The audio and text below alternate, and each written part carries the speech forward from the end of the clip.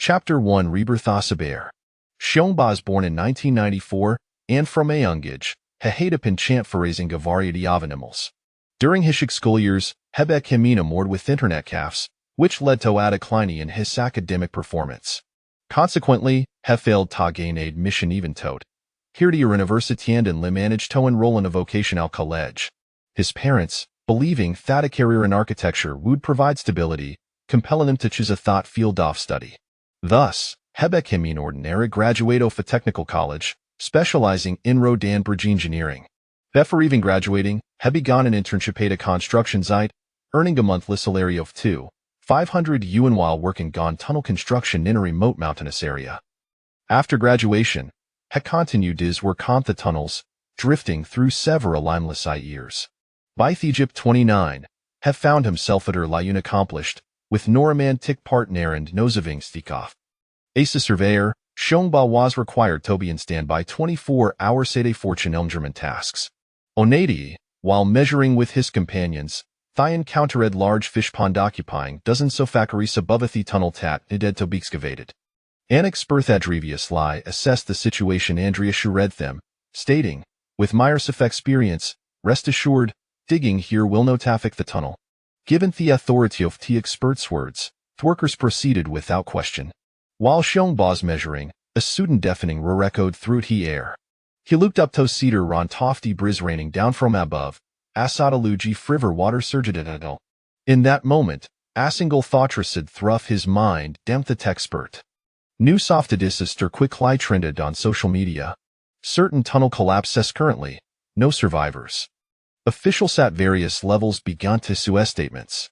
Thicos oft hexadenis under investigation, and those are responsible will face severe consequences.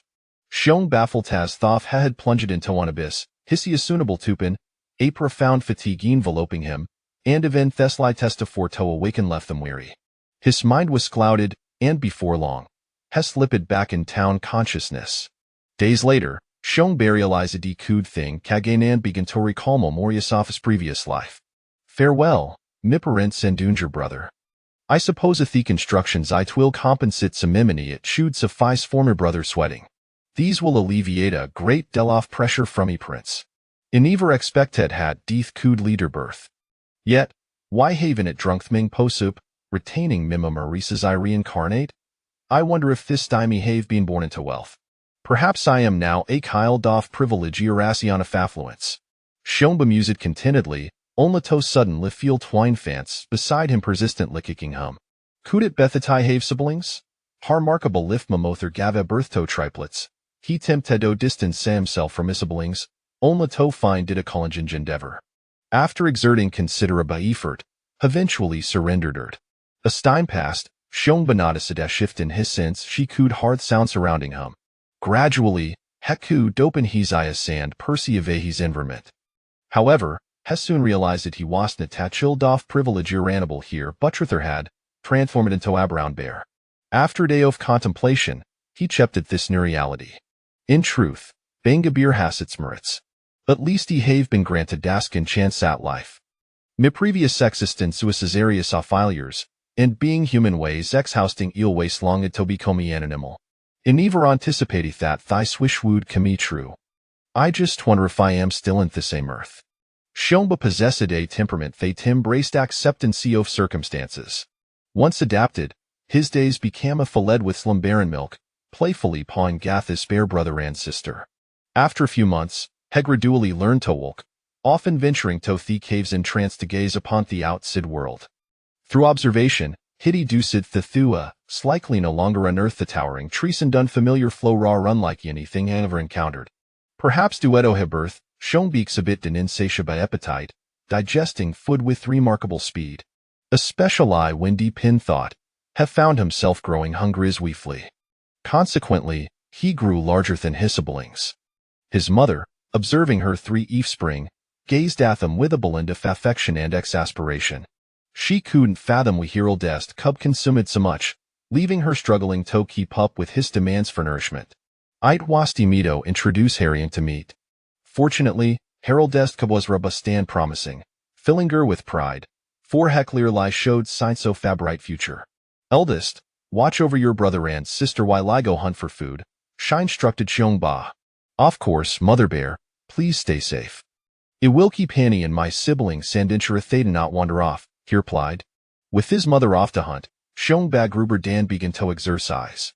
To ensure he would not go hungry in the future, he had started amino physical training. Utilizing Gerpor paws, he performed push-ups and practiced standing on his legs, striking the cave walls with his forepaws. Initially, his siblings watched in curiosity, attempting to mimic him but quickly abandoning the fort due to exhaustion. Xiongba tried to encourage them to join him, yet he remained disinterested. He decided not to push them further and continued his own training, which contributed to his rapid growth, rendering his siblings suitable to compete with him. After practicing for a Hylian taking a break, Xiongba soon felt Trevenus and lay down, waiting for his mother's return. As darkness fell, he became increasingly anxious, worrying that something might have gone wrong, passing back and forth. At that moment, his siblings began to stir, seemingly hungry as well. Just when Xiongba was anxiously peering towards the cave entrance, the towering figure of his mother emerged into view. Hera shed to breather, and his siblings joyfully followed suit. Upon approaching, the Nada-said Thermother carried it during her jaws. Inside the cave, she licked her cups affectionately, then proceeded to slice a Pinthidier's belly, exposing its entrails, and nudged Heriung towards Therakinnard's. Xiongba understood thought quickly, Henny dead to consume it, particularly the nutritive organs. This waswi, during his previous life, had observed carnivorous animal sinatrid commentary starting thermelees from the abdomino therpre. As Xiongba Zavered Hintern allergans, hissy and siblings, seeing how delicious humiliating, joined in the feast, eager to satisfy their own hunger after a day without food. Thus, the familia four enjoyed down to a meal together. Afterward, the all drifted into a peaceful slumber. For a bear, the simple psyche-feeding gaunt sleeping sea med topatomize a thema stidless existence. Moonlight streamed into the cave, casting gaginal glow upon the family. However, Xiongba's bear visage furrowed in distress, as if he were trapped in a nightmare. In his dreams, he encountered memory as of his previous parents, his brother, and the myriad of pp and events from his 29 years of life. More and more moonlight gathered around him, and the moon appeared to be approaching its full phase. Yet, Xiongba remained oblivious, lest in the depths of his dreams. Chapter 2 The First Battle. Morning broke, as a warm ray of sunlight filtered through Hilayer soft trees, casting a gentle whooping Xiongba. Another splendid eighth mountain air struly refreshing. Hate hot to himsel fascia stretched lazily. I must say, this bear coat is splendid. No ton litto easy keep me warm at night, bu title so feels pleasant, like comfortable line themmerning, completely devoid of fill. With that, Xiong bambled over to Thalargatrib the cave entrance to Torliev himself. Ever since Heli Arn to walk, he had taken Turinate and gout Siderotherthan Ave. Had pook considerable for tinto perfecting. Posture for this task. Standing upright like a human, he finished Eden gave ye a little shiver, shaking Goffus lower body before strolling toward it. At that moment, he spotted Hijia and her brother, Xiong Air, preparing Torliev himself inside the cave. Xiong Basui fly approached and playfully swatted him, causing Xiong to retreat, his expression of innocent dismay. Big brother, what did you hit him? Immorally was Shedtrinate, he protested. Have you forgotten what I told you?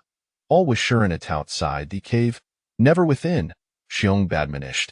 With a pitiful look, Xiong trotted outside the same treaty to continue his business, thought he lacked the Fenicio Fisader brothers technique. At this point, Xiong Mei, their sister, woke up, feeling feared Torliev herself face well. Observing the exchange between her brothers, Shejati Falim made her way to the opposite Idoft Hisami Trito to her business. Xiong Bahadal Waisher Bordak Haraya sitargeting the fact that the three Eve Tim had been alive for several months. According to his previous understanding of nature, their mother should have been teaching them soft survival and wilderness vegetable, what wasn't, and how to find food. However, Mama Bear had not taken her cups at instead, shines istith remain in Thisafedio of tea cave. Xiongba stepped forward and roared, Mother, let us act community hunt. No, I disfardo operilis outside. I tisiferdo stay in the cave, Mama Bear firmly quashed Xiongba's desire to venture out. With that, she strode with that commanding presence into the forest. Though Mama Bear forbade them from leaving, Xiong batted not to fire orders. Thus began an third day afternoon. Heckman settling push-ups, while Xiong ran Xiong Mai engaged in playful antics. In truth, the playfools kuffel samong thikab swari mean stohanit, here survival skills. As for we Xiong ran Xiong Mai did not join Xiong Bane his exercises, it was primera lijuito the considerable disparity in their sizes. They had attempted to spare with him before, and the outcome had been painful evident Xiong Ba had thoroughly bested them. Now, they held the palpable fear of their formidable older brother, which deterred them from joining in his training. Xiong Ba, in turn, regarded here feebly forts with disdain, leading him to train alone each day. In contrast, Xiong Ran Xiongmi found it difficult to comprehend the self-imposed rigor of their older brother. Initially, their curiosity had been piqued, but it gradually waned. Perhaps it was due to Xiong Basinati intelligence, Ersol Toff is rebirth unlike their bears, he possessed exceptional vision. Themina blind bearded nataplai to him. Moreover, he hadn't hera tethikin senzovs mel typicalof bears. At that moment, Xiong Bakata have an unfamiliar scent, tinged with a hint of blood. This prompted him to chest high exercises. Meanwhile, Xiong Ran Xiongmi continued their carefree play, oblivious to the encroaching danger. As the scent intensified, Xiong Ba finally discerned the source of Theodora wolf, more precisely, a jackal. It was significant limeler than a wolf, and a note da scratch in each side. Upon sighting the gun jackal, a kill ran down Xiong Ba's spine. Third jackal's emaciated body and its avaricious gaze toward Xiong Ban disciplings left no doubt. His mind thejaka was starved and intended to prey upon them. At this juncture, Xiong Ran Xiong Mai Tusen said the looming Paraland hurried behind Xiong Ba. Third jackali's nifid thierni arbi, caught tinamo min toff hesitation. Instinctively, bear sex sudi an air of superiority over jackals, creating an innate intimidation. Yethinger compelled theja kalteranch closer to the caves in trance. Roar. Don't approach. Mama Bear help. Xiong Ba bellowed a few times, gradually backing into the cave. Xiong Ran Xiongmi joined in the cacophony of roars. The sudden outburst startled theja call, causing jittery to fuse teps. However, hunger ultimately overrode its instinctual caution, as Sitha Jondays without sustenance. Having previously had its foods, Nached bo their predator sandner, singing in jury, third jackal realized that without food, death awaited it. Seeing the jackal advance, Xiong Ba steeled himself, remembering Ganu's report from Miss Past life. When confronted by a ferocious beast, one a mas navir exhibit fear otherwise, the predator will attack. Thus, Xiong Ba began to stride toward the cave entrance. Observing their older brother's actions, Xiong Ran Xiong Mai Zemat encouraged and followed suit, moving forward while continuing Torowar. Xiong Ba hoped to buy time, anticipating Mama Bear's return. At that moment, the jackal hesitated again, its gaze fixed on the trio of cubsapung Thors. It scrutinized thanklessly, still grappling with the decision of whether to advance. Thoth small air than thejakal, the three cubs were not to be underestimated, as they had grown considerably in size over the past few minutes. Third jackalese nar leadend bared its teeth, but pressed inward. Now it was Xiong Ban disciplings Wakamato halt. When Thejakal Wasmer lived 5 meters away from Xiong Ba, it paused, preparing to pounce. In that instant, Xiong Ran Xiong Mei, sensing Thejakali's ferocity, instinctively recoiled. This movement provoked Thejakal, Wiklung at the nearest target, Xiong Ba. Xiong Bearer Japan delivered a powerful swipey Thejakalst. Duet toits injurious and prolonged starvation, Thejakal's weakened body stumbled sideways. Xiong Ba was knocked back several steps, fouling to the ground. Shaking its shed, Thejakal regained its footing gone circled Xiong Ba, seeking an opportunity to strike again. Meanwhile, Xiong Ba stood tall, appearing Jevon more formidable, leveraging the intimidate the jackal. Thanks to his rigorous training, he was able to maintain this stance for an extended period. Suddenly, the jackal feinted an attack, then to shed to the side. In an instant, it lunged at Xiong Ba from the flank. Caught off guard by the jackal's cooning maneuver, Xiong Ba hurried shift to disposition. However, with only his hind legs grounded, his response was sluggish. Before he could fully adjust, third jackal Hadel Riada pounced. Instinctively, Xiong Ba raised his forelimbs to defend himself, Onlato havathekal into his arm. Blood geschied in the jackal's mouth. Fueled by the tasty of blood, the jackal bit down harder, seemingly intent tearing off Xiongba's leg. Ah, it hurt so much, Xiongbarrow eridingani. Desperately, Hestruka thejakalst with his other arm. Yet, driven by the tasty off blood, Thurjakal clung on stubbornly, refusing to relent despite Xiongba's assaults. This provoked Xiongba, awakening Isferosityashi turned and bit down at Thitakalshan leg. At that moment, Xiong Spirid Bithegru Assam scene, felt a Sergio Fagression and Ashadover. Initially, Hainton dead to assist Xiong Babi biting Thejakal Southerine leg. Drawing Gonnet Sair soft Kambe Texperence, Thurjakal instinctively drop it to the ground. However, Xiong heirs by Timisidand instead clamped down in Thejakal's most sensitive area. The Jackal Elpa din pain, releasing Git's grip. Seizing the opportunity, Xiong belunged forward and bit down in Thejakal's neck. With its precious parts under sieg, Thurjakal still strength to struggle. Thus, Xiongba clung to the jackal's neck, biting fierce Lifera Fulton minutes. Fear and Jit might not be enough to secure victory. Only when his jaws grow numb did Heffinally release his grip, collapsing to the ground in exhaustion. Chapter 3. Nest building. After a considerable amount of time, Xiongba finally regained his composure. His entire body felt utterly devoid of strength. Most critically, his forelimb had been severed by a jackal. Now, he could only traverse on 3 legs, and his wounded forelimb continued to bleed. Although the bleeding had somewhat subsided, such an injury could prove fatal for a cub. Moreover, as a bear, there were no hemostatic remedies available to him. At that moment, Xiong and Xiong Xiaomei approached. Xiong Xiaomei gently licked Xiongba's wound with her tongue, startling him. He initially thought she intended to devour his forelimb, but soon realized this was not the case. Suddenly, Xiongba recalled that in his previous life, many animals would lick their wounds, as it was said to possess antibacterial properties. Ouch! He yelped in pain, for Xiong seeing Xiong Xiaomei's actions, had also come over to assist by licking the wound. Recalling the earlier scene, Xiongba looked at Xiong with disdain and swatted him aside. He could still vividly imagine the moment when Xiong had bitten the jackal's delicate parts. Damn it, I wonder if Xiong licking will infect my wound after his earlier antics, Xiongba thought, suppressing his disgust. The recent skirmish had drained him of all his energy. Coupled with the morning's exertions, he suddenly realized he was famished. Glancing at the carcass of the jackal, Xiongba ambled over and bit open its belly, beginning to feast. Xiong and Xiong Xiaomei, observing Xiongba's actions, eagerly gathered around and joined him in the meal. They refrained from competing with Xiongba for the innards, opting instead to gnaw on the jackal's legs. Due to prolonged starvation, the jackal was little more than skin and bones. The 3 bears consumed every morsel, leaving only the head behind, and still, they were not satiated. Truth be told, jackal meat was rather unpalatable, tough and requiring considerable effort to chew. After finishing the meal, Xiongba lay down in the bear den.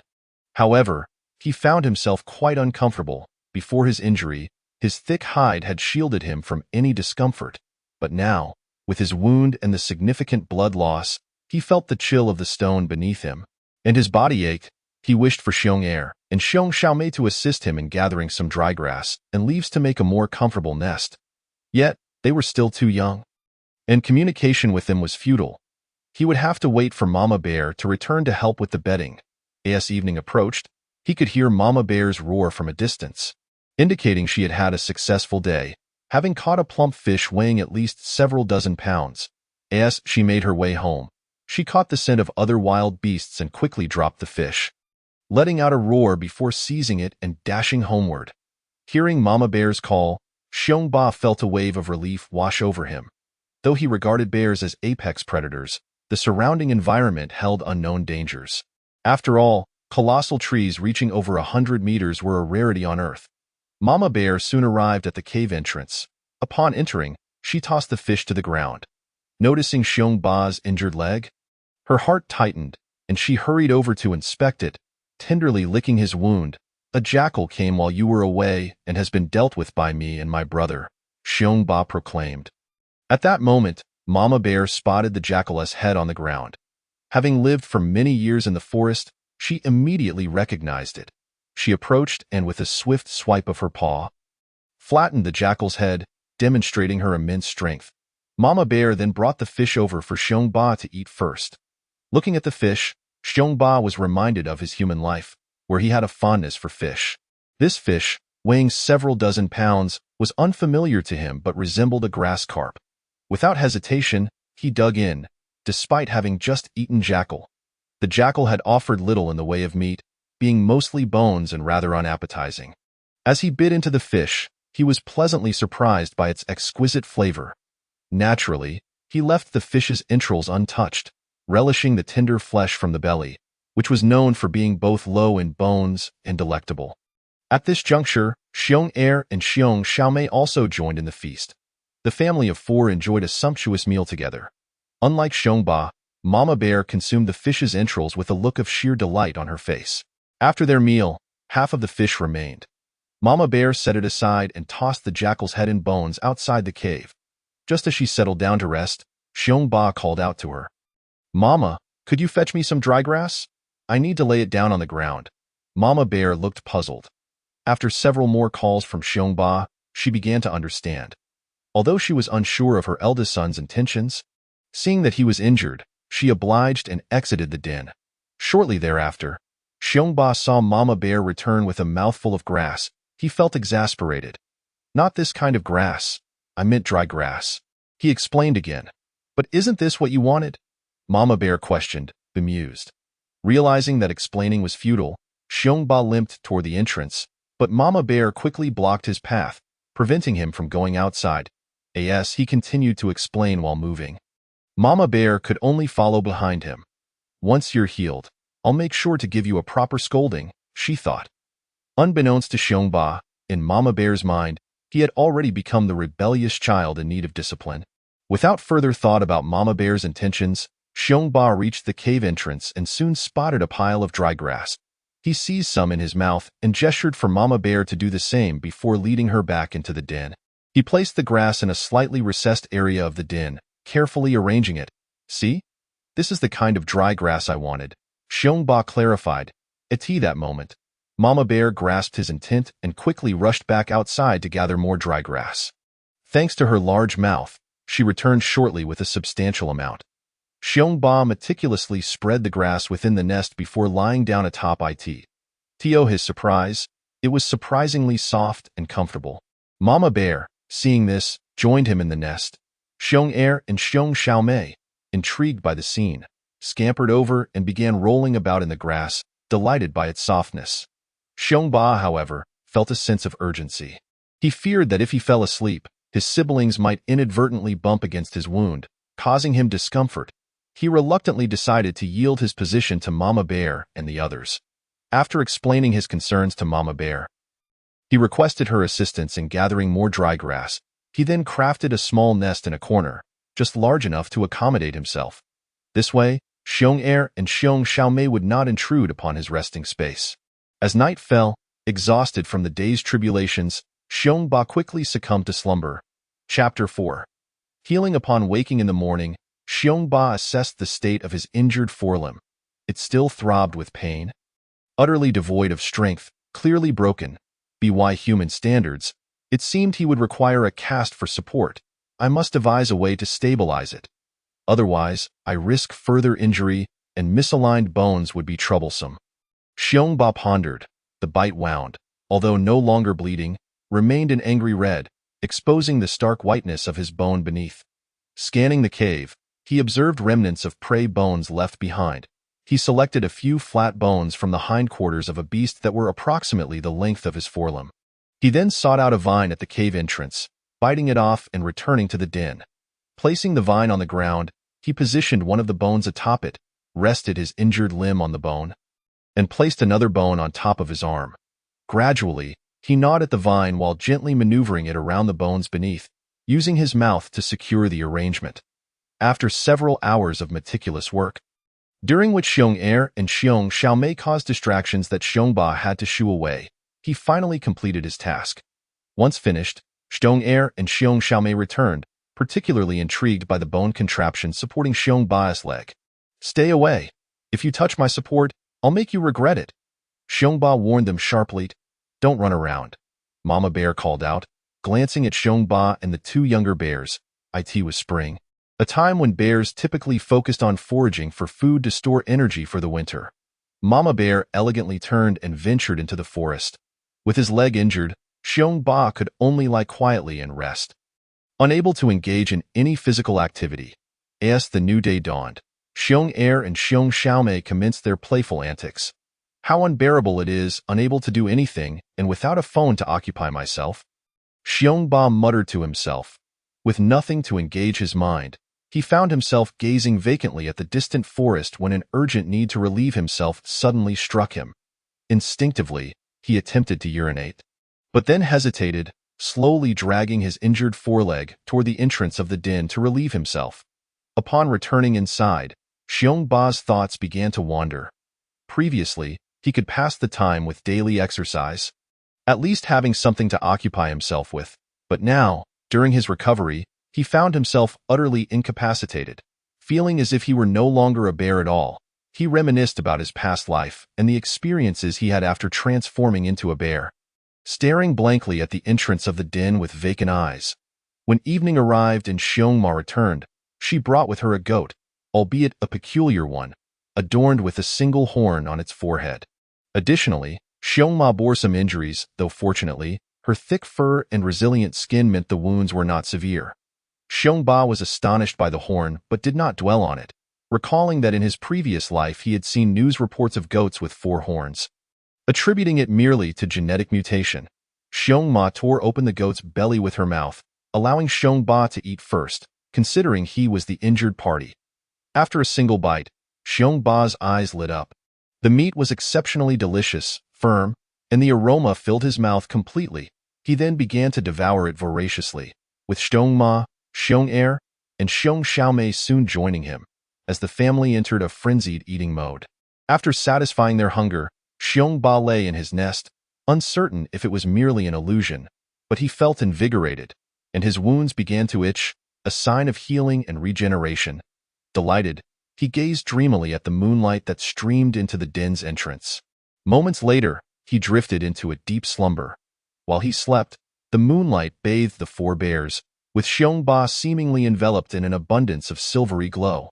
The shimmering light appeared to concentrate on his injured foreleg. And in his dreams, Xiongba felt a profound sense of comfort, even letting out a soft murmur. The next morning, the forest echoed with the songs of various birds, prompting Xiongba to awaken. While Xiongma and the other 2 bears continued to enjoy their slumber, he ambled toward the den's entrance, intending to relieve himself of the night's accumulation when he suddenly sensed something was amiss. As he instinctively walked using his foreleg, he noted a significant reduction in pain compared to before, when movement had been excruciating. What could this mean? Is my leg healing so rapidly? Aren't injuries supposed to take 100 days to mend? Xiongba pondered aloud. However, he dismissed these thoughts, attributing it to the innate resilience of animals. Thus, the days passed uneventfully for over half a month, with Xiongba indulging in a routine of eating and sleeping. His foreleg had regained the ability to walk normally, even allowing him to trot. He resolved to begin dismantling the support for his injured limb. First, he bit through the vines binding his bones and gently removed the splint. Proceeding to move about the entrance of the den, his recovery was impressive. As a bear, he was remarkably robust. Were he human, he would likely have suffered lasting consequences, perhaps even a limp. Xiongba felt immense satisfaction with his physical development, devoid of any lingering ailments. Training was set to commence, though push-ups and striking stones with his paws were off the table until he was fully healed. Xiongba was determined and began exercising on his hind legs, even increasing the difficulty with squats and frog jumps. Should any humans witness his antics, they would surely be left astounded. Observing his brother's actions, Xiong-Er and Xiong-Xiaomei exchanged sympathetic glances, as if to say, "Here he goes again, acting foolishly." After a day's workout, Xiongba's stomach was empty, having digested all the food he had consumed. When Xiongma returned, he rushed to greet her. This time, she brought back a sizable fish. Xiongba immediately began to gnaw at it, with Xiong-Er and Xiong-Xiaomei quickly joining in. Xiongba's speed of consumption now rivaled that of Xiongma, and to her astonishment, he managed to eat even more than she did. Xiong Ma felt the weight of responsibility settle upon her, resolving to seek out more food each day, lest there be insufficient sustenance for their family of four. Xiong Ba, on the other hand, was elated by his increased appetite, believing it to be the result of his training. It was clear that the more one exercised, the more one could eat, a testament to the efficacy of his efforts. He began to envision a future where other bears were plump and he was the epitome of strength, the mightiest bear king, capable of swatting tigers and wild boars with ease. Chapter 5. Xiong Er's poisoning. With Xiong Ba's increasing appetite came a more dedicated approach to his training. Understanding its significance for his future as a bear, though primarily, he was simply seeking to alleviate his boredom. One day, while exercising, he was suddenly alerted by Xiong Er's anguished cries. Rushing to his brother's side, Xiong Ba discovered a black scorpion, which had evidently stung Xiong Er. Panic surged within him. This scorpion was clearly venomous, and he feared for Xiong Er's life, having lived alongside him for so long as his brother. With this thought in mind, Xiong Ba resolved to eliminate the scorpion, but he was acutely aware of its danger and would not foolishly attempt to bite or swat it with his paw. Instead, he found a bone, stood upright, and wielded it with both forelimbs, striking the scorpion. After successfully crushing it, he stepped on it to ensure it was thoroughly pulverized. With no other options available, he could only pray for Xiong Er's survival through this trial. He remained close, unwilling to leave his brother's side. Xiong Er's paw visibly swelled, nearly doubling in size, and tears streamed from his eyes due to the pain. In a moment of inspiration, Xiong Ba considered whether he could extract the venom. But upon seeing Xiong Er's swollen paw, he abandoned this impractical idea. The darkened paw obscured any visible wound, and it was clear that the scorpion's venom was potent, rendering extraction impossible. Thus, they endured several hours of this ordeal, during which Xiong Er either succumbed to fatigue or lost consciousness from the venom. Frustration mounted within Xiong Ba, yet he could only carefully move Xiong Er onto a bed of grass to ensure his comfort. When Xiong Ma returned from her hunt that evening and found Xiong Er motionless on the ground, she hurried over to assess the situation. "Xiong Er has been stung by a scorpion," Xiong Ba explained. Fearing Xiong Ma would misunderstand, he displayed the dead scorpion to her. Upon seeing it, Xiong Ma's worry was tempered, and she called for Xiong Ba and Xiong Xiaomei to join her for dinner. Due to Xiong Er's predicament, Xiong Ba had not trained much that day and thus did not eat excessively. Most of the fish had been consumed by Xiong Ma, but he reserved some for Xiong Er. That night, Xiong Ba glanced at his brother, contemplating their situation, filled with concern. Although Xiong Ma's demeanor suggested that the scorpion's sting might not be fatal, one must not forget the disparity in size between her and Xiong Er, who was still a cub. With these thoughts swirling in his mind, Xiong Ba eventually fell into a deep sleep. The next morning, the sound of food being chewed roused him from slumber. He hurried to check on Xiong Er, who, while still swollen, had awakened and was consuming the leftover fish from the previous day, appearing to be in good spirits. Relieved, Xiong Ba felt a wave of joy wash over him. It seemed Xiong Er would be all right. He realized that bears likely possess a degree of natural resistance to toxins, given their affinity for honey, which often leads to encounters with bees, another venomous creature. With this in mind, Xiong Ba commenced a new day of training. Xiong Ma awoke, checked on Xiong Er, and then set off to hunt once more. At this point, Xiong Ba pondered whether he should explore the vicinity of the cave, not for any particular reason, but to search for medicinal herbs. Asa being with human sensibilities, he understood the critical importance of such remedies, especially after his own injury and Xiong Er's recent ordeal.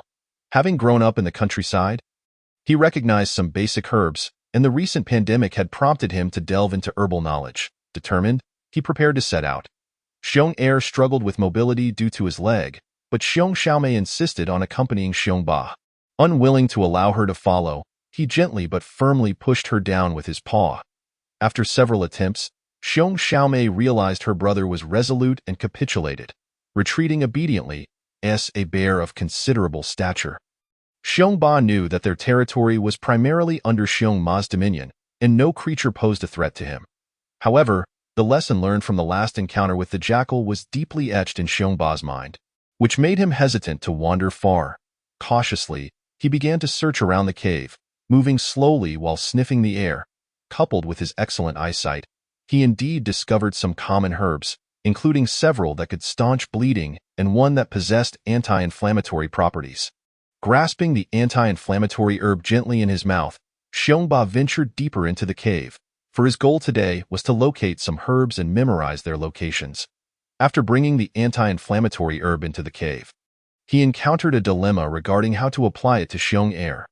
Thus, Xiongba ventured out once more to find a large leaf and some vines. How bitter it was! He chewed the herb in his mouth until it was pulverized, then spat the crushed remnants onto the leaf. Wrapping the leaf around Xiong-Er's swollen paw, he secured it with the vines, winding them around a few times. Once finished, Xiong-Er, feeling the discomfort from the swelling and unable to move easily, found the arrangement peculiar but did not remove it. When Mama Bear returned that evening, Xiongba noticed she had caught nothing. Moreover, Mama Bear seemed to be in low spirits. After glancing at the cubs, she lay down in her nest, preparing for sleep. Although Xiongba was surprised, this was the first time Mama Bear had failed to catch prey. He said nothing, for it was not unusual for a hunt to yield no results. As long as Mama Bear remained unharmed, everything would be fine. Prey would eventually be found, especially since it was not yet winter and food remained plentiful. With these thoughts, Xiongba drifted into slumber. Bathed in the gentle moonlight, chirping and chattering abruptly roused him from his dreams. The morning air was delightful. Being a bear was not such a bad thing after all, Xiongba comforted himself. For at least he slept soundly. After a while, the other bears awakened, and at that moment, Xiong-Er seemed to feel discomfort in his paw, using his mouth to tear away the leaf wrapped around it. He began to move about, and Xiongba, initially intending to intervene, recalled that the herb had been applied overnight and its effects should have taken hold, so he refrained from interfering. It appeared to be effective. As Xiong-Er was now able to walk, and his paw had visibly reduced in swelling, Xiongba approached to inspect Xiong-Er's paw. Sensing Xiongba's gaze, Xiong-Er, who had intended to relieve himself in the cave, quickly held it in and ran outside to the base of a large tree. Chapter 6. Moving House. Mama Bear had also set out early that day to hunt, especially since she had failed to catch anything the previous day. Although Xiongba felt hunger pangs, he began his new day with exercise. Over the past few days, Mama Bear had been successful in her hunts almost daily, while Xiongba's strength gradually increased. His leg injury had healed, allowing him to engage in push-up training and strike against the stone walls. While Xiongba was exercising, he was suddenly alerted by Xiong-Er's roar. Stopping to see what was amiss, he found Xiong-Er growling at a scorpion with bared teeth. Xiongba rushed over, but this time Xiong-Er was unscathed, having learned from his previous misadventure. Xiongba approached, employing the same method as before. He found a bone, stood upright, and smashed the scorpion, then tossed the lifeless creature outside the cave. Resuming his training, it was not long before he heard Xiong-Er's roar again, only to discover another scorpion had appeared. This time, it seemed Xiong-Er had an idea. Mirroring Xiongba's approach, he attempted to crush the scorpion as well. However, without proper training, Xiong-Er struggled to lift the bone with his forelimbs, resorting to picking it up with his mouth and attempting to step on the scorpion. The result was effective, as the scorpion was swiftly dispatched, and Xiong-Er let out an excited roar, akin to a triumphant general. Strangely, throughout the day, they encountered 6 scorpions, leaving Xiongba somewhat speechless. What was going on? Had they stumbled upon a scorpion nest? After finishing dinner that night, Xiongba, exhausted from a day of activity, sank into a deep sleep. At that moment, he felt a tickling sensation on his nose, as if someone were scratching it. Opening his eyes, a startled roar erupted, awakening all the bears in the cave. "Help! There's a scorpion!" Xiongba nearly leapt out of his fur. Anyone would be terrified to find a scorpion on their nose. He quickly found a bone and smashed the scorpion. After dispatching it, he felt too uneasy to sleep, for there was no guarantee that another scorpion wouldn't appear. Seeing that Xiongba had dealt with the scorpion, the other bears resumed their deep slumber. Xiongba, however, was wide awake and soon heard the sound of digging. Following the noise, he ventured deeper into the cave, and fortunately, his night vision was as keen as during the day. Then, he beheld a terrifying sight. A small hole, about 10 centimeters wide, teeming with scorpions within. Seeing this, Xiong Ba recoiled in fright. He was all too familiar with this hole, which had previously been merely a small crack. Now, it was significantly larger, clearly a recent development. These scorpions must have emerged through this hole, and it was evident that they had excavated it themselves. Alarmed, Xiong Ba hurried to find a stone to block the entrance. However, he was acutely aware of the implications. The space inside the small hole was vast, and with so many scorpions, even if he blocked it, they would likely dig their way out again, perhaps even larger next time. As he blocked the entrance, he could still hear sounds emanating from the other side of the stone, indicating that the scorpions were still at work. In that moment, Xiong Ba was engulfed in deep concern, pondering how to resolve this predicament. Relying on Mama Bear and the other two cubs was clearly not a feasible solution. After much contemplation, he remained at a loss until dawn, for he had no way to construct a proper wall. Staying here was clearly untenable. The thought of falling asleep while scorpions crawled upon him was unbearable. What if a scorpion's tail stung his nose or eyes? That would be disastrous. Seeing Mama Bear preparing to hunt, Xiong Ba rushed forward. "Mama, we need to move. There are too many scorpions here," he exclaimed, gesturing for her to follow him. When Mama Bear accompanied Xiong Ba to the entrance of the blocked scorpion hole, they found that the scorpions had already managed to open it again, this time to a size comparable to a basin. Soon, a multitude of scorpions began to pour out from the newly formed opening, prompting Xiong Ba and Mama Bear to quickly retreat. Xiong Er and Xiong Xiaomei also caught sight of the swarm of scorpions, which seemed endless, quickly filling the cave. The bear family fled the cave. And just as the scorpions were about to emerge, the sunlight struck them, causing them to scurry back inside. Observing this phenomenon, Xiong Ba recalled having read that scorpions prefer dark, damp places and shy away from sunlight. "Mama, we cannot stay in this cave any longer.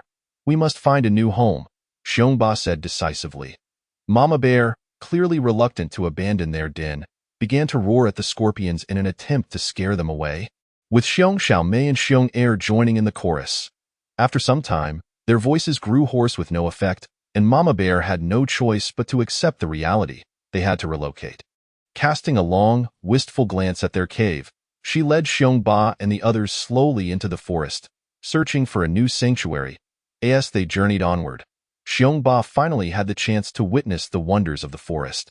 This was his first foray into such a realm, filling him with curiosity about everything around him. Xiong Er and Xiong Xiaomei, brimming with excitement, dashed about, with Mama Bear repeatedly retrieving them with her mouth. After several hours of travel, they had only covered 2 kilometers. At this moment, Xiong Ba heard a series of chirps and discovered a grove of fruit trees, where a group of monkeys frolicked playfully. Mama Bear approached the trees, picking up some fallen fruits to eat. Observing her, Xiong Ba followed suit, finding a fruit to savor. How delightful it was, sweet and fragrant. Xiong Ba squinted his eyes in blissful reminiscence. Xiong Er and Xiong Xiaomei joined in the feast, while Mama Bear relished the meal, having been quite hungry after the cubs' antics. At that moment, Xiong Er, the little glutton, spotted a vibrant mushroom and rushed over. Sniffing it intently, Mama Bear, noticing this, dashed over and swatted Xiong Er to the ground, who tumbled several times, looking up at her with an expression of grievance. "You can't eat that. It's poisonous and could be fatal." Mama Bear scolded the 3 cubs. Xiong Ba understood that Mama Bear was imparting valuable life lessons. In truth, even without her utterance, Mama Bear knew that Bear Ba was aware that mushrooms should not be consumed indiscriminately. The more beautiful the mushroom, the more likely it was to be poisonous. After all, a popular rhyme from his previous life persisted. "Red umbrella, white stem, eat it and lie down with them." At that moment, Bear Air heard a whoosh. Chapter 7. The monkey troop, a fruit the size of an apple, plummeted to the ground, barely missing Bear Ba. "Damn it, who has the audacity to lack common decency and throw things carelessly?" Bear Ba bellowed. Following the trajectory of the fruit, he spotted a small monkey with a tuft of golden fur on its head, baring its teeth at him, seemingly displeased that it had not hit him. "You filthy little monkey, how dare you throw something at your elder, Bear Ba roared at the monkey perched in the tree. At that moment, the little monkey, perceiving Bear Ba's provocation, became indignant, as a descendant of the Monkey King. It had always lived without constraints. Without hesitation, it plucked another fruit from the tree and hurled it at Bear Ba. Fortunately, Bear Ba was agile from frequent exercise and managed to dodge, but the fruit struck Bear Air instead. The little bear howled in pain. How could such a small frame withstand the force of a fruit dropped from such a height? Seeing that it had not hit Bear Ba but rather Bear Air, the little monkey erupted into laughter. Bear Air's cries of distress attracted Mama Bear's attention. Previously indulging in some fruit, she turned to see the little monkey preparing to throw another fruit at Bear Ba and Bear Air. Enraged, she let out a fierce roar. The monkeys in the trees paused momentarily, glancing at Mama Bear. Mama Bear charged toward the tree where the little monkey was located and struck the trunk several times, causing leaves to cascade down. Startled, the little monkey squeaked and scrambled higher into the tree. Just then, a much louder squeak echoed through the air, and a more imposing monkey appeared in Bear Ba's line of sight. Also sporting a tuft of golden fur.it was none other than the Monkey King, who, upon witnessing Bear Ba intimidating his offspring, was filled with fury. All monkeys, obey my command.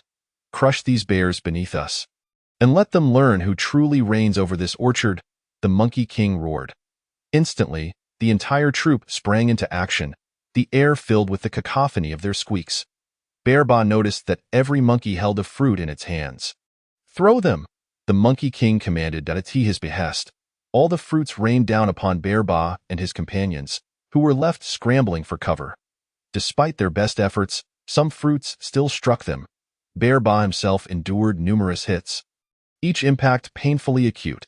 Not to mention Bear Air and Little Sister Bear, who had not undergone any training. Mama Bear fared slightly better, being sturdily built, yet even she winced when fruits struck her head, particularly on her nose, which was quite sensitive. You seek death, Mama Bear roared at the monkey troop. Her voice was fierce and resonant, instilling a moment of panic among the monkeys, a primal instinct stemming from their bloodline. Children, do not be afraid. They cannot reach us, crush them, commanded the Monkey King. Realizing they could not descend, the monkeys redoubled their efforts to throw fruits. Witnessing the monkeys intensifying their assault, Mama Bear finally shouted at Bear Ba and the others. Run! She swiftly led them away. In their flight, they were still struck by numerous fruits, leaving Bear Ba and his two companions with swollen heads and aching bodies. Damn it, you wait. One day, I shall feast upon your monkey brains. Bear Ba thought menacingly. After running a distance, just as Bear Ba and the others feared they would continue to be battered, a resounding eagle's cry suddenly pierced the air. The monkey troop erupted into chaos, the sound of squeaks filling the atmosphere. Quick, retreat to the denser foliage, the Monkey King shouted in terror. Yet, it was too late. The sheer number of monkeys had preoccupied them with pursuing Bear Ba. A hapless monkey was snatched by a diving eagle, meeting a swift demise, for the eagle's talons are remarkably sharp. Well done. Serves you right for bullying me, thought Bear Ba, elated. Now, the monkeys dared not pursue Bear Ba any longer and all took refuge in the thick foliage. Not daring to show themselves, the previously unruly little monkey cowered beside the Monkey King, utterly subdued. The eagle, still seeking another prey, circled the skies for a while, screeching in satisfaction before flying away.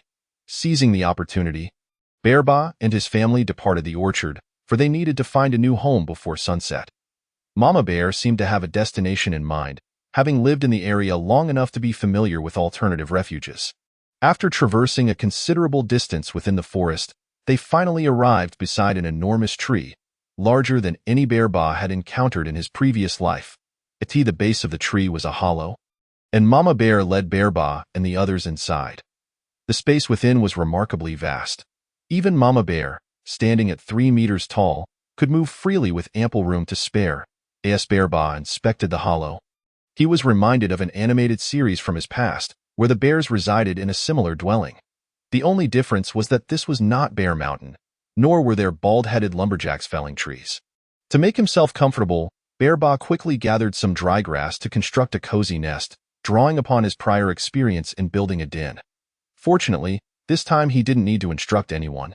Mama Bear began gathering grass herself, and even Bear Air and Little Sister Bear joined in to help. How delightful!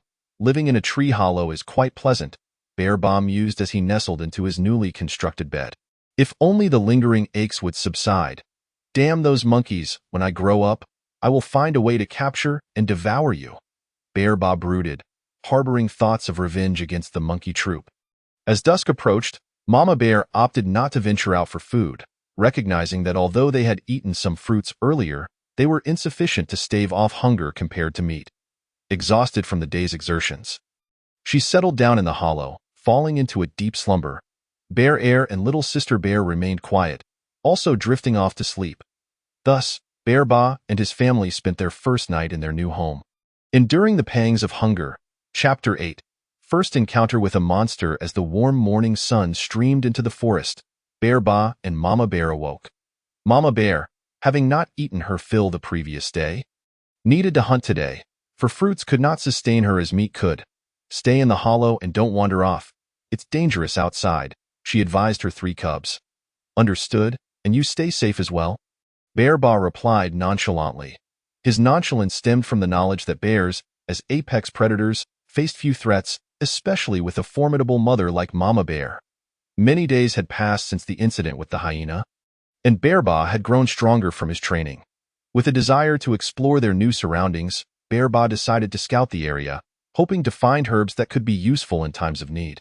After wandering nearby, he discovered the forest was abundant with resources and soon located some healing herbs, marking their locations in his mind.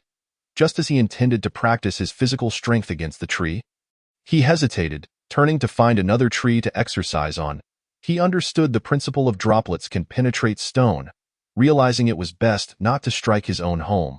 By mid-morning, Mama Bear returned, a plump fish clasped in her jaws. Bear Ba rushed out to greet her as the family of 4 joyfully feasted on the fish. A sudden rustling erupted from a nearby thicket, and an enormous rabbit sprang forth. Bear Ba was taken aback, for it was the first time he had seen such a colossal rabbit, one unlike any he had ever encountered before. This rabbit was entirely green, with long ears and eyes that sparkled like rubies. Utterly captivating. Undoubtedly, the most striking aspect is the rabbit's size. This rabbit weighs an astonishing 100 pounds, surpassing any rabbit that Xiong Ba had encountered in his previous life. The green rabbit also noticed Xiong Ba and his companions. After casting a glance their way, it began to munch on the tender grass beneath its feet.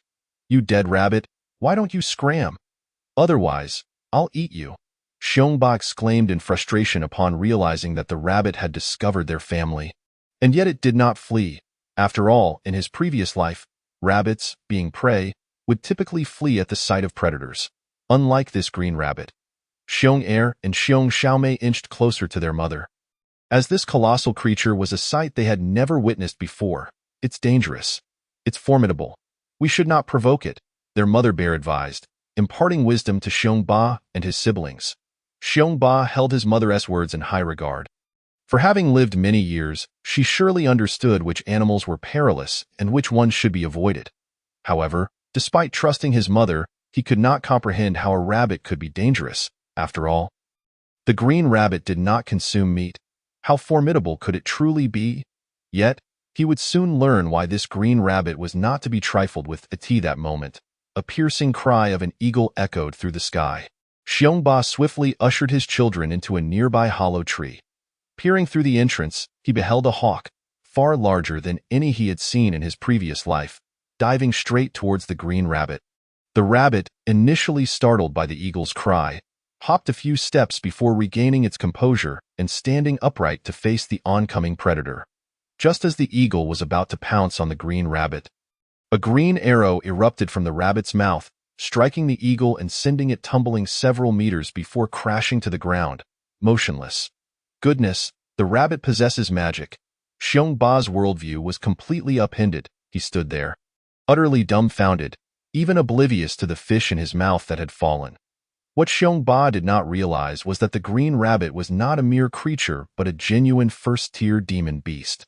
In this world, both humans and demon beasts cultivated through elemental energy, composed of various types such as wood, metal, water, earth, wind, and fire. As a first-tier demon beast, the green rabbit possessed its own innate abilities. The green arrow it had unleashed was, in fact, a manifestation of wood elemental energy. The potency of the elemental energy wielded varies across different tiers of demon beasts, with a later stage first-tier beast being stronger than one in its mid-stage, which in turn is stronger than one in its early stage. Naturally, a second-tier demon beast would exhibit even greater power. However, for the green rabbit, most were in the early to mid-stages of first-tier strength, with late-stage individuals being quite rare. Typically, adult beasts possessed greater might as for second-tier green rabbits, their existence was exceedingly rare. Given the constraints of their lineage, unless they consumed extraordinary treasures or ventured into fortuitous lands, there was little hope of advancing to the second tier, and of course, if they could acquire a high-tier beast's core, also known as a beast nucleus, and successfully digest it while enduring the trials, they might have a chance at evolving into a second-tier demon beast. The eagle's demise seemed to have disrupted the green rabbit's grazing, and after utilizing its ability, the rabbit felt a slight emptiness in its body. It then bounded away. Xiongba watched the departure of the green rabbit, his gaze lingering in its direction, filled with yearning and uncertainty. At that moment, Mama Bear noticed the green rabbit had left and hurriedly dragged the deceased eagle back into the den. Commencing her meal, forsaking the fish, Xiongba pondered how he might transform into a creature like that rabbit, capable of launching long-range attacks. However, after some contemplation, he found himself at a loss and ultimately abandoned the thought. He then joined Mama Bear in her meal, and after just a few bites, he felt an influx of energy coursing through his body, filling him with strength, an experience unlike any derived from consuming other animals. Realizing the benefits, he began to eat voraciously, while Xiong and Xiong Xiaomei, after only a short while, ceased eating, seemingly overwhelmed by the abundance of energy. What Xiongba did not know was that the eagle had been seeking to evolve into a demon beast itself, often hunting rabbit-like creatures in hopes of consuming the green rabbit's flesh and nucleus to facilitate its ascension to a first-tier demon beast. Unfortunately, it had ultimately failed, leaving its prize to Xiongba and his family. After finishing their meal, Xiongba plucked the eagle's feathers, spreading them beneath himself before lying down, reflecting on the events of the day. Chapter 9. Honey, the Tao that can be spoken is not the eternal Tao. The name that can be named is not the eternal name. What comes next? Xiongba muttered. After pondering for a while, he gave up. In his past life, he had been preoccupied with work or gaming, never having read extensively or delved into the classics of Taoism. Must I meditate and contemplate like in the novels? Xiongba glanced at his own body and dismissed the idea of meditation. He then lay in his nest, attempting to meditate, which, in reality, turned out to be merely daydreaming. After a considerable time of staring blankly, he felt no change in his body and decided to give up. Perhaps I should try absorbing the essence of the sun and moon, he thought, shifting his nest to a spot illuminated by moonlight. He began to inhale and exhale, repeating the process. Thus, he toiled through the night. But to no avail. To hell with it. Let it all be destroyed. I'm tired, he declared before falling into a deep sleep. As Xiongba slumbered, his breathing gradually aligned with the rhythm of the moonlight, drawing more of its essence into his being. Coupled with the eagle meat he had consumed during the day, his body was slowly being nourished. The following day, upon awakening, Xiongba stretched lazily. Why do I feel slightly larger? I seem to be stronger, he noted while standing beside a tree. The area where he had practiced clapping his paws appeared to have sunk down. This discovery thrilled him. If only I could feast on beast meat every day. I wonder if the effects of demon beast meat would be even more pronounced, enabling me to grow stronger directly, he mused, wiping his mouth in anticipation. However, he knew he could not neglect his training. After all, as Xiongba understood, even without long-range attacks, he at least needed to withstand damage. Mama Bear had ventured out to hunt once more, yet today she seemed far more spirited. It appeared that the meat of fierce beasts truly had an effect. A month passed, during which Xiongba engaged in daily exercise and meals, resting soundly in his moonlit nook. His physique underwent a remarkable transformation, now twice the size of Xiong and Xiong Xiaomei. If he were to encounter that hyena again, Xiongba felt confident he could subdue it. On this particular day, Mama Bear observed Xiongba intently. Mama, what is wrong? Why do you keep staring at me? Xiongba inquired, and no doubt, you are my child. You are growing increasingly handsome, Mama Bear replied with pride. Xiongba felt a wave of disbelief wash over him. He scampered to a small pool beside the tree hole. Admiring his reflection, well, I must say, I do look quite handsome that I wonder how many female bears I'll captivate when I grow up, he thought, indulging in self-admiration. Just then, he noticed something unusual. A streak of golden fur had appeared on his forehead. When did I get this golden tuft? I don't recall it being there before, but it does make me look even more striking, he mused, satisfied with his appearance. Come here, little cubs, today. I will teach you how to survive. Mama Bear called out to Xiongba. Coming, he responded eagerly.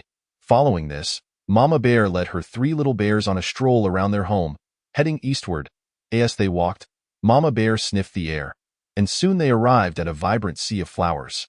A myriad of blossoms sprawled across dozens of acres, with bees and various butterflies dancing gracefully amidst them. It was a breathtaking sight for Xiongba as he gazed upon this floral sea. The season of spring had arrived, marking the time of blooming flowers. However, Xiongma seemed preoccupied, continuing her path until she reached the edge of the woods bordering the flower expanse. Xiongba noticed his mother staring upward, drool pooling on the ground beneath her. Following her gaze, he finally discerned what had captivated Xiongma's attention. A hive, more than a meter in size, suspended from a tree, with nearly every nearby tree boasting 1 or 2 large hives. Upon seeing this, Xiongba's heart raced.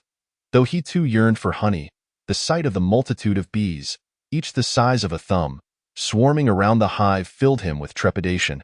The thought of being stung was daunting. At that moment, Xiongba also observed that some hives were incomplete, seemingly damaged by some creature. Could it be that Xiongma had pilfered them? He glanced between his mother and the hive. No wonder the bees had chosen this location to build their nests, Xiongba pondered, given the abundance of flowers nearby. Stay hidden here, Xiongma instructed, leading Xiongba and the others to the floral expanse. It's too dangerous. You shouldn't go, Xiongba warned her. Nonsense. You must observe closely, I assure you. Honey is the most delectable substance in the world. As bears, we must learn the art of honey theft. Xiongma declared. Then, she stealthily approached the nearest tree, climbing upwards with care. Xiongma was exceptionally clever, ascending the tree from the opposite side. As she neared the hive, she turned and quietly approached, in a sudden burst of strength. She dislodged 3/4 of the hive, scrambling down the tree with urgency. At that moment, the entire swarm of bees was roused, pursuing Xiongma, the honey thief. She yelped in pain from the stings, yet even as she reached the ground, she clutched the hive tightly in her jaws. The bees frantically stung her as she dashed into the sea of flowers, where a thicket of reeds concealed her escape. It appeared that Xiongma was no novice in this endeavor. Once inside, she flitted about until, after a while, the bees lost track of her and returned to their hive. Approximately 15 minutes later, Xiongba spotted Xiongma returning, the hive clutched in her mouth. However, he noticed that the hive she had stolen was now half the size of the one she had just brought back. She must have consumed a significant portion herself. Children, come here and taste the finest honey, Xiongma exclaimed joyfully. At that moment, Xiongba noticed a couple of bees still nestled within her fur. After speaking, Xiongma broke off 3 small pieces of honeycomb, consuming the remainder herself. Upon tasting the first bite, Xiongba squinted in delight. This is exquisite. Why had I never realized it was so delectable before? As he savored the honey, he felt an energy coursing through him, purer than that derived from eagle meat, elevating his very soul. Delicious, he exclaimed. Xiong-Er and Xiong-Xiaomei also displayed expressions of bliss as they indulged in the honey. Chapter 10. The fierce battle with the wolf pack. After relishing their honey, Xiongba craved more, but Xiongma shot him a glance, turning her body to shield her stash. Never mind, the knowledge that honey contains immense energy is the greatest takeaway in due time. I shall devise a way to enjoy honey daily, Xiongba mused. Once they finished, traversing the floral expanse led them to a sparse woodland where the undergrowth thrived due to the scattered trees. Xiongba observed numerous herbivores grazing, including a herd of horned sheep. cattle, and deer, along with some unfamiliar herbivorous creatures. Stay here and witness my hunting prowess, Xiongma instructed, positioning Xiongba and the others beside a stone. Gradually, she stealthily advanced towards her prey, to gain a better view. Xiongba climbed a nearby tree, a feat made possible by his regular training, unlike Xiong and Xiong Xiaomei, who could only fret below. Xiongma paused intermittently, seemingly assessing which animal would be easiest to capture. At that moment, she noticed a mother sheep leisurely grazing beside a tree, her lamb playfully frolicking nearby. Xiongma crept closer, her large frame concealed by the tall grass, when she was just a few meters away from the ewe. The latter instinctively sensed danger, stopping her grazing and scanning the surroundings. Xiongma continued her stealthy approach, aided by the thick grass that masked her presence. Suddenly, she launched her attack, bringing the mother sheep down with a single leap. Then dragging it back toward Xiongba. The lamb, however, was too insignificant for her to consider. A wolf's howl pierced the air. Xiongba followed the sound and spotted 8 wolves advancing towards Xiongma's location. The other herbivores stirred nervously and began to flee. Xiongba wanted to alert his mother to run, but the distance was too great, and he dared not make a sound, lest he draw attention to Xiong and Xiong Xiaomei, who remained unable to climb trees. Upon hearing the howl, Xiongma halted, the realization dawning upon her that the wolves had discovered her and her prey. 7 wolves encircled her, led by the alpha.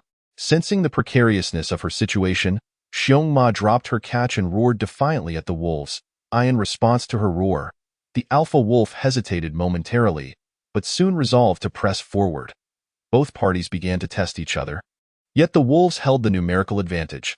Xiongma tossed the slain sheep at the wolves' feet, but they merely glanced at it before focusing their attention back on her. At that moment, Xiongba understood. The wolves were intent on hunting Xiongma, viewing her as prey. This reminded him of consuming eagle meat, a fierce predator that could enhance strength. It seemed the wolves sought to grow stronger by taking down the formidable mother bear.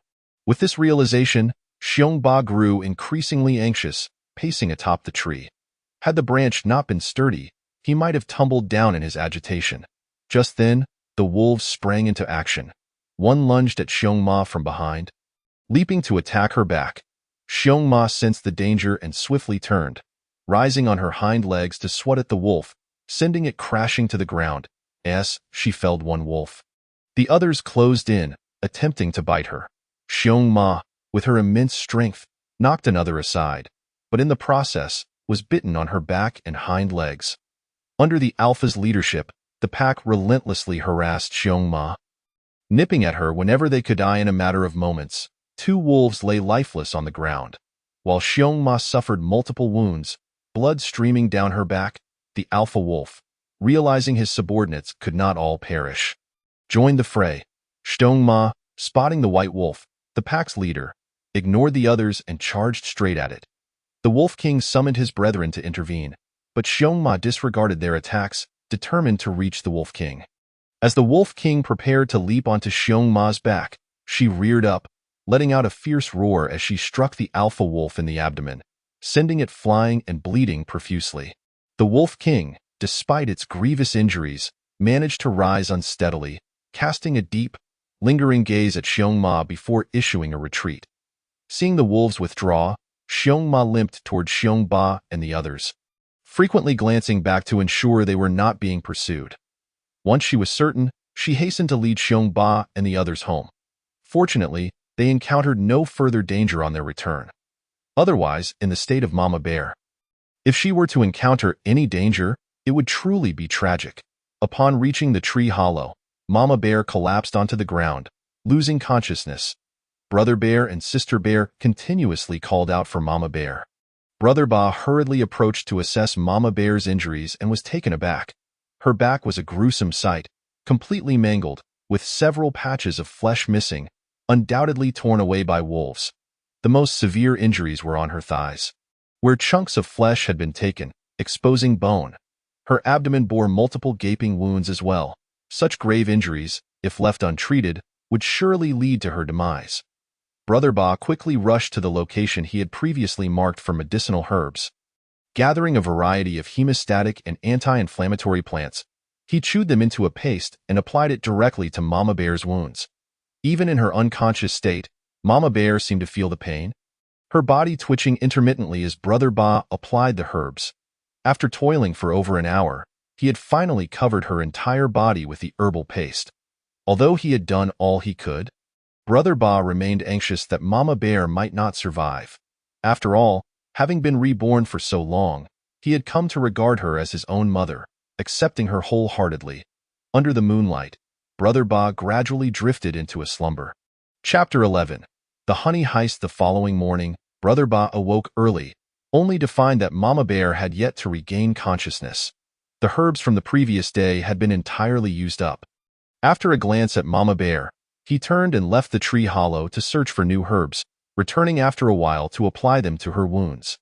Just as Brother Ba was tending to Mama Bear, Brother Bear and Sister Bear awoke.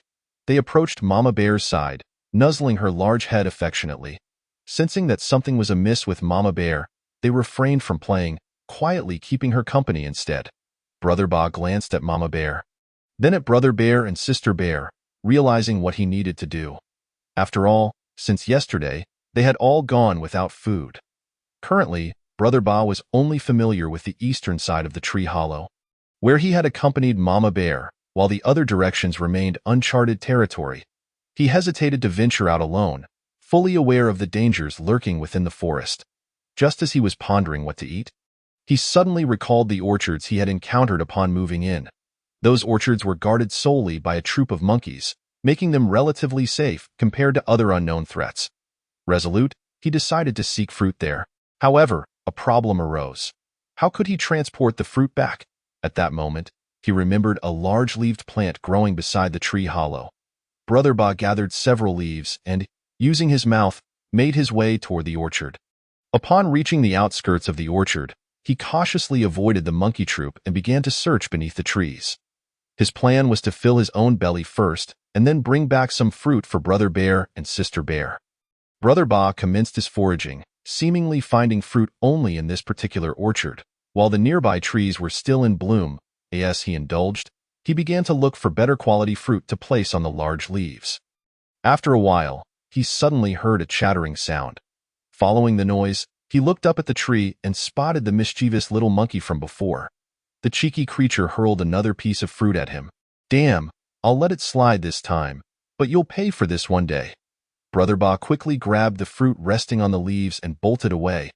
After some time, he returned to the tree hollow, presenting the fruit to Brother Bear and Sister Bear for sharing.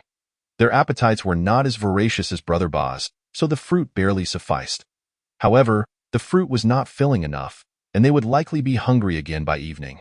Yet, Brother Ba felt helpless, unable to catch any prey. The next day, Mama Bear remained in her slumber, just as she had the previous day. Brother Ba went to gather a few more leaves and returned to the orchard in search of food. As he approached his destination, he spotted a few wild boars foraging beneath the trees, accompanied by some piglets. The monkeys above launched fruit attacks on the wild boars. The piglets scampered beneath the larger boars, seemingly unfazed, while the adult boars appeared to enjoy the monkeys' antics. As the monkeys bombarded them with fruit, the wild boars indulged.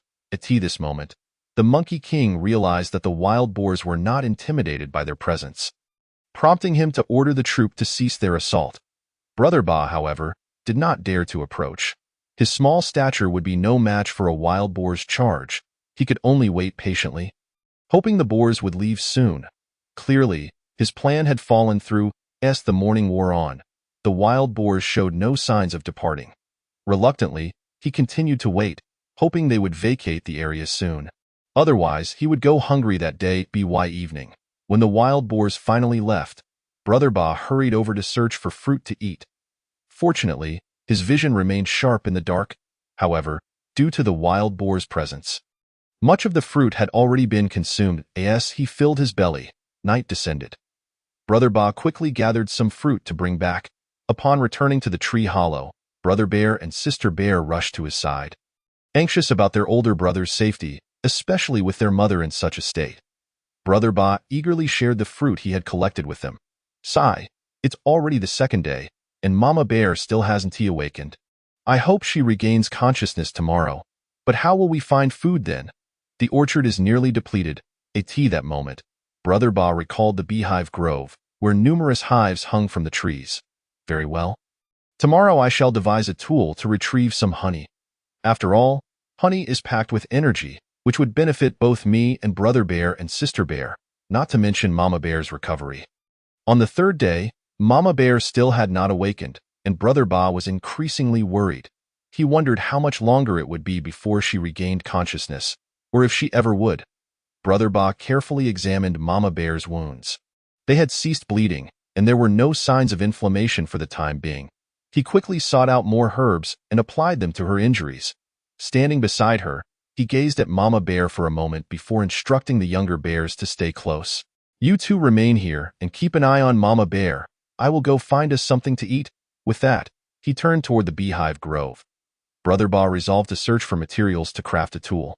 He found a sturdy, long pole resembling a bamboo stick, approximately 10 meters in length. He snapped off the small tree and began dragging the pole toward the beehive grove. He placed the pole beneath the beehive grove, ensuring he had a clear escape route. Next, he headed to the spot where Mama Bear usually hid seemed suitable. Once he finished, he could rush back here. Brother Ba selected a slightly lower hive. Standing upright and clamping the pole between his paws, with considerable force, he jabbed at the base of the hive. After several attempts, he finally dislodged it. Once the hive fell, Brother Ba disregarded it and sprinted toward his hiding place. At that moment, some bees had already noticed him and stung him a few times. Ignoring the pain, he darted around in his refuge. Fortunately, his small size allowed him to evade the bees' pursuit with relative ease. Damn, that hurts, Brother Ba thought, hesitating to venture outside until the bees dispersed. After about 15 minutes, he cautiously emerged. Chapter 12. The enormous beehive. At that moment, he looked at the fallen hive. It lay on the ground, still covered in some bees, though the majority clustered densely around the branches supporting it. No, there are still bees on the hive. I cannot simply bite into it. Xiong Ba gradually rose to his feet. Using his powerful paws to grasp a long stick, with meticulous precision, he began to nudge the bees off the hive, carefully redirecting the honeycomb to another location. Once he confirmed that the area was free of bees, Xiong Ba seized the hive with his mouth and hurriedly dragged it back to his home. Upon his return, Xiong Er and Xiong Xiaomei, upon seeing the hive Xiong Ba had brought, scampered over with eager anticipation, ready to feast. Xiong Ba generously shared some with Xiong Er and Xiong Xiaomei, reserving the majority for their mother, Xiong Ma. However, a dilemma arose regarding how to feed Xiong Ma, as she had yet to awaken. Xiong Ba resorted to squeezing the honey from the hive and placing it near her mouth, hoping for a response. Fortunately, as honey was Xiong Ma's favorite sustenance, even in her stupor, the enticing aroma prompted her to instinctively swallow. Observing Xiong Ma consuming the honey, Xiong Ba felt a slight sense of relief. He continued to feed her the honey while ensuring that Xiong Er and Xiong Xiao may receive their share from the remaining comb. After their meal, Xiong Ba embarked on a brief exercise session. The events of recent days had imparted to him a profound understanding of the importance of strength, and he yearned to become formidable. After a while, he noticed a significant increase in his power. Honey truly is a remarkable substance. It seems I must frequently procure some in the future, he mused. The following day, Xiong Ba felt a gentle licking sensation and opened his eyes to find Xiong Ma awake, his face lighting up with joy. Xiong Ma, you have finally awakened, he exclaimed. You have endured much, my child. Xiong Ma responded with a roar. It is my duty, Xiong Ma. Your body has yet to fully recover. Wait here while I fetch some food for you. Once I am well, I shall hunt. The outside world is fraught with danger. You must not venture out. Fear not, I shall avoid perilous places. You focus on your recovery. Nevertheless, Xiong Ba resolved to steal honey once more, for as a human soul, he had gained experience in the art of honey theft, rendering it less hazardous. More importantly, Xiong Ma required nourishment to facilitate her healing. I shall go, he stated, heading outdoors. Soon, Xiong Ba arrived at the honey grove, glancing at the hive he had pilfered previously. The bees appeared to be rebuilding their nest in the same spot. This time, Xiongba planned to explore the honey grove thoroughly, for as long as he did not provoke the hives, the bees generally refrained from attacking. As he ventured towards the center of the grove, he was taken aback by the sight of a colossal hive nestled against a massive tree. This hive dwarfed all others, which typically hung from branches. This one was firmly encased within the trunk. Goodness, how enormous this hive is! At that moment, an alluring fragrance wafted from within the hive, tantalizing Xiongba's keen sense of smell. What a delightful scent, he thought, instinctively moving closer to the gigantic hive. Suddenly, several bees emerged from the hive, likely soldiers, buzzing ominously upon spotting Xiongba. An increasing swarm of bees poured forth from the hive, awakening Xiongba from his reverie. Surveying his surroundings, he noticed that the agitation of the massive hive seemed to incite a similar restlessness among all the other hives in the grove, prompting Xiongba to flee in a panic. Once he escaped the grove, he collapsed on the ground, gasping for breath, glancing back to see no bees in pursuit. That was perilous. Thankfully, they did not follow. Otherwise, I might not have made it out today. The bees from that large hive are enormous, at least double the size of the others, easily 5 centimeters long. Xiongba mused, still shaken. Unbeknownst to him, while he fled, several bees, each measuring a staggering 10 centimeters, had emerged from the hive. Their appearance was distinct from the others, especially the menacing stingers that glimmered ominously. However, the honey within that hive was undoubtedly a treasure. The mere thought of its exquisite aroma made his mouth water, and consuming it would surely be invigorating. Yet, Xiongba understood that disturbing that hive would incite chaos among the others, so he resolved to eliminate the surrounding hives first before tackling the gigantic one. Returning to the edge of the honey grove, he located the stick he had previously used. This time, Xiongba did not target the hive he had raided before. His sights were set on another. Employing the same strategy as before, he bit down on the stick and forcefully jabbed at the hive, before sprinting to a concealed spot. After waiting a while, he dealt with the bees on the hive and brought it back home. Upon his return, Xiongma was astonished to see the hive Xiongba had brought back. After all, it was remarkable for such a small cub to have successfully stolen honey. Simultaneously, Xiongma felt a swell of pride. Believing that Xiongba had inherited her skills, if Xiongba were aware of her thoughts, he would surely roll his eyes. After all, compared to Xiongma, who had to climb trees and endure bee stings, his honey-stealing prowess was immeasurably superior. Xiongba divided the honeycomb into 4 portions. 1 small piece for Xiong Xiaomei, another for Xiong Er, a slightly larger piece for himself, and the largest for Xiongma. Without hesitation, Xiongma devoured her share, and the 4 bears relished their sumptuous feast together. As time passed, days flew by, and Xiongma had fully recovered, thanks to the restorative properties of honey. Xiong Xiaomei and Xiong Er had also grown noticeably larger. With Xiongba now appearing nearly twice the size of Xiong Xiaomei, coupled with the nourishment from honey and regular exercise, his honey-stealing endeavors became remarkably smooth. The bees could hardly sting him.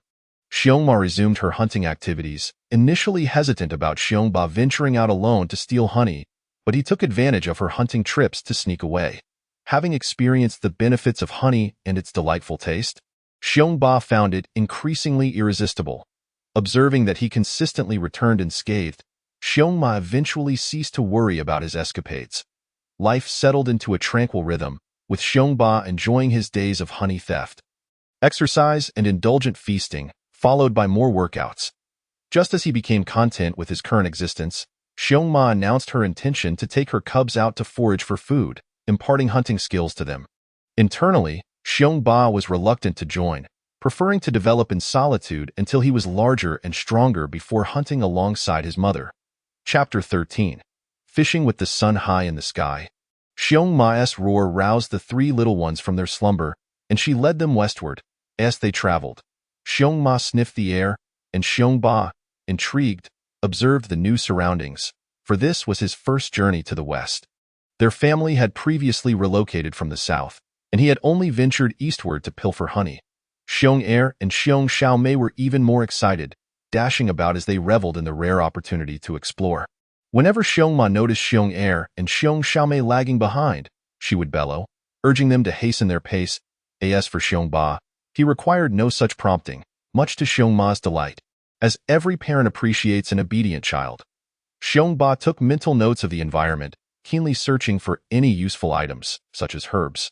After approximately an hour of travel, he finally caught a whiff of the river's scent. Indeed, after a short while, a grand river unfolded before him, shimmering under the sun's rays, its waters flowing smoothly, likely due to the gentle terrain. Following the riverbank, they soon arrived at a shallow area teeming with fish. Perhaps due to the spring season, many fish were preparing to spawn, with some larger specimens even surfacing, their fins visible above the water. Upon spotting the fish, Xiongma immediately plunged into the river. Ready to fish, Xiong and Xiong Xiaomei stood by the riverbank, somewhat bewildered. Xiongba paid them no mind and found a shallow spot to enter the water. Once submerged, he discovered the bottom was not muddy at all. Instead, it was composed of smooth pebbles, making for a comfortable footing. Additionally, water plants sprouted from the crevices between the stones. In no wonder the fish flocked to this area for spawning. It was indeed an ideal location. Xiongba attempted to catch fish, but he focused on the smaller ones. He first tried to bite them, but after several unsuccessful attempts, he switched to using his front paws to swipe at them. After struggling for quite some time without catching a single fish, he began to feel fatigued and decided to observe how Xiongma fished to learn from her technique. To his surprise, he discovered that Xiongma also stood upright, swiftly plunging her front paws into the water and biting down to catch the fish. However, the probability of catching fish was rather low that moment. Xiongba paused, his mind racing as he contemplated how to catch fish effortlessly while maximizing his success rate. Suddenly, an epiphany struck him. A method materialized in his thoughts. He approached the shore, where Xiong Xiaomei and Xiong had already overcome their fears. Inspired by Xiongba's example, and were frolicking not far from the bank in the shallow waters. Xiongba cast a glance at Xiong and Xiong Xiaomei, observing their joy, as if they had discovered a new toy. Xiongba began to assess the location, soon identifying a crescent-shaped bank, as if someone had nibbled at it. This was the perfect spot. After selecting his position, Xiongba began to gather stones from the side, placing them carefully in the water, specifically choosing rectangular stones. When he encountered larger ones, he would stand upright to move them or push them into place. After spending half the day working, Xiongma had already caught a modest fish and was enjoying it, while Xiongba had nearly enclosed the crescent-shaped bank. Thankfully, the water was shallow. Otherwise, it would have taken him all day. Xiongba left a gap, shaping it into an inverted cone, making it difficult for fish to escape once they entered. He then added a plethora of grass into the small pond measuring 20 square meters, even placing more grass at the entrance. This should indeed yield a good catch. Indeed, what Xiongba had constructed was a fishing trap he had often made in his past life in the countryside, and it had consistently resulted in bountiful harvests. Eager to enjoy the fruits of his labor, Xiongba busied himself elsewhere, darting back and forth in the water, gradually herding the fish towards the trap. Xiong and Xiong Xiaomei, witnessing this, joined Xiongba in his fervent pursuit, causing the frightened fish to panic and frantically seek refuge among the aquatic plants. After a while, upon noticing the ripples in the pond, Xiongba realized that fish had indeed entered the trap. He hurried to the opening and blocked it with a stone. Sure enough, the pond was teeming with fish, including several sizable ones weighing dozens of pounds. As Xiongba swam excitedly, the limited space only allowed for splashes of water. At this moment, Xiongba had no other thoughts but to catch fish, prompting Xiong and Xiong Xiaomei to join in the fray. The fish, now thoroughly startled, especially the larger ones, reacted vigorously. When Xiong attempted to bite one, he was met with a powerful tail slap to the face, causing his nose to swell in pain. Xiong let out a cry, prompting Xiongma to rush over. Seeing that Xiong appeared relatively unscathed, her gaze quickly shifted to the thrashing fish. Her eyes gleamed with excitement as she dove into the chaos, quickly capturing a large fish. At that moment, Xiongba also managed to catch a smaller fish, weighing a few pounds. After catching the fish, Xiongma bit it to death and tossed it onto the shore before diving back in for more. In no time, she had caught another. Just as Xiongma intended to continue fishing, Xiongba intervened. reasoning that the 2 large fish they had already caught would suffice, suggesting they let the others remain in the pond until they finished eating. Ensuring the fish stayed fresh. Though Xiongma didn't quite understand why they shouldn't continue fishing, she conceded upon seeing the 2 large fish and began to eat. Xiong, eyeing the big fish, rushed in to tear into its belly, seemingly venting his earlier frustration. Xiongba and Xiong Xiaomei shared a fish, while Xiongma enjoyed one for herself. After their meal, while the sky was still bright, Xiongma settled on the shore to enjoy the breeze before drifting off to sleep, while Xiong and Xiong Xiaomei resumed their playful antics in the water. Despite several fish still lingering in the pond, they would surely be consumed sooner or later. After pondering for a moment, Xiongba decided to open the gap, reasoning that even if some fish escaped, it would be acceptable as more might enter during the night. Moreover, the narrowing shape of the gap would make it less likely for fish to flee. If only he had bait, he mused, placing it at the entrance would undoubtedly attract more fish. Currently, Xiongba had no bait to offer. So he gathered more aquatic plants, knowing that during the breeding season, an abundance of water plants would entice fish. Once he completed these tasks, Xiongba began to survey the shoreline, unexpectedly discovering some shells. He scooped up a few, crushed them with his paw, and tasted the meat, his eyes lighting up at the delightful flavor.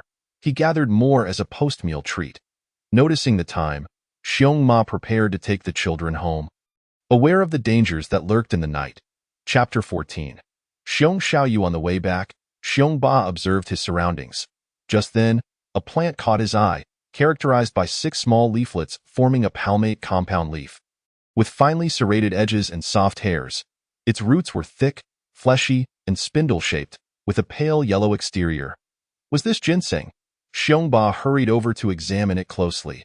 The leaves looked identical to those he had seen during live streams of ginseng harvesting in his past life. How was ginseng harvested again? Wasn't there supposed to be a red string? Xiongba thought excitedly. Now that he was a bear, such formalities were unnecessary. Dig. He began to carefully excavate, and before long, he uncovered the ginseng beneath the soil that was remarkably thick and substantial. After extracting it, Xiongba carried it back, and Xiongma said nothing, knowing that bears were omnivorous and occasionally consumed roots and plants. Xiong, eager to snatch a taste, was swatted away by Xiongba. I haven't eaten yet. What makes you think you can? Upon returning to their tree hollow, Xiongba wiped the dirt off the ginseng with grass. After cleaning it thoroughly, I took a hearty bite, reminiscent of crunching into a radish, crisp and delightful. Once I finished, I engaged in some exercise before drifting into a peaceful slumber. As I slept, the sunlight bathed Xiongba's body, which was radiating a faint, ethereal glow. Alas, this beautiful scene went unseen by any eyes. How blissful it felt! Oh, I sensed my physique had grown slightly larger, and my strength seemed to have intensified. Could it be the effect of that ginseng I consumed yesterday? Indeed, ginseng is truly nourishing. I must seek more opportunities to indulge in it. Today, Xiongba's family planned to return to the shallows for a fishing expedition. Xiongba was particularly exhilarated, for he had set traps the day before, and he was eager to discover the fruits of his labor. Anticipation bubbled within him. Surely, they would catch a considerable number of fish. With Xiongma leading the way, the family of 4 made their way towards the shallows. Upon arrival, they spotted a frail little bear ensnared in Xiongba's trap, attempting to catch fish. Xiongma, upon witnessing this, let out a roar and charged forward.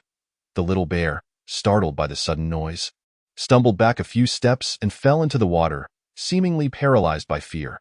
Xiongba hurried over as well. Perhaps due to her maternal instincts, Xiongma refrained from harming the little bear.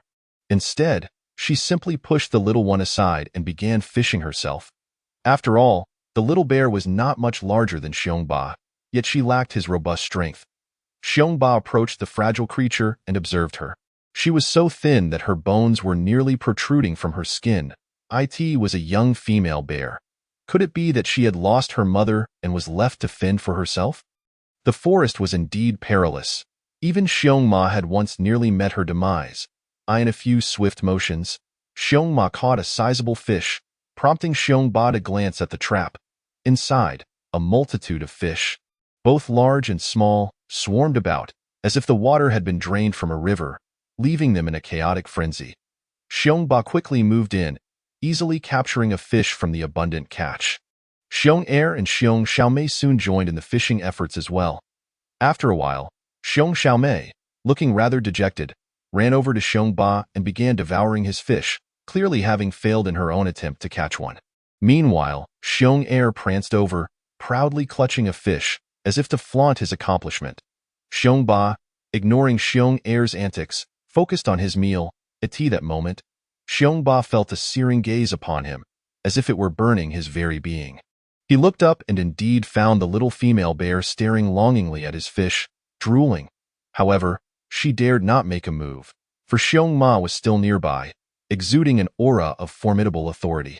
After pondering for a moment, Xiongba stepped into the trap, swiftly caught another fish, and walked over to the little bear. Startled, she bared her teeth and growled, as if to warn him not to approach. Hearing the noise, Xiongma let out a roar directed at the little bear, causing her to immediately shut her mouth in fear. When Xiongba stood about 2 meters from the little bear, he placed the fish on the ground and retreated. The little bear stared blankly at Xiongba as he stepped back, her stomach growling audibly. The sound jolted her back to reality. She was utterly famished. Cautiously, she approached the fish, glancing at Xiongba as she did so. Sensing no malice from him, she began to devour the fish voraciously, gulping it down without chewing. Xiongba could tell by her demeanor that she had not eaten in a long time. He too caught another fish and began to eat. After a while, Xiongba felt the burning gaze again. Looking in its direction, he saw that the little bear had already finished her fish. Leaving nothing behind, she had consumed it entirely. As there were still plenty of fish in the trap, Xiongba decided to catch another one for her, for after all, they were both bears. He caught another fish and approached her again, placing it down 2 meters away. This time, the little bear did not growl or retreat. Upon seeing Xiongba drop another fish, she eagerly moved towards it and began to eat. After Xiongba finished his meal and noticed that the little bear had also completed hers, he couldn't help but feel a twinge of concern as he observed her bloated belly. Would she be all right? It appeared so distended that it seemed she could burst with the slightest touch. The sight of her protruding stomach was alarming. Her ribs were visible, yet her belly was round and taut, resembling a large ball. Once satiated, Xiongma decided it was time to return home, preferring the safety and comfort of their tree hollow for rest. As the family of 4 slowly made their way back, the little bear gazed wistfully at their departing figures, lost in contemplation. Truth be told, it was her first full meal since her mother had passed away. She vividly recalled the day she had followed her mother in search of food, only for a tiger to suddenly emerge. Her mother had urged her to hide while she confronted the beast. In a tragic turn, she watched helplessly as her mother was slain by the immense creature. As Xiongba's family continued to distance themselves, the little bear hastily followed behind, keeping a safe distance. Xiongba noticed her presence, and so did Xiongma, who, perceiving no threat from the little bear, chose not to chase her away. Xiongba also paid her no mind, and together, the little bear trailed them to just outside their tree hollow. Watching as they entered, finding a large tree to rest beneath, she lay down and began to relax. I have treated you to a feast of fish. From now on, you shall be known as Xiong Xiaoyu. Xiongba murmured to the little bear. Chapter 15. The harsh winter approaches. Upon awakening in the morning, Xiongba stepped out of the treehouse and glanced over at Xiong Xiaoyu. Discovering she was awake as well, habitually, he intended to relieve himself, but upon noticing Xiong Xiaoyu staring at him in a daze, he awkwardly sought the cover of a large tree to do so. Ah, how refreshing! Thus commenced a new day of morning exercise. He stood upright and began to strike the trees. Observing this, Xiong Xiaoyu pondered for a moment before finding a tree of her own, mimicking Xiongba's actions and joining him in the exercise. Xiongba's excitement surged. After all, Xiong-Er and Xiong Xiaomei had never joined him in such endeavors, leaving him to train alone.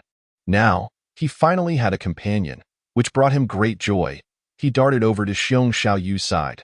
Startled by his sudden approach, Xiong Xiaoyu was calmed by Xiongba's cheerful demeanor. "Let us exercise together," declared Xiongba, positioning himself beside her as they both struck the same tree. Xiong Xiaoyu followed suit, beginning to strike as well.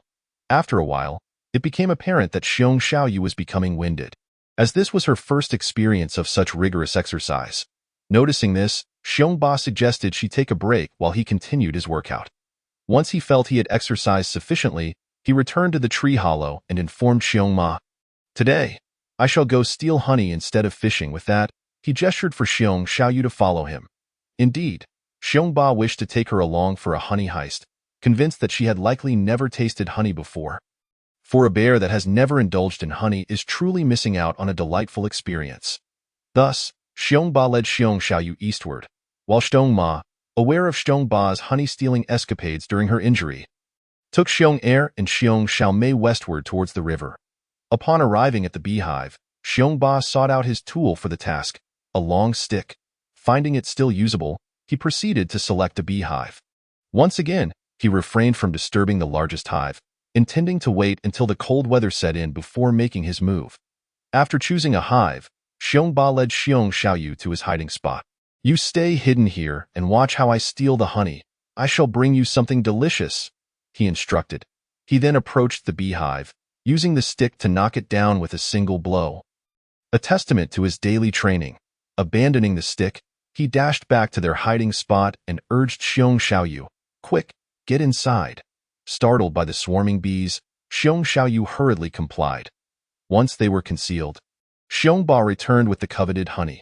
Subsequently, it was divided into 2 portions, with one given to Xiong Xiaoyu.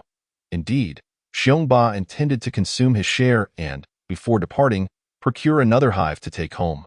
As Xiong Xiaoyu gazed at the hive presented by Xiong Ba, the enticing aroma overwhelmed her senses. Saliva uncontrollably trickled down as she took a bite, her eyes widening in astonishment, seemingly unable to fathom the existence of such delectable fare in the world.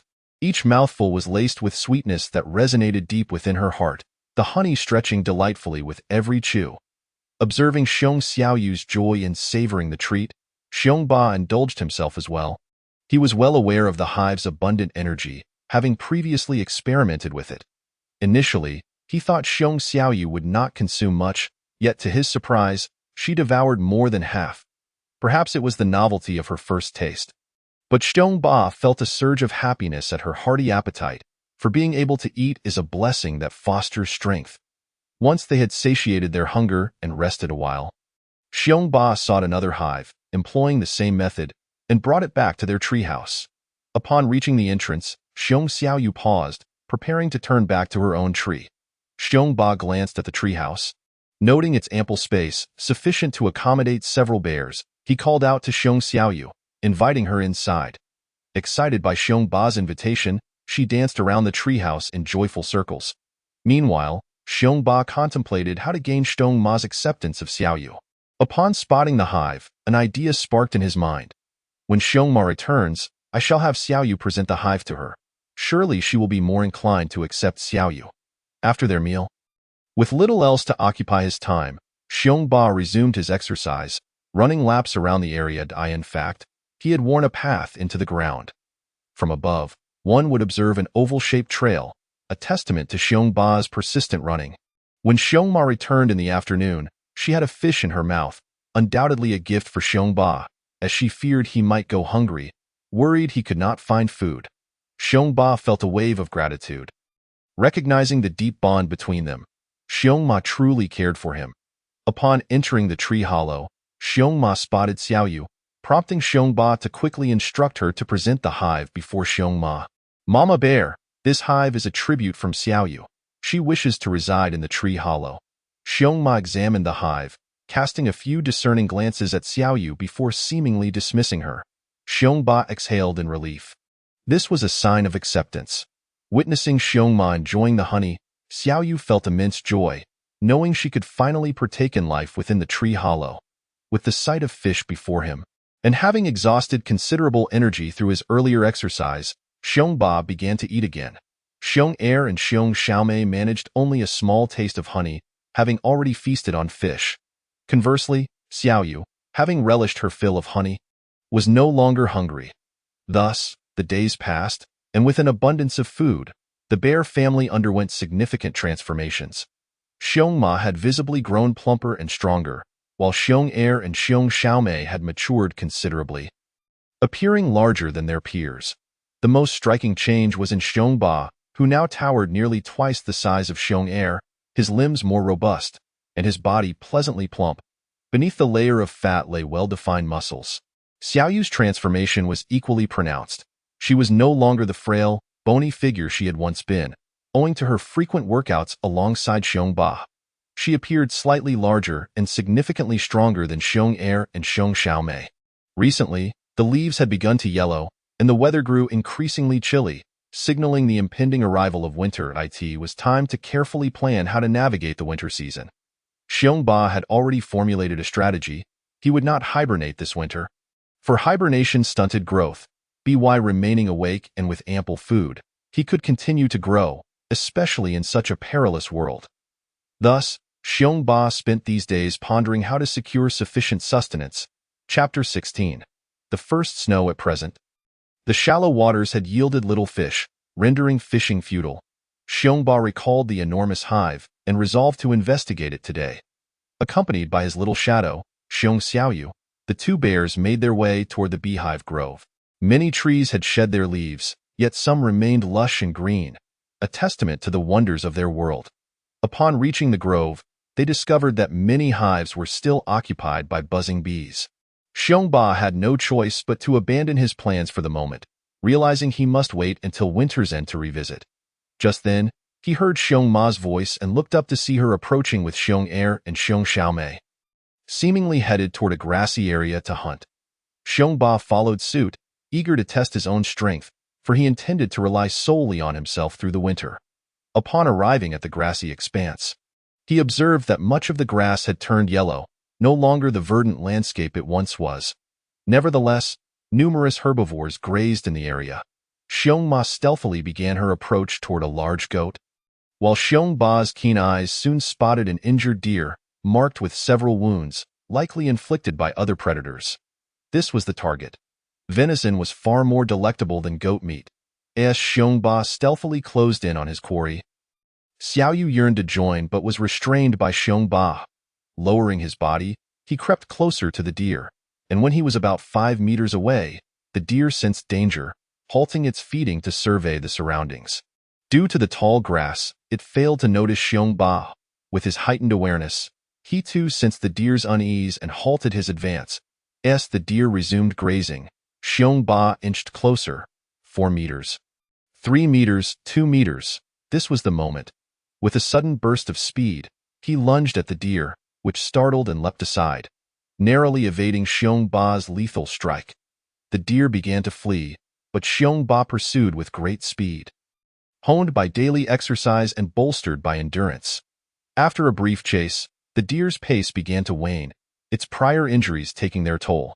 Xiong Ba executed a pounce, delivering a powerful blow to the deer's head, instantly ending its life. He then carried the deer back, while Xiong Xiaoyu and the other two little ones gazed at him with admiration. Xiong Ma, too, successfully captured a goat and began feasting upon it. Xiong Ba naturally indulged in the deer he had caught, while the other 3 cubs, unable to resist the allure of venison, prepared to partake in the feast as well. After a moment's thought, Xiong Ba shooed away Xiong Er, directing him to enjoy the large goat, for the goat was substantial and plump. The deer, however, was insufficient to satisfy all the bears. Under Xiong Er's forlorn gaze, hunger ultimately prevailed, and he obediently followed Xiong Ma to enjoy the goat meat. On their way back, they encountered a family of wild boars in the orchard. Eyeing the enticing young boar, Xiong Ba contemplated his options. However, the wild boars were undeterred, for with only Xiong Ma present, they were confident against a single bear. They feasted and drank without a care. Upon returning to the tree hollow, the bears settled down to rest. For winter was fast approaching, and they needed to conserve their strength. These days, Xiong Ba refrained from exercising, for with the wisdom of a human soul, he understood the importance of preparation. Without ample food, he could not afford to expend excessive energy. Should unforeseen circumstances arise and food become scarce, it would spell disaster. As time passed, one morning, Xiong Ba woke to find that Xiong Ma and the others had yet to stir. His own awakening was influenced by a human-like biological clock. Stepping outside, he discovered a thick blanket of snow had fallen. After waiting a while and seeing no sign of Xiong Ma's awakening, he resolved to seek food instead. Despite the heavy snowfall and the cold air, Xiong Ba felt no chill. He understood that bears hibernate due to food scarcity in winter, necessitating their slumber. However, if one remained awake and could find food, the threat of starvation diminished. Pondering this, he decided to head to the hive and see if there were any rewards awaiting him. Upon arriving at the hive, he marveled once more at its immense size. Xiong Ba, with a branch in hand, cautiously prodded the beehive, sensing an eerie stillness. The bees had likely departed, seeking refuge elsewhere for the winter. Undeterred, Xiong Ba ascended and began to pry open the massive hive with his claws. As the intricate structures within gradually revealed themselves, he felt a surge of relief for not having acted recklessly. Many of the openings in the hive were astonishingly wide, measuring several dozen centimeters, an alarming indication of the bees' impressive size. As Xiong Ba continued to excavate, he pondered whether he might uncover some treasures or honey, given the hive's considerable expanse. After toiling for what felt like an eternity and reducing the hive to mere fragments, he found himself disheartened by the lack of any reward. Just as he contemplated giving up, he stumbled upon a sealed bee chamber. With a swift motion, he opened it, and a rich, intoxicating aroma burst forth, eliciting a joyful realization. This was the very scent that had lured him previously. With utmost care, Xiong Ba extracted the small chamber, only a few centimeters in size, and savored its contents. The flavor was exquisite, and he felt an awakening within him, as if some latent power had been stirred, filling him with an overwhelming sensation of euphoria. Squinting in delight, he relished the moment, acutely aware that his strength had significantly amplified. Eagerly, he resumed his assault on the hive, but regrettably, he failed to locate even a drop of that delectable honey. Despite his disappointment, he felt a sense of fulfillment in having discovered this small treasure. On his way home, Xiong Ba encountered a family of wild boars foraging in the snow. The sight of the plump little piglets made his mouth water. Determined to conceal himself, he resolved to follow the boar family to discern the location of their den. Contemplating how he might capture one of the young ones, as dusk approached, the adult boar let out a grunt, signaling the family to move in a particular direction. Xiong Ba stealthily trailed behind, carefully observing the tracks left in the snow. After a considerable distance, the boars halted beside a large mound of earth and burrowed into a hole. Committing the location to memory, Xiong Ba hurried back toward home. Mindful that nightfall was imminent, upon returning, he found the world cloaked in darkness and began to strategize about how to catch the wild boars before succumbing to sleep. Chapter 17. The Quest for Food. Xiong Ba awoke early. Noticing that Mama Bear and the others were still in hibernation, he resolved to venture out in search of sustenance, fully aware that food was paramount to his rapid development. Today, he intended to fish. Yet he understood the necessity of meticulous planning, a principle he held dear. He knew he required a sharp stone to break the ice. Yes, he contemplated how to catch fish after shattering the surface. He recalled a thicket nearby, where a plant with sharp thorns grew abundantly. This plant could serve as a makeshift net. Once a fish was hooked, it would be nearly impossible for it to escape. Thus, Xiong Ba set about collecting the thorny vines. Despite the winter chill, the vines remained robust and formidable. After considerable effort, he fashioned them into a broom-like structure. Though rudimentary, he felt a sense of pride in his creation. Arriving at the riverbank, he found a sharper stone and noted that the shallows were frozen solid, rendering fishing there impossible. He ventured onto the ice, seeking a more favorable position from which to break through. With determination, Xiong Ba began to smash the ice. Though thick, the ice was no match for his considerable strength. Soon, he had created a 4-square-meter hole, clearing away the shattered ice and stepping back to await the fish's ascent for air. Before long, fish began to surface, and Xiong Ba patiently observed until he spotted a fish weighing over a pound. Seizing the moment, he rose on his hind legs, thrusting the broom-like contraption of thorny vines into the water and yanking it upward with vigor. The fish floundered desperately, but the more they struggled, the more ensnared they became. A foolish grin spread across Xiong Ba's face at the sight of his bounty. With care, he extracted the fish from the vines, repeating the process with great success. After nearly an entire day of effort, he found himself with a veritable mountain of fish. Exhausted, he sat down, gazing at his haul with a satisfied smile. However, he soon faced a dilemma. Having focused solely on catching fish, he now needed to figure out how to transport them home. An ingenious idea struck him. He would find a sturdy vine and string the fish together by their gills, allowing him to drag them across the snow with ease. Thus, Xiongba commenced his journey homeward, the impressive length of fish trailing behind him. Midway through his trek, he felt a sudden tug from behind. Turning to investigate, he was startled to see a snow leopard attempting to steal his fish. Enraged, Xiongba bellowed, "Halt, you wretched beast! How dare you pilfer from the great Xiongba?" The snow leopard, startled by his roar, quickly snatched a piece of fish and fled.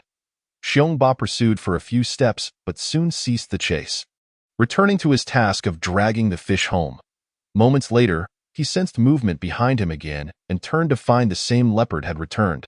Once more gnawing on his fish, it had already devoured several pieces but, unsatisfied, continued to bite at the remaining fish. Xiongba, infuriated, exclaimed, "Cursed leopard! I shall make you pay for your thievery." With that, he charged at the leopard, which grabbed a fish and dashed away. After a brief pursuit, Xiongba realized he could not catch up and, concerned for the safety of his remaining fish, decided to head back. The leopard, seeing that Xiongba had ceased the chase, began to dig a hole in the snow to conceal its stolen meal, following him at a distance. Fortunately, his fish were still there. He hurried back, aware that darkness was approaching as he neared home. He felt the vine tugging at his back once more. Turning around, he was infuriated to see the leopard gnawing on a large fish, which it managed to tear away with a powerful tug. Fuming, Xiongba roared at the leopard, but it merely glanced at him, grabbed the fish, and fled. Knowing he could not catch the nimble creature, he returned home, unloading the remaining fish, which would keep well in the winter chill. He cleared a space beside the entrance of his den, burying the fish beneath the snow.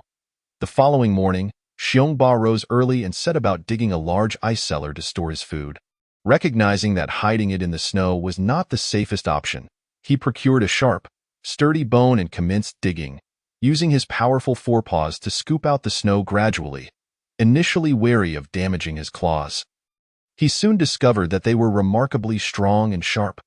Abandoning the bone, he continued digging with his claws alone. After a full day of effort, he finally completed the cellar, covering it with snow. The ice cellar was square-shaped, and to mark the corners for easy access, he planted 4 long sticks at each edge. Proud of his day's labor, Xiongba beamed with satisfaction, unaware that a leopard in the distance was watching him intently as he deposited the fish into the ice cellar. With his food secured, Xiongba shifted his focus to his daily training routine, dedicating his time to both nourishment and physical development. One morning, Xiongba woke to find his fish had been stolen. Rushing to investigate, he discovered tracks in the snow, unmistakably left by a large feline. Could it be a tiger? Worry etched across his face. While he was indeed powerful, he had not yet reached a level where he could contend with a tiger. The previous encounter with the leopard had been manageable, as it was merely a young, frail creature. However, if a tiger were involved, he would have to consider waking Mama Bear. Uncertain if she would rouse from her hibernation, he pondered the implications. Given that his provisions had been pilfered, he deduced that the thief would likely not return today, but could very well return tomorrow.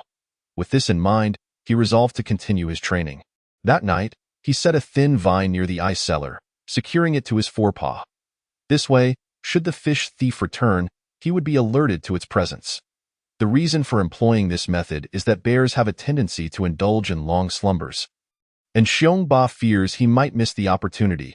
Chapter 18. A first encounter with humans. As night descended, Xiongba, having exerted himself throughout the day, blissfully succumbed to a sweet slumber. Near the entrance of the tree hollow, a stealthy figure was gradually inching closer. More precisely, it was approaching the spot where Xiongba stored his fish. Slowly, the silhouette revealed its true form, a leopard. Indeed, it was the very leopard that had pilfered fish before. Peering into the tree hollow, the leopard noticed that no bears were awake. They all seemed to be in deep sleep. Thus, she prepared to use her claws to unearth Xiongba's stored fish.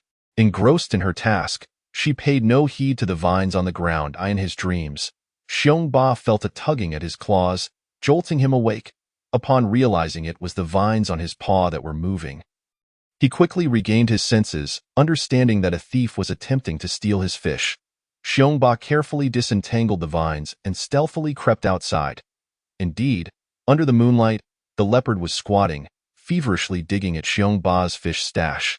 At that moment, a fitting tune of digging and digging would have been perfect.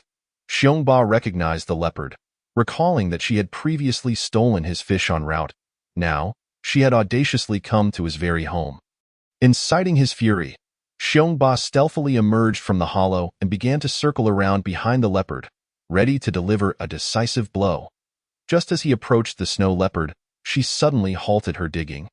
Seemingly guided by an animal's instinct, she lifted her head and scanned her surroundings, locking eyes with Xiongba. Not granting her a moment's respite, Xiongba lunged forward with increased speed, aiming for the leopard's head. The leopard, sensing the impending danger, hastily attempted to evade. However, she was still struck by Xiongba's paw, sending her sprawling to the ground before she darted away in panic. Xiongba chose not to pursue. After all, leopards are inherently swift, and in the dead of night, it would be unwise to chase. Now, the leopard surely understands Xiongba's prowess. Let us see if she dares to thieve again in the future. After watching the direction in which the leopard fled, Xiongba returned to the tree hollow and resumed his slumber. Ever since being struck by Xiongba, the leopard had not returned for several days. Xiongba began to establish a routine, daily exercise followed by hearty feasting. As the weather grew colder, he surveyed the other bears in the hollow. After some contemplation, he gathered numerous small branches and positioned them at the entrance of the hollow. He then found some vines and meticulously entwined them around the branches. Pleased with his day's labor, Xiongba had constructed a rudimentary wooden gate. Though crude, it would serve to shield against the elements and deter wild beasts. Especially after the incident with the leopard served as a wake-up call. Henceforth, he could securely close the gate when venturing out, ensuring greater safety for Mama Bear and the others. One day, as Xiongba made his way to his cellar, he suddenly craved a change in flavor. At that moment, images of the charming little wild boars floated into his mind. Why not the larger wild boars? For Xiongba was well aware that he could not contend with them. He resolved to first check on the wild boar family, pondering their whereabouts, as he had not seen them for days. Thus, Xiongba headed towards the wild boar's dwelling when suddenly, the furious cries of wild boars reached his ears. He paused, deliberating whether to investigate, but ultimately succumbed to his curiosity and slowly made his way toward the source of the commotion. Climbing atop a large tree, he finally discerned the cause of the wild boar's distress. A group of hunters clad in ancient garb, armed with bows and spears, was surrounding the wild boars. Nearby lay several deceased piglets, and the mother boar had one eye blinded by an arrow. Blood streaming from the wound, with several spears protruding from her body, a truly tragic sight. Yet, the mother boar seemed oblivious to her pain, charging fiercely towards the hunters. Clearly, the humans, emboldened by their numbers, relentlessly jabbed at her with their spears. Gradually, the mother boar's movements slowed until she collapsed, as the hunters cheered. A sudden roar echoed from a distance. It was the male wild boar returning. The hunters quickly readied their weapons, aiming at the approaching male. The boar charged towards the mother, while the hunters hastily moved aside to avoid being trampled. The mother boar gazed at the male, letting out a mournful cry that seemed to urge him to flee. She cast a tender glance at her deceased piglets, her eyes gradually losing their luster, slipping away from life. The male boar nudged the mother, realizing she had succumbed. Upon glancing at the lifeless piglets, his eyes blazed with fury, and he charged at the humans. The hunters, witnessing the enraged boar's approach, scrambled to evade. After all, this male was significantly larger than the mother, possessing remarkable speed and strength. The lead hunter, experienced and astute, commanded the group to spread out, aiming to exhaust the boar while archers took aim at its eyes. The boar, in a frenzy, pursued one man, who had delivered numerous blows to the mother and ultimately caused her demise. He vowed to end the life of this hunter. "Xiao Lin, help me! The boar is relentless. cried the pursued man in desperation. The hunter known as Xiao Lin, the leader of the group, swiftly seized his bow and aimed at the boar. Unbeknownst to them, the arrows were crafted from a remarkably sharp material, piercing through the boar's tough hide.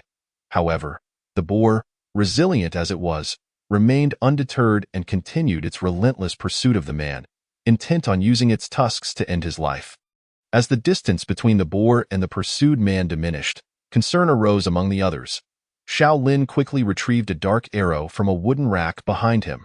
The arrowhead gleamed ominously. Exuding an aura of sharpness, Xiao Lin drew back his bow and released the black arrow. It soared through the air, striking the wild boar and embedding itself deep within its flesh. The boar halted. Gradually collapsing at this moment, the pursued man approached the fallen boar, cursing profusely. "You thought you could challenge me, beast?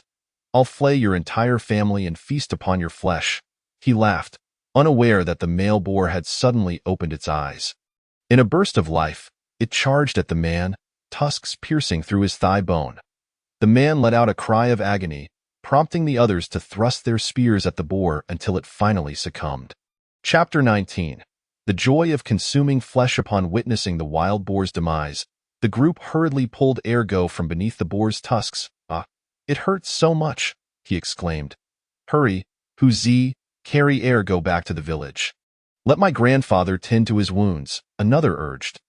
The others quickly set to work, preparing to transport the boar back to the village, lest the scent of blood attract other wild beasts, as Zhang Lin commanded.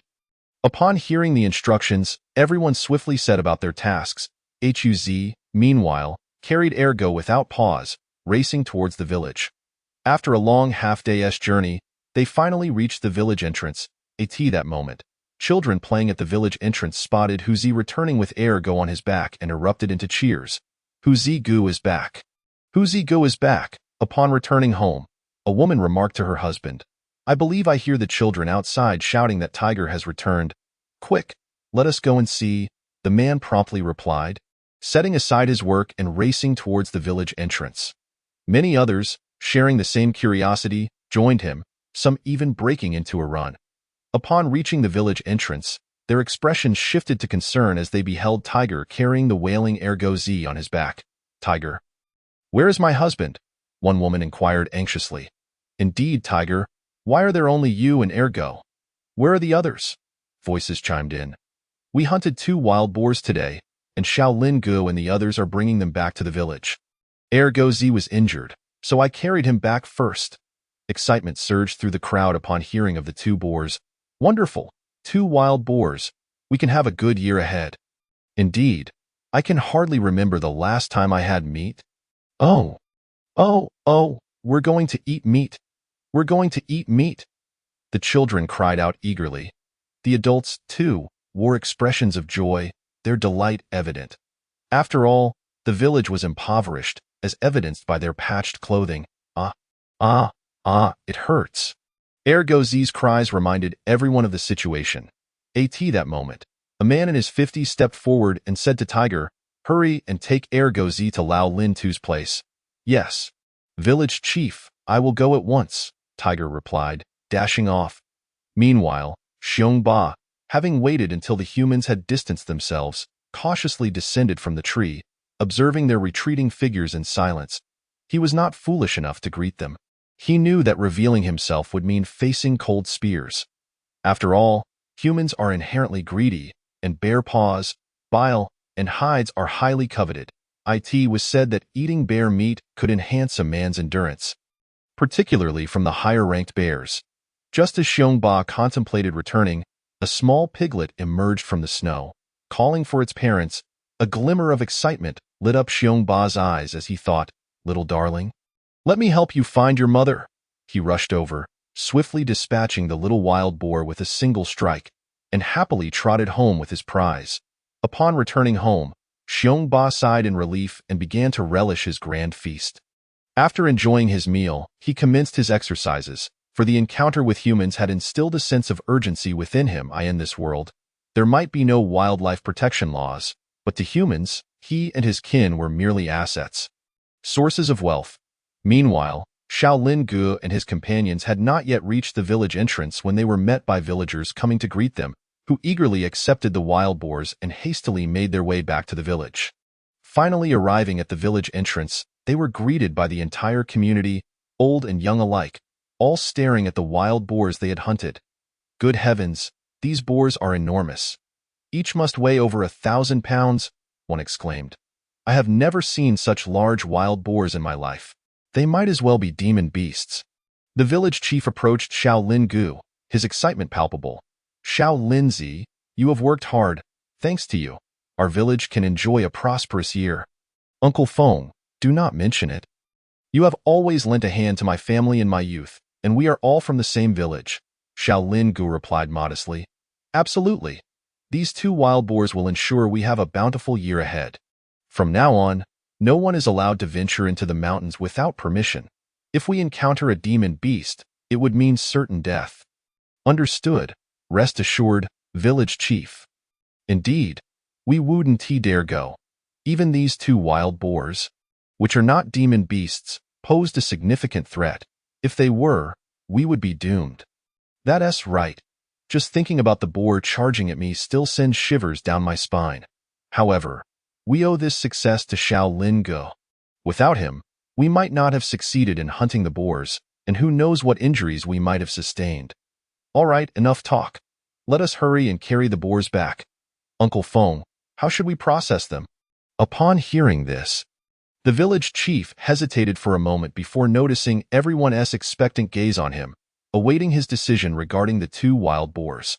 The village chief considered the expressions of the gathered villagers and, after a moment of thought, declared, the weather is cold, so the meat won't spoil. Let us all work together to slaughter the boars and divide the meat. After a brief pause, he continued, as for the distribution, those who participated in the hunt will receive a larger share, and the bones can be divided among families. Does anyone have any objections? None. We all respect the village chief's decision, came the unified response. They then set to work, with some boiling water, others skinning the animals, each pitching in. The children, abandoning their play, gathered nearby to watch the adults. With collective effort, the 2 wild boars were finally processed. Each household received a share of meat, and smiles of happiness adorned every face, while children drooled at the sight of the fresh meat. As the evening approached, smoke rose from every home, filling the village with the delightful aroma of roasted meat. At mealtime, many were moved to tears, their tears a testament to their joy. The children beamed with delight, their faces smeared with grease, eating with their hands rather than chopsticks, dreaming of the bliss of daily meat consumption. Yet, it must be noted that despite the existence of formidable beings capable of moving mountains, those at the very bottom always endure the harshest struggles. This is a universal truth. The following day, Xiongba rose early again, exercising briefly before contemplating where to explore. The south was off-limits, as it was the direction from which humans had departed, indicating their presence. Although the east and west were near, he had already explored those areas. The north, however, remained a mystery, and Xiongba resolved to venture northward. After consuming a modest meal, he set off towards the north. Chapter 20. The Snake Cave. Xiongba ambled forward, attentively observing his surroundings. The further north he traveled, the more desolate it became, with towering trees and distant mountain ranges. Upon reaching the base of a mountain, he gazed up at its majestic peak. Far grander than the Taishan of his previous life in his past, he had climbed it just once, later opting for the cable car. Now, as a bear, Xiongba yearned to ascend the mountain and survey the landscape. The slopes were adorned with towering trees and various shrubs. As he climbed halfway up, an alluring scent wafted into his nostrils, prompting him to inhale deeply. Following the fragrance, he gradually approached its source and discovered it emanated from a cave, reminiscent of the enticing aroma he had encountered near the gigantic beehive. Recalling the immense honeycomb and its sweet nectar, he felt an irresistible urge to enter the cave. Oh well, let's take a look. As long as I'm cautious, I should be fine. If anything seems amiss, I'll make a swift retreat. Xiongba cautiously approached the cave entrance, which stood about 4 meters high and grew warmer the deeper he ventured. The light diminished as he progressed, but fortunately, His keen eyesight remained unaffected by the darkness, allowing him to clearly perceive the interior. As he delved deeper, he was astonished to find numerous snakes slumbering within the cave. These serpents lay motionless, seemingly hibernating. Xiongba's eyes sparkled. He had heard that snake gallbladders were as nourishing as bear gallbladders. However, the captivating scent compelled him to refrain from feasting and to continue his exploration. As he journeyed further, he began to notice some snakes stirring from their slumber, and as he pressed on, the snakes grew larger and the warmth intensified. Just as he pondered whether to proceed deeper, one snake seemed to sense his presence, and soon, a multitude of snakes slithered towards him. Terrified, Xiongba darted back towards the entrance, the snakes pursuing him until he was nearly at the cave's mouth before they retreated. So many snakes, he thought. The outside air was frigid. After all, it was winter, and the snakes dared not emerge. Suddenly, an idea struck him, and he cautiously re-entered the cave, this time with no intention of further exploration. Given the multitude of snakes guarding the cave, he understood that without discovering the source of the fragrance, he would likely end up as mere remnants. Xiongba approached the hibernating snakes at the cave entrance, swiftly biting down and dispatching them, discarding their heads and gnawing on them like spicy strips. To his surprise, the flavor was quite agreeable, particularly to a bear's palate. Moreover, after consuming the meal, one can distinctly sense a warm current coursing through the body. Xiongba, having savored the sensation, promptly commenced foraging for snakes to feast upon. After all, the serpents located near the cave entrance were rather diminutive, and soon enough, Xiongba had devoured dozens of them. Noticing that twilight was approaching, Xiongba initially contemplated returning to his tree hollow for a slumber. However, a glance at the cave led him to abandon that idea. He resolved to remain here, indulging in daily feasts while engaging in exercise to facilitate his growth, for snake meat is a potent tonic. Besides, it was winter. Had it been another season, Xiongba would certainly not have been able to gorge himself as freely as he was now. Akin to a buffet. Naturally, Xiongba was wary of sleeping within the cave. Who could tell if there lurked colossal snakes that might swallow him whole?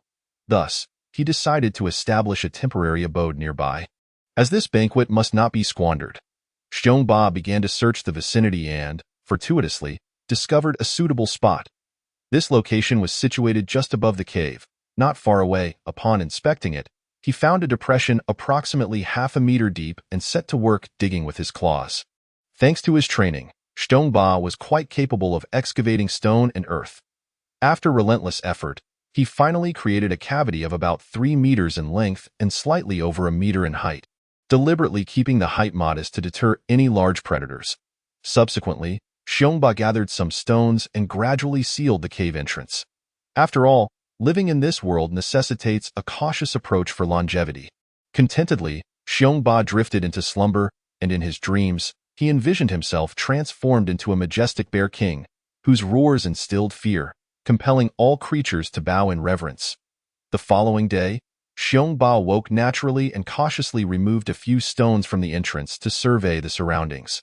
Seeing no immediate danger, he cleared the stones aside for future use. Stepping out of the cave, he stretched lazily, taking in the picturesque landscape below, wishing to let out a triumphant roar. Alas, I nearly acted foolishly again. Should I roar, it may attract the attention of other predators, particularly those monstrous beasts. That would be tantamount to courting death. I must remain discreet. Xiongba approached the mountain and selected a large stone, rising on his hind legs to commence his exercise. After a period of training, it was time for breakfast. Xiongba ventured back to the snake den, treading cautiously inside. Upon spotting hibernating snakes, he swiftly dispatched them before indulging in a hearty meal.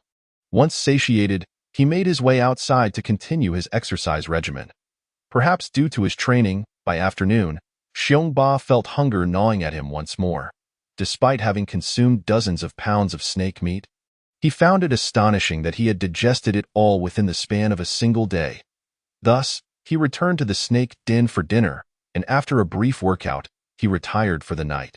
Days passed in this manner, and Xiongba enjoyed a remarkably comfortable existence, arguably the most pleasant since his rebirth as a bear. His stature also continued to grow, now surpassing half the size of his mother bear. As Xiongba feasted relentlessly, the snakes surrounding the cave entrance were nearly eradicated. If he wished to indulge in more serpents, he would need to venture deeper. Feeling the surge of his newfound strength, Xiongba brimmed with confidence. He believed he could stand his ground against his mother bear if the need arose. This time, he aimed to capture those snakes that had not entered hibernation. For the hibernating ones had already been devoured. Rather than foolishly charging into the den, Xiongba devised a strategy. As he approached the vicinity of the non-hibernating snakes, he intentionally created some noise to coax them out. Sure enough, a few snakes emerged, and upon noticing only 3, Xiongba assessed the disparity in their capabilities before deciding to eliminate them for a meal. Each of these 3 snakes weighed several tens of pounds. Xiongba dashed toward the cave entrance, with the snakes in pursuit. When the distance felt appropriate, he suddenly halted, pivoted, and lunged forward, striking the nearest snake against the cave wall with a powerful blow, causing it to curl up in pain. Chapter 21. Confronting the 3 snakes at this moment, the other 2 snakes lunged at Xiongba, aiming to bite him. Quick to react, Xiongba evaded while simultaneously focusing on dispatching one of them. He charged toward a smaller snake, sinking his teeth into its body. The snake writhed in agony, coiling around Xiongba in retaliation. The second, unscathed snake advanced, entangling itself around Xiongba as well. Xiongba felt a sense of foreboding. He had underestimated the constricting prowess of the snakes. After all, their ability to coil is formidable, particularly as their size increases. Panic set in as he feared being suffocated, and he also dreaded the possibility of more snakes emerging from the den. Remembering the adage about striking at a snake's vital point, he searched for the appropriate spot, but the snake's body was now wrapped around him. With his powerful paws still free, Xiongba began to strike the snake with his sharp claws, attempting to dislodge it from his body. To his dismay, the more he pulled, the tighter the snake coiled around him, and he could sense it gradually constricting. Xiongba then spotted the stone wall and conceived a brilliant plan. He dragged both snakes toward the wall and slammed them against it repeatedly. Remarkably, this tactic proved effective, as he felt the snake's strength waning with each impact. Suddenly, a sharp pain pierced Xiongba's thigh. One of the snakes had bitten him on the back leg. Reacting swiftly, he kicked his leg against the wall, crushing the snake's tongue and ending its life. Now, with only one snake remaining, Xiongba felt an immediate alleviation of pressure and set out to locate its head to finish it off. Just then, he felt a sharp pain in his back, realizing another snake had bitten him. Fueled by rage, Xiongba seized the snake's body and began to tear into it voraciously. Indeed, he aimed to consume the snake in 2 segments. While he could not sever it entirely, he would devour it in halves, as the flesh and blood filled his stomach. Xiongba felt his strength returning, having expended considerable energy battling the serpent. With a surge of newfound vigor, Xiongba devoured the snake with ferocity. The unfortunate creature had likely never anticipated becoming a meal for a bear in no time. The snake was reduced to 2 halves. Just as Xiongba exhaled in relief, a sudden tension gripped him, prompting an instinctive twist of his rear. In the next moment, an excruciating pain erupted. It was the first snake he had slammed against the ground, now retaliating with a surprise attack, sinking its fangs into the inner thigh. Had Xiongba not turned at that moment, the consequences would have been dire. It had come perilously close to striking his most sensitive areas. Cold sweat broke out as he hastily pounded the snake's head, reducing it to a bloody pulp before ceasing. Gazing at the bite mark on his leg, Xiongba felt a wave of dread wash over him. He had narrowly escaped a fate that would render him a eunuch bear. Without those attributes, how would he ever court a female bear? Indeed, Xiongba mused about his life, contemplating that even without wealth, he need not suffer the same fate as in his past life of being unable to find a mate. He could still seek companionship with a female bear, ensuring his existence was not in vain. And he would at least experience the joys of intimacy with a she-bear. Cautiously, Xiongba rubbed his injured areas, offering them some comfort. Then, he turned his gaze toward the serpent that had nearly cost him his masculinity, his eyes glinting with a fierce resolve. The hatred he felt was more profound than that of a son avenging his father, and he pounced upon the snake, disregarding the confines of the cave as he began to feast. Recalling news he had read about the virtues of snake gallbladder, known for its nourishing properties, Xiongba hurriedly searched for the gallbladders of the three snakes. After locating them, he swallowed one and immediately felt an increase in his strength and size, prompting him to quickly consume the remaining two gallbladders as well. Following this, he resumed devouring the snake meat. As Xiongba continued to feast, the cave echoed with the sounds of roars and hissing. Alarmed, he quickly snatched a piece of snake meat and dashed outside. Just moments after he exited, a considerably larger snake slithered into the spot he had just vacated. Glancing toward the direction Xiongba had fled, it then began to consume the remains of its deceased kin. Once outside, Xiongba finished the snake meat he had carried, feeling rejuvenated. However, upon examining his wounds, he sought out some herbs to apply to them. Fortuitously, it was winter. Had it been summer, inflammation would have been a likely consequence. Xiongba used snow to clean himself, then returned to his small cave, sealing the entrance with stones. As he mentally reviewed the events of the day and reflected on his experiences. He recognized that this ability to analyze and learn from combat was perhaps his greatest advantage since being reborn as a bear. Today had been impulsive. He had acted without restraint. Next time, he resolved to exercise greater caution. If faced with a solitary snake, he would engage, but if confronted by multiple snakes, he would flee. Uncertain whether it was the time of day or a result of the extraordinary abilities he had acquired since his arrival, Xiongba felt that after consuming the snake meat, blood, and gallbladder, his strength and stature had significantly increased. Once more. One must consume ample sustenance in order to grow stronger. It is possible that one might even transform into a formidable beast. In 2 days, once I have regained my strength, I must venture forth to hunt those serpents, as they are both nourishing and delectable, thus enabling me to enhance my prowess. Additionally, I have been rather careless. Had it not been for my fortunate luck during the final snake's sudden attack today, I would have certainly met my demise. Moving forward, I must never let my guard down. I must ensure that my adversaries are utterly defeated. With these thoughts occupying his mind, Xiongba gradually drifted into slumber, having fought throughout the day. As he succumbed to sleep, his body began to undergo some mysterious transformations. He emanated a radiant glow, his wounds slowly healing, and his physique subtly altering. Particularly, he noticed a tuft of golden fur sprouting on his chest. The next day, well into midday, Xiongba awakened leisurely. How delightful it feels. Wait, what is happening? Why does this cave seem so constricted? Squeezing himself out of the cave, he observed that the cave itself appeared unchanged. Rather, he had grown to nearly the size of his mother, the bear. Upon inspecting his wounds, he found them to be healed. He had initially anticipated a lengthy recovery, yet was surprised to find himself fully restored after just one night. Could it truly be the effect of the snake gall? How remarkable, moreover, after consuming such a substantial meal yesterday, he found himself hungry again upon waking.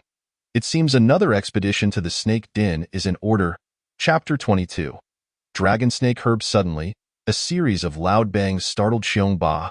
The noise seemed to emanate from the snake den nearby, accompanied by a peculiar scent that hinted at human presence. Should I investigate? After a moment's contemplation, he decided to stealthily approach. As he peeked from a distant tree at the entrance of the den, he noticed dozens of individuals guarding the entrance, each wielding weapons. Some carried knives, some swords, and others bows and arrows. Observing the ethereal glow emanating from their weapons, Xiongba instinctively shrank back into the foliage. At that moment, a tremendous commotion erupted from within the den, alongside the roars of wild beasts. Suddenly, hundreds of massive serpents surged forth from the cave, followed closely by 4 individuals, 3 men and 1 woman. These serpents were of colossal size, each exceeding the largest one Xiongba had previously slain by at least double, with some being 3 to 4 times larger. Goodness, I am fortunate I did not force my way inside. Any one of these giants could easily swallow me whole. A middle-aged man at the entrance shouted, "Everyone, disperse. Prepare your bows and arrows and follow my command." In the blink of an eye, the 4 individuals dashed forward, with the massive serpents following suit. Though their movement seemed to slow slightly upon sensing the temperature, It was not a significant issue. Fire! A flurry of arrows whistled through the air, striking towards the serpents, followed by the sickening sound of arrows piercing flesh. Yet, the serpents continued their frenzied charge towards the humans, attacking savagely. The largest of the serpents barely registered the arrows, sustaining only faint white marks upon its scales. A bald man, brandishing a large blade, rushed directly at one of the largest serpents, prompting the others to join the fray. The blade struck the serpent's body, leaving a gash from which blood gushed forth, eliciting a pained roar from the creature.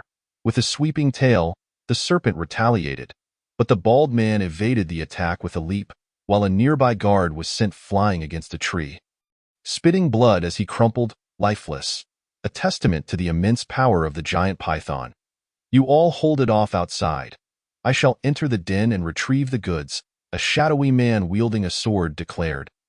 "Cousin, be careful and stay safe," the beautiful woman cautioned him. "Do not worry, dear cousin. I am a martial artist," he assured her before turning to enter the cave. The remaining individuals continued to engage in battle with the serpents. But aside from the few capable leaders, many of the guards began to suffer casualties. Several serpents lay dead, yet the largest remained unharmed, with 4 sustaining no injuries at all, according to the records. "This must be the place. The deeper I go, the hotter it becomes. No wonder these creatures inhabit this area," the shadowy man observed cautiously. Gradually, he reached the innermost part of the cave, where he was greeted by a sight that filled him with joy, a vast chamber resembling a cavern, with bubbling lava at its center, sending waves of heat billowing forth. Surrounding the lava were several small, shimmering herbs, emanating a delightful fragrance. Indeed, these are the dragon snake herbs. Thankfully, they have not been ravaged by those beasts. This is a stroke of luck. Upon returning and combining them with other medicinal ingredients, I can brew the dragon snake blood soup. Surely, I will break through to the martial apprentice level, or even reach the later stages of it. The shadowy man gazed longingly at the dragon snake herbs and began to approach them. Just as he prepared to delicately harvest the herbs, a sudden instinct surged within him, and he rolled aside just in time to avoid a colossal, mottled tail that crashed down where he had just stood, creating a massive crater. The shadowy man beheld the enormous, mottled serpent before him, his expression turning grave. To his astonishment, it was a first-tier demon beast. Likely the guardian of the sacred herbs. It appeared to be at the late stage of the first tier. Indeed, this is a late-stage serpent king. Those dragon snake herbs are its means to ascend to the second tier. And this audacious thief dares to steal its spiritual treasures. This infuriated the serpent, which let out a furious roar and lunged at the man. The man swiftly unsheathed his sword and engaged in combat with the Serpent King. As the battle raged on, he realized he was unable to defeat the Serpent King. Rather, he found himself at a disadvantage. "This won't do. I must find a solution. Fortunately, I have prepared thunder bombs, but I cannot use them here.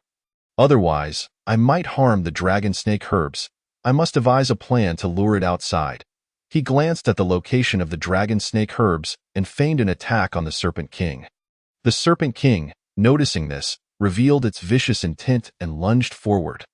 The man swiftly dove beneath the Serpent King and thrust his sword into its belly, piercing its skin and drawing blood. The Serpent King recoiled in pain, sweeping its tail towards the man, who deftly dodged while sprinting toward the dragon snake herbs and yanked one free before fleeing towards the cave entrance. While he wished to carry away all the herbs, it was unrealistic with the Serpent King present. He could only lure it away, eliminate it, and then return to harvest. Seeing its precious ascension herbs stolen by a human, the Serpent King lost all rationality and pursued the man relentlessly.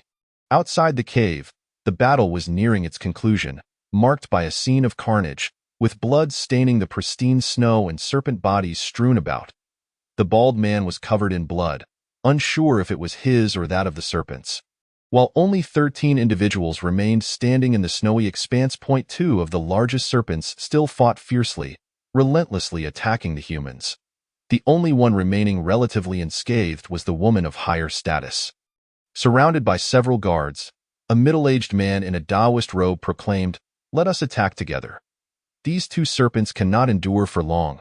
Upon returning, I will petition the family head for a reward of 100 taels of silver for each of you, along with 20 pounds of serpent meat per person. Upon hearing this, the remaining individuals displayed expressions of excitement. After all, 100 taels was no small fortune, enough to take several wives, especially with 20 pounds of serpent meat. A great source of nourishment. Some might even hope to become martial artists themselves. Thus, filled with vigor, they charged at the last two serpents, and before long, the serpents succumbed to their relentless assault. All present exhaled a sigh of relief, gazing at the fallen serpent bodies with joy. I wonder how my cousin is faring now. Chapter 23. Advancing to first-tier demon beast. Just as the thought crossed his mind, a voice rang out from within the cave. "Get back!" Everyone hurriedly distanced themselves from the cave entrance, their faces lighting up as they saw the man burst forth. However, their expressions turned grave upon noticing the Serpent King in pursuit behind him. "Good heavens, what a massive serpent! Is it not second tier?" The shadowy man reassured them. "Do not panic. This is a late-stage first-tier demon beast. If we all strike together, we can defeat it and double our rewards." Despite this, no one dared to let their guard down, for the serpent's strength was evident. A reckless charge would surely spell disaster. As the Serpent King emerged from the cave and caught sight of the multitude of humans, it remained vigilant before halting its advance. Upon seeing its kin lying slain on the ground, the Serpent King, endowed with a modicum of intelligence, was consumed by rage and launched a frenzied assault on the humans. The feeble guards met their demise in an instant, with many falling lifelessly. The middle-aged leader, observing this dire situation, issued the command to retreat. "We cannot withdraw. This opportunity is too precious to squander, and do you see what I hold in my hand? It's the dragon snake herb, and there are plenty more within the cave. This is a precious elixir." The others, upon catching sight of the dragon snake herb in the shadowy man's grasp, were filled with an insatiable greed. The bald man, scratching his head, remarked, "Let's go for it. Spiritual herbs are rare treasures." The shadowy man revealed the herb to incite everyone to confront the Serpent King, yearning to claim it all for himself while simultaneously depleting the Serpent King's strength to ensure that the thunderous projectile could strike it down in one fell swoop. All began to attack the Serpent King, but ordinary swords and blades merely left shallow white marks upon its scales, inflicting little to no damage. As they fought and retreated, the shadowy man deliberately led the Serpent King away, gradually distancing the scene from the serpent's lair. At that moment, Xiong Ba displayed a conflicted expression, pondering whether or not to plunge into the serpent's den. After all, the herb revealed by the man was undoubtedly of immense benefit to him. A gut feeling that Xiong Ba could not ignore. Gritting his teeth, he swiftly dashed toward the cave entrance. Arriving swiftly, Xiong Ba pressed on deeper into the cavern. As he ventured further, the temperature began to rise, and soon he found himself in the deepest recess of the cave. The fragrant aroma of the dragon's snake herb enveloped him. Unable to restrain his inner desire any longer, Xiong Ba lunged forward, devouring the herb voraciously. After consuming a few, he felt an intense heat surging through his body, prompting him to dash toward the cave's exit. Upon bursting out, Xiong Ba's heart raced, and just as he contemplated making his escape, he suddenly spotted a package beside a corpse. His eyes gleamed with excitement as he snatched up the package and sprinted in the opposite direction of the battle. However, before he had gone far, a deafening explosion reverberated through the air. The sound, seemingly emanating from the combat zone, sent Xiong Ba fleeing without a second thought. Meanwhile, the shadowy man wore a satisfied expression. The Serpent King lay utterly defeated. Beyond the point of revival, aside from himself, all others present had succumbed to their injuries and fallen unconscious. Casting a glance at his cousin, he hurried toward the serpent's lair, his heart brimming with joy at the thought of claiming the dragon's snake herb for himself. Upon entering the cave, he beheld the now barren space, rubbing his eyes in disbelief. "Who dares to steal my dragon's snake herb? I shall tear you apart," he bellowed. "Ah, is someone thinking of me?" Xiong Ba murmured to himself as he fled. "Never mind, I should find a safe place to rest. Running aimlessly is far too perilous." Feeling he had distanced himself adequately, Xiong Ba began to dig frantically, for only the cave could offer him a sense of security. After a brief period of excavation, he created a small hollow, crawled inside, and sealed the entrance. Sinking into a deep slumber, in his dreams, Xiongba envisioned himself transformed into a magnificent giant bear, roaring defiantly at the sky. In reality, the dragon snake herb he had consumed began to take effect, causing his entire body to radiate heat. His fur took on a crimson hue, resembling a blood bear in daylight, while a pained expression crossed his face. Time passed, and when Xiongba finally awoke, he discovered he had grown considerably larger and felt a strange roundness within him. Following his memories, he struck a nearby tree with his palm, producing a resounding crack as it splintered in two. Xiongba felt that he could now contend with 1,000 foes, even the Serpent King, instilling him with newfound confidence. The package I found should contain many treasures. Let me see what it holds. Opening it, he found several books that caught his attention, and to his relief, the text resembled a version of Chinese characters he could comprehend. One book was a comprehensive guide to cultivation, detailing various spiritual items, while another was a travelogue about the Gold Spirit continent, providing insights into its vastness. Xiongba eagerly perused the pages, realizing he had traversed to the Gold Spirit continent, a boundless realm known to consist of 81 continents. Each continent was vast enough that many individuals could spend their entire lives without traversing its entirety, not to mention the countless seas and forests beyond. He learned that he was situated in the Misty State, a remote region far from the mainland, specifically on the outskirts of the Maple Forest Mountains. It was rumored that powerful demon beasts resided deep within the mountains, yet no one knew the specifics.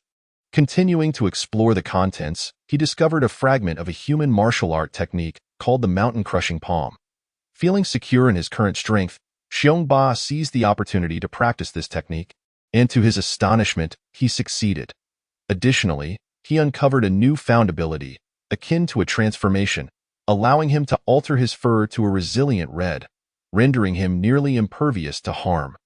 Content with his current state, and sensing the temperature gradually rising, Xiongba set off toward home, eager to reunite with his family.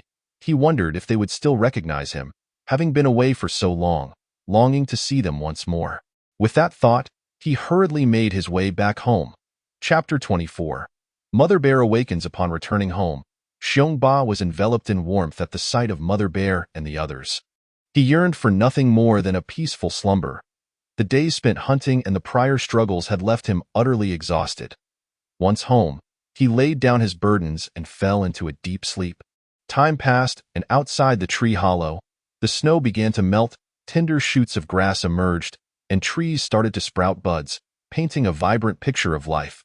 Xiongba was stirred by a series of soft rustling sounds. Slowly opening his eyes to find Mother Bear and the others had awakened, huddled together in a corner of the hollow, their faces reflecting confusion and fear. Overjoyed at their awakening, Xiongba approached them, exclaiming, "Mother Bear, you're awake? Are you hungry? Let's go hunt." Hearing Xiongba's voice, Mother Bear paused momentarily before roaring, "Is that you, Xiongba, my child?" Recognizing her astonishment, Xiongba understood that his transformation had made him unrecognizable to her. "You don't recognize me? It's me, Xiongba." After his declaration, Xiong Xiaoyu was the first to cautiously approach, sniffing at him intently. Suddenly enlightened, she rushed to his side, nuzzling him affectionately. Xiong Xiaomei and Xiong Er soon followed suit, eagerly sniffing and rubbing against his robust frame, evidently recognizing their elder brother. Mother Bear approached slowly, gazing at Xiongba's towering physique with pride. The aura emanating from him filled her with admiration. "My dear son, you are truly remarkable. No wonder you are the offspring of this magnificent bear. You have become a demon beast." After a tender moment of reunion, Mother Bear prepared to venture outside in search of food. Having exhausted much of her fat reserves over the winter and urgently needing to replenish her strength, Xiongba joined her and the others in their quest for sustenance. Upon exiting the hollow, he was greeted by the arrival of spring, inhaling the fresh air with delight. Mother Bear had already begun grazing on the tender grass below.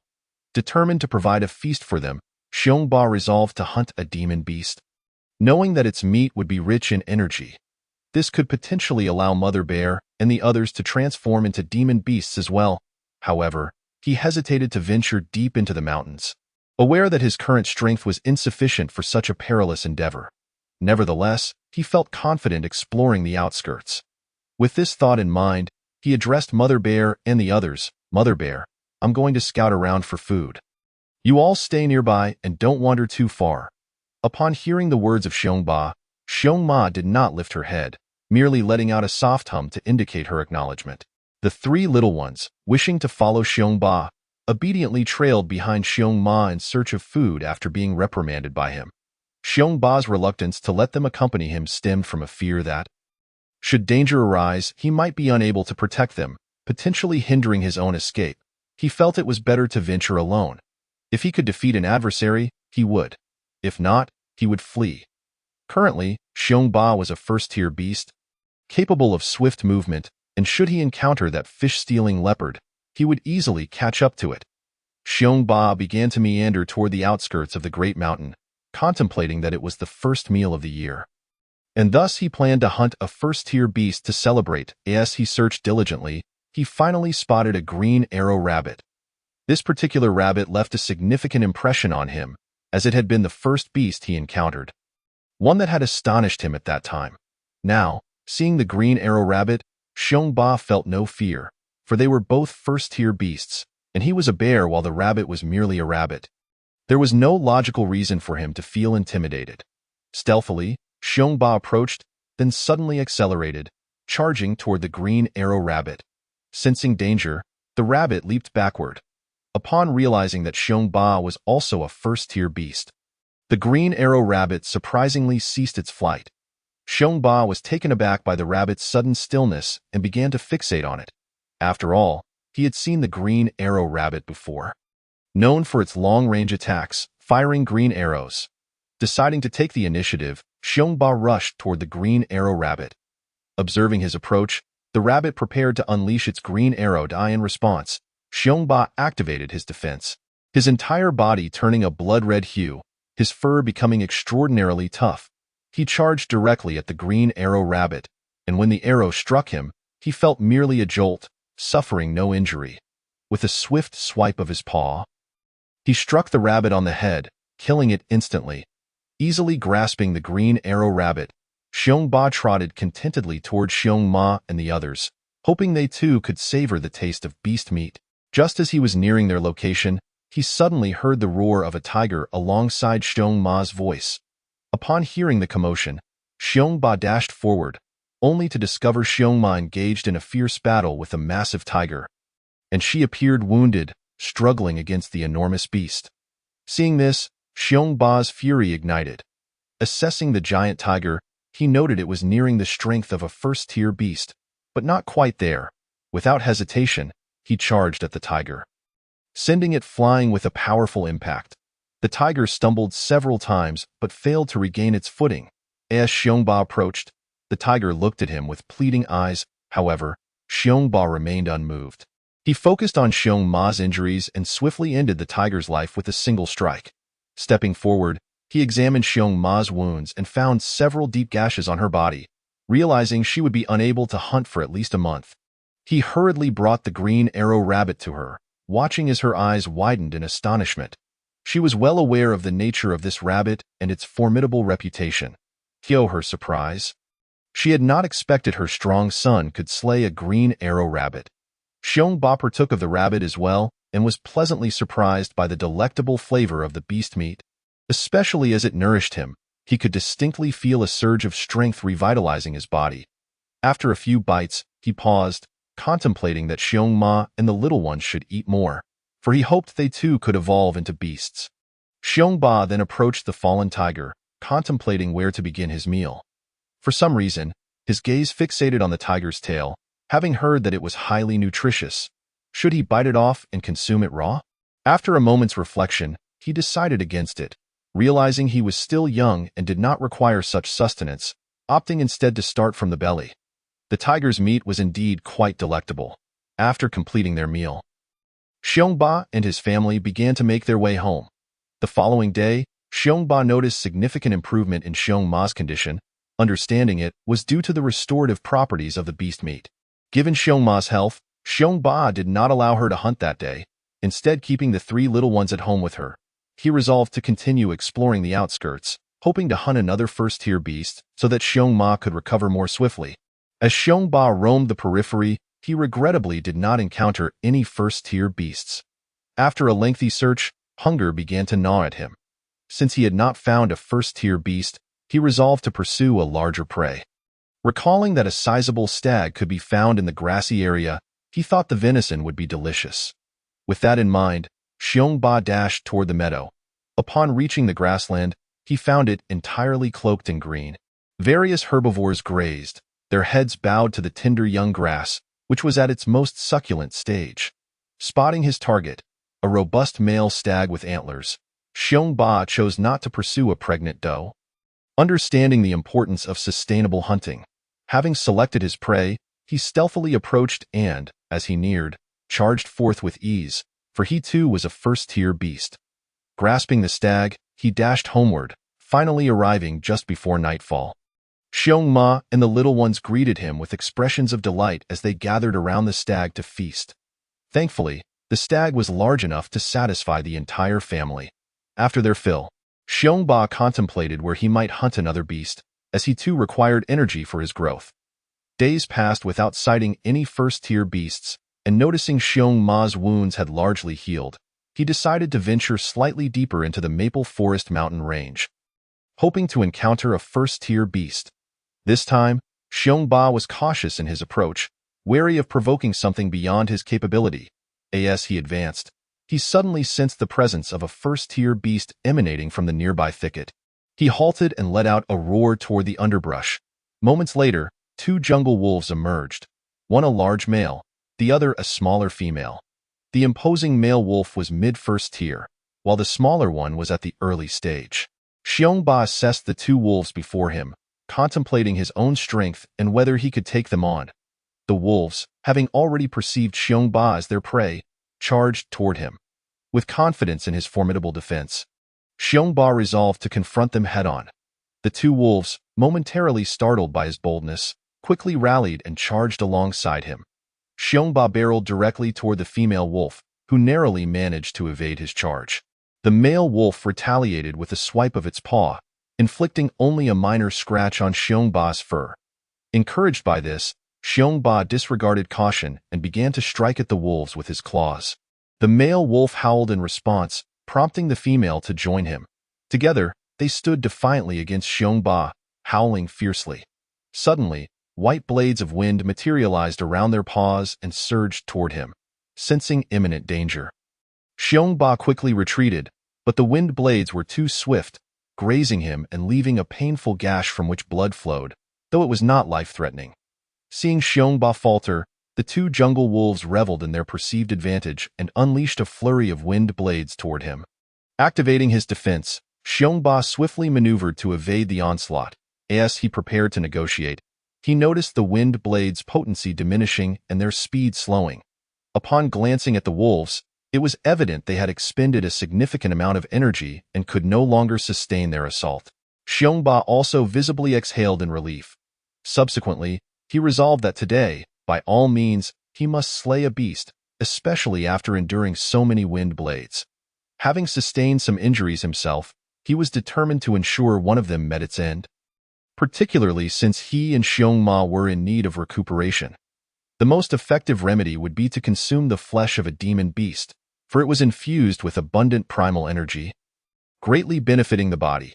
Xiong Ba hastily decided to first deal with the she-wolf, as she was comparatively weaker, and charged directly into battle with the two wolves. Paying no heed to the male wolf's attacks, he unleashed a relentless assault on the she-wolf, who eventually let out a painful howl. With a powerful slap, Xiong Ba delivered a fatal blow to her head, ending her life. At that moment, the male wolf, witnessing the fate of the she-wolf, realized that it would be impossible to kill Xiong Ba today. Continuing the fight could very well lead to its own demise. After a mournful glance at the she-wolf's corpse, it howled in grief and turned to flee. Xiong Ba did not pursue, adhering to the principle of not chasing a desperate foe, especially since he himself was injured and needed to replenish his strength. He swiftly grabbed the she-wolf's carcass and began his journey back.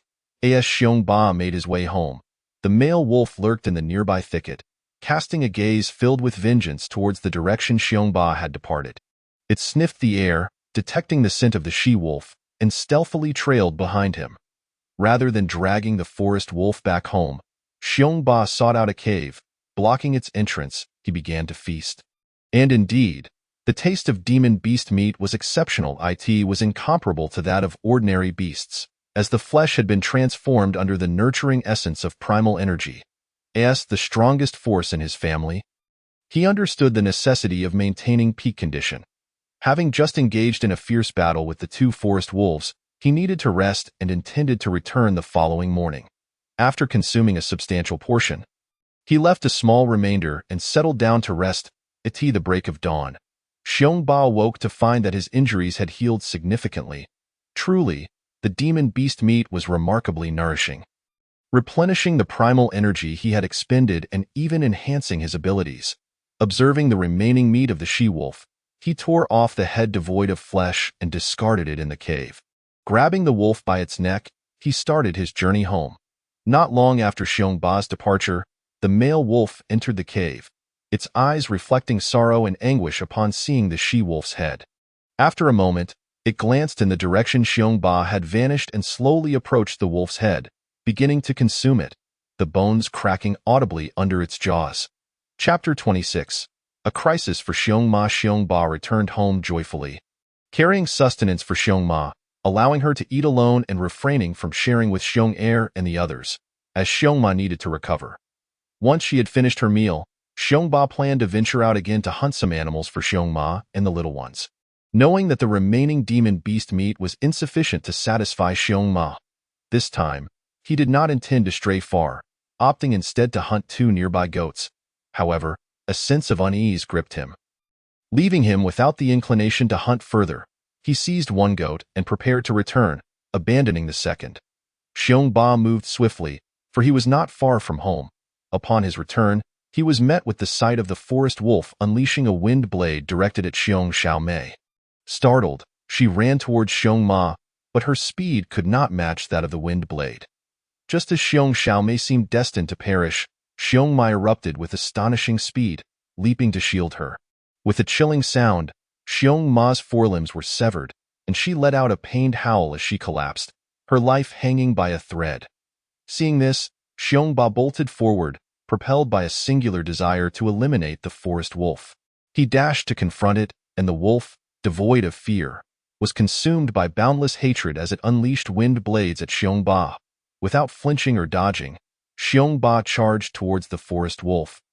Absorbing the damage as he approached, upon nearing the beast, he accelerated and collided with it, while the wolf sank its teeth into Xiongba's foreleg. In a sudden, brutal moment, Xiongba crushed the wolf's head between his jaws, then dashed back to Xiongma. That moment, the other three little ones rushed over, licking Xiongma in a desperate hope for her recovery.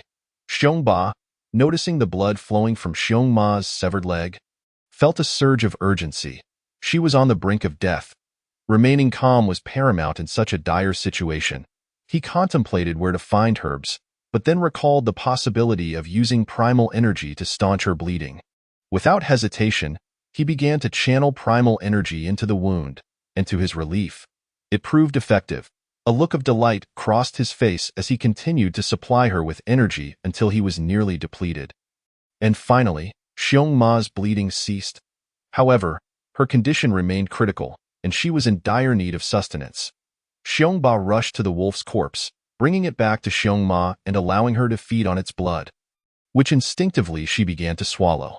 Once she had drained the blood, her condition improved noticeably, prompting Xiongba to relocate her to a hollow in a tree for safety.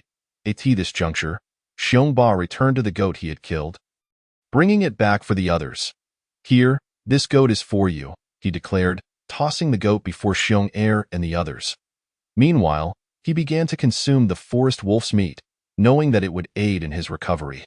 As he feasted, Xiong'er approached, eager to partake in the demon beast meat, which held an irresistible allure for wild beasts. Xiongba swiftly swatted Xiong'er aside and growled threateningly, out of fear. Xiong'er complied and settled for the goat instead.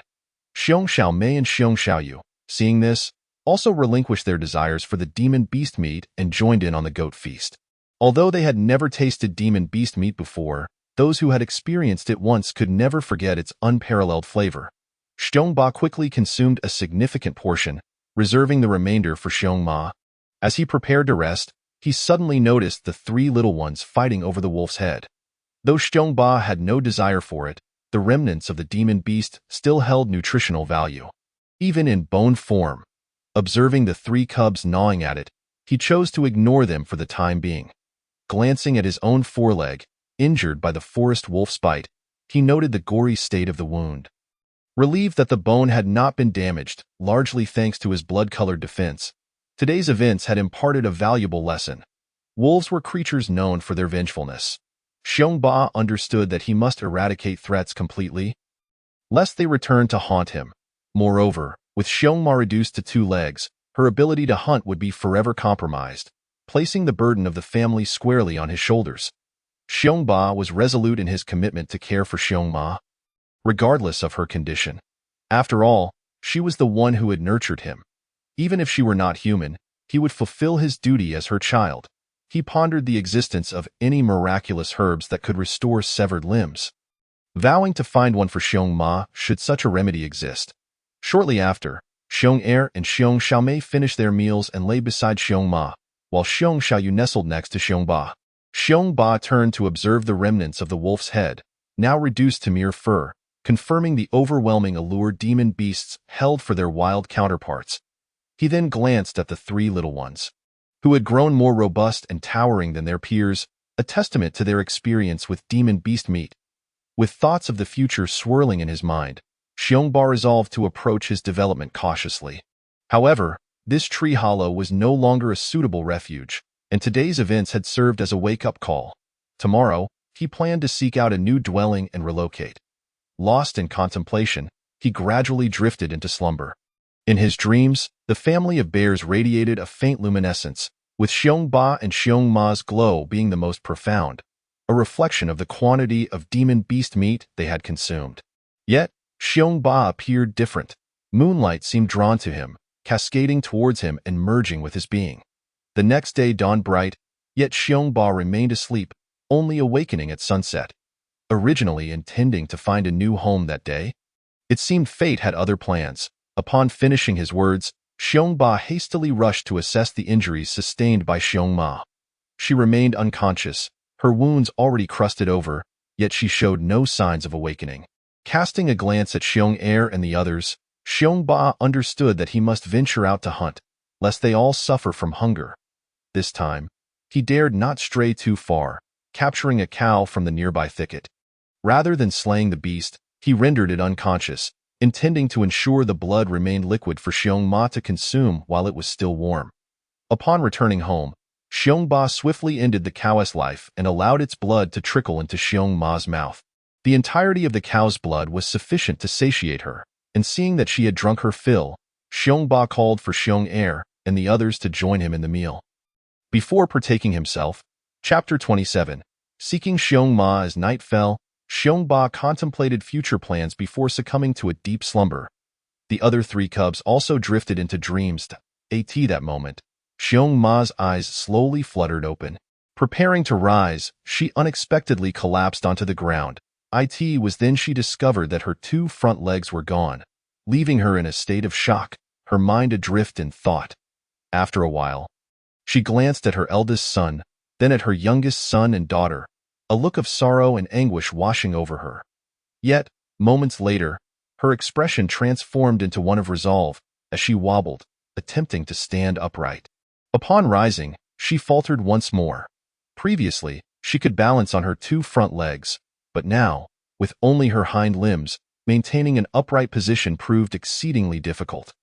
Xiongma gradually persevered, and at last, she managed to stumble towards the entrance of the tree hollow. Leaning against its edge, turning her head to gaze at Xiongba and the others, she displayed a loving yet reluctant glance before wobbling away towards the outer expanse. Untrained for such exertion, she could not maintain her stance for long.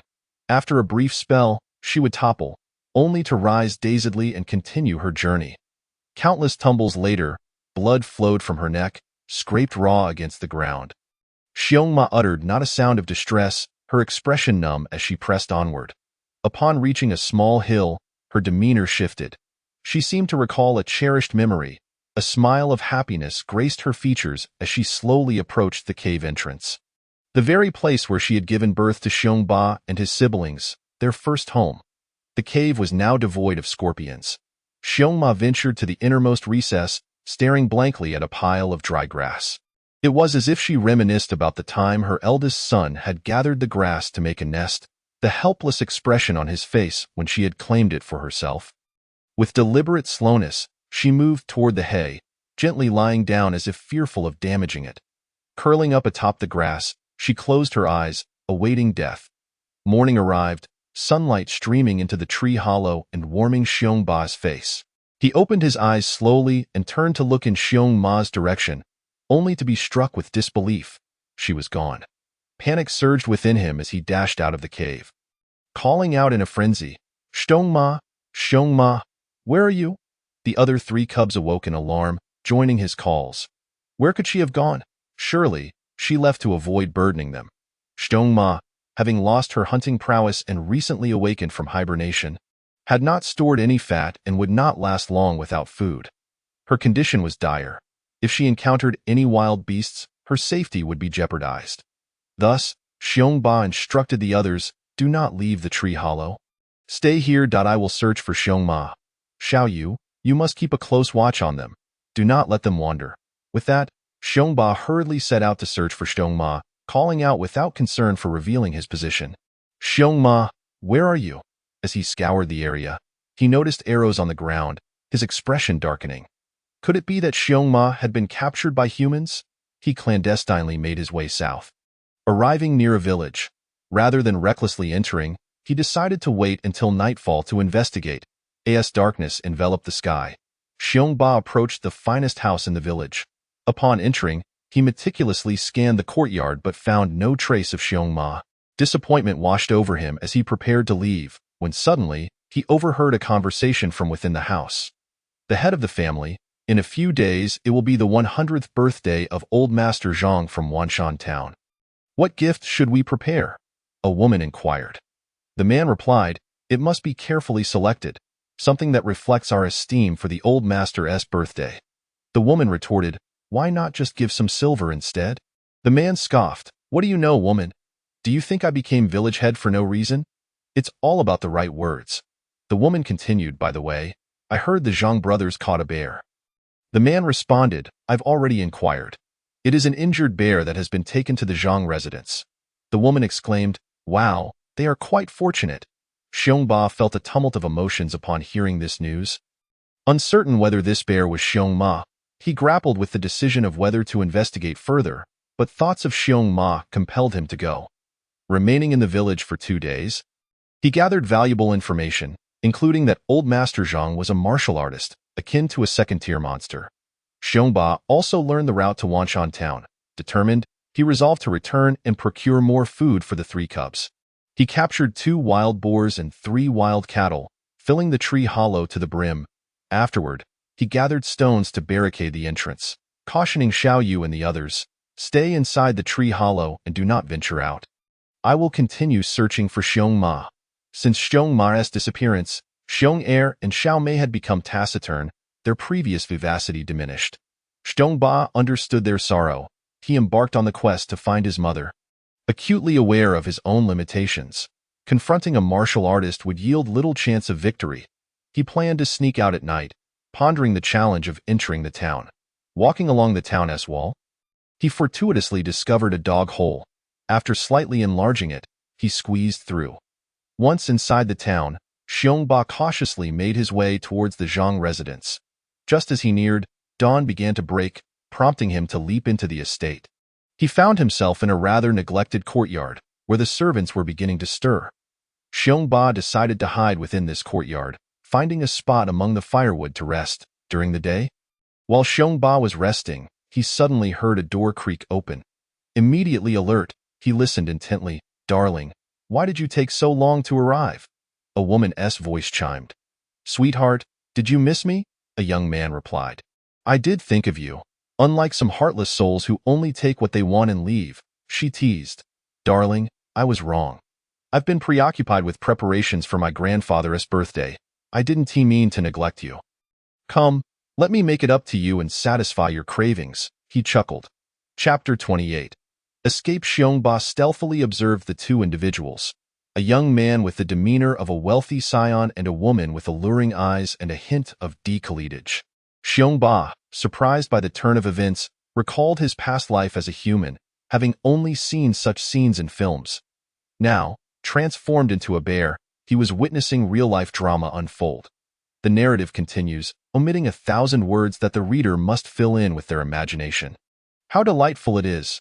I wish to be with you forever. The young man cooed, and of course, darling, I would love nothing more than to be by your side every day. She replied, haha, we have all the time in the world. Let us tidy up and leave. With the old man's birthday approaching, we shouldn't meet until after the celebrations, he suggested.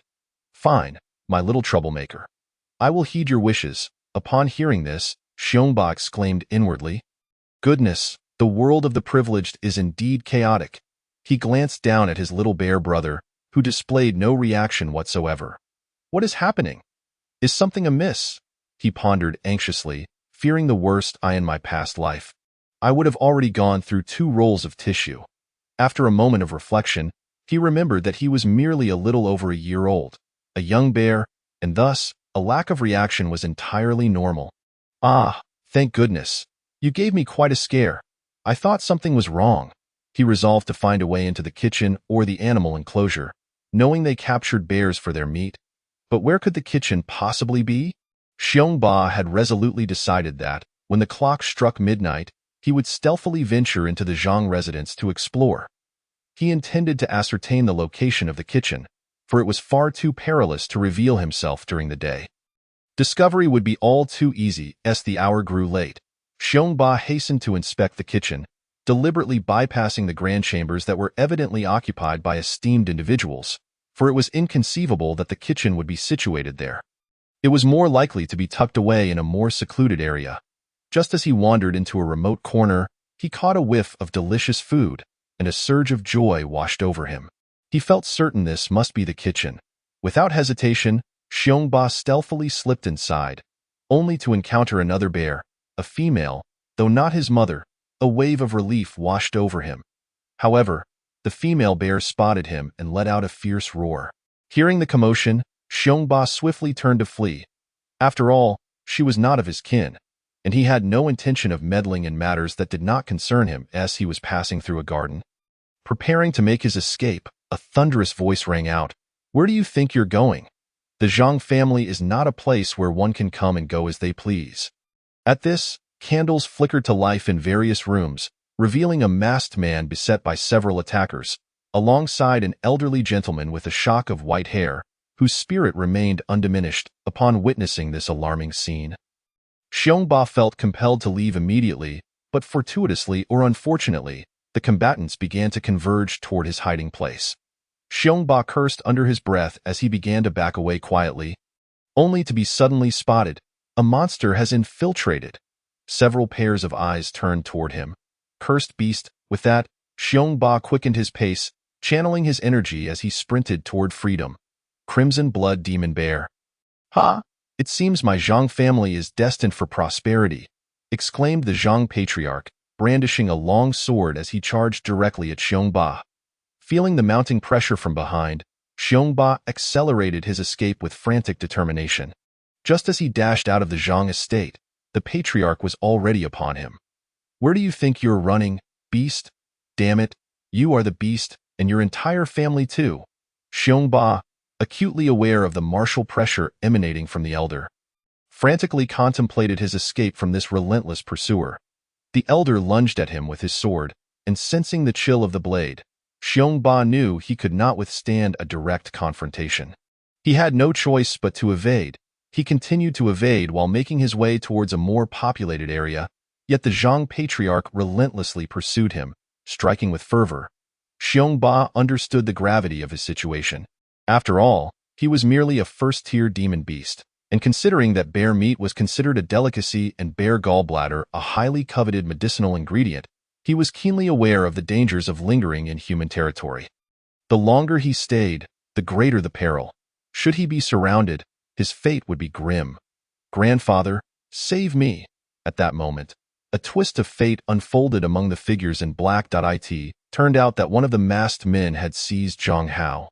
In this critical moment, the Zhang patriarch could afford no more attention to Xiongba and instead turned to confront the black-clad assailant, for he had but one treasured grandson. "You can release this boy if you clear a path for me.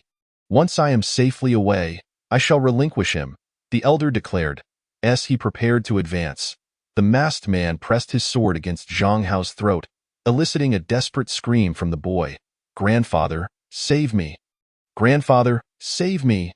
Do not lay a hand on him. Should you harm my grandson, no matter the distance, your demise is assured. Clear a path for him to pass." "Ha ha ha, rest assured, I am a person of utmost integrity. As long as I ensure my own safety, I will certainly release your grandson." Xiongba has long since fled from the Zhang family's ancestral abode, frantically making his escape. Outside the Zhang residence, a throng had gathered, eagerly anticipating the spectacle, only to be taken aback as a crimson-blooded demon bear burst forth. The onlookers were momentarily stunned, their gazes towards Xiongba now brimming with avarice, and they instinctively surged forward to assault him. Xiongba, in that moment, could only curse his misfortune and activate his bloodline abilities. Invoking the blood shield, he charged in a specific direction, enduring numerous attacks, predominantly from martial practitioners. While he could withstand the onslaught, the sheer volume of strikes began to take its toll, his vital energy depleting rapidly.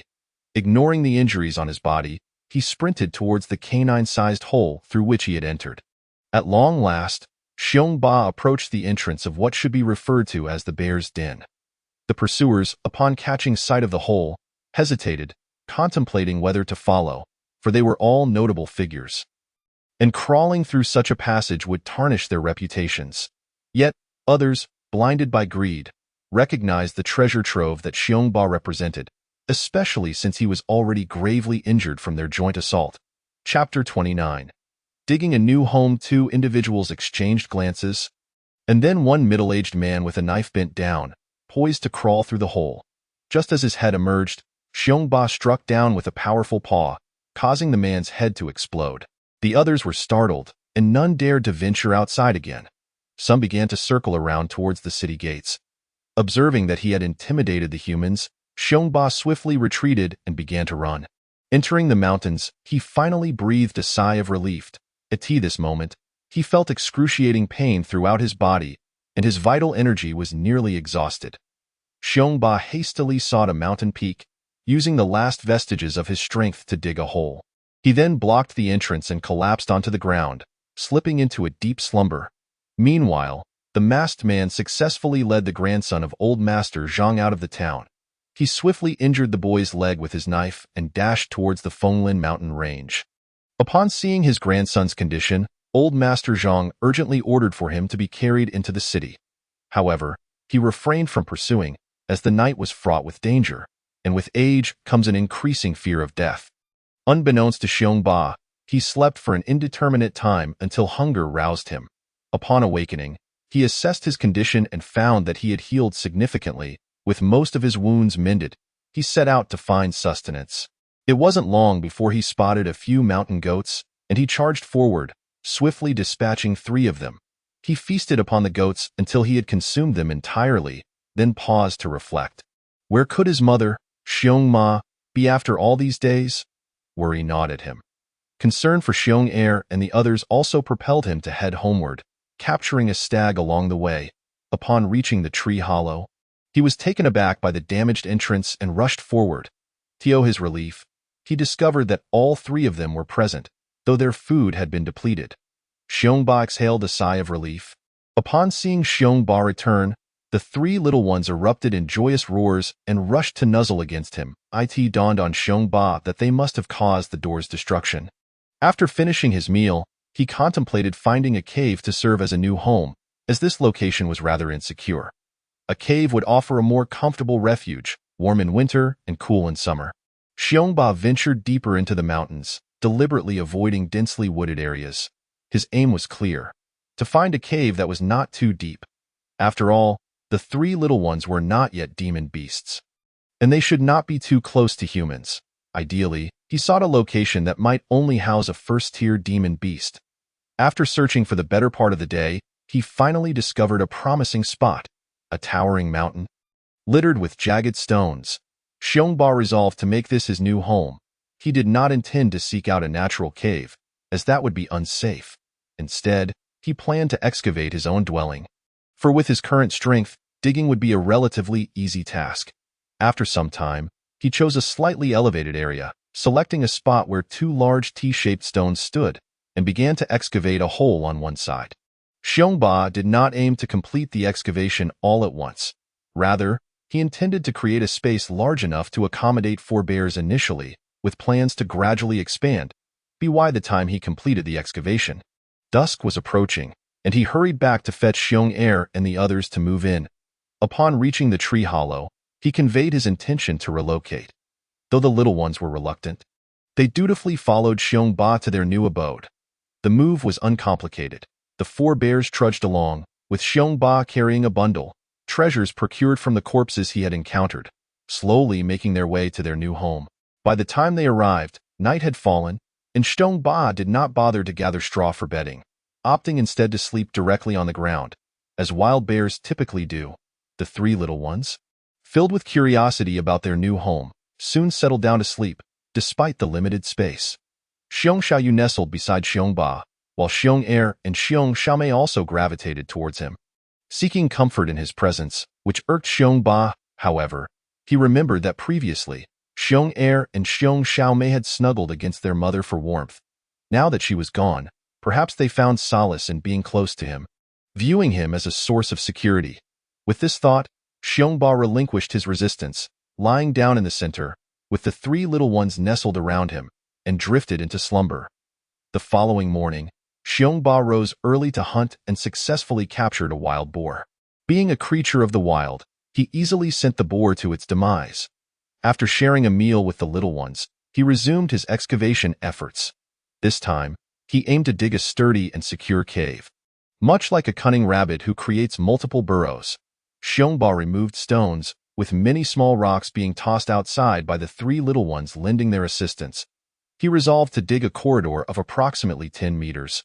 For this mountain was vast and seemingly endless, perhaps stretching for hundreds or even thousands of kilometers.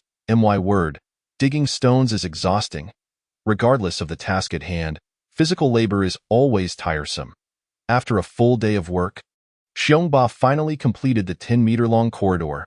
That evening, he and the 3 little ones were too fatigued to move, collapsing into a deep sleep. Upon awakening the next morning, he resumed hunting, this time capturing 2 stags to satisfy their hunger. Once they were well fed, Xiongba continued his excavation. He sought to create a spacious living room, ample enough for movement and activity. Days turned into weeks as Xiongba diligently followed his plan to construct his fortress. After several days of labor, he finally completed a living room of approximately 100 square meters. To ensure a comfortable sleeping arrangement, he continued his work, digging a small alcove within the living room, followed by a 3-meter-long corridor leading to the bedroom. The bedroom was not overly large, but he devoted considerable effort to it. He excavated half of the bedroom first, ensuring it was of similar height to the corridor, then tackled the other half, which featured 2 steps, elevated significantly above the ground. This would be where Xiongba would rest. The bedroom spanned around 20 square meters and took him about 7 days to complete. Once the bedroom was finished, Xiongba gathered an ample supply of straw, surveying his meticulously arranged sleeping quarters. The new home he had painstakingly carved out with his own hands filled him with satisfaction.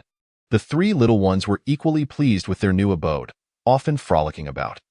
Observing that the tunnel seemed somewhat cramped, Xiongba gradually widened it, allowing for simultaneous entry and exit, without waiting for one past event to conclude before another can emerge. It seems there is still something lacking. What could it possibly be? After much contemplation, Xiongba finally discerned the missing element: a door. After all, when one retires for the night, leaving the entrance unbarred fosters a sense of unease. Chapter 30. The door having taken a day to rest, Xiongba ventured out to hunt a few deer, returning to share a hearty meal with Xiong-Er and the others. The following day, he set out to find a suitable door. Xiongba was not inclined to seek a wooden door, as it failed to provide him with a sense of security. After a thorough search, he resolved to procure some thin yet sturdy stone slabs to serve as a door, thereby enhancing his defenses. For the entrance, Xiongba sought not just a single stone slab, but also intended to use a large rock as a barrier, which would offer him greater reassurance. He contemplated where this substantial rock should be positioned, deciding it would be best placed inside the cave, allowing him to secure the entrance while he slept.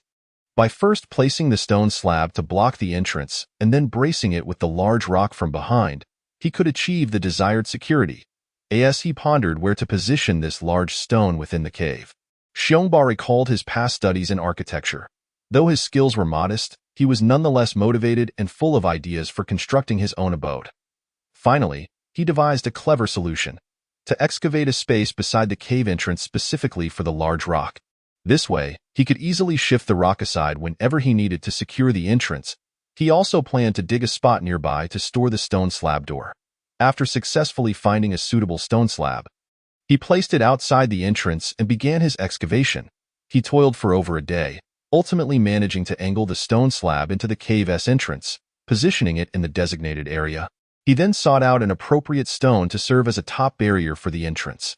Fortunately, being a first-tier demon beast with the strength of an evolved predator, he was able to maneuver the heavy stone without difficulty. Once the door was secured and safety ensured, Xiongba resumed his daily physical training, practicing the techniques he had mastered.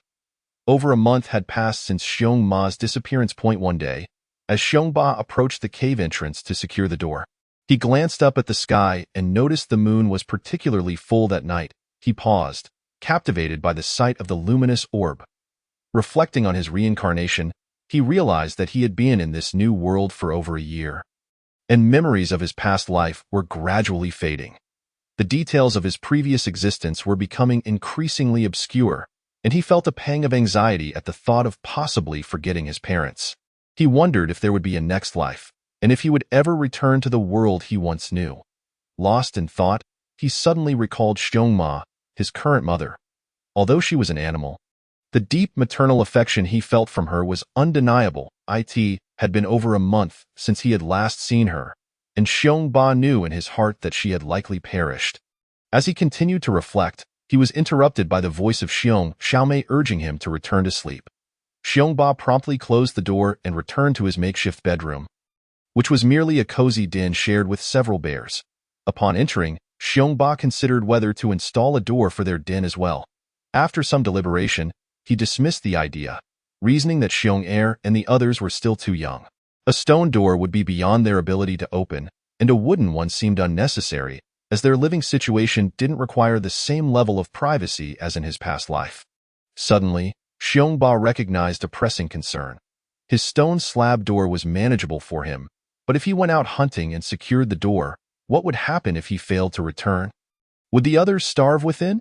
He resolved to search for a thinner, lighter stone slab that the younger bears could manage to open.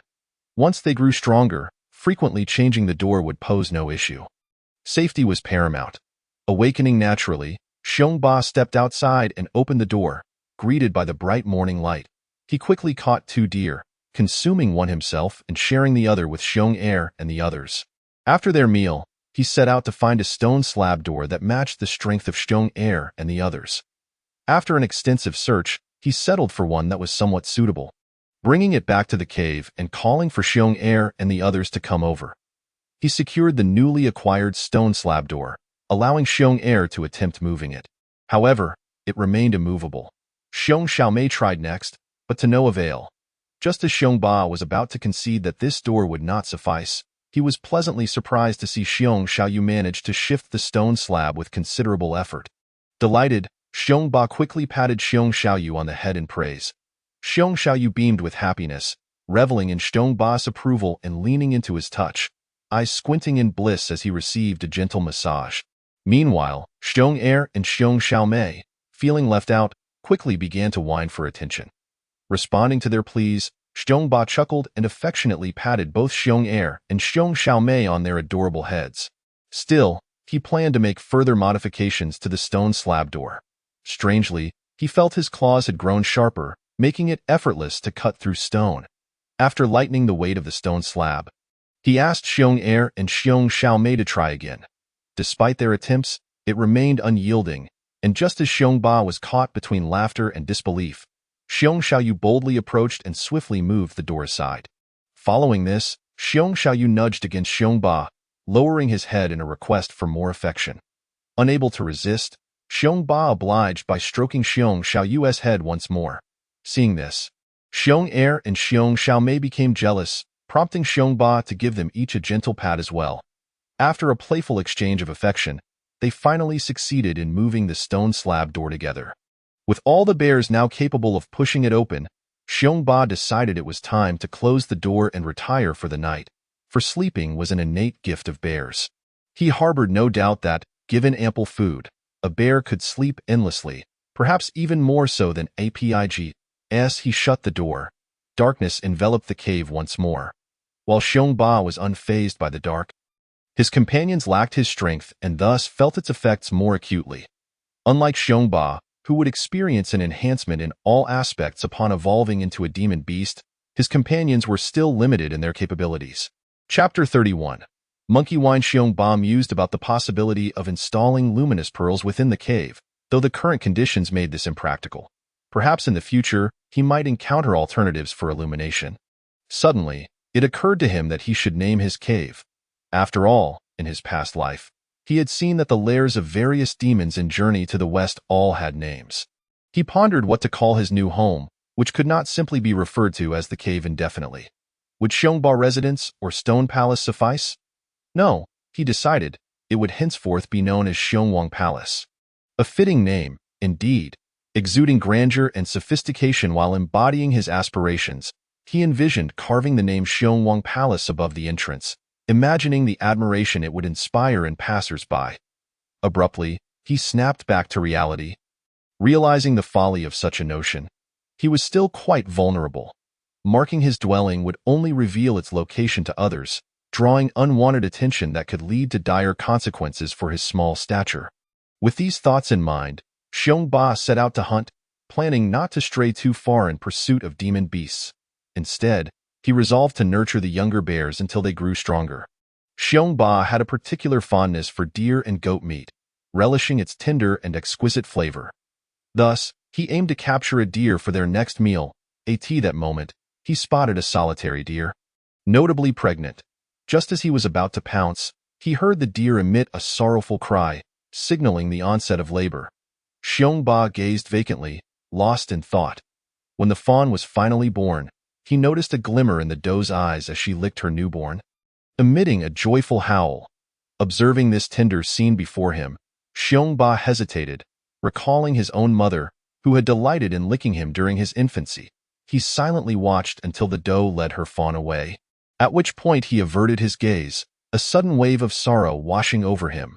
With no particular destination in mind, Xiong Ba ambled aimlessly, ultimately arriving at his dwelling, a hollow in a tree. He found a stone and sealed the entrance before departing once more. First, he ventured into the orchard, where the sight of the fruit-laden trees reminded him of the time when his mother had moved him and Xiong Er to a new home. Just as he was about to leave, a familiar call echoed in the air. Suddenly, he felt something hurtling towards him, prompting Xiong Ba to dodge instinctively. Upon closer inspection, he realized it was an unripe fruit. Following the trajectory of the fruit, he spotted the mischievous offspring of the Monkey King perched on a branch, confusion etched across its face, seemingly perplexed as to how Xiong Ba had evaded its throw. Anger then flared up within the little monkey, which began to hurl more unripe fruits at Xiong Ba. The orchard was a vibrant tapestry of trees, some laden with ripe fruit, others still maturing, and some just beginning to bloom. Observing the little monkey's audacity, Xiong Ba resolved to impart a profound lesson. He feigned retreat, watching as the monkey turned to gather more fruit, then settled back down to eat. Seizing the moment, Xiong Ba swiftly climbed to the monkey's perch, pinning it against the tree with a single swipe. The little monkey, still dazed, reacted with sheer terror, its cries for help echoing through the branches. Xiong Ba pretended to threaten it, baring his formidable jaws, sending the little monkey into a frenzy of panic, thrashing helplessly against his grip. However, Xiongba's strength was overwhelming, and the monkey found no means of escape. At that moment, the Monkey King arrived, swinging through the trees with remarkable speed.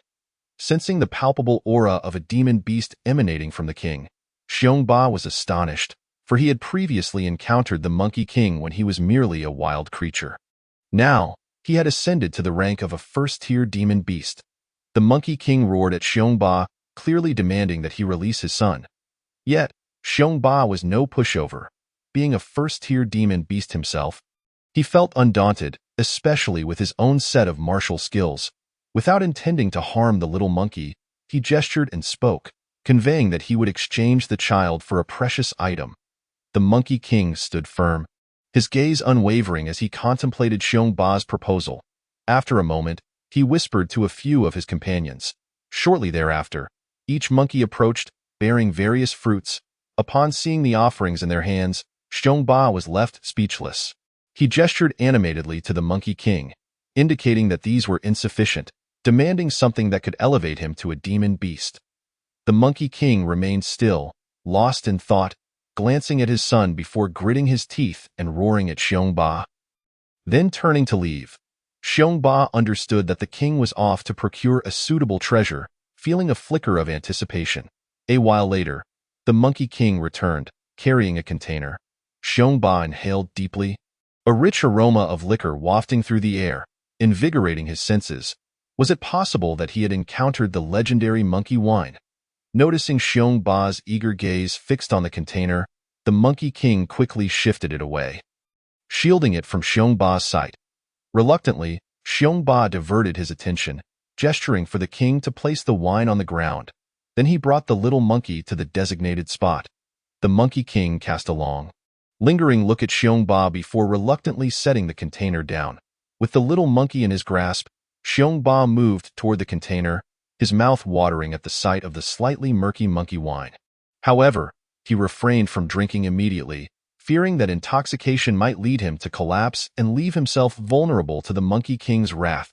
In a sudden move, Xiongba hurled the little monkey toward the king. As the king's attention shifted from Xiongba to his son, he rushed to catch the little one. Meanwhile, Xiongba seized the moment to snatch up the container and sprint towards the Bear King's palace. By the time the Monkey King secured his child and prepared to retaliate, Xiongba was already far out of reach, having chosen a clearing devoid of trees as their meeting place. Where pursuit was impossible, Xiongba paid no heed to anything else, racing towards the entrance of his den, where he barricaded the entrance with a heavy object, finally letting out a sigh of relief. He hurriedly brought the container into his chamber, and soon the fragrant aroma of the liquor filled the hollow, intoxicating all within. The three little ones, drawn by the enticing scent, scampered over, drooling at the sight of the container. Xiongba quickly offered each of them a sip, only to watch them sway and fall asleep. He checked on their condition, relieved to find them unharmed, fearing that their small bodies might not withstand the potent energy.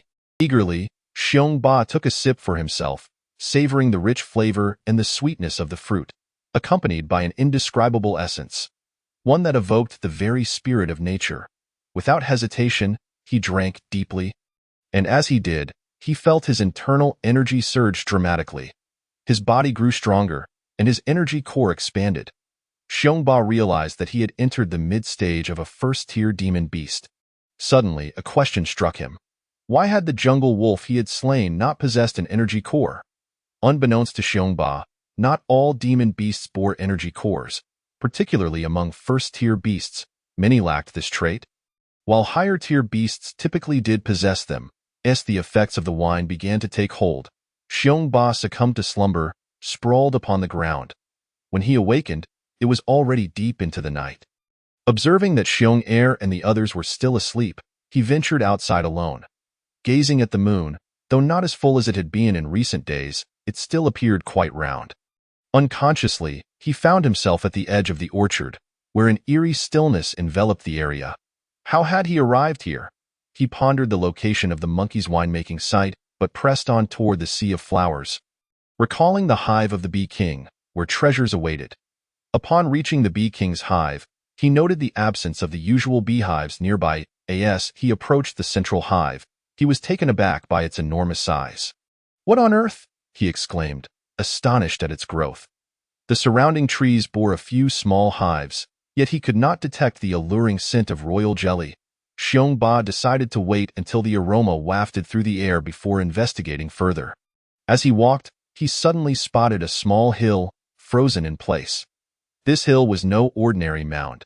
It was the very site of his birth, a memory etched deeply in his mind. After a moment of reflection, he shrugged off the nostalgia. "Well, I've come this far. I might as well take a look," he thought, emboldened by his current strength, unafraid of the scorpions that may still linger there. Xiongba slowly approached the cave. And as he reached the entrance, he glimpsed a dark figure within. The sight of this silhouette sent a jolt of electricity through him. Cautiously, he ventured further inside, and at last, he could see clearly. There lay Xiongma, emaciated and frail, her bones starkly visible beneath her skin. Tears welled in Xiongba's eyes as he beheld the heart-wrenching scene before him, a tumult of emotions swirling within him. He gently leaned his head against Xiongma's abdomen. As seconds ticked by, he finally discerned her faint breaths. A surge of joy illuminated his face, and with renewed determination, he dashed outside, spotting a goat, which he swiftly incapacitated and brought back. Using his sharp claws, he made an incision on the goat's neck, allowing its blood to drip into Xiongma's mouth. Initially, the blood trickled down and pooled on the ground. But gradually, Xiongma began to instinctively swallow. From 5 swallows a minute, it escalated to a continuous rhythm. Xiongba was cautious not to let her consume too much at once, fearing her frail body could not withstand it. Noticing her belly swell, he quickly ceased the flow of blood. Xiongba had intended to carry Xiongma home, but considering her condition, he reconsidered. After all, she had just ingested a copious amount of blood, and he worried that any sudden movement might be detrimental. He resolved to wait until the morrow. Unable to sleep, he remained vigilant by Xiongma's side, softly recounting the events of the past few days. "Xiongma, we all miss you dearly. Dio, you know how frantic we were when you left." These days, by midday, Xiongba observed that Xiongma's condition remained unchanged, stirring a sense of urgency within him. He pondered how wonderful it would be if he could procure the blood of a magical beast for her. However, time was of the essence, and searching for one would take too long. Moreover, he felt uneasy leaving Xiongma alone in her current state. A spark of determination flickered in his eyes as he had an idea. He made a small incision on his paw and let his blood drip into Xiongma's mouth. At first, she instinctively swallowed, but then, as if savoring an exquisite delicacy, she continued to gulp eagerly.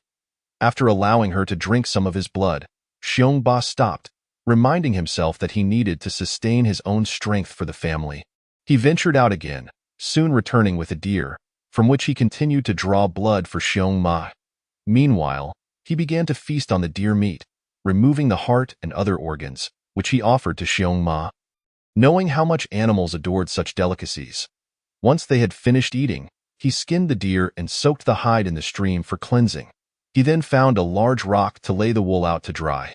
By nightfall, he checked on the wool, and seeing it had dried, he brought it back to the bear palace, laying it on the stone bed. The entire bear family nestled on it, sleeping peacefully in the deep of night. Xiongma gradually opened her eyes, her expression one of confusion. She had dreamt of her eldest son coming to rescue her, facing numerous dangers in the process, stirring a sense of guilt within her. As she turned her gaze, she was met with the sight of her eldest, second, and third cubs. Overcome with emotion, she attempted to rise, only to remember her forelegs were no longer there. Straining with her hind legs, she managed to stand, but her weakened body caused her to tumble over, landing squarely on Xiongba. Awakened by the impact, Xiongba's heart soared at the sight of Xiongma regaining consciousness. "Xiongma, I finally found you, you bear cubs. I am a magical beast, and I will provide you with endless prey. You shall live with me, and I promise to care for you for the rest of your days." Upon hearing Xiongba's words, a tender and grateful smile spread across Xiongma's face, yet she shook her head, yearning to rise and depart. "Xiongma, please don't leave us. Xiong-er, Xiaomei, and I need you. I have slain 2 magical beasts in my search for you. Truly, Capturing wild beasts is effortless. I promise I'm not deceiving you, as Xiongba recounted his tale. He could see that Xiongma remained skeptical, as he had not yet demonstrated his newfound strength. Nevertheless, he resolved that with the dawn, he would venture to the mountain's outskirts to hunt a magical beast, both to showcase his prowess and to nourish Xiongma, who was still so frail. Through his persistent narration, and with the assistance of Xiong and Xiao Mei, Xiongma's desire to leave was momentarily quelled, and Xiao Mei nestled into her mother's embrace. Receiving gentle licks of affection in return, as dawn broke, Xiongba rose early, instructing Xiong and Xiao Yu to watch over Xiongma, cautioning them to prevent her from wandering off. In truth, Xiongba's concerns were somewhat excessive. Given Xiongma's current state, even if she wished to flee, it was hardly a feasible notion. After all, standing up was a struggle, let alone departing from this place. Upon hearing Xiong's voice, Xiongba perceived that they indeed understood his intention, prompting him to leave the Xiongwang Palace and advance toward his objective. As Xiongba cautiously proceeded forward, he encountered a densely clustered patch of grass. At that moment, a small, emerald-green snake, approximately 1 meter in length, emerged from within. It exuded an aura characteristic of a demon beast, and its appearance suggested it was highly venomous and not to be trifled with. Hissing menacingly at Xiongba, he comprehended her warning. This indeed was the snake's territory, and he had unwittingly trespassed. Casting a glance at the slender, undernourished green serpent, Xiongba did not linger in contemplation and hastily retreated in the opposite direction. The green snake, having successfully frightened away a fellow first-tier demon beast with nothing but its hissing, immediately reared up on its hindquarters and emitted a triumphant hiss. Throughout his journey, Xiongba activated his blood-bear defense.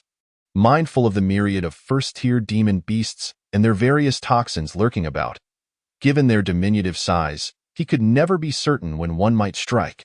He meticulously selected suitable prey along the way. When suddenly, a snow-white fox burst forth ahead. It was a high-tier demon beast, the snow spirit fox, yet it appeared to be merely a late-stage first-tier beast, much like himself, a young fox.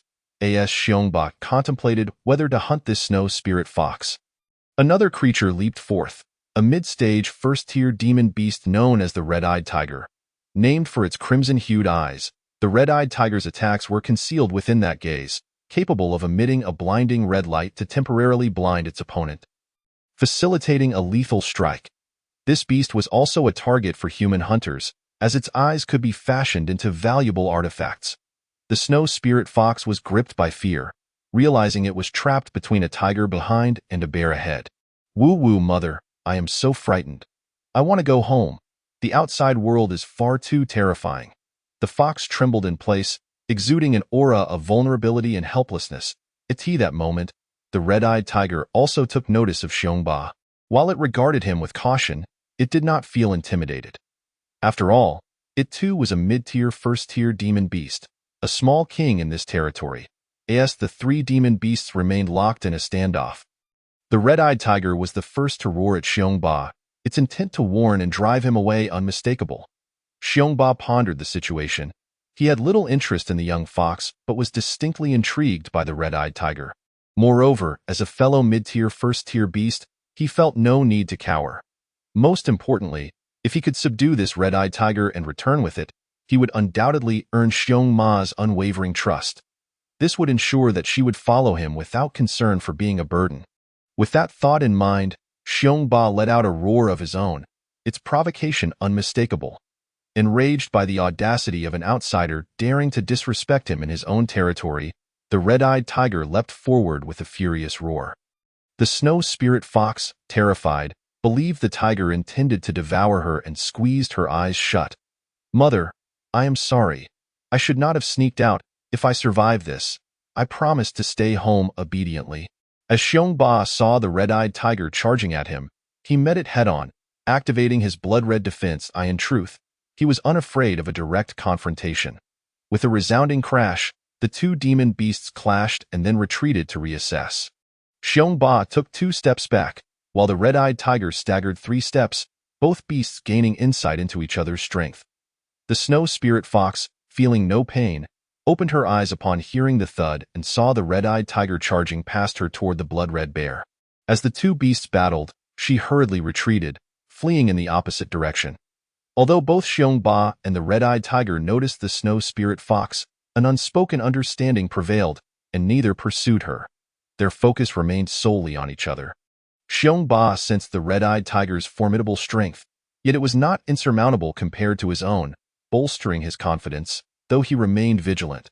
The red-eyed tiger, perceiving Xiongba's prowess, felt a surge of battle fervor rather than fear. Xiongba was the first to charge, unleashing a devastating palm strike. The red-eyed tiger, having learned from experience, evaded the blow and skillfully maneuvered to attack Xiongba from various angles. As their combat continued, Xiongba bore numerous wounds from the red-eyed tiger, blood seeping through his fur, enhancing its vibrant hue. Meanwhile, the red-eyed tiger was not without injury either, having been struck multiple times by Xiongba's relentless counterattacks, particularly feeling the impact of the devastating palm strikes that threatened to fracture its ribs. Just as Xiongba lunged once more, he noticed the red-eyed tiger standing still, not advancing. Suddenly, a blinding light enveloped his vision, obscuring everything. Instinctively, he swung his paw forward, only to feel a sharp pain in his thigh as if his bone had cracked. When his sight cleared, he beheld the red-eyed tiger having bitten into his foreleg. Xiongba quickly attempted to strike at the tiger's head, but the creature released its grip and leapt aside.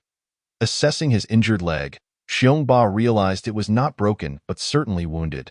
The pain indicating a fracture. In a state of urgency, Xiongba recognized his movements were already less agile than the red-eyed tiger's, and with his foreleg injured, he felt even more hindered. What should I do? I must devise a plan. I cannot perish here if I die. What will happen to Xiongma and the others? Regretting his decision to provoke the red-eyed tiger, he lamented, had I known it would be this troublesome, I would have targeted weaker demon beasts instead. The red-eyed tiger, exhilarated by the sight of the blood-stained wounds it had inflicted on Xiongba's leg, felt a sense of satisfaction. Particularly, tasting the bear's blood had imbued it with a surge of energy. The red-eyed tiger sensed that should it slay the blood-red bear before it, it would undoubtedly ascend to a second-tier demon beast, and the bear's blood would surely contain a core of immense power. In its eyes, the blood-red bear had transformed into a rare elixir, and it would not allow Xiongba to escape. It is imperative to eliminate and consume Xiongba. As Xiongba gazed into the unabashedly avaricious eyes of the Chimu tiger, he comprehended that there would be no mercy shown today. Currently, Xiongba found himself in distress over his lack of any innate abilities. He was merely adept at enduring blows, which left him exceedingly dissatisfied. The Chimu tiger slowly encircled Xiongba, methodically searching for his vulnerabilities to deliver a fatal strike. Though Xiongba dared not strike first, fearing the tiger's blinding crimson glare, the Chimu tiger abruptly halted directly opposite him. Inching closer, Xiongba understood that the tiger intended to draw near to unleash its ultimate technique, aiming to obliterate him in an instant. Realizing that this was a fight for survival, Xiongba closed his eyes. Deliberately exposing his neck, the Chimu tiger, sensing the opportunity, lunged towards the unprotected throat, instinctively aiming for the vulnerable spot. In a sudden reflex, Xiongba retracted his head, evading the attack just in time. The Chimu tiger's fangs grazed his face, leaving a long gash. Seizing the moment, Xiongba disregarded the pain and wrapped one paw around the Chimu tiger's body. With all his might, he performed a blood-bear heart extraction, plunging his paw into the tiger's soft abdomen. Chapter 35. Recovery. With a thud, the Chimu tiger collapsed, its eyes filled with unyielding resentment. It was meant to be the prey that had elevated itself. Yet it had ultimately become sustenance for another beast. Xiongba, witnessing the fallen Chimu tiger, leaped upon it out of a sense of precaution, sinking his teeth into the tiger's throat and drinking deeply of its blood. After a brief moment, he sensed the blood had ceased, given the sizable wound in its belly. The crimson liquid pooled on the ground, and he felt a semblance of strength and vitality returning. Regrettably, so much blood had been wasted. He needed to depart swiftly, for his condition was dire, and the pungent scent of blood could easily attract other beasts. Xiongba hurriedly hoisted the tiger's carcass upon his back. enduring the pain as he dashed towards home. Not long after he left, a colossal dragon earthworm emerged from the ground, voraciously devouring the soil tainted with tiger blood before vanishing underground. Fortunately, this occurred at the periphery of the Maple Forest mountain range, where only minor beasts were drawn by the scent of blood. Had he ventured deeper, the situation could have turned grim. Xiongba returned to the Bear King's palace unscathed, placing the Chi-Mu tigeress carcass in the living room. Upon sensing the oppressive aura emanating from the tiger's body, Xiong and the others displayed a mix of fear and excitement.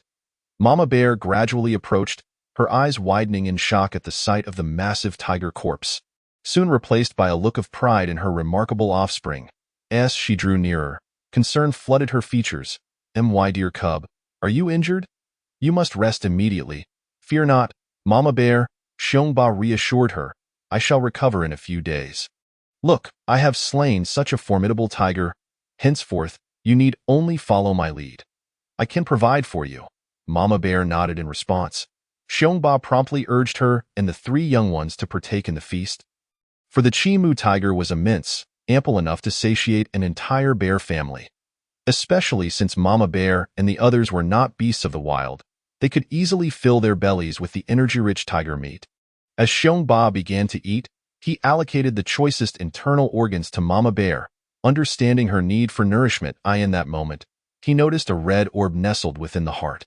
Sensing the immense power contained within, Xiongba realized it was a Yuan core, filling him with elation at the prospect of further exploration after he had satisfied his hunger. Mama Bear and the others soon stopped eating. Having consumed their fill, leaving Xiongba to indulge alone, he continued to feast voraciously, fully aware that his injuries were severe and that he required ample sustenance to expedite his recovery. Having consumed nearly all, he carried the Yuan core back to his chamber. Xiongba contemplated how to absorb the energy of the Yuan core, recalling tales from his previous life about holding it in one's palm. Closing one's eyes to meditate and drawing the energy into one's body, he attempted this method, yet after an hour, he had made no progress. Frustrated, he devoted considerable time to further research, yielding no results. Finally, gritting his teeth, he swallowed the Yuan core whole. This time, he experienced a remarkable reaction. An incredibly pure and vast energy surged within him, flowing into his Yuan core like a gentle stream, gradually transforming into a rushing river. Accelerating until it was completely absorbed, Xiongba felt a significant improvement in his condition, noting that his injuries had healed considerably. Most importantly, his Yuan core appeared fuller, akin to an empty glass that had previously contained 1/10 of its capacity, now enriched to 4/10. Elation washed over him as he surmised that if he were to consume a few more cores, he could attain the latter stages of the first tier. Exhausted from the day's endeavors, he had planned to skin the tiger's hide but now felt no desire to move, yearning only for a long slumber. When Xiongba finally awoke, 3 days had passed. During his slumber, Xiong and Xiong Xiaomei had attempted to rouse him repeatedly, only to be thwarted by Mama Bear. Concern filled her heart as she observed her son sleeping for so long. Now that Xiongba had finally stirred, Mama Bear sighed in relief, noticing upon awakening that his face no longer pained him. While he could not utilize his powerful mountain-splitting palm with his front limbs, he was able to walk without issue. The Chi-Mu tiger had been completely consumed, while Xiong was still gnawing on a bone, which left Xiongba exasperated. After all, they were bears, not dogs. He tossed the remnants of the tiger's bones aside, preserving the hide. Xiongba had no intention of seeking out more beasts. It was far too perilous. Instead, he resolved to focus on absorbing energy. During his recovery, he contemplated excavating a separate chamber, as he occasionally desired solitude, to avoid disturbances from Xiong and the others, and to ensure a peaceful rest. It was essential to create a new space. Xiongba devised a plan to dig a room adjacent to the living room, ready to commence his work, for he was a bear of action. However, the ideal was beautiful, while reality proved harsh. Testing his injured limb, he discovered it was still painful to exert force, hindering his recovery. Therefore, Xiongba abandoned the idea of digging further, reasoning that using one claw would be unnecessary, as it would be too slow. He resigned himself to remain within the Bear King's palace, venturing only to the grasslands to capture small animals rather than beasts. He would return immediately after hunting, never lingering outside, for the Bear King's palace was a sanctuary. After more than half a month of recuperation, one day while bathing, Xiongba glanced into the water and was taken aback by the reflection of a striking bear. However, a large scar marred his face, rendering him looking quite fearsome, reminiscent of a character from an animated series he had seen in his past life, the bear instructor from Langlang Mountain who bullied the little pig demon. No matter, he mused, they say scars are the badges of manhood. This scar shall serve as my badge, a reminder to avoid unnecessary conflict. He pondered how his appearance would be perceived by other bears and whether it would affect his prospects of finding a mate. With that thought, he resolved to seek answers. Xiongba first sought out Xiong Xiaoyu, inquiring whether the scar on her face was unattractive. To his surprise, she boldly asserted that it was not ugly at all, but rather quite fierce and handsome. Subsequently, he posed the same question to Xiongma, who provided a similar response, reiterating that it was indeed fierce and handsome. With this affirmation, Xiongba felt a sense of relief. After all, in his previous life, he had not had a single woman by his side. Having lived nearly 30 years as a solitary being in this lifetime, he was determined to find a beautiful bear to call his own. During his recuperation, Xiongba remained industrious, frequently encouraging Xiongma to engage in more physical exercise.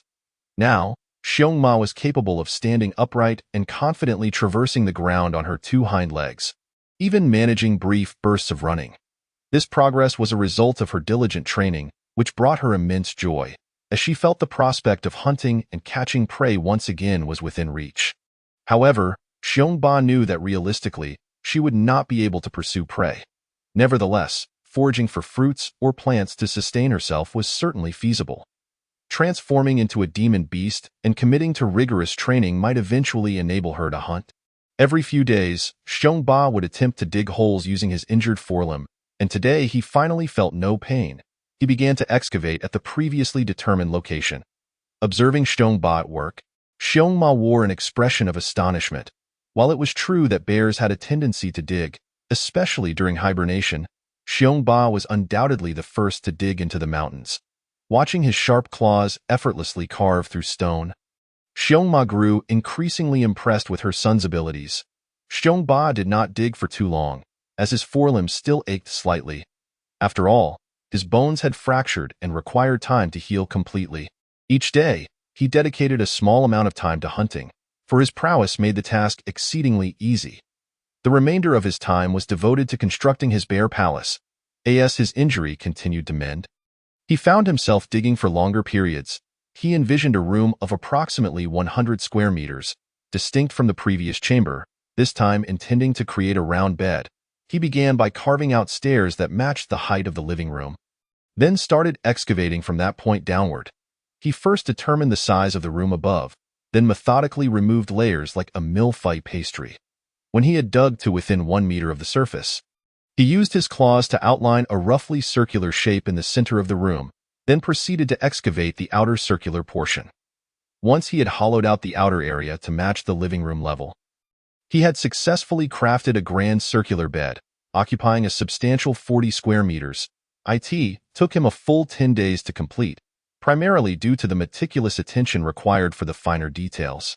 Upon finishing the new bedroom, Xiongba laid down a red-eyed tiger skin in the center of the stone bed, and upon reclining, found it to be exceedingly comfortable.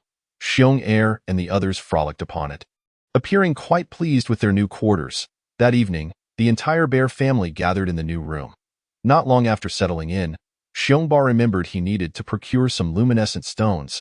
After deliberating, he decided to postpone the task until the following night, opting instead to rest. The reason for his nighttime venture was that luminescent stones could only be identified by their glow, which was not visible during the day. Moreover, he had dismantled the cumbersome transport apparatus resembling a coffin, as he deemed it inauspicious. If only he had a storage bag or a spatial ring.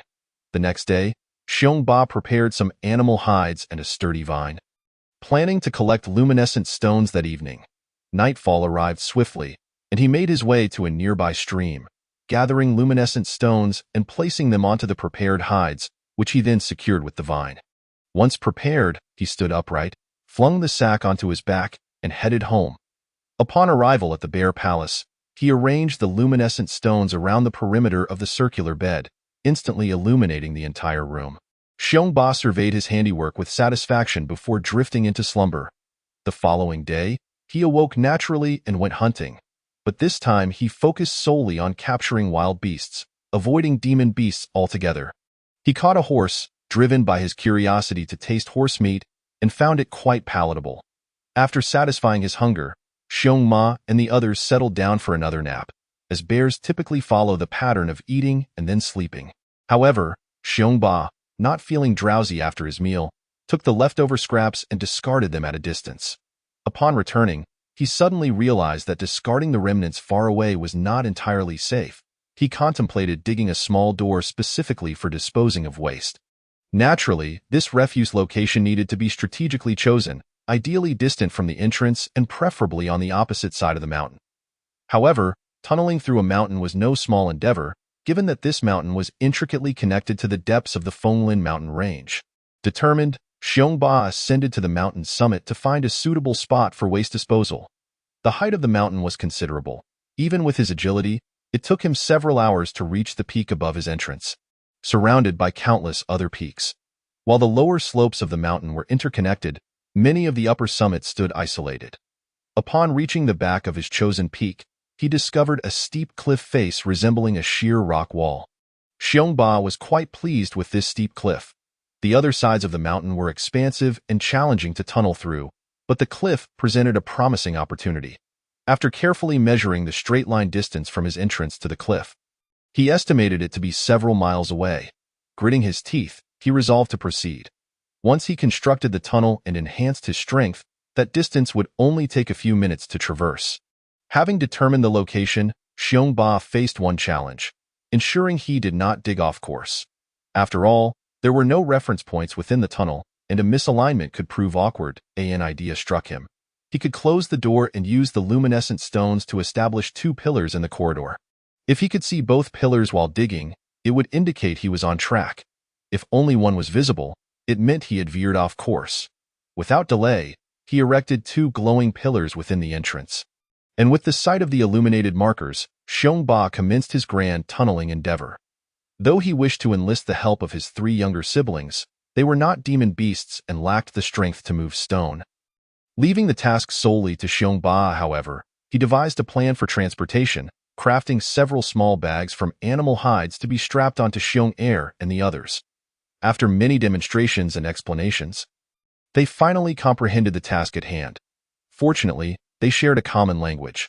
Had they been other animals, it might have taken a year for them to grasp the concept. Chapter 37. Digging the tunnel once Xiong and the others had mastered the task, they officially began their work. Watching the rubble they excavated being placed into small bags, which Xiong and the others then carried to the living room, Xiongba couldn't help but marvel at the experience of employing young laborers. However, the joy was short-lived. After a few trips, Xiong and the others lost interest and refused to continue, having exhausted their novelty. Only Xiong Xiaoyu remained devoted, consistently assisting Xiongba in transporting materials, which filled him with gratitude. As the days passed, autumn arrived before they knew it. Xiongba's tunneling project was progressing vigorously. He estimated that by winter, the tunnel would be nearly complete, having been under construction for over 9 months. Had he been a pangolin, he believed he could have finished in just a matter of days. Currently, Xiong and his companions have become remarkably robust due to their exceptional diet, which has included several instances of consuming beast meat. They are now nearly the size of fully grown brown bears. During this time, Mama Bear has repeatedly urged Xiongba to take the 3 younger ones out for training and hunting. However, Xiongba disagrees, believing that venturing out to hunt in this perilous realm of beasts is far too dangerous. He feels it is best to wait until they can at least ensure their own safety before embarking on such adventures. Yet, unable to resist Mama Bear's insistence, Xiongba occasionally takes them to hunt in a grassy expanse where they can catch some wild animals, as there are hardly any savage beasts in that area. Presently, Xiong and the others are capable of hunting wild creatures on their own, albeit with a low success rate. However, their survival is no longer a significant concern, provided they do not encounter savage beasts or humans. as such encounters would likely lead to their demise. In recent days, Xiongba has been preoccupied with digging tunnels, nearly forgetting about the enormous beehive. One day, he ventured out early to the forest of bees, where he once again caught a whiff of that peculiar fragrance. To his astonishment, he sensed the presence of a savage beast emanating from the massive beehive.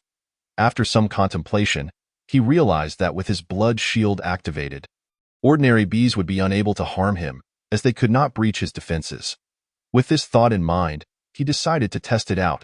This time, instead of using a stick, he climbed a nearby large tree and directly tossed the beehive to the ground. The bees were utterly powerless against Xiongba, who then climbed another tree to obtain a second hive, bringing both back with him. Upon returning to their dwelling, Mama Bear and the others expressed their delight at the sight of the beehives, and they joyfully began to feast. As night fell, Xiongba set out on his own, determined to explore the secrets of the super hive. The royal jelly contained within was something he was unwilling to pass up, as he felt that consuming it could propel him into the latter stages of a first-tier savage beast. Moreover, it would also offer numerous benefits to Mama Bear and the others, potentially even elevating them to the same tier. This time, Xiongba armed himself with a long stick, confident in his strength to poke at the hive from a distance. He stealthily positioned himself behind a large tree, gripping the thick stick, and thrust it toward the beehive. The hive was punctured, and an overwhelming swarm of fist-sized bees erupted from it. Some bees were even as large as rabbits, frantically searching for Xiongba's location. He gazed at the hive, which was larger than a house and sprawling across numerous trees, and prepared to approach it with caution. Holding the long stick, he began to methodically carve away at the hive from the bottom, gathering the fallen fragments towards himself. However, upon inspection, he discovered that there was no trace of royal jelly, and the effort was proving too laborious, yielding little reward. With night already upon him and the bees likely to relocate in a month, he devised a plan to fell the several towering trees supporting the hive. This would cause the hive to collapse, potentially killing some bees and giving him the opportunity to claim the hive for himself during their relocation. Observing the 5 trees that upheld the massive hive, Xiongba activated his blood shield and charged toward the innermost tree. With a resounding crack, the tree snapped but did not fall, as the hive had tightly bound it. At that moment, all the bees swarmed out, but due to the night, many settled on nearby objects. Xiongba felt a sense of relief, believing he had a significant chance of obtaining the royal jelly tonight. After a while, once numerous bees had landed in various places, Xiongba seized the opportunity to knock down another tree. This time, he did not flee but rather charged forward, toppling the tree in one swift motion. As it fell, he heard the buzzing emanating from the colossal hive, and soon a bee the size of a goat emerged. This queen bee was a golden-headed red bee, a first-tier savage beast at its initial stage. Seemingly unfazed by the night, she immediately spotted Xiongba and let out a piercing cry, summoning all the bees in the hive for a relentless attack, striking wherever they landed. The golden-headed red bee charged at Xiongba, aiming her stinger at him. Startled, Xiongba, despite his defenses, was unwilling to risk being stung. He decided to take down the queen first, swiftly retreating as the golden-headed red bee pursued him. Suddenly, he spotted a deer and decisively killed it. Halting his flight, the golden-headed red bee, seeing the deer, dove down, and in a moment of panic, Xiongba positioned the dead deer between himself and the approaching bee. The bee's venomous stinger pierced the deer instead. Seizing the opportunity, Xiongba swiftly bit the golden-headed red bee in half. He paid no heed to her lifeless body and hastened back to the hive, activating his blood shield as he frantically searched within. The rabbit-sized bees attempted to sting him, but their efforts were futile against his blood shield. Finally, he discovered the source of the enticing aroma, the royal jelly, roughly the size of a grinding stone, contained within the hive. To facilitate transport, Xiongba carefully cut this portion of the hive away and set off towards the Bear King Palace with the royal jelly in tow. Upon returning to the Bear King Palace, Xiongba contemplated his next move and divided the royal jelly into 5 portions. He took half for himself, allocated 2/5 for Mama Bear, and distributed the remaining portions evenly among Xiong and his 2 companions. The trio, overwhelmed by the delectable scent, could no longer restrain themselves. Ignoring their pleas, Xiongba began to consume his share. As it entered his stomach, he felt a surge of immense energy coursing through him, filling his core. Under the impact of this power, his bottleneck shattered, propelling him into the latter stages of a first-tier savage beast. Observing Mama Bear and the others, Xiongba noticed they were enveloped in a white mist, seemingly brimming with boundless energy. They burst open the doors of the Bear King Palace and sprinted off into the distance. Even Mama Bear, rising on her hind legs, dashed away rapidly. Xiongba, witnessing this, speculated that they were instinctively seeking to better absorb the energy, yet he felt a pang of anxiety, fearing they might attract unwanted attention, especially if they ventured into the territory of other savage beasts. He had no choice but to chase after them, shouting, "Mama Bear, do not run ahead. Head back towards home. Xiong and the others, follow the path home." Hearing his words, the last remnants of Mama Bear's rationality took hold, guiding their bodies back towards their dwelling. However, their commotion was considerable, particularly in the stillness of the night. As fate would have it, a first-tier late-stage phantom leopard and a recently independent phantom wolf appeared.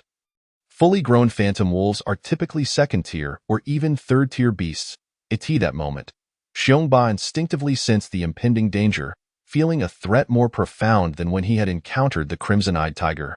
Tension coursed through him as he spotted the newcomer, a jet-black wolf seamlessly blending into the night. Xiongba gasped, realizing the trouble he was in. This was a phantom wolf, a second-tier savage beast. However, upon closer inspection, it appeared to be a first-tier late-stage beast, much like himself. Despite sharing the same tier, Xiongba had no desire to engage the phantom wolf in combat, as it belonged to its own pack. He believed fighting would be unwise. Injuries would be a steep price to pay, especially if its pack came to its aid. Activating his defenses, Xiongba pivoted away from the Bear King Palace, sprinting instead towards the location of the golden-headed red bee's corpse. The phantom wolf, momentarily taken aback by Xiongba's sudden retreat, was perplexed. After all, they were both first-tier late-stage beasts. Shouldn't they at least confront each other? However, after a moment's hesitation, the phantom wolf decided to pursue Xiongba. Thus began a frantic chase, one fleeing and the other in hot pursuit. Soon, both beasts arrived at the spot where the golden-headed red bee had fallen. Xiongba halted beside the bee's lifeless body in the blink of an eye. The phantom wolf caught up with him. Truly, the phantom wolf was renowned for its speed. Despite Xiongba's rigorous training, he found himself unable to shake it off and realized he needed to improve his skills further. At this moment, the phantom wolf also took notice of the golden-headed red bee before Bear Dominator, adopting an aggressive posture in preparation for battle. Observing the situation, Bear Dominator quickly pushed the golden-headed red bee forward and began to retreat, seeing the phantom wolf slowly approach the corpse of the bee. With a long sigh of relief, Bear Dominator then hurriedly fled in another direction. The phantom wolf glanced at the direction in which Bear Dominator had departed, then at the prey before it. Ultimately, the phantom wolf decided against pursuing Bear Dominator and instead chose to relish the readily available meal. After all, engaging in combat could lead to injury, and it was truly delightful to feast without the need for confrontation. Thus, the phantom wolf picked up the two halves of the golden-headed red bee's corpse and dashed off in another direction. Bear Dominator, after confirming that the phantom wolf was not in pursuit, changed his course and headed towards the Bear King's palace. Upon arriving at the palace, Bear Dominator felt a sense of relief wash over him. Today had been exceedingly perilous, and indeed, the outside world was fraught with danger. Unfit for his kind, however, the thought that the golden-headed red bee he had slain was now claimed by another caused him a pang of heartache. Despite this sorrow, he found solace in the fact that he had not sustained any injuries and felt no sense of dissatisfaction. After all, contentment breeds joy. At that moment, Mama Bear and the others had also recovered, becoming significantly stronger. The most noticeable change was in Mama Bear, who could now jog on her hind legs. Bear Dominator noticed that his three companions had grown nearly as strong and large as adult brown bears. Their only shortcoming lay in their lack of experience. Reflecting on this, Bear Dominator felt conflicted about whether to allow them to hunt independently. Deep down, he hesitated to let them venture out alone. Despite their burgeoning strength, they remained mere beasts, still relatively weak in this vast world. Nevertheless, he did not obstruct their growth. They were now capable of freely opening the stone door to enter and exit the Bear King's palace. Particularly, Bear 2 had developed a keen desire to explore outside every day. Bear Dominator did not permit all the bears to go out at once. Instead, he allowed them to venture out one by one to experience survival. After all, wild adult brown bears typically lead solitary lives. When Bear 2 ventured out, Bear Dominator stealthily followed behind, confident that Bear 2's strength would prevent him from noticing his presence. Upon exiting, Bear 2 did not head straight for the Maple Forest Mountains, well aware of the dangers that lurked there. Instead, he meandered along the outer edges. He did not stray too far from the Bear King's palace. When hunger struck, he spotted some deer grazing and, having learned from his elder brother, crouched low and stealthily maneuvered through the trees and bushes towards the herd. That moment, the lead stag seemed to sense danger, raising its head to scan the surroundings. Meanwhile, Bear 2 continued to creep forward, but inadvertently made a few slight noises. The stag quickly detected the sound, letting out a warning call. Seeing this, Bear 2 charged forward, but the herd was already on high alert and fled in a frenzy as Bear 2 sprinted after them. After pursuing for a distance without success, Bear 2 felt somewhat disheartened. He then made his way to a nearby meadow, where the grass was lush and tall, providing an ideal hunting ground. With autumn in full swing, there were more herbivores to be found, perfect for fattening up before migrating elsewhere. On this occasion, Bear 2 successfully captured a goat, showcasing his burgeoning prowess. Watching Bear 2 hunt independently at last, a paternal smile spread across Bear Dominator's face. Chapter 39. Winter arrives in the following days. Bear 2 consistently ventured out early, with Bear Dominator trailing behind. During this time, Bear 2 encountered a pack of ordinary wolves that attempted to snatch his food. Undeterred, the young bear, brimming with courage, charged at the wolves. However, he was quickly surrounded and beaten by the 4 wolves. Bear Dominator refrained from intervening, wishing to let Bear 2 learn a lesson. Yet, witnessing Bear 2's reckless bravado, Bear Dominator shook his head. Had he been in Bear 2's position, he would never engage in such a pointless struggle. After all, food was not scarce, and he could easily hunt another prey. Engaging in a fight could lead to injury without any tangible benefit. Relying on his size and strength, Bear 2 fought back against the 4 wolves, but soon enough, numerous wounds began to appear on his body. The wolves were cunning, persistently harassing Bear 2, depleting his energy while occasionally landing hits. This left Bear 2 with pent-up frustration, and ignoring his wounds, he lunged at one of the wolves, sinking his teeth into it. The remaining 3 wolves, witnessing this, charged in and bit Bear 2 on his hind leg and back. In pain, Bear 2 released the wolf and turned to attack another. The other wolves also retreated momentarily. Seizing the opportunity, Bear 2 let out an enraged roar and charged at the lead wolf. The lead wolf, startled, dodged swiftly, and soon Bear 2 dashed away without looking back. Left behind, the remaining wolves glanced at Bear 2's retreating figure, then at their leader, who chose not to pursue. After all, their pack consisted of only 4 wolves. And with young pups to feed, sustaining injuries or losing a member would result in a significant loss for their group. The lead wolf howled, prompting the others to join in, seemingly celebrating their victory. Hearing the howls, Bear 2 quickened his pace, and Bear Dominator followed closely behind. Once Bear 2 returned to the Bear King's palace, Bear Dominator set off to gather some herbs for his son. Upon seeing Bear 2 injured, Mama Bear rushed over to check on him, followed by Little Sister Bear and Little Fish Bear. Relieved to find that Bear 2 had not sustained any life-threatening injuries, they let out a collective sigh. After a while, Bear Dominator returned, well acquainted with the locations of various herbs.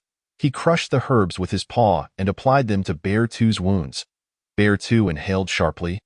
Feeling an itch at the site of the injury, wanting to rid himself of the herbs, Bear Dominator halted him, insisting he must not remove the treatment. Faced with Bear Dominator's stern gaze, Bear 2 complied obediently. The next day, Bear Dominator opened the door and invited Little Sister Bear to venture out. To his surprise, she hesitated, frightened by the sight of Bear 2's injuries. Bear Dominator did not press her and turned to Little Fish Bear, who nodded and stepped outside. Once again, Bear Dominator discreetly followed Little Fish Bear, as she had been with him for a long time and was considered family. Little Fish Bear wished to hunt her own prey rather than solely rely on the food Bear Dominator brought back, even expressing her willingness to sustain him for a lifetime. Little Fish Bear was relatively obedient, adhering to Bear Dominator's guidance and avoiding the deeper parts of the mountains, instead exploring the outskirts of the forest. After a circuitous journey, she headed to the meadow, where prey was plentiful. On this occasion, Little Fish Bear successfully hunted a creature and brought it back to the Bear King's palace. Upon her arrival, she eagerly placed the catch before Bear Dominator, urging him to eat. Bear Dominator, looking at Little Fish Bear's sparkling eyes, felt a swell of emotion and took several bites. He then affectionately nudged her with his head, and Little Fish Bear felt immense satisfaction, reciprocating by rubbing her head against him. In the days that followed, Little Fish Bear continued this routine, waking early to hunt and returning with prey for Bear Dominator. After accompanying Little Fish Bear and Little Sister Bear for several days, Bear Dominator noted their good behavior. They avoided trouble, listened obediently, and most importantly, returned after securing their catches. Eventually, he ceased to monitor their outings. As he had his own tasks to attend to, he planned to complete the construction of a tunnel before winter. After all, food would be scarce, and it would be unwise to let others discover the Bear King's palace.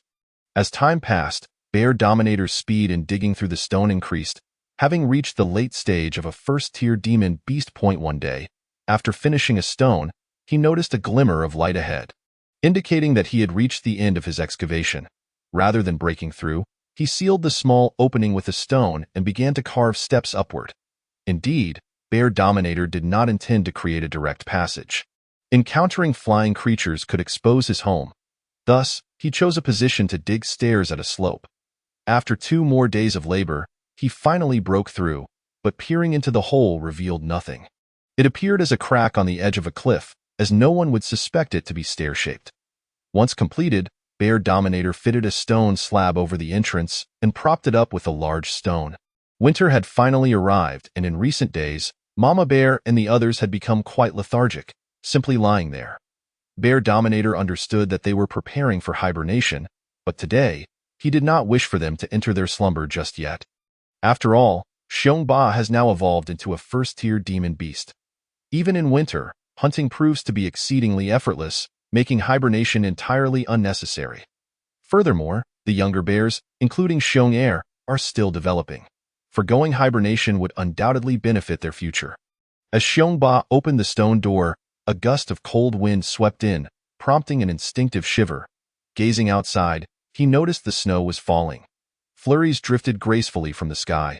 Observing the snowfall, Xiongba did not rush to venture out but rather intended to wait until the snow ceased.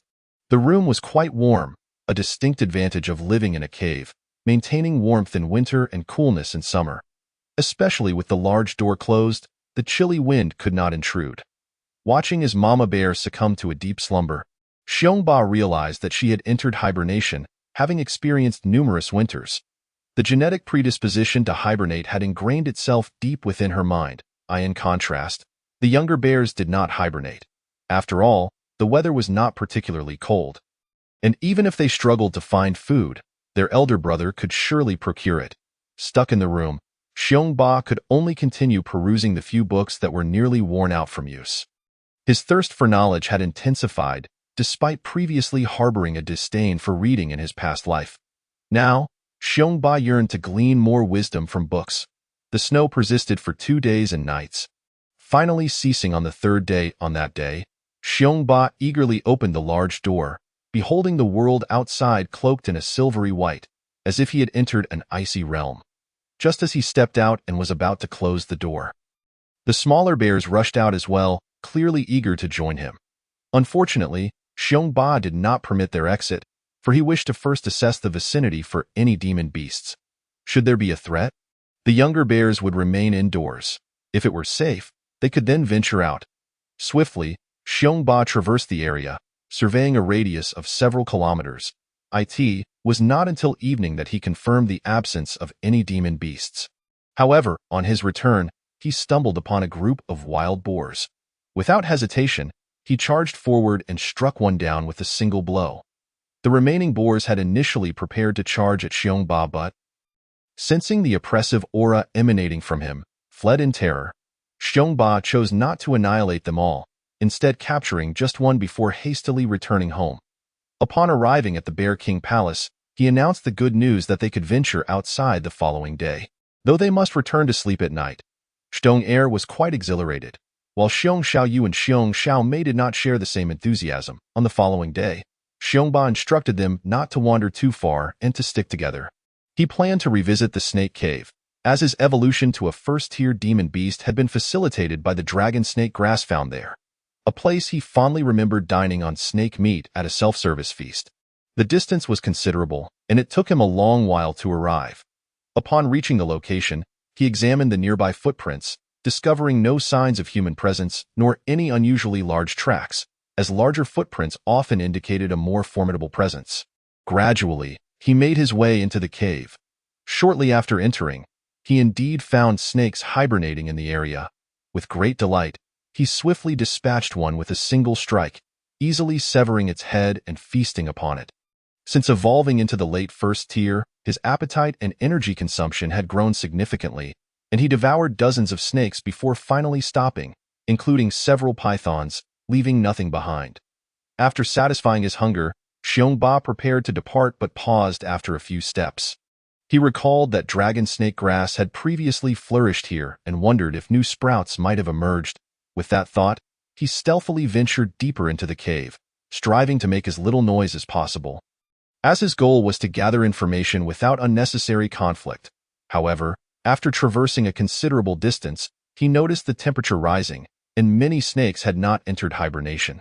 While lost in thought, a group of individuals approached from the direction he had come. If Xiongba were present, he would undoubtedly recognize them. Among them was the shadowy figure who had previously attempted to seize the dragon snake grass from him. Third uncle, just ahead is the snake den where we discovered the dragon snake grass.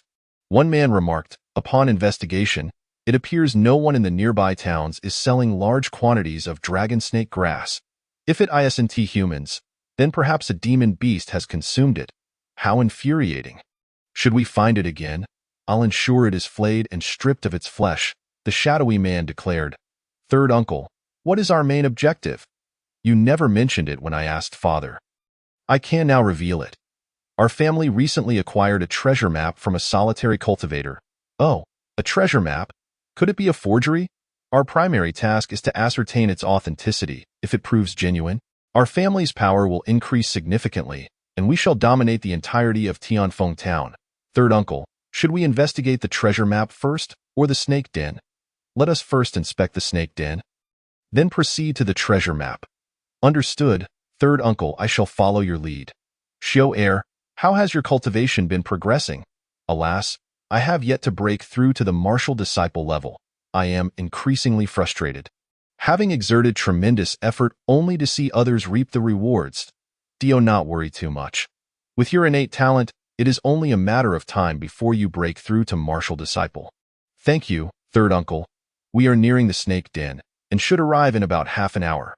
Very well, let us hasten our pace. Meanwhile, Xiongba was at a loss for a suitable strategy, and given his current strength, he no longer needed to lure beasts out one by one for solitary slaying. He resolved to charge in boldly, ready to flee at the first sign of danger. Activating his defenses, he surged forward into the depths of the cave. Startling the snakes within, however, most of the serpents did not approach, sensing the overwhelming pressure radiating from Xiongba and fleeing in panic. Xiongba ventured further into the cave until he joyfully discovered the spot where the dragon snake grass had previously grown. Now sprouting several new shoots, he immediately recognized it as dragon snake grass, though it was not yet mature enough to be effective. Just as he contemplated moving closer for a better look, a strong gust of wind struck him. Reacting swiftly, he retreated to evade the attack, finally seeing his assailant, a red-scaled python, a second-tier demon beast capable of breathing fire. Xiongba's face paled, and he turned to flee. Meanwhile, at the cave entrance, Yang Xiao and his companions had just arrived. Third uncle, this is the place where the dragon snake grass previously grew. As he spoke, a multitude of serpents rushed out from within. Be cautious, everyone.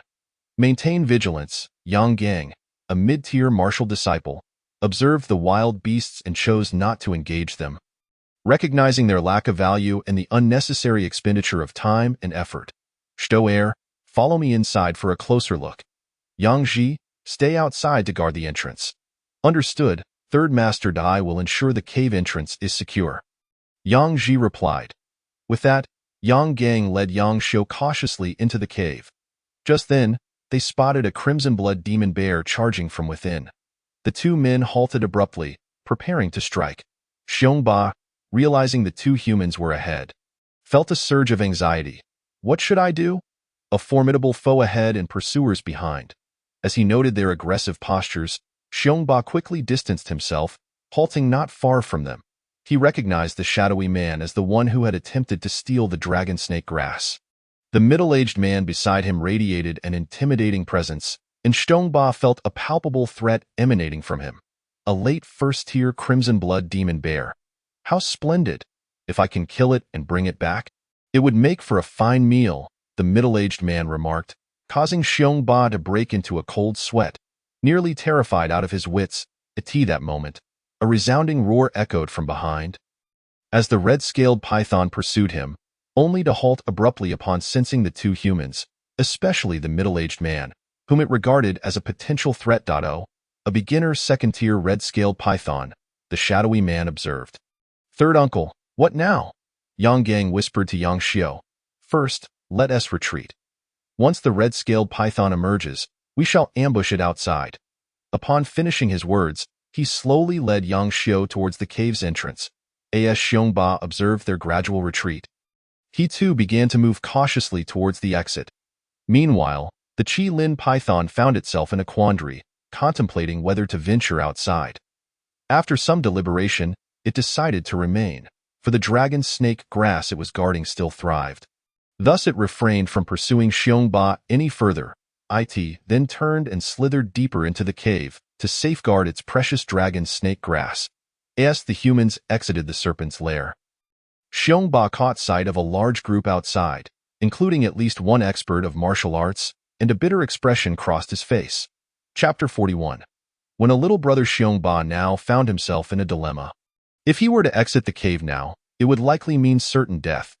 Conversely, remaining within the confines of the cave was not a viable option either, as the humans would inevitably storm in and eliminate him within a day.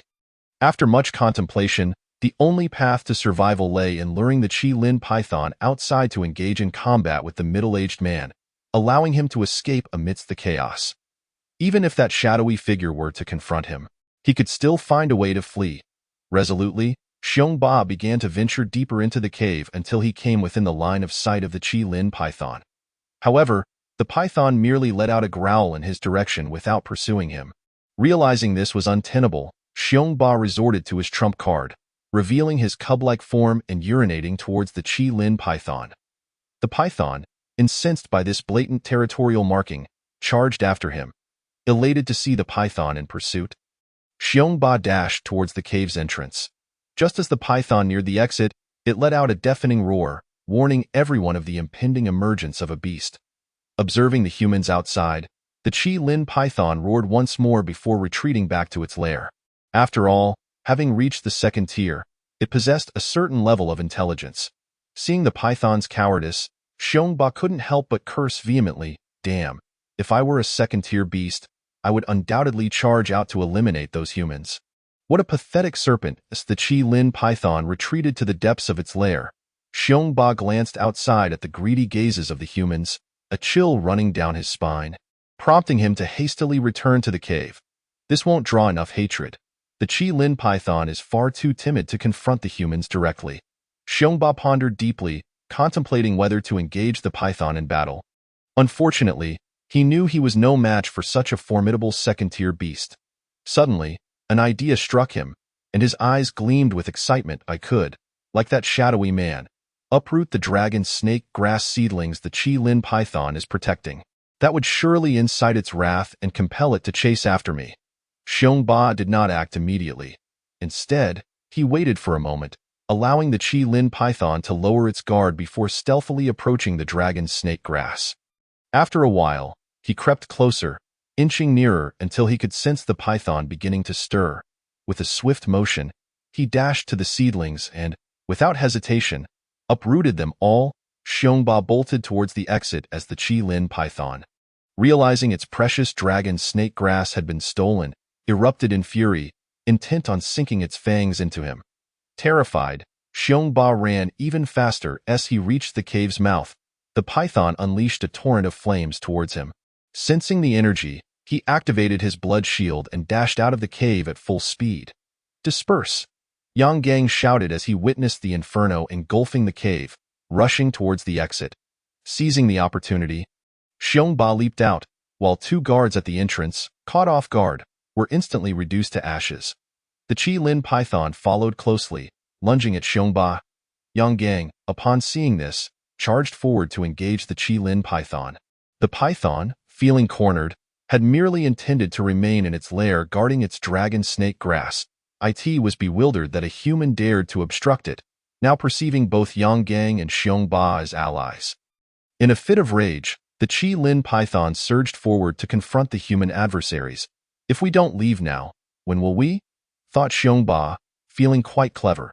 He plotted to slip away while they were preoccupied with their battle. But as he moved, a seedling of dragon snake grass fell from his mouth. Yang Xiu, who had been keeping a close watch on Xiongba, spotted the fallen seedling and rushed towards him. "Did you steal those dragon snake grass seedlings, you wretched beast?"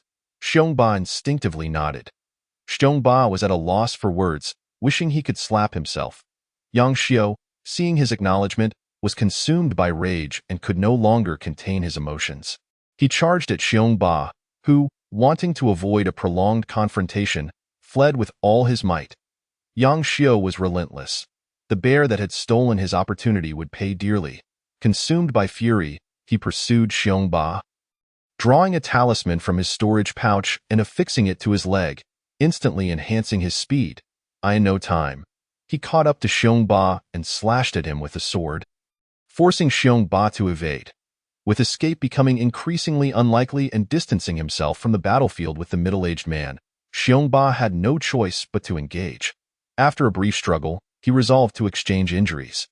Unfortunately, the shadowy figure wore armor, and despite Xiongba's desperate attempt with his mountain-shaking palm, the man merely staggered back a few steps, unscathed, while Xiongba sustained a grievous wound from the man's blade, indicating it was a 2-star artifact.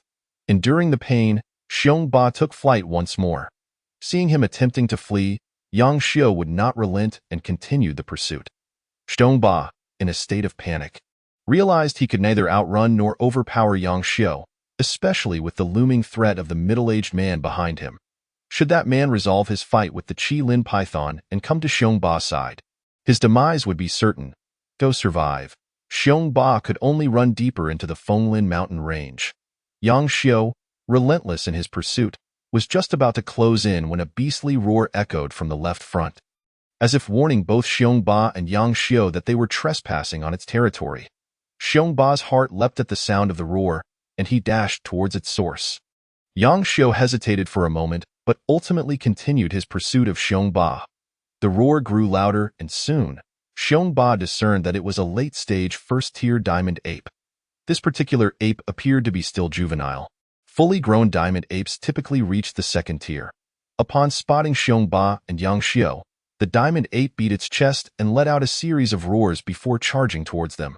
Xiongba quickly emitted a submissive growl and exposed his belly, leaving the diamond ape momentarily stunned before it charged towards Yang Xiu with excitement. Seeing the diamond ape charge at the human, Xiongba breathed a sigh of relief. His scheme was to feign servitude to the diamond ape, allowing it to distract Yang Xiu while he assisted from the sidelines, intending to take down the human together.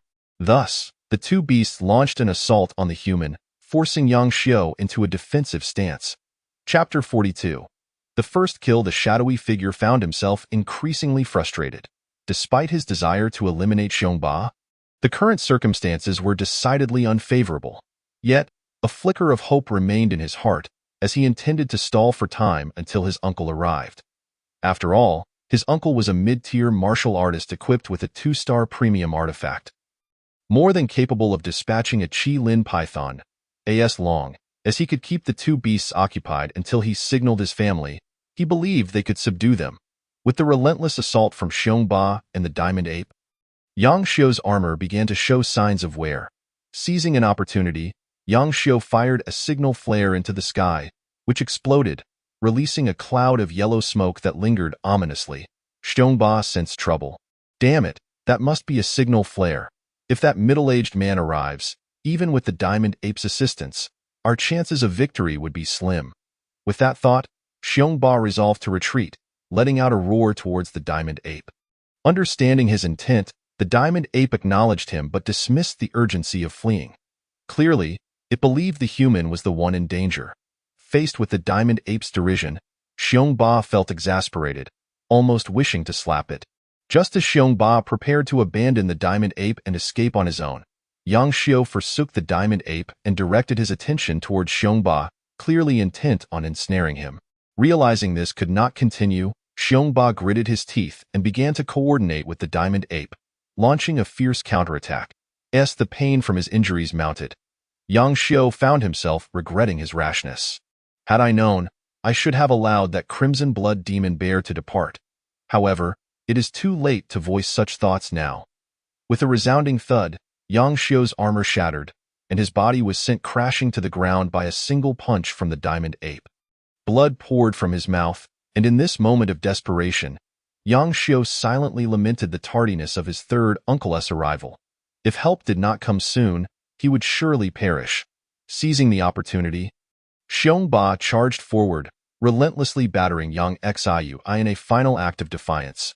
Yang Xiu summoned his remaining energy to pierce Xiongba's left shoulder with his sword. At this juncture, Xiongba had succumbed to a bloodthirsty frenzy.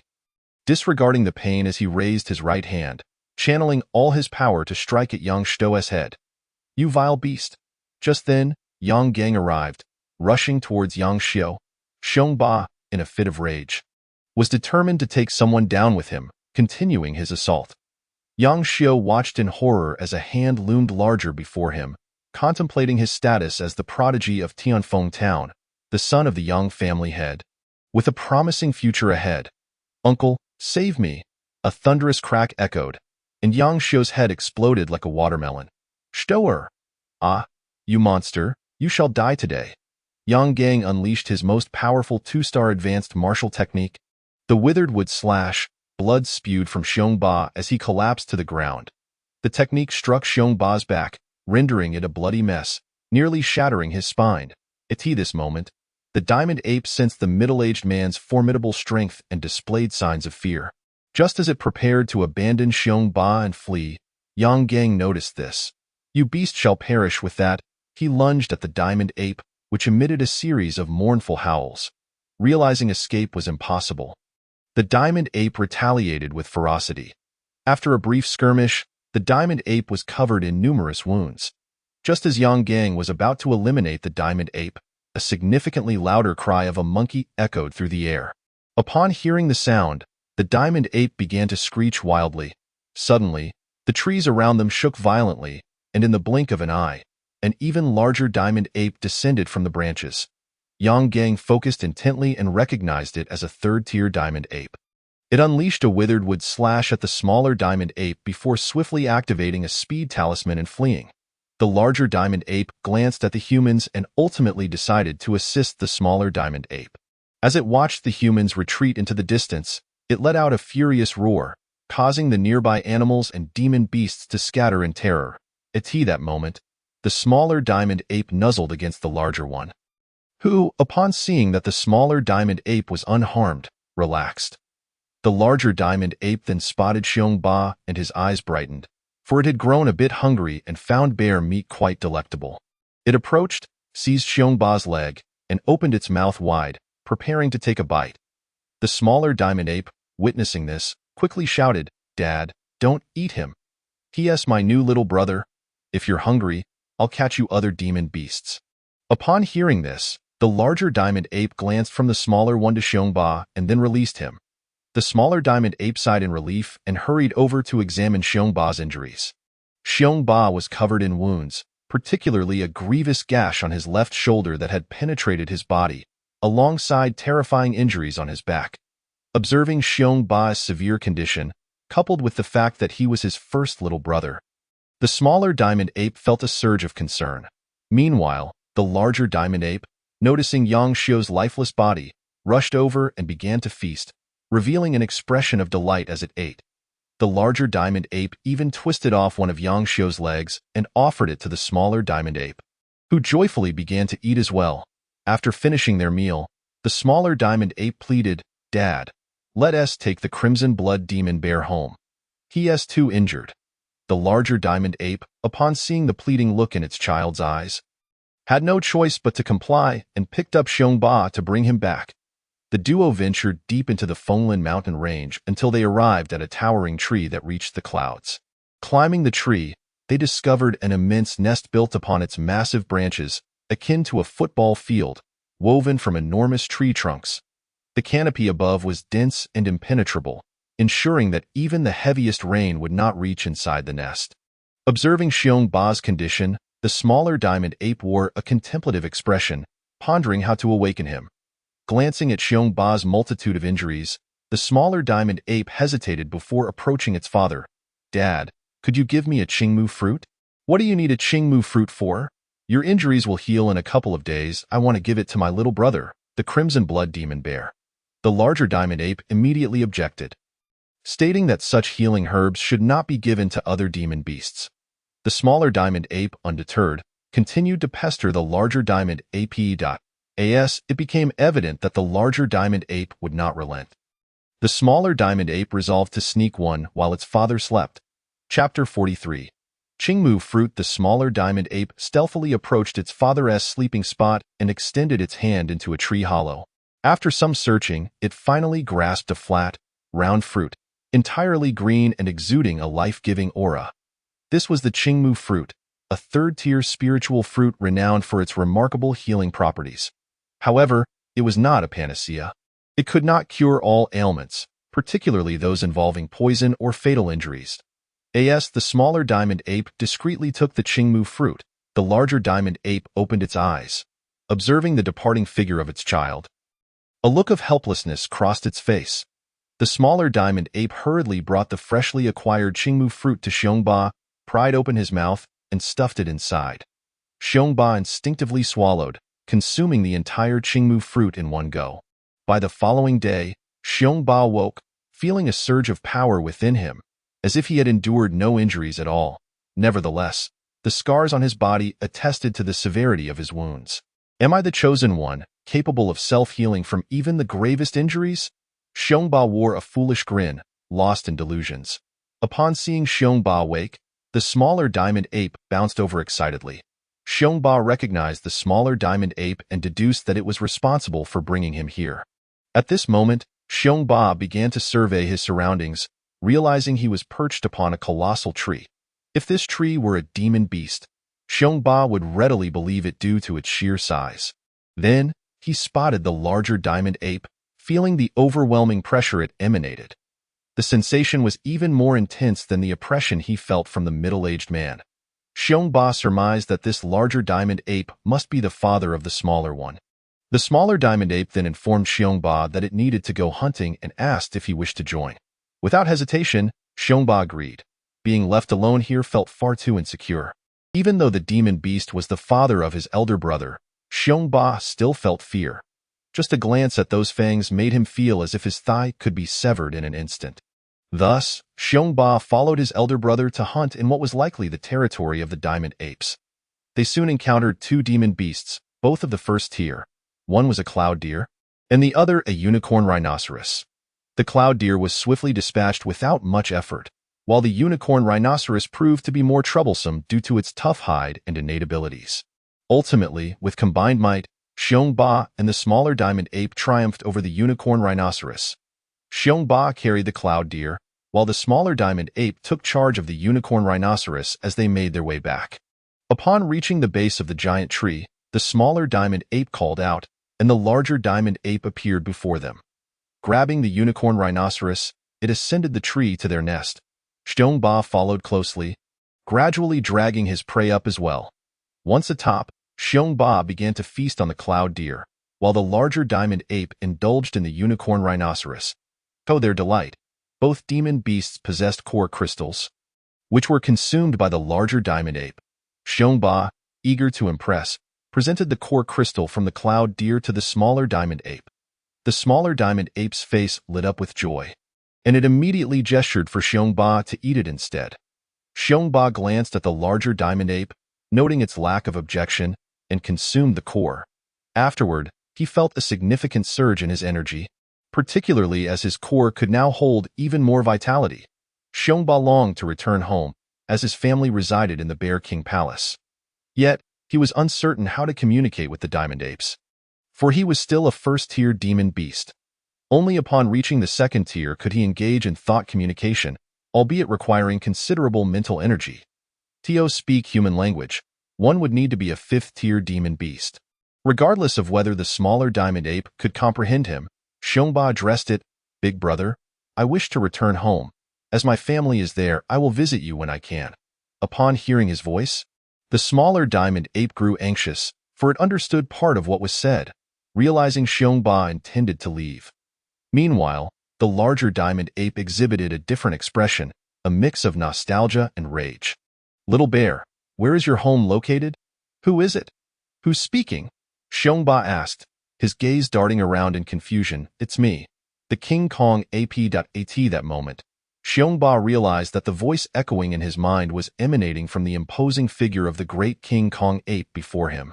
"Senior, may I inquire what you wish to convey?" "Haha, no need to be anxious. You haven't yet informed me of your dwelling place."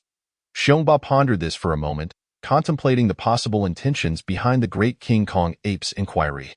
Could it be that he harbored ill will towards his family? He quickly dismissed the thought, for his family were mere beasts, not worthy of such scrutiny. Thus, he replied, "I, Little Bear, reside in a cave on the outskirts of the Maple Forest mountain range." "Oh, why not dwell deeper within the Maple Forest? After all, the energy becomes more potent the further one goes inside." "Well, to be frank, Senior, I harbor a certain fear of death. Moreover, my family consists solely of wild beasts, and I, by mere chance, have transcended into a demon beast. Remaining on the periphery feels safer." The King Kong ape said nothing further and began to converse with the little King Kong ape instead. After a while, he stated, "Very well, when you return, allow my child to accompany you." I feel more at ease with him remaining on the outskirts. Upon hearing this, Xiongba opened his mouth but hesitated to utter any words of refusal, ultimately nodding in agreement. The little King Kong ape then displayed an expression of joy, as if he were heading to an exciting adventure. When it was time to depart, the great King Kong ape escorted them to the outskirts. Watching as Xiongba and the little King Kong ape vanished into the distance, the little King Kong ape scampered about excitedly, following Xiongba towards the Bear King's cave. As they walked, Xiongba contemplated a newfound thought. With the little King Kong ape around, he essentially had a free ally. This could significantly increase the chances of his family frequently feasting on demon beast flesh, thereby advancing to the realm of demon beasts themselves. With this in mind, he mentioned to the King Kong ape his desire to capture a demon beast for his family to consume. The King Kong ape grasped the gist of his request, and thus, the two beasts began their search in the vicinity. Remarkably, they soon encountered a first-tier demon beast known as the patterned ox. This particular ox was named for the intricate patterns adorning its horns. They faced a mid-tier patterned ox, which promptly turned and fled at the sight of them. Observing this, Xiongba instructed the King Kong ape to continue the pursuit while he took a shortcut. In no time, he successfully blocked the patterned ox's path. The beast, feeling threatened, unleashed its innate power, sending a bolt of lightning from its horns. Xiongba swiftly dodged the attack. Chapter 44. Xiong becomes a half-demon upon witnessing the patterned ox's innate power. Xiongba couldn't help but feel envious. Why was it that he could only withstand blows while others had the ability to strike from a distance? As the patterned ox continued its charge, Xiongba hesitated.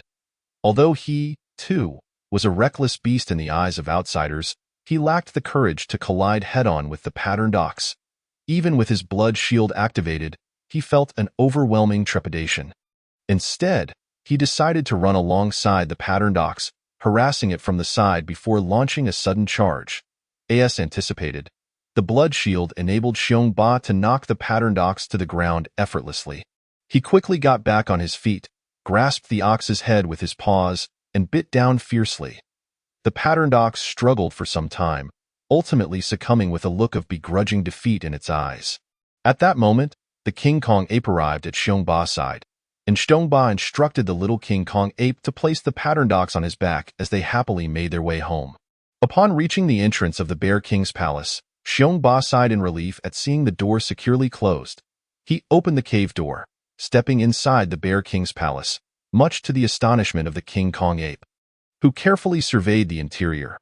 Inside, Mama Bear and the others had long since heard the commotion and were on alert at the door of their room.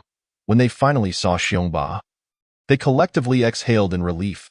However, upon noticing the King Kong ape, their fur bristled and fear flashed in their eyes.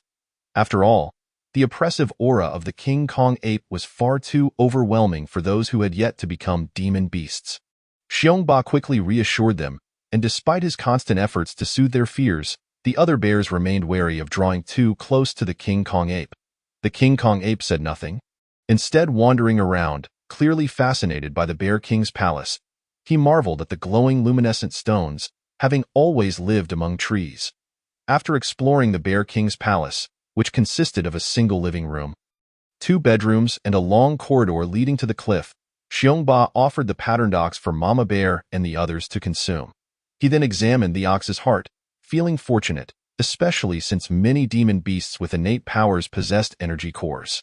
Xiongba discovered an energy core but decided against consuming it himself, intending instead to give it to Mama Bear and the others. However, a dilemma arose regarding who should consume it, as they had yet to become demon beasts, and he feared they might not withstand the energy within. Certainly, Mama Bear was out of the question. He could not bear the thought of risking her well-being, as losing her would leave him inconsolable. In the end, he settled on Xiong'er, the second male bear in the family, who bore responsibility to serve as a test subject. Xiongba contemplated shattering the energy core to allow Xiong'er to consume a small portion first, but ultimately abandoned the idea. He recalled the foundational cultivation manual he had previously read, which stated that if an energy core were damaged, its energy would dissipate. Holding the energy core in his hand, Xiongba noticed the eager gazes of Mama Bear and the others. Their eyes glistening with desire, it was clear that their instincts recognized the immense value of this treasure. Xiongba handed the energy core to Xiong'er, who immediately displayed a look of deep gratitude. Realizing that his elder brother truly cared for him, without hesitation, Xiong'er accepted the energy core and swallowed it eagerly. However, he soon contorted his face in agony, rolling on the ground as his body turned crimson. Sweat poured from him as if he had just emerged from a watery abyss. Mama Bear and the little sister bore expressions of worry and helplessness, while the King Kong ape looked on with curiosity, seemingly eager to witness the effects of the energy core on a wild beast. Xiongba, too, felt anxious, uncertain of what to do, and could only pray for Xiong'er's survival. After a while, Xiong'er ceased his writhing and wailing, and when Xiongba approached to check on him, he discovered that Xiong'er had fainted. That night, Xiongba planned for the King Kong ape to sleep in the first room he had excavated, while the bear family would occupy the second room. However, to his surprise, the King Kong ape insisted on sharing a room with him. Reluctantly, in an effort to ensure Mama Bear and the others could rest well, Xiongba acquiesced and allowed the King Kong ape to share the first room with him. He also brought Xiong'er into the first room, as he could not bear to leave his younger brother alone. That night, he resolved not to sleep, watching over Xiong'er instead. In his heart, he silently hoped that some divine power would protect Xiong'er and keep him safe. As night fell, Xiongba remained awake, vigilantly guarding Xiong'er, who was gradually undergoing a transformation. The hair on Xiong'er's body began to change, starting from his head, turning a blood-red hue. However, the transformation halted midway. Xiongba observed this and noted its similarity to his own appearance during the manifestation of his innate powers. Yet, it seemed that Xiong'er had not fully completed the transformation and could only manifest it partially. The following day, Xiong'er finally awoke, feeling a surge of strength coursing through him, as if he could take on 100 foes from his previous self. "Do you feel a round orb within your body?" Something akin to what you consumed yesterday? Xiong Er tilted his head, contemplating for a moment before shaking it. Elder brother, I don't feel anything. Xiong Ba assessed Xiong Er's condition. It appeared that he had transformed into a demon beast, albeit not entirely. The impression he conveyed resembled that of a half-demon beast, stronger than a mere wild animal yet weaker than a true demon beast. This led Xiong Ba to ponder whether those demon beasts lacking a core were all in a state of incomplete evolution. Only those who had genuinely evolved into demon beasts possessed a core. He mused. It seemed highly plausible, and at present, Xiong Er fell into this category. However, judging by Xiong Er's current state, it appeared he required a core to fully ascend to the rank of a demon beast. Regardless, as long as it proved effective, it would grant Xiong Ma and the others an opportunity to become demon beasts themselves. Becoming a demon beast would significantly extend their lifespan, providing a glimmer of hope for survival in this perilous world. Through observation, Xiong Ba deduced that the cores were not something to be consumed indiscriminately. For instance, Xiong Er, being a wild animal, struggled to endure even after consuming a mid-tier core. If he were to ingest a second-tier core, it would likely be fatal. It seemed that the greater the leap in tier, the more substantial the risk involved in consumption. Consequently, it would be wiser for Xiong Er to consume a low-tier core next time.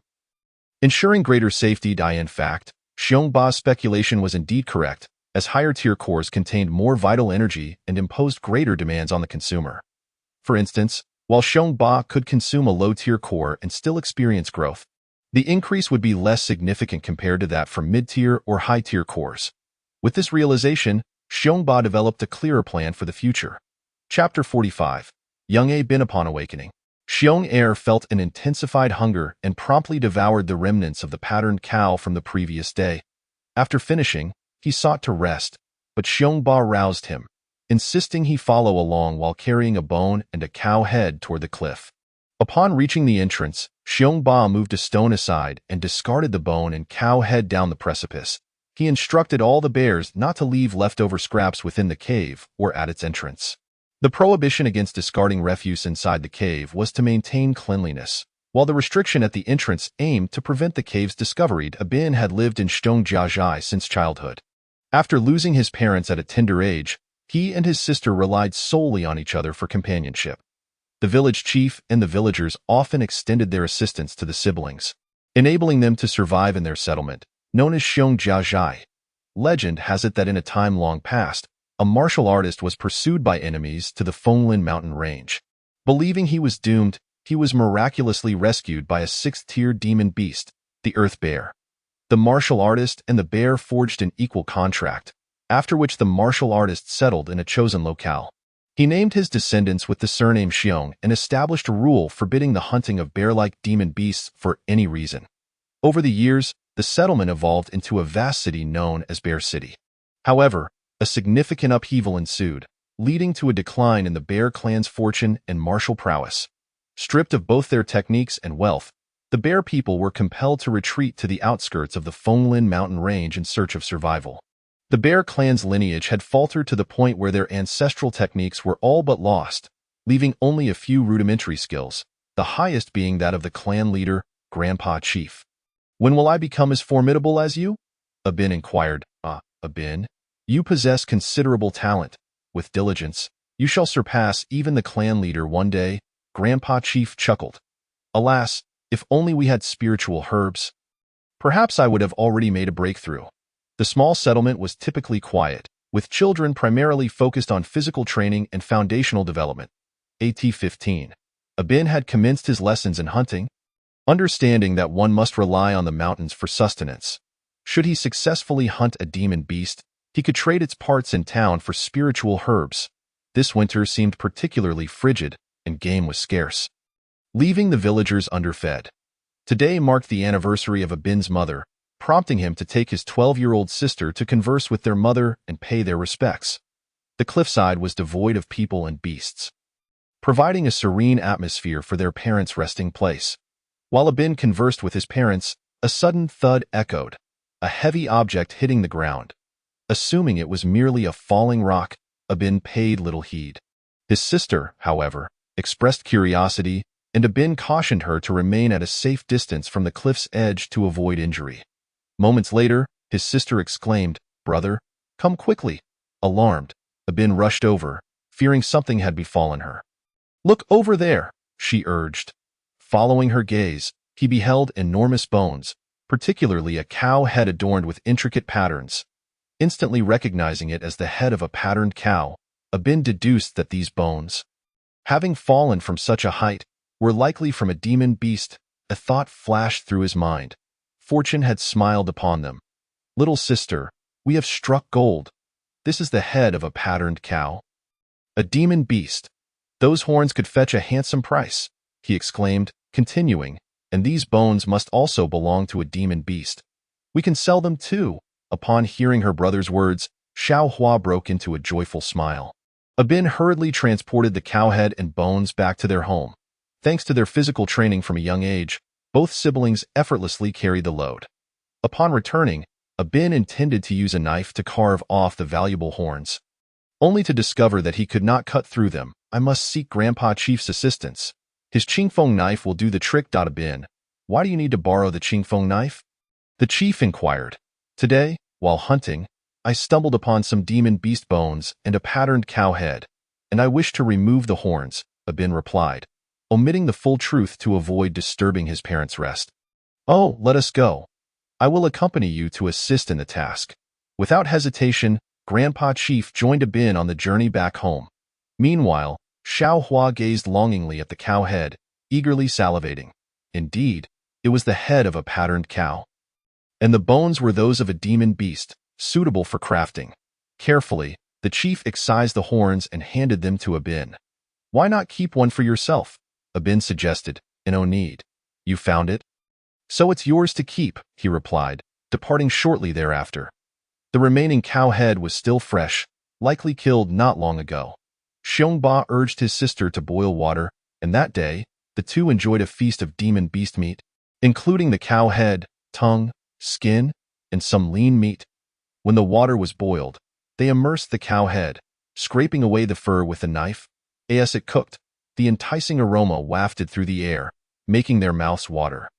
Even without any seasonings, the mere fact that it was meat made it delectable, especially being demon beast meat. This was the most exquisite meal Abin and Xiao Hua had ever experienced.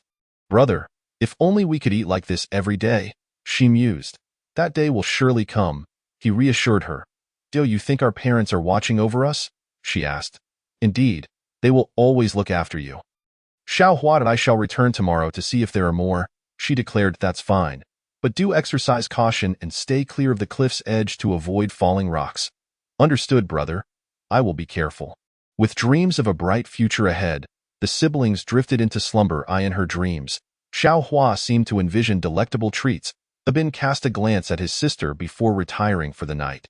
Having cared for her since childhood, even at 15, he still checked on her nightly to ensure she was tucked in properly. He earnestly wished for their parents' blessings, hoping for an increasingly prosperous life ahead. Abin silently contemplated, even as he doubted the feasibility of such hopes. Indeed, the patterned cow they had discovered was merely the remains left by Xiongba after his meal. Xiongba resolved that come spring, he would excavate a new exit, one that would be exceptionally concealed. After all, should any unforeseen events arise, it would be prudent to have a means of escape. Only by living can one harbor hope. Yet, the most arduous task in this world is merely to exist. Currently, the Bear King's Palace provides Bear Ba with a sense of security. In Chapter 46, the purple-striped pig. As winter descends, food becomes scarce, prompting many predators to venture beyond their territories in search of sustenance. Of course, this also renders them susceptible to becoming prey for other ferocious beasts. Ever since Bear Ba validated the function of the core, he has been contemplating hunting first-tier beasts. However, given the winter season, encounters with second-tier beasts in search of food are all too likely, making it perilously dangerous. Today, Bear Ba intends to accompany the diamond ape to the riverbank, which surely teems with various creatures. He muses that if he could lure a beast from the water onto the shore, any wild animal could easily dispatch it. Yet, he realizes he lacks the necessary materials. Nonetheless, the notion of fishing for beasts has firmly taken root in Bear Ba's mind. he resolves that when he hunts other beasts in the future, he must retain their tendons for use as fishing lines. As for hooks, he can substitute them with the hard and sharp bones of other beasts. Much like fishing for soft-shelled turtles in his past life, he plans to tie a tendon to the center of a bone and use a piece of meat as bait. The prospects of success seem exceedingly high, primarily due to the inherent safety of the method. Now, Bearba finds himself regretting having discarded the bones of previous beasts. However, it is not too late. He vows to retain a portion of any bones he encounters in the future, ensuring they are not all thrown away. As he approaches the river, Bearba contemplates how to hunt. A spear would be ideal for spearing fish. He recalls the thorny vines he once used for fishing, but those are only effective for ordinary fish. Beasts are not deterred by such methods, given their thick scales that offer ample protection. Bearba refrains from venturing into the water, as one cannot predict when a river beast might seek a change of palate and swallow both him and the diamond ape whole. Although the ice is quite thick, a second-tier beast could easily break through with a single strike. Even Bearba himself could create a hole with just his paw. He decides to stroll downstream along the river, hoping to discover some opportunity, akin to a coastal foray. As he follows the river, he eventually notices the water pooling in a low-lying area, forming a body of water surrounded by numerous small ponds. Upon inspecting these ponds, he finds them devoid of beasts, only populated by ordinary fish. Bearba contemplates abandoning the endeavor, realizing that without tools, the river's creatures are beyond his grasp. He then finds a small hole and breaks the ice. Catching a few fish, he begins to eat, while the diamond ape indulges briefly before losing interest. Bearba speculates that it may be accustomed to the taste of beast meat and can no longer stomach ordinary wild fish. He also brings back 2 sizable fish, each weighing over 100 pounds, to share with Mama Bear. However, just as he reaches the Bear King's palace, the diamond ape insists on hunting, clearly still hungry. Observing this, Bearba discards the fish and joins the diamond ape in its pursuit. After some consideration, Bearba decides to accompany the diamond ape towards the Maple Forest Mountains, where the likelihood of encountering beasts increases. Suddenly, they spot a large tree shaking vigorously in the distance. Bearba urges the diamond ape to proceed cautiously. After a brief while, they arrive at the trembling tree, only to find a late-stage purple-striped pig rubbing against it, seemingly scratching an itch. The purple-striped pig, covered in black fur with rings of purple, appears adorned with violet stripes, hence its name. Bearba glances at the pig's massive form and its long tusks. Truth be told, he has no desire to hunt it. Had it been a solitary bear, it would have long since fled. Just as Bearba prepares to dissuade the diamond ape from the hunt, the ape lunges excitedly toward the pig. Bearba is left speechless. The diamond ape, agile and nimble, deftly avoids the pig's attacks. However, the purple-striped pig does not relent, charging and toppling the tree where the diamond ape had taken refuge. Witnessing the pig's reckless nature, Bearba realizes that its strength may surpass his own. The diamond ape leaps down and mounts the pig's back, raining blows upon its head. Seeing this, Bearba rushes to assist, activating his blood-red defense and charging at the purple-striped pig from the side. Upon spotting another late-stage beast, the pig panics and flees even faster. Yet, it cannot outrun Bearba, especially with the diamond ape incessantly battering its skull, rendering the already dim-witted creature incapable of thought and slowing its flight. Seizing the moment, Bearba crashes into the purple-striped pig, bringing it crashing to the ground.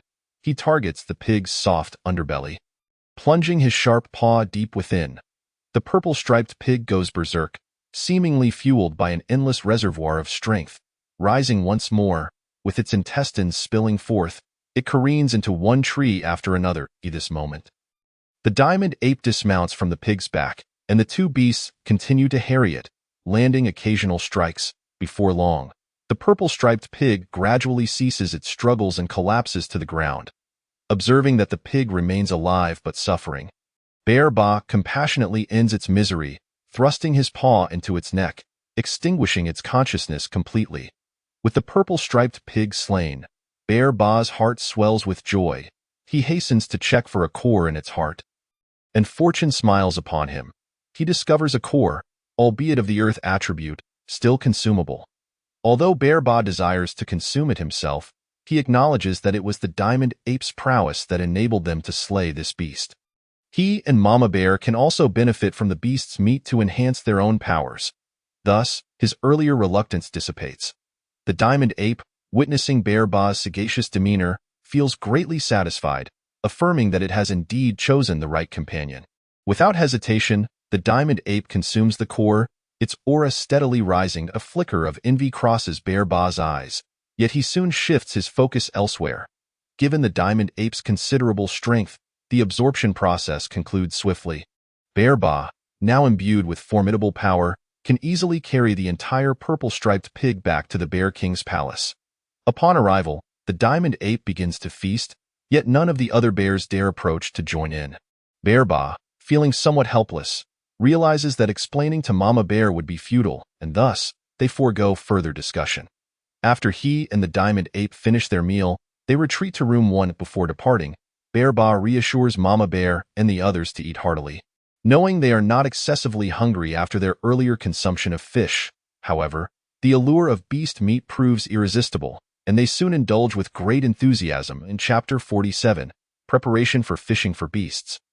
Once Mama Bear and the others have eaten their fill, a considerable amount of the purple-striped pig remains, sufficient for a feast tomorrow without the need for further hunting. Following this meal, Bear Ba resolves to keep the pig's tusks and the tendons from its spinal cord. He also intends to retain the thigh bones, discarding the rest. However, he ponders where to store these items. After some contemplation, he decides to excavate a storage room, choosing the cliff where refuse is typically discarded. It need not be large, so he plans to dig a few square meters for now, intending to expand it later as more items accumulate. The next day, after finishing his meal, Bear Ba begins to dig fervently. The diamond ape, witnessing this, is astonished and attempts to assist with its claws, but ultimately proves ineffective. Observing this, Bear Ba instructs it to transport the stones away. This task suits the diamond ape well, and through their teamwork, they complete the excavation of the storage room in less than a day. Once finished, Bear Ba sets aside the tusks and thigh bones, discarding the other refuse down the cliff. Ever since discovering the remains of the striped cow, Bear Xiaohua has visited the cliff twice daily, once in the morning and once in the afternoon, hoping to find more treasures. Dear parents, please bless me and my brother. If we can find something today, my brother won't have to risk his life hunting. As Bear Xiaohua approached the location from the last time, she spotted some bones glistening in the sunlight at the edge of a distant cliff. She hurriedly ran over, and upon closer inspection, she discovered a large pig's head along with several bones. From its size, Bear Xiaohua realized that these were remnants of a demon beast. Without a thought for cleanliness, she clasped the pig's head to her chest and gathered up some bones, hastening back home. Once she reached her abode, she set down her findings, only to return immediately to collect the remaining bones. As she surveyed the sky, she noted that her brother had been accompanying Uncle Lai, returning home late every day, often empty-handed. The dwindling number of animals had become evident, as many herbivores had migrated elsewhere. The village was impoverished, lacking any sources of income, making it difficult to exchange goods for food in other regions. With winter upon them, food prices had risen significantly, leaving many villagers to subsist on a single meal each day. When night fell, Abin finally returned. Upon seeing him, Xiaohua beamed and rushed to greet him. "Brother, I've prepared a meal for you. You must be hungry, come and eat." Abin had some good news to share. "Today, I found another treasure." "Really? Was it again beneath that cliff?" "Yes, brother." "Where is it?" "Let me see. I've hidden it in the cellar." "Come, let us go look." When Abin beheld the treasures, his face lit up with joy. It was evidently part of a demon beast. Coupled with their previous finds, they planned to sell them with the village chief, anticipating a substantial profit, perhaps even in the form of elemental stones.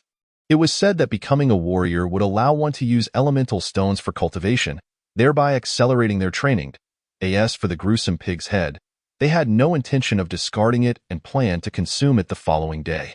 "I will speak with the village chief tomorrow. Perhaps he can accompany me to sell these treasures," Abin remarked, aware of the dangers that lurked outside without a skilled protector. He understood the importance of this, especially since the villagers had aided him significantly. Thus, he decided he would only keep a portion of the earnings. Xiaohua wholeheartedly supported Abin's decision, for he was her sole kin, and she would back him in all his endeavors. At the break of dawn the next day, Abin visited the chief's residence and conveyed his purpose. Upon hearing Abin's words, the chief set aside his meal and promptly made his way to Abin's home to inspect the materials. He felt a surge of excitement. With these resources, the village would surely weather the winter. This time, the chief refrained from inquiring about their origins and instead summoned the hunting captain, Bear Lai, to discuss a plan. After deliberation, they decided it would be best to sell the items to the Legay refining pavilion in town. Although they would likely face price cuts, the assurance of safety outweighed the risks of being exploited. After all, the Legay refining pavilion wielded considerable influence, with branches scattered across many locations. Tianfeng Town was merely a small outpost. For security reasons, the chief, Bear Lai, and Abin agreed to go together, utilizing the chief's storage bag for convenience. Though it had been passed down through generations and was now empty, they planned to set out at dawn the following day.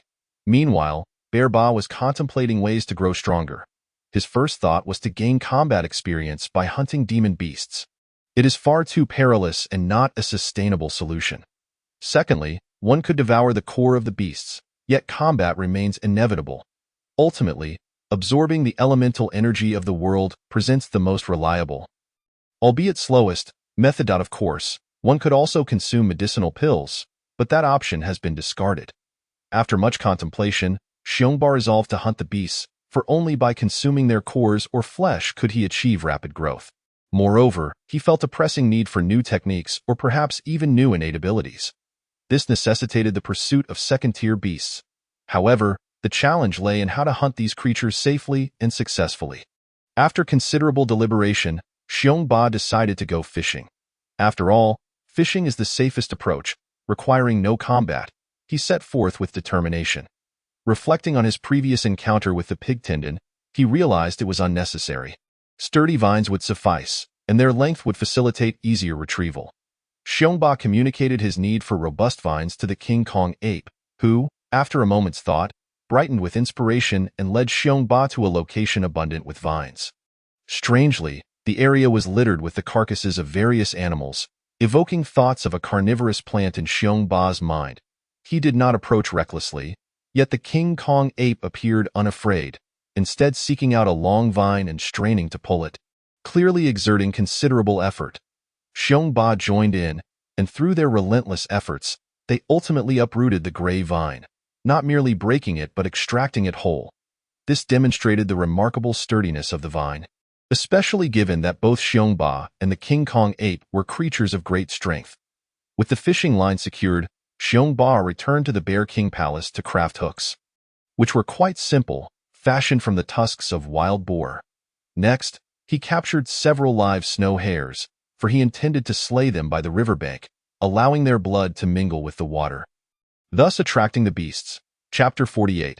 Fishing for beasts. After ample preparation, Xiongba decided to bring along Xiong-Er, Xiong Xiaoyu, and the King Kong ape for the fishing expedition, leaving Xiong Xiaomei at home to keep company with Xiongma, as he feared for her solitude and the possibility of her departure.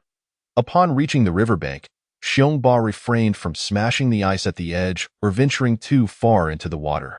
Instead, he chose a location at a reasonable distance from the riverbank and created a sizable ice hole. He feared that if he were to hook a beast of considerable size, it might prove embarrassing. As for where to secure the vine, Xiongba found himself in a quandary. Binding it to himself posed the risk of being dragged into the river by a higher-tier beast, a terrifying prospect indeed. Tying it to a large tree seemed unreliable as well, given that he could easily uproot a tree himself. After searching around, he discovered a promising spot, a large protruding rock that he could not budge. Likely the peak of a mountain.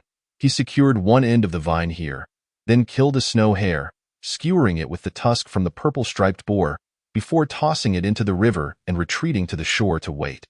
Xiong-Er and the others watched in confusion, unable to comprehend the series of actions, merely finding it amusing.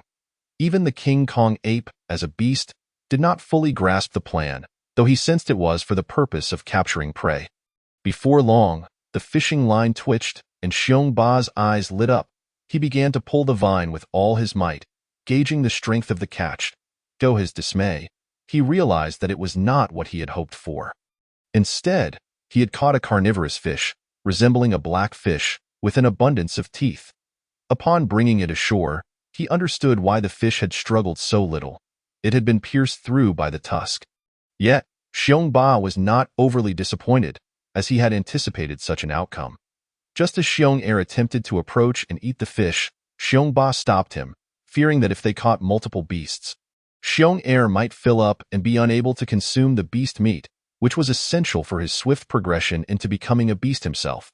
Xiong Ba proceeded to kill another snow hare, hanging it on the tusk before tossing it back into the icy waters. This time, Xiong Er and the King Kong ape regarded Xiong Ba with admiration, surprised that he could procure food so effortlessly.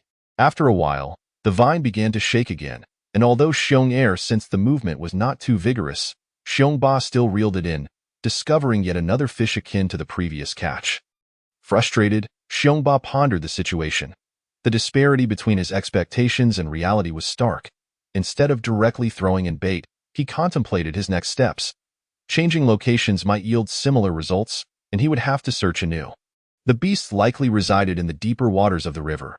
Suddenly, a memory from his past fishing experiences surfaced. Once, he had caught a large black fish that had another fish in its mouth. Determined to alter his approach, Xiong Ba decided to first toss in the bait and observe the movement of the vine to identify whether it was a beast. If it was not, he would use the hooked fish as bait to attract a larger one, hoping that the cycle of predation would eventually lead him to a beast.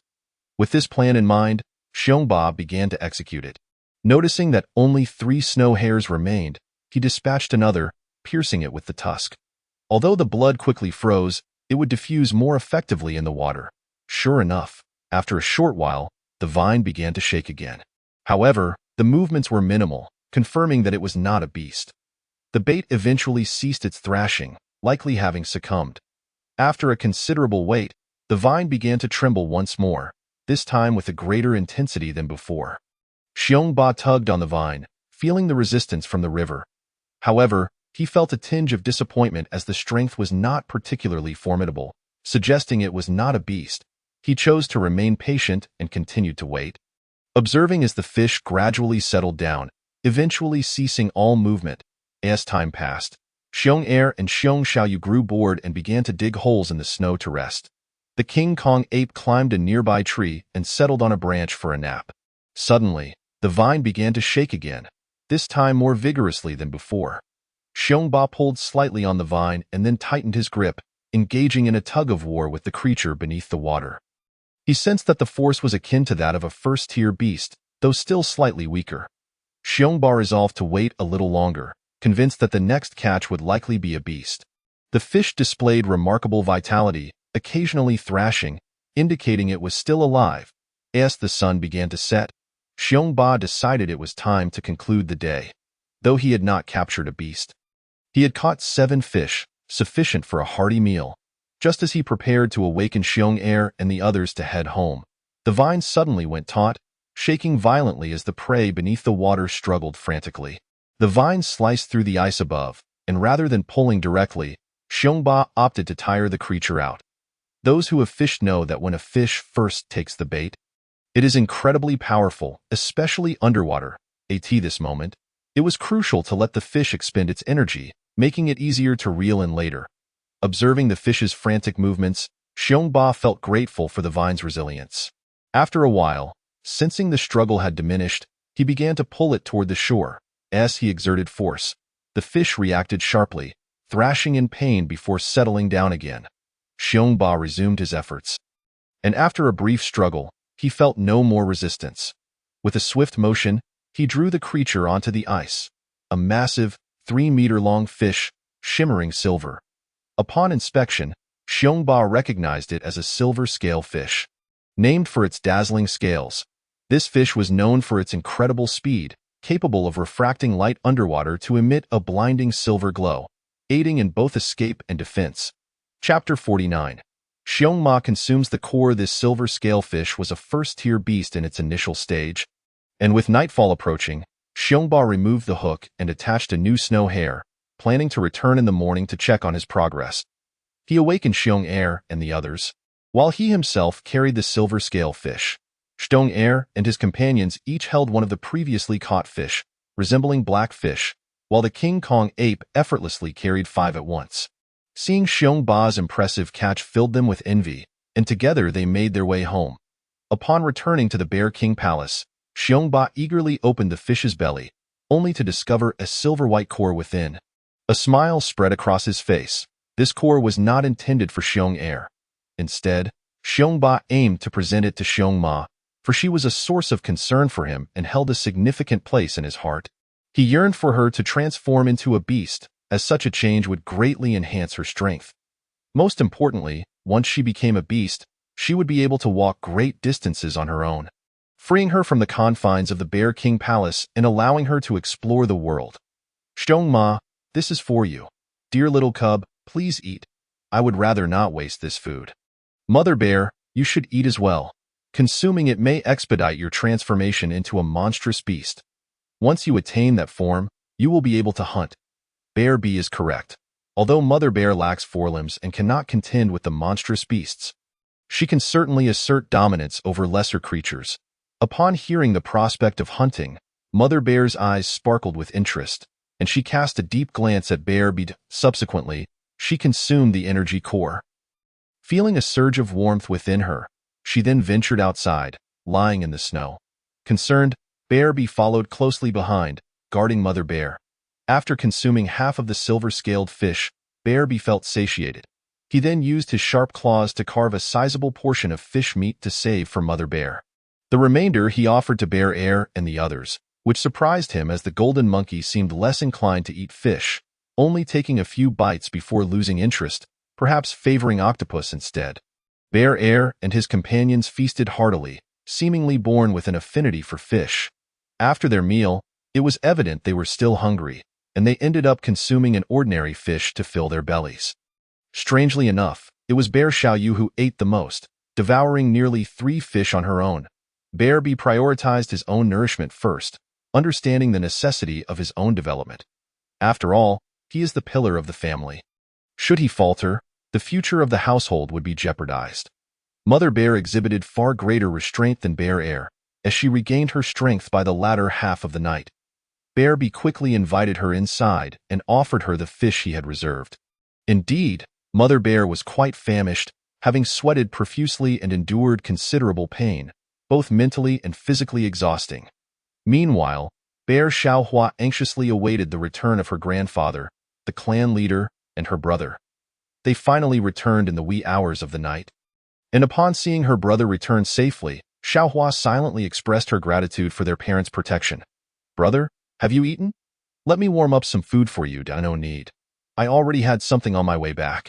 There's no trouble required. In truth, Abin had not eaten, as he was too exhilarated after the transaction to even consider food. He was also wary of wasting time, eager to return to Bear Village. Grandfather, the village chief, and Uncle Lai shared this sentiment, so none of them had dined. It was late, and they didn't wish to burden Xiaohua unnecessarily. They could eat in the morning instead. Why are you still awake? You don't have to wait up for your brother anymore. It's fine. I can't sleep anyway, brother. Did everything sell? Upon hearing this, Abin's excitement surged. You know, that pair of horns sold for 10 low-grade energy stones, and the bones of the monstrous beasts fetched 4. Wow, that's quite a lot, Xiaohua exclaimed in amazement. Indeed, this is merely a small place. In a larger city, we could have sold for even more, particularly those intricately patterned horns, which are highly coveted as decorations or crafting materials. Energy stones serve as the hard currency in the Jinling continent and can be spent anywhere. Previously, ordinary individuals without cultivation used gold and silver for transactions, but they soon discovered that few were willing to exchange energy stones for precious metals. Consequently, the credibility of gold and silver has diminished, and many places have ceased to use them. Of course, barter still exists as a method of exchange. Altogether, we sold 14 energy stones. I had intended to keep 3, but the clan leader insisted I take 4, promising compensation once our clan flourishes. Brother, for energy stones is quite a sum. Let us save them until you become a martial artist, then we can use the energy stones for cultivation. Sister, I plan to use the energy stones to purchase some spiritual rice. Consuming it regularly will help us advance to martial artists sooner. Brother, my talent doesn't match yours. You should eat it all. If you want to eat, then I want to buy it. No, brother, let us purchase some. All right, I'll go buy some in a few days. Meanwhile, Bear B, seeing that Mother Bear was fine, discarded the fish head and what remained of the fish bones off the cliff. He then retired for the night, as he needed to check his fishing lines the next day to see if he had caught anything. The following morning, Bear B awoke naturally and first checked on Mother Bear, who was already awake. He sensed that while her aura had strengthened somewhat, it still lacked the vigor of Bear Air, indicating that Mother Bear would require at least 7 energy cores to successfully advance, or perhaps a daily diet of monstrous beast flesh might lessen the required amount. Bear B did not forget his responsibilities. Today, he left Bear Air and the others to roam freely. He ventured alone, as the golden monkey had gone off to forage for food due to its aversion to fish. Arriving at the fishing spot, Bear B felt a surge of excitement as he began to reel in his line. Although he sensed no struggle, there was weight to it, leading him to believe that whatever he had caught had perished overnight. When he finally pulled it ashore, he was stunned to find only a fish head and bones left, the rest having been devoured. From the fish head, he discerned that it had indeed been a silver-scaled fish. What could have consumed it? Bear B speculated that perhaps a predator had gnawed through the silver-scaled fish's insides, causing its demise. Initially, the blood may not have attracted wild beasts, but as time passed, their hunger for the flesh of the monstrous beasts overcame their hesitation, leading them to feast upon the remains, leaving only the bones. Alternatively, it could have been another monstrous beast of similar strength that devoured the silver-scaled fish. Chapter 50. The Capture of the Golden Monkey. Bear B had contemplated changing his bait, so this time, in addition to catching a few snow rabbits, he also captured several other small creatures, including a marten, a squirrel, and even a monkey. This time, Bear B was cautious and decided to stay put, fearing a repeat of the previous night's events. After all, he didn't want his efforts to go to waste. In truth, if he could catch one monstrous beast per day, he would be satisfied. By the end of the month, the bears at home would transform into monstrous beasts. This time, Bear B opted for a marten as bait. All that remained was to wait patiently. He didn't have to wait long before the vines began to tremble. However, based on the magnitude of the movement, Bear B deduced that the fish was likely not a monstrous beast, but rather a common fish. He chose not to reel it in and continued to wait. As the morning passed, he finally felt another movement in the vines. This time, he sensed a stronger presence and began to pull it ashore, only to find nothing upon reeling it in. All that remained was a catfish, its body stripped down to the bones. Bear B switched his bait again, this time using a snow rabbit, and cast it out. Not long after, the vines showed signs of movement. The swaying was slight, so Bear B decided to wait, hoping it would be a monstrous beast before pulling it in. However, after a prolonged period of inactivity, he reconsidered and decided to reel it in to see what he had caught. After all, if he couldn't catch a monstrous beast, catching some large fish would still be beneficial, given the number of bears he needed to feed. When he pulled it up, he was again left dumbfounded, discovering that there was nothing but the head of the snow rabbit left. What was happening? Could it be a small, monstrous beast or an aggressive fish? Upon reflection, Xiongba realized that he desired to pursue smaller prey. However, given the considerable size of the tusks from the purple-patterned boar he possessed, it was simply impractical to target anything too diminutive, unless he were to employ smaller hooks. Yet, Xiongba found himself at a loss for suitable substitutes for the boar's tusks. Ultimately, he resolved to change his location for fishing, as the area had already been disturbed by the smaller fish, which were likely juvenile demon beasts. Previously, this territory had been home to larger fish resembling blackfish, but now they had been driven away, presumably by the demon beasts. Xiongba contemplated returning to this spot in the future when he had appropriate hooks to capture those smaller demon beasts. He began searching for another fishing locale, yearning for a storage bag, as such an item would prove immensely convenient for storing food and transporting various items. Meanwhile, Xiong Xiaohua had once again ventured to the cliff's base. This time, she spotted something in the distance and rushed towards it. Upon arrival, she found not remnants of animals, but merely a few fish heads, seemingly from ordinary fish species. A flicker of disappointment crossed her eyes, though it quickly dissipated. After all, these fish heads were still meat, particularly nutritious when boiled into a soup. She hurriedly retrieved her prepared basket and collected the fish heads, upon discovering a fish head belonging to a silver-scaled fish. She exclaimed, "Oh, this one seems different. It's a demon beast." Xiong Xiaohua was filled with delight, having initially assumed all the heads belonged to ordinary fish. With great joy, she carried her prize home, where she prepared the demon beast fish head for cooking. While distributing the ordinary fish heads among her closer kin, on the other hand, Xiong Ba, having relocated and baited his hooks, caught only some common fish, no sign of demon beasts. A sense of disappointment washed over him. As the dreams of grandeur he had entertained faded into the harshness of reality, as dusk approached, he secured the few fish he had caught with vines and began his journey back. Halfway home, he abruptly halted, inhaling deeply with his nose. The scent of blood reached him, mingled with the unmistakable aroma of humans. Realizing that there were humans nearby, Xiong Ba felt an urgency to leave the area. Just as he prepared to depart, a furious roar echoed through the air. It was the cry of a King Kong monkey. Should he investigate? He pondered, ultimately deciding to stealthily observe, given that he owed a debt of gratitude for a past rescue. Resolute, Xiong Ba dug a large pit beneath a great tree, filled it with snow, and placed his caught fish inside before covering it again. After marking the tree for future reference, he cautiously made his way toward the source of the King Kong monkey's cries. Climbing into the dense canopy of branches, he finally discerned the unfolding scene. A group of humans had surrounded the King Kong monkey. 3 individuals were actively attacking it, and the monkey's left arm dangled limply. Clearly injured, Xiong Ba's heart raced with anxiety. He longed to intervene but was daunted by the sheer number of assailants, fearing he would be no match for them. "Ha ha, Brother Wang. You truly live up to the reputation of the elite beast-taming sect. Just our luck to encounter such a promising demon beast upon our arrival," one of the men exclaimed. Another chimed in, "Indeed, we did not anticipate encountering a solitary King Kong monkey, and it appears to be not fully matured. Capturing it and establishing dominance will greatly enhance our strength. Rest assured, once captured, I shall reward you all handsomely," the first man assured. "Oh, Brother Wang, you need not mention it. We are already satisfied to assist you." The others echoed in agreement. The man named Wang was none other than Wang Zhan, a scion of one of the 6 prominent families of Tianfeng Town, and an outer disciple of the beast-taming sect. A 5-star sect reputed to house numerous martial masters.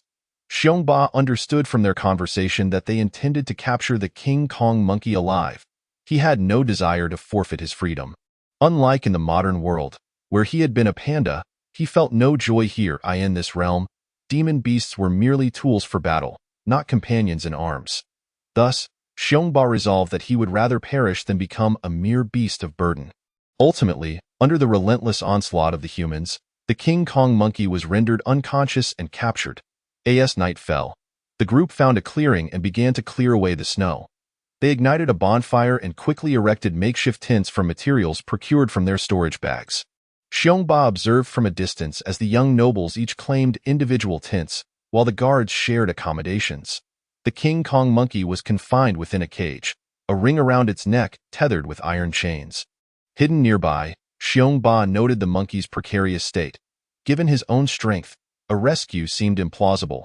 Suddenly, he recalled the monkey's father, a 3rd-tier demon beast. Xiong Ba hesitated, contemplating the perilous journey ahead, knowing it would likely take him through the territory of 2nd-tier demon beasts. If misfortune struck, he might encounter a 3rd-tier beast, plunging him into grave danger. An internal voice urged him to abandon this reckless endeavor, yet he felt a bond with the King Kong monkey. Having shared a connection over time, while Xiong Ba wrestled with his decision, the King Kong monkey regained consciousness. Realizing its dire predicament, it discovered the ring around its neck, rendering it powerless. At that moment, it sensed something and cast its gaze toward Xiong Ba. Their eyes met, and the monkey's expression brightened momentarily before despair took over as it surveyed its surroundings. It understood that its companion was merely a late-stage 1st-tier beast, likely incapable of overcoming the multitude of bipeds present, let alone a 2nd-tier beast. With a glance, the King Kong monkey silently urged Xiong Ba to flee, to not concern himself with its plight. Despite the monkey's apparent resignation, Xiongba made up his mind. He stealthily departed the area and sprinted deep into the Fenglin Mountains. Choosing not to tread cautiously, time was of the essence. He needed to return with the monkey's father before dawn. Otherwise, if the young monkey were taken, they might never reunite. As Xiongba raced onward, his presence attracted the attention of several demon beasts. The wild beasts, sensing his aura, were too intimidated to act, but the demon beasts were less forgiving. Some, feeling they could not best him, roared in anger, while others, also late-stage first-tier beasts, pursued him, eager for a confrontation. Ignoring their threats, Xiongba pressed on toward the territory where the monkey's father dwelled. As he ventured deeper into the Fenglin Mountains, he encroached upon the domains of numerous demon beasts, viewed as an affront to their territory. They began to chase him, intent on preserving their honor. Suddenly, he stumbled upon the territory of a second-tier demon beast. The barefoot centipede, which charged at him with fierce intent, Theo the centipede. This first-tier bloodied bear was a mere snack. As they closed the distance, Xiongba caught sight of the centipede. Its 4-meter length, formidable mandibles, and the aura it exuded unmistakably marked it as a second-tier demon beast. Xiongba hesitated, contemplating a change in course, but then the centipede halted and surprisingly cleared a path. Bewildered, Xiongba questioned the peculiar turn of events. Could it be that the barefoot centipede sensed his formidable presence? In truth, Xiongba overthought the situation. Primarily, he was being followed by a horde of first-tier demon beasts. The Crimson Blood centipede charging forward would undoubtedly prove to be a formidable opponent. And there was a distinct possibility that he could become their meal for advancement. After all, second-tier demon beasts possess a certain level of intelligence, a fact they are not oblivious to, upon witnessing a clear path. Xiongba chose to disregard the matter and continued his frenzied sprint, with little time to ponder the reasons behind it. Interestingly, as Xiongba passed, the group of pursuing first-tier demon beasts also caught sight of the Crimson Blood centipede. Sensing the aura of a second-tier demon beast emanating from it, these first-tier pursuers immediately faltered. They halted their advance, none daring to approach, and ultimately retreated to their respective territories. The Crimson Blood centipede, sensing the peculiar atmosphere and observing the first-tier demon beasts cower in fear, felt a surge of indignation, perceiving it as the greatest insult of its life. With a fierce glare directed towards the direction Xiongba had departed, it began to pursue him with fervor. Xiongba continued his reckless dash and soon encountered a second-tier black-skinned python. The python swiftly slithered towards him, but at that moment, it sensed the invisible aura of murder trailing behind Xiongba. In the python's perception, this murderous intent was aimed at it, completely disregarding Xiongba, whom it considered merely a frightened little demon beast. Thus, it veered around Xiongba and lunged towards the Crimson Blood centipede. The Crimson Blood centipede, momentarily taken aback by the python's approach, assumed it was allied with Xiongba upon witnessing its lack of aggression towards him. Without hesitation, it charged forward. Both beasts were early second-tier demon beasts. The black-skinned python struck with its iron-like tail, aiming a full-force blow at the Crimson Blood centipede. Unfazed, the centipede prepared to snap its sharp mandibles to sever the python's tail. An explosive crash resonated, followed by two agonized roars. The python's tail was cleanly severed, remaining only by sinews, reminiscent of a lotus root's delicate connections. The Crimson Blood centipede also suffered, as its left mandible was brutally shattered. It was a mutual destruction, while Xiongba remained oblivious, as he was preoccupied with the urgency of rescuing the diamond ape. The black-skinned python and the Crimson Blood centipede exchanged glances before turning away, each retreating to nurse their wounds. At this moment, they recognized that even mid-tier first-tier demon beasts would pose a challenge for them. Xiongba pressed on, attracting the attention of several second-tier demon beasts in the process. However, these second-tier creatures were wary and did not dare to pursue recklessly, as they had to remain vigilant against other second-tier foes. The commotion finally drew the attention of a third-tier demon beast. The purple flame lion, adorned with golden fur and fiery red whiskers, had the terrifying capability to breathe forth violet flames, inflicting significant damage. The purple flame lion let out a thunderous roar, causing all second-tier demon beasts to tremble in fear. In the blink of an eye, the lion stood before Xiongba, observing his first-tier cultivation with an indifferent gaze, before casting a cruel smile at the second-tier beasts behind him. At this moment, Xiongba was paralyzed with fear, praying that the purple flame lion would overlook him as a mere insignificant first-tier creature. After all, consuming him would not only be a waste of space, but would also yield minimal energy compared to devouring a second-tier beast. As if in response to Xiongba's silent plea, the purple flame lion circled around him without a second glance, instead surveying the assembly of second-tier beasts, seemingly selecting one that suited its taste. The second-tier beasts hesitated to flee, fearing they would become the lion's target. At last, the purple flame lion's gaze fixated on a mid-tier green bull demon, a creature of verdant hue endowed with immense strength. The green bull demon, with its muscular build and succulent flesh, exuded a fragrance of grass, making it a favorite among both humans and demon beasts. Upon realizing the lion's intense gaze fixed upon it, the green bull demon could no longer contain its fear and bolted away. The purple flame lion, amused by the sight, swiftly pursued the fleeing bull. With a single powerful strike, it brought the green bull demon crashing to the ground, subsequently delivering a fatal blow to its head, thus ending the bull's brief existence. Witnessing the lion's actions, the remaining second-tier demon beasts felt an overwhelming sense of relief and scattered in a frenzied escape. The purple flame lion, however, did not pursue them, as the green bull demon was more than sufficient to satisfy its hunger. Meanwhile, Xiongba frantically raced towards the direction of the diamond ape, only to witness the purple flame lion unleash a torrent of flames, roasting the green bull demon. Before long, a rich aroma of meat wafted through the air for several kilometers. After an exhausting sprint, Xiongba finally reached the towering tree where the diamond ape resided. Letting out a desperate roar, "Senior Diamond Ape, your junior seeks your aid." Receiving no reply, he hurriedly climbed the tree, only to discover that the diamond ape was inexplicably absent. Could it be that the diamond ape has moved? He pondered anxiously.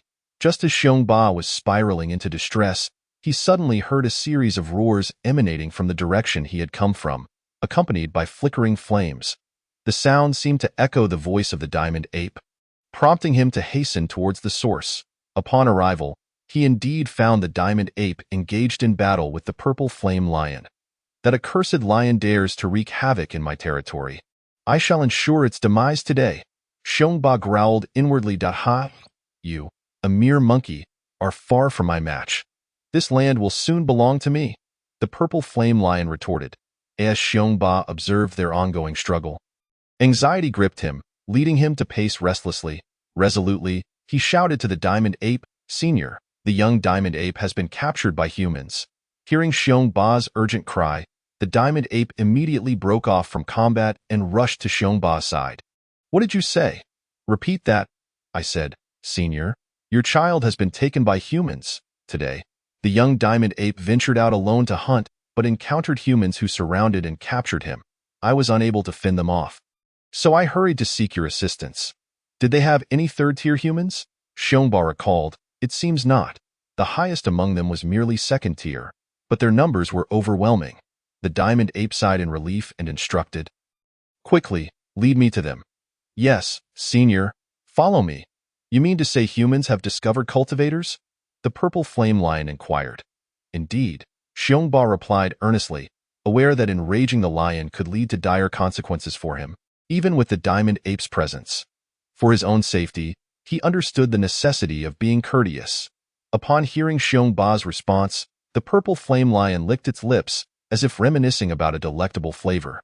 In truth, humans consuming demon beasts enhances their own cultivation, just as demon beasts feast upon humans. Furthermore, there exist terrifying sorcerers who consume both demon beasts and humans alike. For demon beasts, humans possess tender flesh and thin skin, bursting with juice upon the slightest bite, flooding the mouth with a delightful flavor. Many demon beasts that have tasted human flesh become addicted to that exquisite taste. Cultivators, due to their rigorous training, are brimming with energy. Their flesh is not only chewy but also infused with elemental power, significantly boosting the cultivation of demon beasts. Ordinary humans, however, offer no such benefits, serving merely to satisfy culinary cravings. Old monkey, I shall lend you my aid and accompany you, but henceforth, this territory will belong to me. Indeed, the diamond ape readily acquiesced without much thought, as he did not truly belong to this place. He merely regarded it as a temporary stronghold, and with his formidable strength, he could easily find another location. The paramount concern at present was to rescue his offspring. Although Xiongba claimed there were no third-tier human cultivators, one could never be too certain. After all, with the presence of the purple flame lion, an additional layer of assurance was provided. Thus, Xiongba led the way, while the diamond ape incessantly urged him to hasten his pace. Xiongba too wished to move swiftly, yet his abilities constrained him. Had he been a third-tier beast, he would have been confident in outpacing both the diamond ape and the purple flame lion. As they raced forward, particularly under the terrifying aura of the diamond ape, the second-tier beasts were utterly frightened, mistakenly believing that the diamond ape had come to capture them as prey. They fled desperately towards the periphery of the Fenglin mountain range. Some second-tier beasts glancing back, recognizing the familiar figure of the crimson blood demon bear, recalling how they had been pursuing Xiongba only moments before, mistakenly perceiving the diamond ape and the purple flame lion as his allies. Now, realizing that Xiongba had come with formidable companions, they were even more terrified and frantically retreated. Others, bewildered, simply noticed a throng of beasts charging towards them and instinctively joined the stampede, howling in panic. The first-tier beasts, upon witnessing the horde of second-tier beasts behind them, wasted no time in turning tail and fleeing. The most peripheral creatures, sensing the terrifying presence of the beasts, fled in a frenzy, with some slower or paralyzed by fear being trampled into pulp. Meanwhile, Xiongba was startled by the mass of beasts surging ahead, fearing that something even more powerful was behind him. He quickened his pace towards the direction of the humans. Thus, a minor beast tide was formed, leaving chaos in its wake. At the human encampment, the ground suddenly began to tremble. The first to awaken was Wang Zhan, who felt the vibrations intensifying. Hastily donning his clothes, he exited the tent. The captain of the patrol, upon seeing Wang Zhan, immediately ingratiated himself. "Young Master Wang, why are you not resting? If there is anything you require, just instruct me." Wang Zhen said nothing but quickly climbed a large tree to survey the surroundings. Chapter 53. Cannibalism. However, due to the cover of night, the outside was shrouded in darkness, and Wang Zhen initially detected nothing unusual. After a while, others began to emerge from their tents, all sensing the tremors. Even the guards felt it, let alone those possessing the martial disciple realm.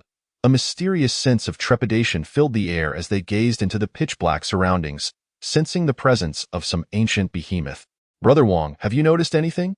I don't believe this is an earthquake. It should not be an earthquake. We must pack up and leave at once. All right, everyone, please gather your belongings swiftly. We must depart from here. Let us strive to return to the town as soon as possible, and there will be rewards for all."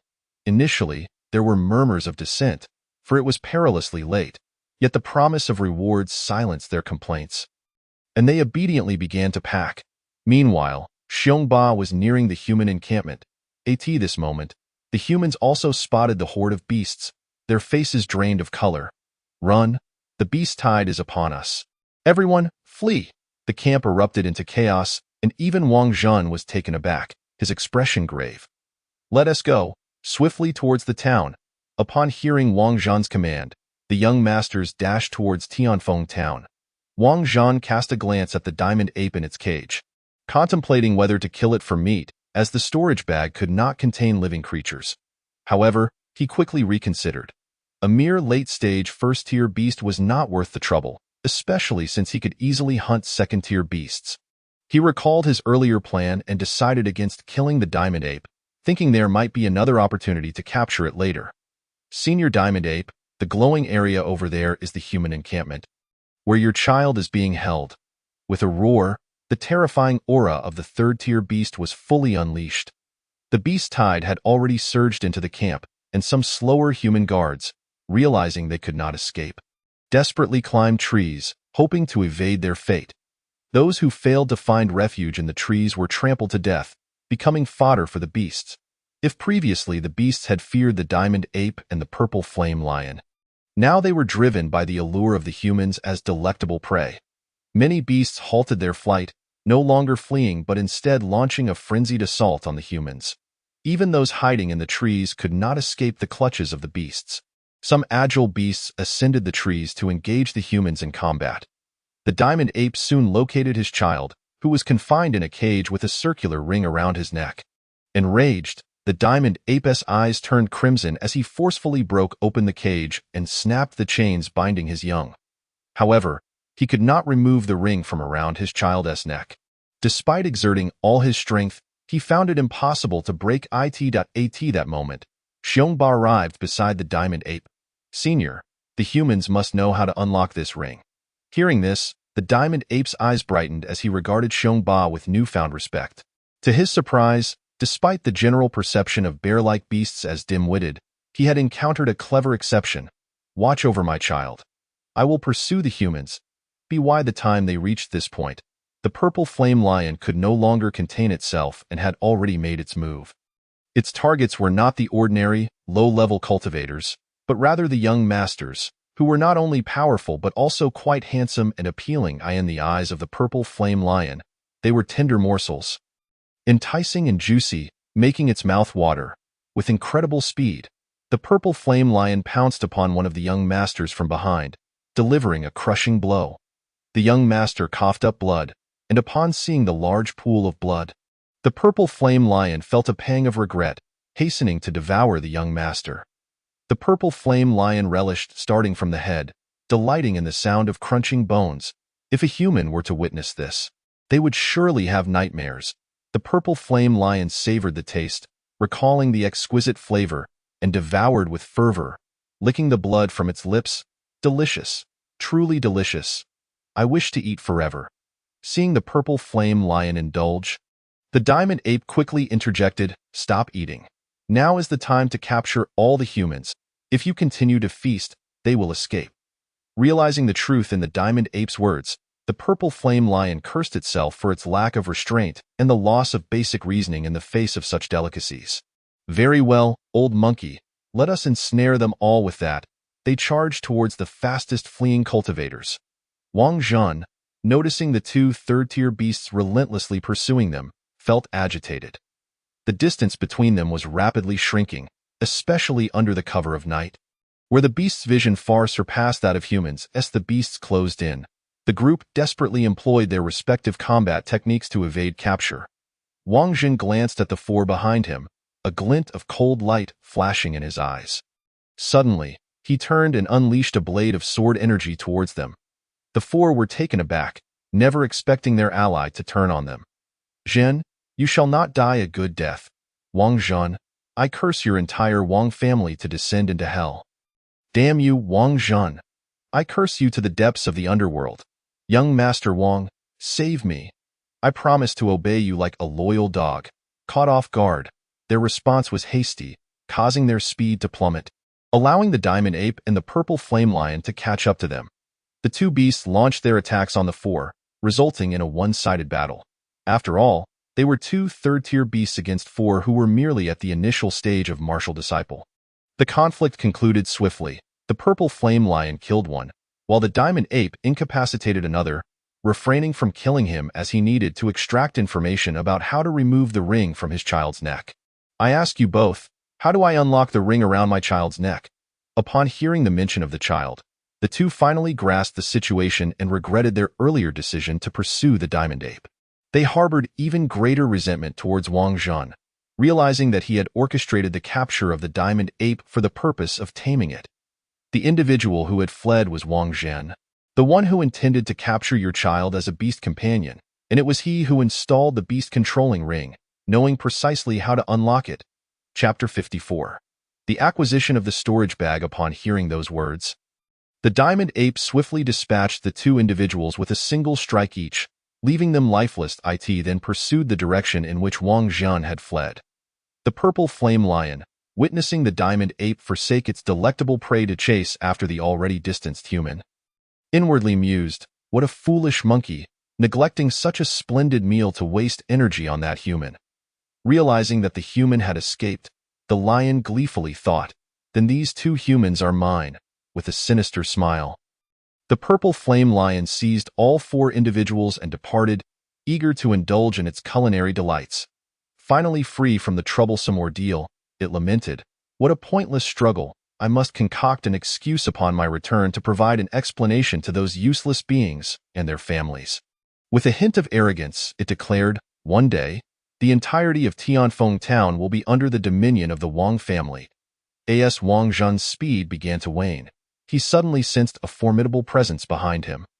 Realizing that the diamond ape was in pursuit, he hastened his pace, fleeing with desperation. The diamond ape, having spotted Wang Zhan, exhibited a look of delight and quickly lunged towards him, closing the distance rapidly. Without hesitation, Wang Zhan unleashed a wave of sword energy, not pausing to assess the outcome as he continued his frantic escape.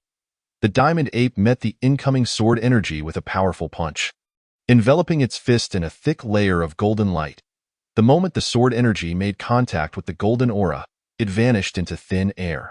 The diamond ape pressed on, finally catching up and leaping to block Wang Zhan's path.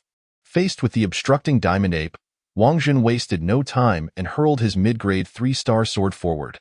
Just as the diamond ape prepared to swat the sword away, Wang Zhan detonated it. Turning away from the diamond ape and continuing his frenzied flight in the aftermath of the explosion, the diamond ape bore several wounds, though none were fatal. It continued its relentless pursuit, undeterred by the damage. Wang Zhan was not surprised that the sword's self-detonation had not claimed the diamond ape's life, as it was a third-tier beast with formidable defenses. However, Wang Zhan's own body suffered from the backlash of the explosion. As the diamond ape drew ever closer, Wang Zhan gritted his teeth and resorted to a secret technique. Blood burst escaped, igniting his essence blood. His speed surged, gradually vanishing into the distance. The diamond ape, witnessing Wang Zhan's disappearance, pounded its chest in frustration and let out a furious roar. After venting its anger, it could only return dejectedly. Bear King, relieved to see the diamond ape return unscathed, reflected on his earlier confidence, which had waned upon hearing the tremendous explosion. Having once been human, Bear King understood the cunning nature of humans all too well. Moreover, the more exceptional the progeny, the more valued they were by their families, often receiving powerful artifacts as a result. This was why some prodigies were not to be trifled with, while it was safer to bully ordinary individuals. At the human camp, devastation lay in every direction. With numerous beast casualties, aside from Wang Zhan, who had fled, the human forces had been entirely annihilated.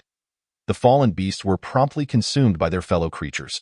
Bear King, however, had reaped significant rewards, having discovered 3 storage bags belonging to the slain young masters.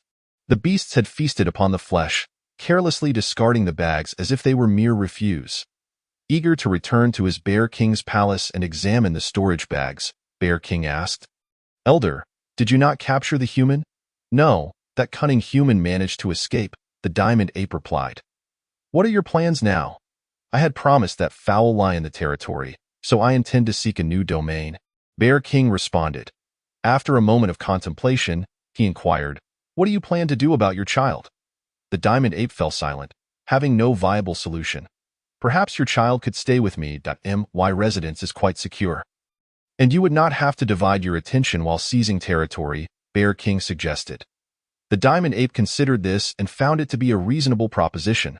"Very well, I shall visit your abode first, and once I have acquired a new territory, I will return to fetch him," it agreed. Bear King harbored no objections, secretly hoping that the diamond ape would reside in the Bear King's palace, as it would enhance the safety of his home and facilitate the hunting of beasts. Additionally, it would expedite the transformation of his family into beasts, allowing for quicker growth. Casting aside any further thoughts, Bear King led the diamond ape and the lethargic little diamond ape towards the Bear King's palace. The little diamond ape was carried under his father's arm, as it was restrained by the beast master ring and could not exert much strength, rendering it sluggish. The beast master ring required a contract with its master, paired with a secret technique, to restore the beast's powers. However, this also subjected the beast to the master's control unless a mutual contract was established, which would significantly lessen the effects. Upon their return to the Bear King's palace, Bear King felt an overwhelming sense of comfort wash over him. Entering with the diamond ape, his family's reaction was more pronounced this time, as the pressure of a third-tier beast was no trivial matter. "Elder Diamond Ape, these are my parents, and the others are my siblings," Bear King introduced. The Diamond Ape acknowledged this with a nod. Bear King then took the time to comfort his family, though it took considerably longer than before. The efforts bore fruit, albeit minimal, and it was likely that they would fare better once they transformed into beasts. That night, the Diamond Ape and its offspring were assigned to Room 1, while Bear King's family occupied Room 2. The Diamond Ape found great intrigue in the Bear King's palace, not only for the innovative design of the rooms, but also for the glowstones that illuminated them. What truly astonished the Diamond Ape was the palace's location. Its entrance was cleverly concealed, and even high-tier beasts would struggle to discover it. It provided an excellent refuge from danger, far more secure than its previous arboreal dwelling. However, there were drawbacks, namely, the thinness of the essence energy and its considerable distance from the depths of the Maple Forest mountain range, making it inconvenient for hunting beasts and necessitating longer travels. Nevertheless, the Bear King's palace was undoubtedly the best environment for the Diamond Ape's child. Presently, the Diamond Ape found itself at a loss for solutions regarding its offspring, with the only course of action being to enhance its own strength. Perhaps upon reaching the 4th tier, it could sever the Beastmaster Ring's hold. Chapter 55. A night of sudden wealth. In truth, there was another option, capturing Wang Zhen, but the likelihood of success was virtually non-existent. Meanwhile, Bear King excitedly delved into the study of the storage bags in his room. He soon discovered that he could not open them. Drawing from his past experiences with novels, he surmised that blood was required to acknowledge ownership. He promptly did so, yet the bags remained shut. After channeling some essence energy into them, they finally yielded. After all, storage bags were a type of artifact that necessitated essence energy for access. After several attempts, Bear King eagerly retrieved the contents of the bags. The first storage bag contained various garments, several essence stones, 2 vials of elixirs, and a few manuals. The second bag held a similar assortment, essence stones, 3 vials of elixirs, additional manuals, and several talismans. The third bag elicited a bemused reaction from Bear King, as it contained several pieces of provocative lingerie and even some intimate toys he did not recognize. Additionally, there were 7 vials of elixirs and a collection of miscellaneous items. This haul was exceedingly fruitful, leaving Bear King thoroughly satisfied. In total, he acquired 12 vials of elixirs, including 3 vials of essence recovery elixir, 2 vials of rejuvenation elixir, 5 vials of vitality elixir, and 2 vials of fertility elixir. The essence recovery elixir quickly replenished a practitioner's expended essence, while the effectiveness of the rejuvenation elixir depended on its grade, with higher grades yielding superior results.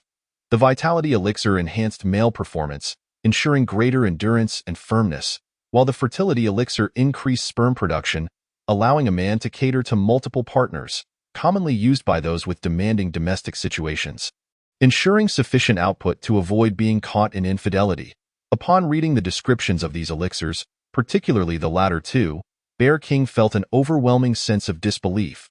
He contemplated discarding them but ultimately hesitated. Recognizing their value as elixirs, he pondered whether the vitality elixirs would even be effective for a bear. The answer is evident. The bear's consumption proves beneficial, transforming it into a formidable combat bear among its kind. As for the techniques at hand, Xiongba observed them briefly, noting that they did not appear particularly formidable. Such potent skills are typically treasured heirlooms of a clan, far too valuable to be entrusted to a mere junior. They are generally kept in the most sacred spaces of the family, like a library, guarded by formidable sentinels. The techniques one could carry are often of lower rank or incomplete. After perusing the available techniques, Xiongba selected 2 that seemed relatively promising, one for agility and another for a complete palm technique. The agility technique was named Fei Yun Jiubu, which allows one to traverse 9 steps in the span of a single step. Upon mastering it, one's speed could increase to 9 times the original, albeit at the cost of consuming vital energy. The palm technique was called Qi Huazhong, which, when sufficiently cultivated, could unleash searing flames to scorch adversaries. Xiongba organized these items into a storage pouch for easier management. Later, in his bedroom, he excavated a small hole to conceal the pouch, sealing it afterward. The other bears, witnessing this act, regarded Xiongba with awe and admiration, as if he had performed a magical feat, making items appear and disappear at will. Typically, a fifth-tier beast can create a storage space within its body. The higher the beast's rank, the larger the space. Upon the beast's demise, this space transforms into a stomach, essentially a naturally formed storage pouch. In ancient times, storage pouches did not exist, and the rules of cultivation differed greatly from today. It was not until the medieval period, when humans faced the inconvenience of transporting items without such pouches, that they discovered the utility of stomachs. During this era, a remarkably intelligent individual named Chu Wu Dai observed the storage capacity of beast stomachs and subsequently invented this item capable of containing various objects. Upon its introduction, it proved to be immensely practical, and he shared the method of its creation with the public, facilitating human advancement. In commemoration, it was named after him, evolving through generations into the modern term storage pouch. The naturally formed stomachs possess a far greater value than those crafted through human ingenuity, as they can store living creatures, unlike the latter. Xiongba hung the storage pouch around his neck for ease of access and to minimize the risk of loss. The following day, before Xiongba could awaken naturally, he was roused by the elder King Kong Ape. Soon, the entire room of bears was awake. I must venture out to find a territory. Please look after my child. Rest assured, elder, whatever I eat, your child shall partake as well. Pleased with this assurance, the King Kong Ape nodded, increasingly satisfied with Xiongba. After some contemplation, Xiongba decided to present a storage pouch to the King Kong Ape. Elder, observe this. It is called a storage pouch, a human-made item for storing various objects, remarkably useful. He demonstrated its function once more to the King Kong Ape, whose eyes lit up in realization. He finally comprehended why humans always seem to produce various items from seemingly nowhere during battles. The King Kong Ape eagerly inquired, "How is it used?" "Simply let a drop of your blood fall upon it, then channel your vital energy to activate it." Following Xiongba's instructions, the King Kong Ape succeeded on his first try. His joy evident as he repeatedly placed items in and retrieved them. The young King Kong Ape, witnessing this, expressed jealousy, declaring he too desired one. Xiongba explained that there were none left and that it required vital energy to operate, which he could not currently muster. To dispel the young ape's disbelief, Xiongba allowed him to try his pouch, but it was indeed inaccessible. This left the young King Kong Ape utterly dejected, his head drooping in disappointment. "Fear not. One day, your father shall procure a beast-controlling ring for you." The young bear then insisted, "I cannot take your storage pouch without offering something in return. What would you like?" Xiongba pondered for a moment, realizing that his mother and the others needed first-tier initial-stage beast cores to advance to the next tier. Thus, he replied, "Elder, should you encounter any first-tier initial or mid-stage beasts, please bring back their flesh and ideally, their cores as well." Young bear, you have already reached the late stage of first-tier beasts. Consuming initial stage ones will yield diminishing returns. Allow me to catch some second-tier beasts instead. No need, elder. My request for initial stage beasts is solely to help my mother and the others advance. The King Kong Ape regarded Xiongba with newfound respect. His deep sense of loyalty and attachment made him want to adopt this bear as his own child. The young King Kong Ape, in comparison, paled in significance. "Very well, I shall comply. I will procure more for you." Relieved by the King Kong Ape's response, Xiongba felt a weight lift from his heart. Soon, he was elated, knowing that with the elder's assistance, his mother and companions would swiftly ascend to the realm of beasts. With that, the King Kong Ape departed from the Bear King's palace, while Xiongba and the young King Kong Ape bid him farewell. However, the young King Kong Ape seemed oblivious to any sense of loss, perhaps recognizing that as children grow, they must eventually part ways. Chapter 56. The Wang family of Tianfeng Town. Meanwhile, Wang Zhan, barely holding himself together, felt a wave of relief wash over him upon sighting the gates of Tianfeng Town, his taut body finally relaxing, only to collapse to the ground moments later. Bystanders entering the town quickly stepped aside, wary of any potential trouble. The guards at the city gates, upon noticing him, assumed he was a beggar or a vagrant who had fainted, as they prepared to discard him to the side. The captain of the guard suddenly recognized Wang Zhan's face. "Halt! The captain rushed over, scrutinizing Wang Zhan's features closely, confirming that he was indeed the legitimate heir of the Wang family, a prodigy who had joined the beast-taming sect. This is serious. Quickly, carry him to the shelter. You, go to the Wang family. No, I shall go myself. Ensure he is well cared for. If anything goes awry, there will be consequences. With that, he mounted a swift horse and galloped toward the Wang family's residence. After a while, he finally arrived at the entrance of the Wang family estate. Please announce my presence, stating that Captain Yi seeks an audience with the family head regarding a matter of utmost urgency. Begone. Even if you're a captain, you must schedule an appointment to see our family head, one of the guards retorted. Please, this is truly a matter of great urgency concerning your young master. Upon hearing the mention of the young master, the guard hesitated, pondering for a moment before stating, Wait here. I will inquire with the steward. With that, he hurried off to find the steward. Before long, the gates swung open once more, revealing a slightly plump, middle-aged man. This was Wang Fu, the steward of the Wang family, who had served diligently by the family head Wang Yuntian's side since childhood and earned the family's trust, receiving the Wang surname. What significant matter brings you here? He inquired. I have located the young master, but he appears to be injured. Is what you say true? Wang Fu's eyes narrowed, exuding the aura characteristic of a mid-level martial artist. The captain, a mere initial stage warrior, broke into a cold sweat, his heart racing. Follow me. We must see the family head immediately. Upon entering a grand hall, they encountered a stern-faced middle-aged man exuding an air of authority. This was the family head, Wang Yuntian. The steward approached him, whispering, Family head. A captain from the guard claims to have found the young master, and he seems to be injured. What? Genre? Where is he? Bring him in at once. I have already brought him. Let him in immediately. Follow me.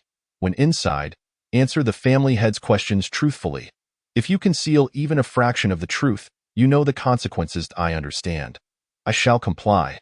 Now, what has happened to my son? Wang Zhan? Speak plainly. Yes, indeed. Today it was my turn to guard the gates. Just moments ago, young Master Wang collapsed at the entrance, his clothes tattered as if he had endured a fierce battle. Wang Yuntian sprang to his feet. Abandoning his previously composed demeanor, Wang Fu, you must go at once. If it is indeed Zhun'er, bring him back immediately. Yes, family head. Captain Yi, lead the way. Yes, please follow me. With that, Wang Fu summoned a horse-drawn carriage and guards. Racing toward the city gates, the townsfolk looked on in curiosity, intrigued by the commotion involving the foremost of the 6 great families. Upon reaching the city gates, the steward immediately recognized their young master. He hurried forward, calling out, Young master! Young master! After a couple of attempts without response, he swiftly retrieved a vial, administering 2 rejuvenating pills before lifting Wang Zhan onto the carriage. Well done today. You performed admirably. Rest assured, your reward shall not be meager. The joy of having the opportunity to ascend the lofty branches of the Wang family is indeed boundless fortune for oneself. Many aspire to serve the Wang family, yet few are granted such an opportunity. It is the lot of the petty, and for them to be able to work for the Wang family is the greatest blessing of their lives. Very well, let us await further news. I am grateful for your kind words, esteemed steward, and I appreciate your diligent efforts. However, there is one thing I must convey to you. I hope you will forget today's events. Should any whispers of this matter escape, rest assured, Steward Wang, I comprehend the gravity. Even unto death, I shall take it to my grave. Now, quickly, let us return. A group hastened back to the Wang residence, where they immediately placed Wang Zhan in his chamber. The moment the steward entered the Wang manor, a servant was dispatched to inform Wang Yuntian. Wang Yuntian arrived at the room to find Wang Zhan lying unconscious on the bed. Wang Fu. You must personally fetch Master Luodan. He commanded that I shall depart at once and ensure Master Luodan is brought here. Master Luodan, renowned as a second-tier alchemist in Tianfeng Town, is formally named Luochen and runs the Dan Pavilion known as Chen Dan Go. An alchemist is also a physician, versed in various herbs and their properties, knowing which can complement or counteract one another, and how to facilitate human absorption. The steward rode upon a crimson cloud steed, followed closely by an opulent carriage. racing towards Chan Dan Gu. Passers-by hurriedly stepped aside, fearful of being struck, their expressions a blend of anger and envy, wishing they could exude such authority. Steward Wang, what brings you here? Haha, my esteemed matron is unwell and wishes for Master Luo Dan to examine her. Is Master Luo available? Indeed, he is currently engaged in alchemy. Once he completes his work, I shall inform him. However, my matron's condition is quite urgent. Could you possibly expedite the notification? It is not that I am unwilling, but as Steward Wang knows, alchemy is most sensitive to disturbances. Otherwise, a batch may be ruined. My lady cannot afford to wait. And thus, the Wang family is prepared to offer double compensation for any loss incurred. The manager of the pavilion pondered for a moment, weighing the pros and cons, and replied, since the matter has been laid out thus, I shall inform the master. Please enjoy a cup of tea while you wait. Thank you for your trouble. Once the opportunity arises, I would like to host a splendid meal in your honor. Haha, I shall go inform the master now. My apologies for the inconvenience. Master, I have an important matter to report. Old Joe, what prompts you to disturb me during my alchemical work? Steward Wang Fu, has come to request your presence at the Wang residence. It seems his matron is ill, and given his urgency, it must be quite serious. Chapter 57. The First Whispers of Treasure O, the elder matron of the Wang family. I saw her at the beginning of the month, in good health, with no ailments whatsoever. This matter may not be as straightforward as it seems. Then, will the master be visiting the Wang residence? Certainly. I must see what is afoot with the Wang family. A storm is brewing in Tianfeng town. From the loft emerged a young man, around 30, exuding an air of elegance and a cool demeanor. I have met Master Luo Dan. My matron is unwell and wishes for your assistance. Very well, please wait at the entrance while I gather some items. I will be with you shortly, thank you. Master Luo Dan. In short order, let us proceed. Master Luo Dan, please take your place in the carriage. The group hastened back and soon arrived at the Wang residence. Master Luo Dan has arrived. Let him enter. Lao Xian, you have finally come. I must trouble you to examine my son. Haha, there is no trouble at all. I shall attend to Wang Xiaozhu immediately. Luo Chun, being a man of discernment, understood the boundaries of inquiry. For with greater knowledge comes greater peril. Curiosity indeed killed the cat. Wang Xiaozhu's condition is rather dire. It appears he has employed a forbidden technique, which has severely compromised his vitality, depleting his potential. What does the future hold? To speak plainly, it is nearly impossible for him to become a martial artist unless he consumes a 7th-tier restorative elixir, which not only would heal his body but also enhance his potential. Upon hearing Luo Chen's words, the room fell into a heavy silence, none daring to utter a sound. In this small town of Tianfeng, the mere mention of 7th-tier elixirs was rare. Even 5th-tier ones were scarcely seen. How can we awaken Zhun'er? I possess a 2nd-tier awakening pill. Should Wang Xiaozhu consume it, he will awaken today. Your efforts are much appreciated. If there is nothing further, I shall take my leave, as I must oversee the affairs of the pavilion. Allow me to escort you, my brother, but I have one humble request. Speak freely. Should it aid you, I will assist. It is but a simple favor. I hope you will keep Zhun'er's condition confidential. Rest assured. My elder brother, safeguarding our guest's secrets is the very essence of courtesy, especially considering our relationship. I am grateful, my brother. Once I have concluded these pressing matters, I shall certainly host a banquet in your honor. Wang Yuntian returned to Wang Zhun's chamber, gazing at his son lying on the bed, his heart heavy with bitterness and anxiety. Although the Wang family stood as the foremost among the 6 great clans, they had long been in decline. However, as Wang Zhun's prodigious talent for cultivation emerged, the family slowly began to regain some stature, particularly after he was recognized by the Beastmaster sect, which propelled the Wang family to new heights. Surely, under Wang Zhun's guidance, the family would flourish. Yet, fate can be capricious. In these recent years, all seemed well, but should Wang Zhun fail to break through in the coming years, the Beastmaster sect would soon lose interest. The competition among disciples of the sect was ruthlessly fierce. Wang Yuntian had contemplated nurturing another, yet among his 3 children, only Wang Ba showcased any noteworthy potential. The other 2 were merely above average, better than most, but a far cry from Wang Zhun. Meanwhile, on the other side, Xiong Ba had refrained from sending the little golden monkey out for hunting today, recognizing the peril of venturing forth without his own energy.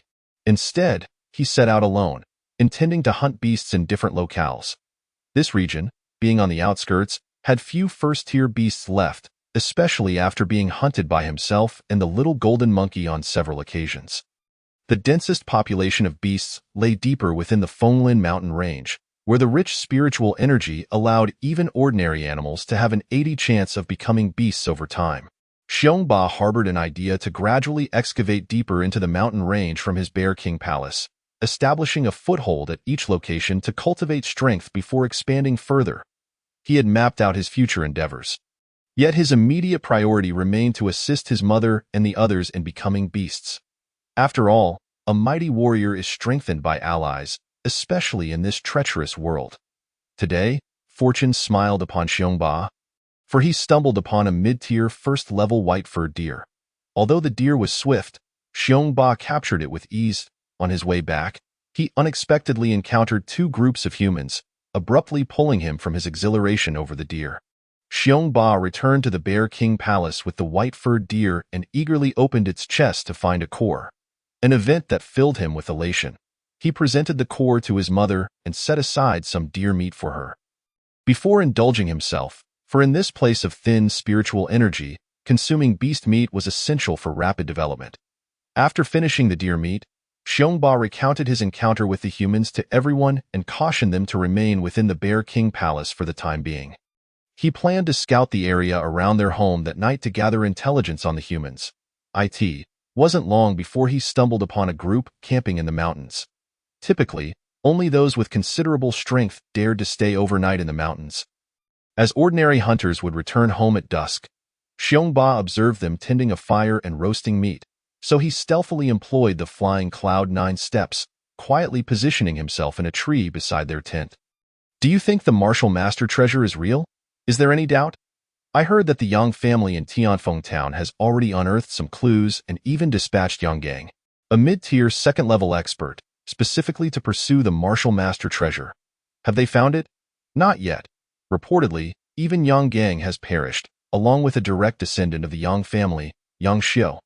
Hiss, the head of the Yang family, Yang Lin, has supposedly issued a substantial bounty. Anyone providing information on Yang Gang will receive 5 low-grade spirit stones. Such a sum? Surely many will seek to claim it. Needless to say, but many have been fraudulent claims. The Yang family has executed numerous individuals, and as of now, few dare to risk a false claim. According to rumors, the reason Yang Gang personally led the team into the Fenglin Mountains was due to the possession of the Martial Master's treasure map. Finding Yang Gang would equate to discovering the treasure map itself. Who would be foolish enough to forsake the Martial Master's bounty for a mere 5 low-grade essence stones? This treasure, after all, belongs to a Martial Master, encompassing not only the legacy of combat techniques, but also a myriad of invaluable collections. It would be a boon if we could locate it, alleviating our concerns regarding resources during cultivation. Ha! All those who venture into the Fenglin Mountains share this aspiration. However, one thing is certain. The treasure is not situated at the deepest depths, otherwise the Yang family would not dare to court death. The only uncertainty lies in who currently possesses that treasure map. Hearing these conversations, Xiong Ba recalled that the middle-aged man slain by the Diamond Ape was indeed named Yang Gang, and that shadowy figure was Yang Xiu. Chapter 58. I am the boss now. Upon hearing the news he longed for, Xiong Ba was eager to return to the Bear King's palace to inquire about the fate of Yang Gang and Yang Xiu from the Little Diamond Ape. Upon arriving at the palace, Xiong Ba directly approached the Little Diamond Ape and asked, "Do you remember the human who knocked me unconscious in the forest? He has already been devoured by my father and me." The Little Diamond Ape replied, "Have you seen the treasure map?" The Little Diamond Ape looked puzzled, failing to grasp Xiong Ba's meaning. Xiong Ba then retrieved the books and blueprints from the storage bag to show the Little Diamond Ape. The Little Diamond Ape shook his head, indicating he had not seen them. Xiong Ba speculated that such significant items must be within the storage bag. He pointed again, asking, "Did you see this type of storage bag on those two individuals?" The Little Diamond Ape pondered for a moment before shaking his head, admitting he had not seen such a thing, as he was unaware of the storage bag's purpose at the time. Xiong Ba surmised that the storage bag might still be at the battleground.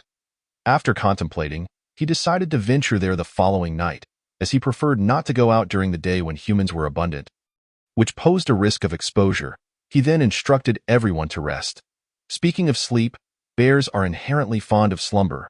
Bear Mother and the others spent their days lounging in the cave, but the little diamond ape was restless and yearned to roam. Meanwhile, at the Wang family's residence, Wang Zhan had already awakened. "What on earth happened?" he asked. "Father, we entered the Fenglin Mountains, but did not delve too deeply. We captured a late-stage diamond ape, intending to tame it as my beast. However, unexpectedly, a beast tide erupted at night, featuring 2 third-tier demon beasts, leading to the demise of the others. I had to self-destruct my 3-star essence artifact, the Azure Feather Sword, and employ a secret technique, blood explosive escape, to evade. Father, my body, Wang Zhan. I have consulted with Master Luodan regarding your condition. Due to the use of secret arts, it may be difficult for you to advance unless you consume a 7th-tier spiritual herb." After hearing this, Wang Zhan stared blankly out the window. Although he had anticipated such consequences when using the secret technique, the reality was overwhelming. His mind was clouded with his father's words about the difficulty of breaking through. As for the 7th-tier spiritual herb, Wang Zhan held no hope. Even within the beast-taming sect, it was uncertain whether one could obtain it, let alone as an outer disciple. Seeing Wang Zhan in this state, Wang Yuntian felt a pang of sorrow and could only offer words of encouragement. "Zhener, do not give up. The future is uncertain, and as long as you are alive, there is hope." Wang Zhan continued to gaze vacantly out the window, the dark horizon mirroring his once bright life, now utterly consumed. "Wang Zhan, where has your pride gone? You are the most talented individual in Tianfeng Town, a disciple of the beast-taming palace. Can you not withstand even this setback?" "Father, I wish to be alone for a while. Please return to rest." Wang Yuntian glanced at Wang Zhan, opened his mouth, and finally sighed inwardly. "Very well, I shall return first. If anything arises, do not hesitate to seek me out. Rest early." The next day, while Xiongba was still asleep, he was roused by the little diamond ape's shaking. Upon realizing it was daytime, Xiongba thought to himself that he could not venture out alone, let alone bring along the little diamond ape, a burdensome companion. No, there are too many humans outside. It is far too dangerous. Upon hearing the mention of humans, the little diamond ape drooled. Xiongba, observing this, abruptly interrupted its fantasies. "Do not even think about it. You currently possess no strength. Any random human could easily defeat you. Do you wish to become a pet of humans?" The little diamond ape, indignant at Xiongba's words, insisted on charging forward. Yet, Xiongba simply pressed him down with a bare paw, effortlessly overpowering him. The little diamond ape, infuriated, repeatedly lunged at Xiongba, only to be subdued each time by Xiongba's effortless strength. Eventually, the little diamond ape lay on the ground, staring blankly at the sky, clearly disheartened. Xiongba paid him no mind, recognizing the necessity of confronting reality. After a while, the little diamond ape seemed to accept his fate. No longer attempting to attack Xiongba, instead, he wore a solicitous expression, his eyes darting about. "Xiongba, how about allowing me to go out and play for a bit? In return, I will acknowledge you as my boss, as I cannot defeat you now." Xiongba was tempted. Previously, he had acknowledged the little diamond ape as the boss out of necessity, but being the boss himself was undoubtedly preferable in the future. He could delegate tasks to his subordinate, minimizing his own risks. What a bargain it seemed. "Fine, you may only go out to play at night. I will take you for a stroll nearby, but we cannot venture out during the day. Moreover, I am your boss from now on, and you must heed my words." Upon hearing this, the little diamond ape pouted, clearly unimpressed. Regarding the matter of acknowledging Xiongba as his boss, he was indifferent, recognizing his current inferiority in strength. Furthermore, Xiongba was indeed more astute and treated him relatively well. The daytime truly drags on. It is a challenge for an energetic diamond ape to remain cooped up in a cave. Observing the little diamond ape's dejected demeanor, Xiongba devised a plan. He decided to send the little diamond ape to the refuse disposal area, allowing him to sit there and open the exit. Gazing at the long-awaited sky, the little diamond ape beamed with a smile. Meanwhile, Xiongba, taking advantage of the quiet daytime, began to excavate deeper into the Fonglin Mountains at a leisurely pace. With the storage bag at his disposal, the process had become much more convenient. He merely needed to deposit the excavated stones into the bag. Then, upon exiting, he could discard the stones from the storage bag, eliminating the need for multiple trips and streamlining the effort. Xiongba only needed to dig a tunnel wide enough for two bears to walk side by side. Inside the Bear King Palace, he carefully selected the entrance to this passage, choosing a spot roughly in the middle for the sake of discretion and safety. In Tianfeng Town, members of several prominent families gathered in the Wang family's parlor. Wang family patriarch, we have come today primarily to inquire why Wang Zhen has returned while our family members have not. Indeed, why has Zhao Ho from the Zhao family not returned, and Qin Tong from the Qin family? What of Sun Wu from the Sun family? I am well aware of your intentions. Zhener has already recounted the events to me in detail. I shall now relay what transpired. He then recounted the tale that Wang Zhen had shared, though he fabricated one detail, that Wang Zhen's escape was due to the self-detonation of a 3-star artifact, which had allowed him to evade disaster. Listening to Wang Yunfei's account, the crowd found themselves in a state of confusion. Is young master Wang Zhen at home? Can he come out for a discussion? Chapter 59. The serrated lizard Zhener is currently resting and cannot meet with you all, came the response to, oh, could there be some hidden circumstances? Otherwise, why would he not dare to show himself? Yes, if there is nothing to hide. We should clarify matters face to face. I concur with Sun Heir's statement. I second that. Enough. What do you take my Wang family for? Father, what is the matter? Who has angered you? Zhener, why have you emerged from seclusion? I had intended to discuss certain matters with you, not realizing you were in a meeting. Wang Xianshi has arrived. I was just speaking of him and wished to inquire about the events that befell our family's younger generation who accompanied you. My father should have already informed you all. The situation unfolded as such. I, too, had to self-detonate a 3-star essence artifact to escape with my life. I have only just recovered today. We families have always been interconnected. In the future, I shall personally seek to avenge my brothers. Now that the situation is clear, I shall take my leave, as so shall we. We will take our leave as well. Farewell, everyone. Do travel safely. Humph. These people have come merely to interrogate us. Father, you must be aware of the recent uproar regarding the Martial Master's treasure? Yes, I have heard that the Yang family possesses a treasure map. It is said that an elder from the beast-taming sect is personally leading an expedition for this Martial Master's treasure. Hiss. So it seems there is truth to it should indeed be true. Father, I plan to invite some senior brothers and sisters to stay with us, as it would help strengthen our connections. This is an excellent idea. Not only will it provide us with support, but it may also yield benefits during the upcoming treasure contest. Esteemed guests, it is precisely meal time. Why not join me at Tian Shixian for a delightful repast? The group exchanged glances to haha. It is better to comply with your wishes. The party swiftly arrived at Tian Shixian in a sedan chair. Master Sun has graced us with his presence.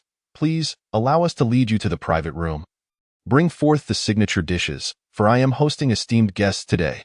Certainly, please enter first. Master Sunday. Upon entering the private room, Master Sun was the first to speak. What are your thoughts on the words of that old fellow Wang Yuntian? From my perspective, they are half-truths, half-fabrications. However, there is no evidence, as even the body has been consumed by the demonic beasts. After we finish dining, let us venture to the site of the incident and see if we can uncover any clues. No objections here. The heads of several families exchanged glances, all in agreement. Once the meal concluded, they set forth towards the site of the occurrence. It was nearly dusk by the time they arrived. Despite the passage of days, the remnants of the battle still lingered. After searching thoroughly, they found nothing, no storage bags or any belongings. Logically, when demonic beasts kill and consume humans, some storage bags should remain. Yet there was not a single one to be found. There are two possibilities. First, someone may have stumbled upon this place after a battle and collected the storage bags. Alternatively, the demonic beasts may have attacked humans under the machinations of someone, presumably targeting our families. Upon hearing this, everyone found it quite reasonable. Thus, they began to converse among themselves. It was getting late. We shall set up camp here and return at dawn. The members of the various families found no issue with this and began to establish their camp. Xiongba, having waited for nightfall, intended to revisit the spot where he had previously fainted to check for any lost storage bags. Suddenly, the little gold ape spotted him and bounded over eagerly. Unable to refuse, as he had already promised, Xiongba allowed him to roam nearby for a while, considering he had pressing matters to attend to that night. After letting the little gold ape wander for a few laps, Xiongba began to assure him that he would return early and take him out to play afterward. Thus, the little gold ape, in a daze, followed him into the Bear King's palace.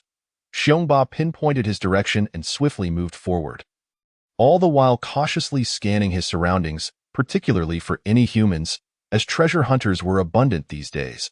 He reached the spot where he had fainted without incident, thoroughly searching several times but finding nothing. Disheartened, he decided to return, but fortune did not favor him on the way back. Xiongba found himself the target of a second-tier sawtooth lizard. Its repulsive, dung-yellow exterior and massive jaws, lined with jagged teeth, clearly indicated it was a formidable foe. Xiongba immediately turned to flee, yet the sawtooth lizard was swift in pursuit. Even his use of the flying cloud 9 steps could not shake it off. As the sawtooth lizard drew nearer, Xiongba grew increasingly anxious when suddenly he spotted flames in the distance. Realizing that treasure hunters were nearby, he wasted no time dashing towards them. The sawtooth lizard continued its relentless chase. Seemingly intent on capturing him, as he approached the campsite, the humans noticed him and emerged from their tents, though they did not appear alarmed, given that 2 early-stage martial disciples were present. While they were puzzled as to why Xiongba was recklessly approaching them, their confusion turned to dread as they beheld the sawtooth lizard. Even the 2 second-tier martial disciples wore grave expressions. After all, the sawtooth lizard was venomous, fast, and had a thick layer of scales. Everyone scattered, seeking refuge. "What should we do, Master Sun? Elder Qian and I will handle the sawtooth lizard. You all take care of that late-stage red-blood demon bear." Upon hearing Master Sun's words, the group breathed a sigh of relief. For engaging the sawtooth lizard with their first-tier capabilities would be tantamount to courting death. Meanwhile, the sawtooth lizard, having spotted the humans, completely disregarded Xiongba, as he was far less appetizing. With a monstrous shriek, it lunged at one of the guards, biting off half his body. The sound of its sharp teeth crunching through bone sent chills down everyone's spine, rendering them afraid to breathe too deeply for fear of drawing the creature's attention and being devoured alive. "Beast, taste my blade." Crimson light slash. A stroke of crimson energy sliced toward the sawtooth lizard, which was still reveling in its feast of human flesh. It was struck, causing its skin to split open. And in pain, it abandoned its meal, charging furiously at Master Sunday. Master Sun hurriedly dodged while unleashing another crimson light slash. The sawtooth lizard retaliated by spitting a glob of dark green venom at him. The sword energy cleaved through the venom, racing toward the creature, but the toxic substance split in two.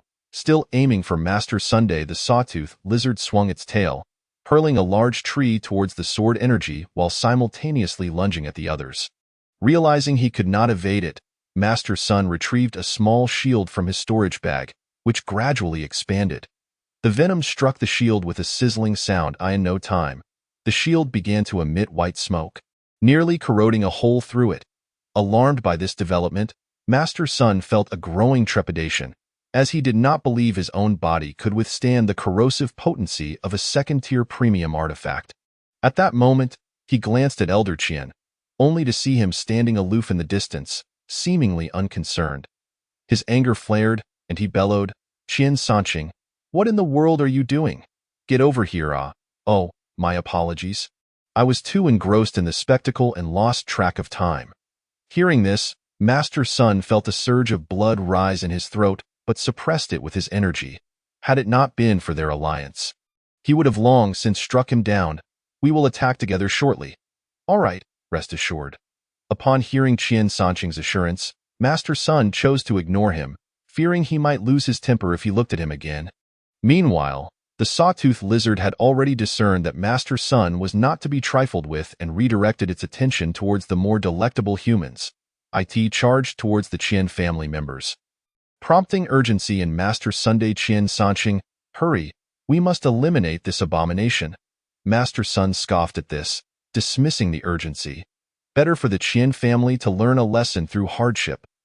Master Sun remained motionless. Qian Sanqing, disregarding everything, charged forward. The sawtooth lizard prepared to bite down on one of his nephews.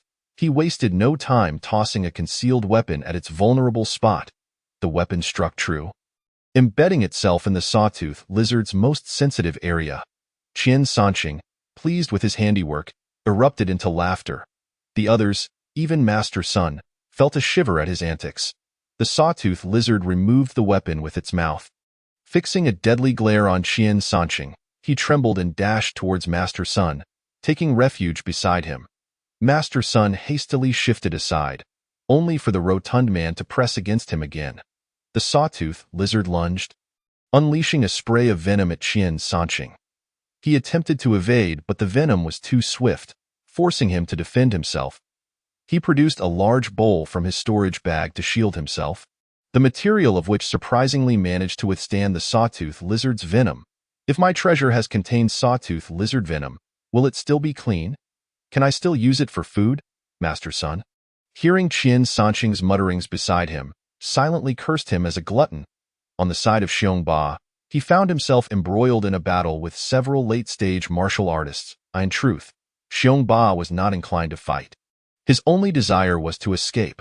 The sheer numbers of humans posed a significant threat, and it was highly likely that the serrated lizard would be defeated. Taking advantage of the moment when the serrated lizard engaged the two strongest opponents, he needed to devise a means of extricating himself swiftly. Xiongba could only employ the flying Cloud-9 steps, fighting while retreating, and he immediately unleashed his Crimson Fire Palm with great force against the humans.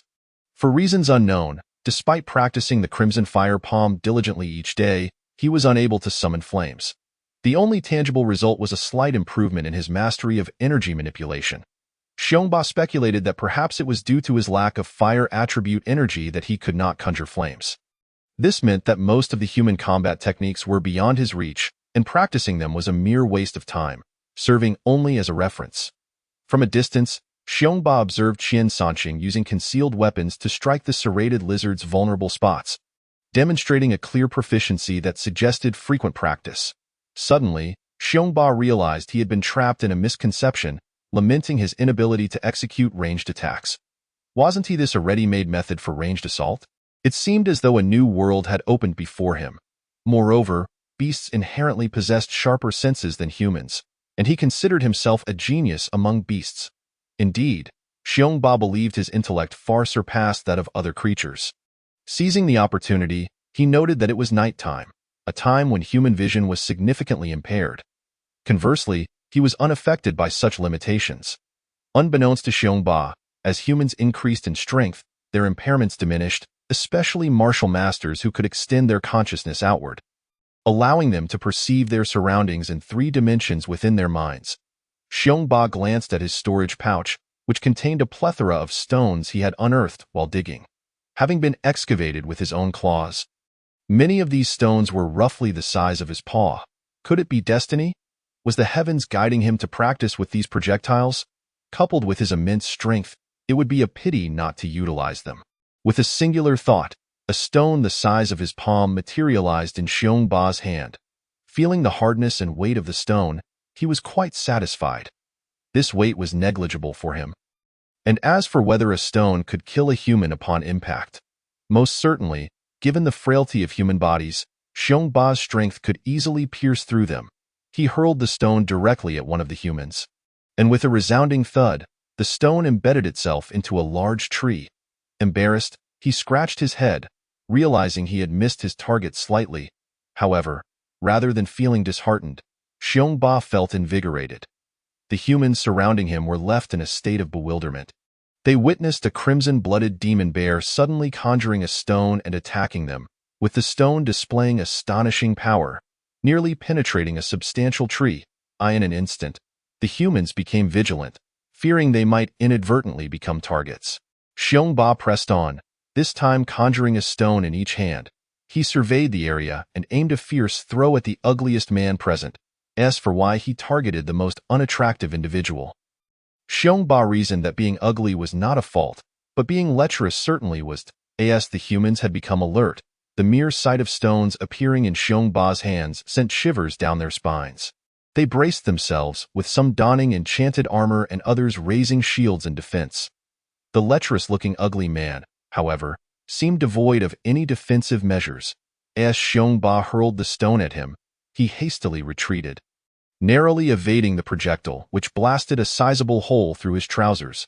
For the first time, he appreciated his diminutive stature, having previously been mocked for his appearance when trying to frequent establishments like the Fragrant Wind Pavilion, where he had to pay extra just to be ignored by the ladies. His frustration boiled over as he vowed that once he gained strength and amassed resources, he would seek out a powerful alchemist to transform himself into the most handsome man in Tianfeng Town. Chapter 61. The fortunate lecherous man. At that moment, the lecherous man felt no sorrow over his size. Instead, he felt fortunate. Had he been a mere centimeter taller, his prized possession would have been in grave peril. What a close call! This bear was too terrifying, and he resolved never to encounter the crimson-blooded demon bear again in his lifetime. The onlookers were left speechless as they beheld his exposed predicament. Realizing that everyone was gazing at him, he followed their stares and suddenly became acutely aware of his exposed condition. His face flushed crimson, and he dashed into the nearby woods, seeking to distance himself from the scene and change his attire. Indeed, the lecherous man should consider himself fortunate. Though he was merely a distant branch of the Wu family, often bullied by other clan members, he still enjoyed a semblance of protection due to his family's reputation. Otherwise, he would have met his end countless times by now. Meanwhile, Xiongba shifted his gaze to the other humans surrounding him. Those who met his eyes quickly retreated a couple of steps, some feeling insecure enough to back away even further. To them, the unruly crimson-blooded demon bear appeared more dangerous than a second-tier beast. The crowd was paralyzed by fear, unwilling to approach him. Xiongba was astonished at the effectiveness of his improvised attack. As for any accusations of targeting the private parts of his opponents, that was a gross misrepresentation. He simply lacked precision and was an upright bear, incapable of harboring any ill intentions after all. What malice could a bear possess, right? Seeing the fear he instilled in the crowd, Xiongba seized the opportunity and dashed away in the opposite direction of the Bear King Palace. The humans exchanged wary glances, and none dared to pursue him to their surprise. Rather than feeling disheartened or humiliated, they collectively exhaled in relief at the bear's departure.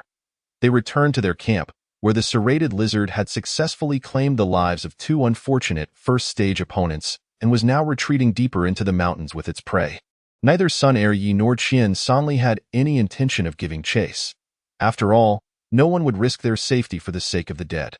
Besides, the deceased were not their kin, and the serrated lizard was inedible. The cost of pursuing it would be far too high.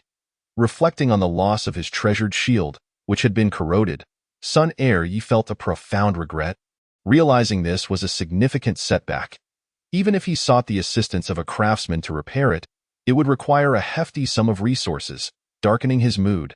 At that moment, Sun Eryi noticed the hunters who had pursued the crimson-blooded demon bear returning. Yet he saw no sign of the bear's corpse. He inquired, "Where is the crimson-blooded demon bear?" The others exchanged glances, hesitating for a long while without offering a response, their heads bowed in silence. This infuriated Sun Eryi, who bellowed, "Are you all deaf? Sun Dong, you speak." Sun Dong, startled by the command, glanced nervously at his master. Observing Sun Eryi's thunderous expression, he cursed his misfortune internally. Summoning his courage, he stammered, reporting to the master, "The crimson-blooded demon bear escaped." Upon hearing this, Sun Eryi erupted in fury. "What are you all doing? With so many of you, you couldn't even kill a late-stage crimson-blooded demon bear? Useless, all of you." The members of the other prominent families bristled at his words, itching to retort. However, upon witnessing Sun Eryi's ire and considering his strength, they suppressed their grievances, vowing to report him once they returned to their families. After all, he himself had failed to subdue the serrated lizard. "Sun Dong, explain the details to me," Sun Eryi commanded. Sun Dong, cursing his luck, dared not defy the order. Instead, he silently resolved to visit the Fragrant Wind Pavilion to rid himself of his misfortune. Reporting to the master, The situation is as follows. We surrounded the crimson-blooded demon bear, and it was on the verge of being killed. However, it suddenly conjured concealed weapons and hurled them at us, forcing us to defend ourselves, which allowed it to escape. Sun Dong refrained from mentioning that it was stones he had been pelted with, nor did he admit to being frightened into retreating. After all, being scared off by stones would paint them as utterly incompetent. As for the others, they too were unwilling to expose him, as they were equally embarrassed. You mean it conjured weapons out of thin air? Yes, master. They appeared as if from nowhere, and it seemed to have an endless supply.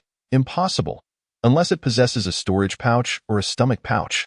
Evidently, Sun Er-yi harbored doubts regarding Xiongba's possession of a storage bag or a stomach pouch, as it is widely acknowledged that only 5th-tier demon beasts are capable of owning such items. The notion that a 1st-tier demon beast would utilize a storage bag is utterly implausible. At this juncture, a member of the Qian family approached Qian Sanxing and whispered, "I believe I have glimpsed Qian Tong's storage bag on him." "Where did you see it?" "Speak quickly." "It was on the back of that crimson-blooded demon bear we were pursuing. Just as it reared up and hurled concealed weapons at us, I distinctly saw Qian Tong's storage bag hanging from the bear's neck." Qian Sanxing then moved next to Sun Er-yi and declared, "I suspect that the demon beast truly possesses a storage bag. How could that be?" "Surely, my friend, you jest." "Not in the slightest." He proceeded to recount the earlier statement regarding Qian Tong's storage bag being affixed to the neck of the crimson-blooded demon bear. Sun Er-yi remained skeptical, but after summoning the individual for further inquiry, he was finally convinced of the veracity of the claim. After all, numerous witnesses had observed the incident, and the bear's ability to conjure concealed weapons, coupled with the presence of a storage bag around its neck, rendered the situation somewhat explicable. However, this revelation only complicated matters further and introduced new difficulties. Even if a 1st-tier demon beast like the crimson-blooded bear had fortuitously acquired a storage bag and found it visually appealing enough to drape around its neck, how could it possibly utilize the bag? Furthermore, it had never been heard of that demon beasts found storage bags aesthetically pleasing. Thus, only one possibility remained. This crimson-blooded bear was domesticated, a beast raised by someone. This would elucidate why a late-stage 1st-tier crimson-blooded bear would possess and utilize a storage bag. Reflecting on the fact that only Wang Zhan had survived this ordeal while all others perished, and considering that Wang Zhan was a disciple of the Beast Master sect, Sun Er-yi felt a chill run down his spine. He sensed an enormous conspiracy looming over the other 5 great families. Chapter 62.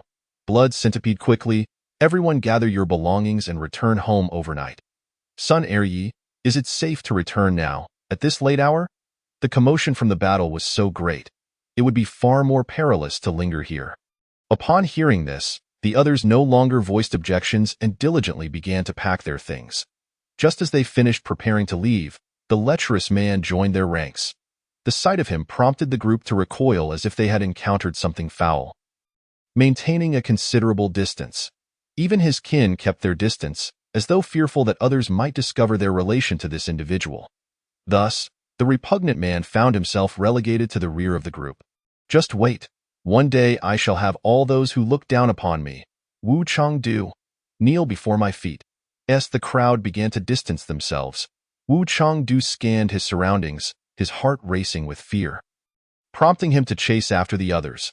Meanwhile, Xiongba sprinted a fair distance before realizing that no one was pursuing him. He then altered his course towards his Bear King Palace.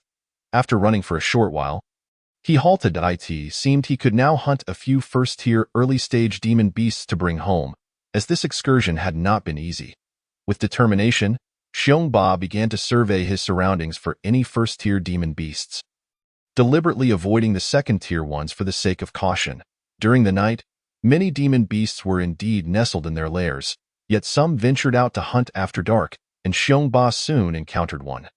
This was a late-stage 1st-tier demon beast, a black-striped leopard, which Xiongba noticed because it was in the midst of feeding. It appeared to be consuming a deer-like demon beast, discernible by its antlers, which bore a striking resemblance to those of a deer.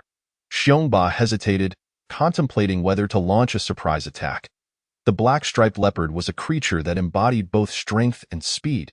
If he were to attempt a sneak attack, given his current accuracy, it was highly likely that he would miss. Thus, the only viable option remained a direct confrontation. However, given that both were late-stage first-tier beings, eliminating the opponent would prove exceedingly challenging. After much deliberation, Xiongba ultimately resolved to abandon his pursuit. Turning away, he vanished into the darkness, continuing his pursuit of other prey.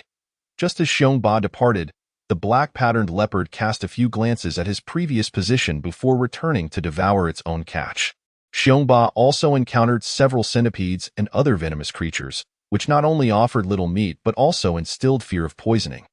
Although he had consumed roasted centipedes in his past life, the thought of eating them raw now raised concerns about toxicity. Nevertheless, Xiongba resolved to ambush a low-tier blood centipede. Driven by curiosity about whether it possessed a core, he retrieved a stone from his storage pouch, aimed carefully, and hurled it towards the third segment of the blood centipede's head. With a resounding thud, the stone struck the ground nearby, creating a crater. The loud noise startled the blood centipede, which stood upright, brandishing its claws in a display of defiance towards the direction from which the stone had been thrown. To Xiongba's delight, the blood centipede did not flee, prompting him to launch another sizable rock at it. This time, due to the larger target and a stroke of luck, he successfully struck the blood centipede's body, shattering the stone upon impact. The blood centipede fell to the ground, yet its tough exoskeleton allowed it to quickly attempt an escape. Xiongba hurried after it, but before long, the blood centipede burrowed beneath a tree. Reluctantly, he had to concede defeat, despite his considerable experience in digging. No one could ascertain the depth of the blood centipede's burrow or whether it had alternate exits. Moreover, the prospect of being bitten if he were to dig too enthusiastically loomed large. Through this encounter, Xiongba realized that his current throwing strength was insufficient to inflict fatal damage on beasts with hard shells. After all, throwing stones did not equate to the direct impact of his powerful paws. The harm inflicted by his claws was far superior to that of a thrown stone. With his sharp claws, he felt confident he could crush the blood centipede in a single blow. Continuing his search, Xiongba soon spotted a low-tier silver-spotted snake. This snake, entirely silver in hue, appeared particularly radiant under the moonlight, especially as it slithered about, resembling a silver ribbon dancing in the breeze. Observing the snake's slender form, he pondered for a moment before selecting a stone roughly the size of a plate. The small target necessitated a larger stone to ensure a hit, primarily due to his own lack of precision. Otherwise, he would have succeeded even with a smaller rock. This time, Xiongba refrained from acting impulsively. Instead, he concealed his presence and approached cautiously. When he felt he was close enough, he raised the stone and struck downwards with great force. With a resounding crash, a large crater formed where the silver-spotted snake had been. The snake emitted a shrill cry of distress, and Xiongba rushed forward to investigate. There, a portion of the snake's body lay mangled, pinned beneath the stone. Seizing the opportunity, he retrieved another stone and aimed it at the snake's head. He opted not to use his paw for fear of being bitten, especially considering the snake's ability to spray venom. He had never underestimated the potency of such toxins. After dispatching the silver-spotted snake, Xiongba prodded it with a stick to ensure it was truly dead. Once confirmed, he pressed its head down with the stick and swiftly severed it with his claws. He then placed the snake's body into his storage pouch, which had the added benefit of preserving its freshness. Whatever was stored within remained unchanged upon retrieval, although the reality was that time passed exceedingly slowly. For a cultivator who had perished for thousands of years, any food or spirit stones placed in the pouch could potentially spoil. After all, after such a long duration, even spirit stones might lose their vitality, let alone other items. After securing the silver-spotted snake in his pouch, Xiongba glanced at the sky. If no more beasts appeared, he would prepare to return. He continued to tread carefully through the darkness when suddenly, a rustling sound caught his attention. Approaching the source, he discovered a late-stage purple-striped pig. Xiongba's eyes lit up. This was a substantial meal, perfect for addressing the family's hunger. He could feast for 2 days without a doubt. Observing the purple-striped pig as it foraged in the ground, burying its head in the earth, Xiongba recognized an opportunity. With a swift motion, he lunged forward, using his sharp claws to pierce the soft area beneath the pig's neck. with a forceful thrust. He drove into the pig's body, yet, astonishingly, the creature did not succumb immediately. It yanked its head from the soil, thrashing wildly in an attempt to escape Xiongba's grip. However, the depth of the wound and Xiongba's considerable strength rendered its struggles futile. Gradually, the pig's thrashing subsided, until it lay still. Xiongba hastily stored the purple-striped pig in his pouch and, glancing at the sky once more, hurried back to the Bear King Palace. Just as dawn began to break, he returned home, greeted first by the forlorn gaze of the little golden-haired monkey. After all, Xiongba had promised to return early to spend time with him but had broken that promise. Meanwhile, his mother and brother regarded him with eyes filled with joy, relieved that he had returned safely. Xiongba promptly retrieved the purple-striped pig, his first task being to slice open its belly. To his satisfaction, he discovered a core nestled near the heart, and upon seeing it, he fell into deep contemplation. After considering for a while, he ultimately decided to consume the core himself. With human activity on the rise, he, as the family's sole provider, needed to shoulder the responsibility of hunting. Even though his mother and brother had become low-tier beasts, he could not entrust them to hunt alone during such a perilous period.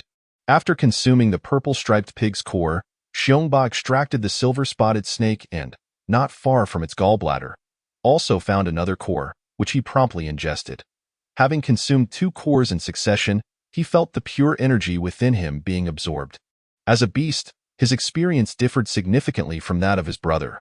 While his brother endured the pain of transformation, Xiongba could guide the pure energy into his own core. Most of it flowed into his core, while some circulated throughout his body, gradually nourishing him. Remaining motionless, Xiongba lay on his bed, awaiting the completion of this nurturing process. It was only when the sun was high in the sky that he finished absorbing the energy. He assessed his core. Although he had not yet reached the point of advancement, he had made progress. Both his strength and physical resilience had improved to a certain degree. Indeed, consuming cores was the swiftest method of enhancement. Just as Xiongba was reflecting on this, a rumbling sound echoed from his stomach. He realized he was hungry. Absorbing the cores had expended considerable energy, leaving him famished. Approaching the purple-striped pig, he began to feast heartily. After indulging, he felt immensely satisfied and longed to lie down and sleep, having fought several battles without rest the previous night. At that moment, his brother opened the door, preparing to go outside. Xiongba quickly intervened, saying, "Xiong, where are you going? Did I not instruct you to stay within the Bear King Palace? There are many humans outside. I need to relieve myself. Did you not say that we must go outside for such matters? As we have always done beneath that large tree by the entrance?" It was then that Xiongba realized he had overlooked this crucial aspect. After all, using the restroom required coming and going. Humans would undoubtedly discover the existence of the Bear King Palace. He advised Xiong to be cautious, urging him to observe the surroundings for any humans before stepping out. Upon returning, he should also check for any humans before entering. Furthermore, he reminded him to always close the door. He must close it as soon as he exits and do so again promptly upon his return. "Oh, I understand, big brother." Xiongba then began contemplating solutions to this predicament. Relieving himself within the Bear King Palace? Certainly not. Even Xiongba cannot endure this. At that moment, an ingenious idea struck Xiongba: to dig a toilet. After much contemplation, he resolved to excavate a restroom at the edge of the cliff. However, the design of this toilet posed another challenge. It was impractical to simply excavate a large hole.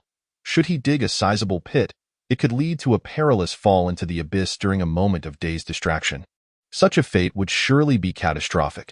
Thus, he concluded that a smaller, sloped hole would suffice, allowing waste to slide down into the chasm below. After pondering for a while, Xiongba decided on this course of action. But he realized that the waste disposal system needed to include a flushing mechanism. Otherwise, over time, it would become unbearably odorous. Eureka! He could create a downward-sloping waste channel in the rocky wall approaching the cliff, extending a length equivalent to a bear's arm. Furthermore, he planned to excavate an upward-sloping channel along the waste path to catch rainwater, ensuring that each rainfall would cleanse the waste channel. Xiongba was immensely pleased with his design, resembling a horizontal Y shape. Without delay, he set to work, deeming this task of utmost importance. Xiongba chose not to dispose of waste in the vicinity of the cliff's edge, for if there were individuals below, they could ascertain his residence through the remnants of waste and food scraps. Thus, he opted for a different direction, as the cliff line was quite extensive. He resolved to dig a tunnel parallel to the rocky precipice, adjacent to the refused disposal site. Initially, he envisioned a lengthy tunnel, but he recognized the necessity of addressing the toilet issue first. He intended to excavate a restroom a few meters away from the garbage disposal area, with plans to gradually extend it to approximately 1 kilometer away, an easy distance for a beast of his speed. Thus commenced Xiongba's grand venture into toilet excavation. Meanwhile, upon returning, the members of the 5 great families recounted the events that had transpired. After hearing the accounts, the heads of the families recognized the gravity of the situation. Consequently, they convened an internal meeting, inviting key members from each family to devise strategies. The immediate priorities were twofold. First, the families needed to unite to prevent being picked off one by the Wang family. Second, they needed to ascertain whether the members of the Beastmaster sect were involved. They sought to identify who was participating and whether it was indeed the intention of the Beastmaster sect. If it were, then they would have to abandon all hope, for even a single elder from the sect could easily dismantle their efforts. Should that scenario unfold, they would need to contemplate their escape routes in advance, whether to submit to the Wang family and cede their assets, becoming a mere minor clan, or to leave Tianfeng town and seek opportunities elsewhere. Regardless of which option was presented, it was not favorable news for them. As a result, the heads of the various families planned to send envoys to invite the other family leaders to discuss matters. In the Yang family's residence, Yang Lin, the family head, was listening to a report from the steward. Head of the family, just now, the Wu, Qian, Sun, and Zhao families have sent invitations, stating that they wish to discuss important matters with you. After a moment of contemplation, Yang Lin replied, "Send someone to each family, informing them that the other families will be convening here to deliberate." "Understood. I shall arrange it forthwith."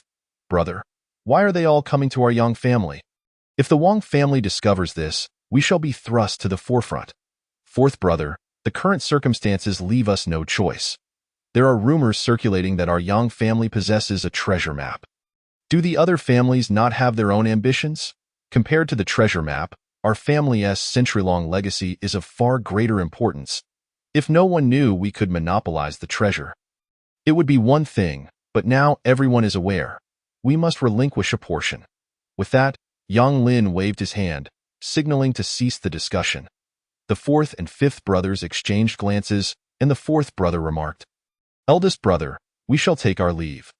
Noticing that their eldest brother was lost in thought, they quietly departed. Shower, third brother, may you watch over the Yang family from the heavens, in the Qian family's hall. The second and third brothers noted, the Yang family has sent word that the other great families are gathering there. "What is your opinion?" Qin Sanqing stated, "It matters not where they convene. Yang's family is as good a choice as any. If there is trouble, they will bear the brunt of it. Since it is the family heads meeting, I shall attend personally. You two remain here to oversee affairs. Rest assured, eldest brother, I am quite reliable." Hearing Qin Sanqing's words, family head Qin Weidong and the eldest elder Qin Zhenxiang exchanged glances, clearly familiar with their younger brother's temperament. A similar scene unfolded among the other great families. Ultimately, the consensus reached was the same. The family heads would personally attend the meeting at the Yang family. As for Xiongba, after a day of relentless digging, he finally completed the toilet. He then summoned all the bears and the golden monkeys to demonstrate its usage. After the introduction, Xiong eagerly urinated, fascinated by the novelty of it all. He then attempted to defecate, but Xiongba quickly intervened. "Has everyone learned how to use it?" Seeing the nodding heads of his companions, Xiongba felt a swell of pride in his creation. He reiterated the importance of minimizing unnecessary excursions outside and instructed them to use the toilet instead. As night fell, the golden monkey began to gaze at Xiongba with mournful eyes. Unable to withstand the pleading look, Xiongba agreed to take him out for a stroll, accompanying the golden monkey on a hunting expedition in the forest. As for the demon beasts, he dismissed the idea altogether. Given his current strength, it was beyond his capability. Since he had brought little golden monkey along, he also took the other 3 bears, for Mama Bear was not a demon beast and could not walk upright for extended periods, let alone hunt. Thus, a formidable contingent from the Bear King Palace set forth. Although many wild beasts were asleep at night, a few predators still roamed. After traveling several kilometers, Xiongba heard the distant howls of wolves. Judging by the sound and their current location, he concluded that it was wild beasts hunting, not demon beasts. There must be a pack of wolves hunting over there. Let us go investigate and perhaps seize their prey. Xiongba harbors a rather unfavorable impression of wolves, for during his youth, his mother nearly fell victim to a pack of them. Xiong'er, filled with fervor, has begun to swell with confidence, believing that as a top-tier beast on the verge of entering the demon beast phase, he can undoubtedly dominate the entire wolf pack and restore the glory of the Bear Clan. Upon finishing his statement, Xiongba led the forces of the Bear King's palace towards the direction of the howling wolves. He deliberately quickened his pace, wishing to ascertain whether genuine danger lay ahead. After all, the members of his faction are his dearest kin, and he cannot afford any misstep. Upon arriving, Xiongba discovered that there were no other demon beasts or humans in sight, but rather a moderately sized pack of wolves engaged in the hunt for a herd of large black cattle, akin to African buffaloes, possessing sharp horns and robust bodies. Yet, it was wolves, not lions, that pursued them. With Xiongba's keen eyes, he easily identified the lead wolf perched upon a rock, its gaze intensely fixed upon the Black Bull King among the herd. From Xiongba's observations, both the lead wolf and the Black Bull King seemed poised to ascend to the next tier of demon beasts. The Wolf King must have consumed numerous formidable beasts, for it would not be so fixated on the Black Bull King otherwise. After watching for a spell, Xiongba turned back to rejoin the members of the Bear King's palace. At that moment, the Wolf King, once tense, relaxed its body. Just moments ago, it had felt a powerful adversary locking onto it. But after scanning the surroundings and sensing no formidable presence, it felt reassured and resumed its focus on the Black Bull King. An instinct told the Wolf King that by consuming the Black Bull King, and subsequently another of its kind, it could ascend to the status of a demon beast. With that, it would lead its pack to conquer vast territories. The Wolf King, now impatient, urged its pack to launch an attack. Initially, the wolves harassed the Black Bull herd, attempting to disrupt their formation, but their efforts seemed futile. The herd had formed a circular defense, with the calves at the center and the older bulls on the periphery. Observing the stalemate, the Wolf King commanded its pack to attack in a single direction. In an instant, some wolves leapt onto the backs of the bulls, while others pounced and tore at them. Soon, several bulls fell, and the wolf pack did not retreat but continued their slaughter, for their target was not merely any black bull, but the strongest and largest among them, the Black Bull King. Xiongba and his companions had also arrived, concealing themselves behind a large rock, each one brimming with excitement as they fixated on the unfolding drama between the wolves and the cattle. Checking the time, Xiongba noted that daylight still lingered. Thus, he refrained from immediately sending Xiong'er and the others into battle. Instead, he wished for the wolves to engage first to gauge the situation before allowing his own to intervene. As for himself, he planned to take advantage of the chaos to slay a few black bulls, for their meat was quite palatable and could serve as provisions, especially since the threat from humans had yet to dissipate. Moreover, Xiongba harbored a strong premonition that the true crisis had yet to commence. The Wolf King, now personally entering the fray, emanated an aura of bloodlust as it charged forward with a few leading wolves as bodyguards. In a swift motion, the Wolf King pounced, bringing down a large black bull, showcasing its immense strength. With a gaping maw, it sank its teeth into the bull's neck, swiftly ending its life. The pack, witnessing their king's valor, howled in unison, invigorated as if infused with adrenaline. The Wolf King continued its assault, and chaos erupted within the black bull herd, their formation crumbling. The wolves intentionally created an opening opposite the Black Bull King, prompting one of the bulls to flee through the gap. This act was akin to unleashing Pandora's box, as a torrent of bulls followed suit, rushing out in a frenzy. Recognizing the success of this ploy, the Wolf King pressed on, and the entire pack surged forward with unstoppable momentum. Before long, they had isolated a significant portion of the Black Bull herd, while those that escaped were pursued relentlessly by the remaining wolves. At this juncture, the Black Bull King sensed something amiss.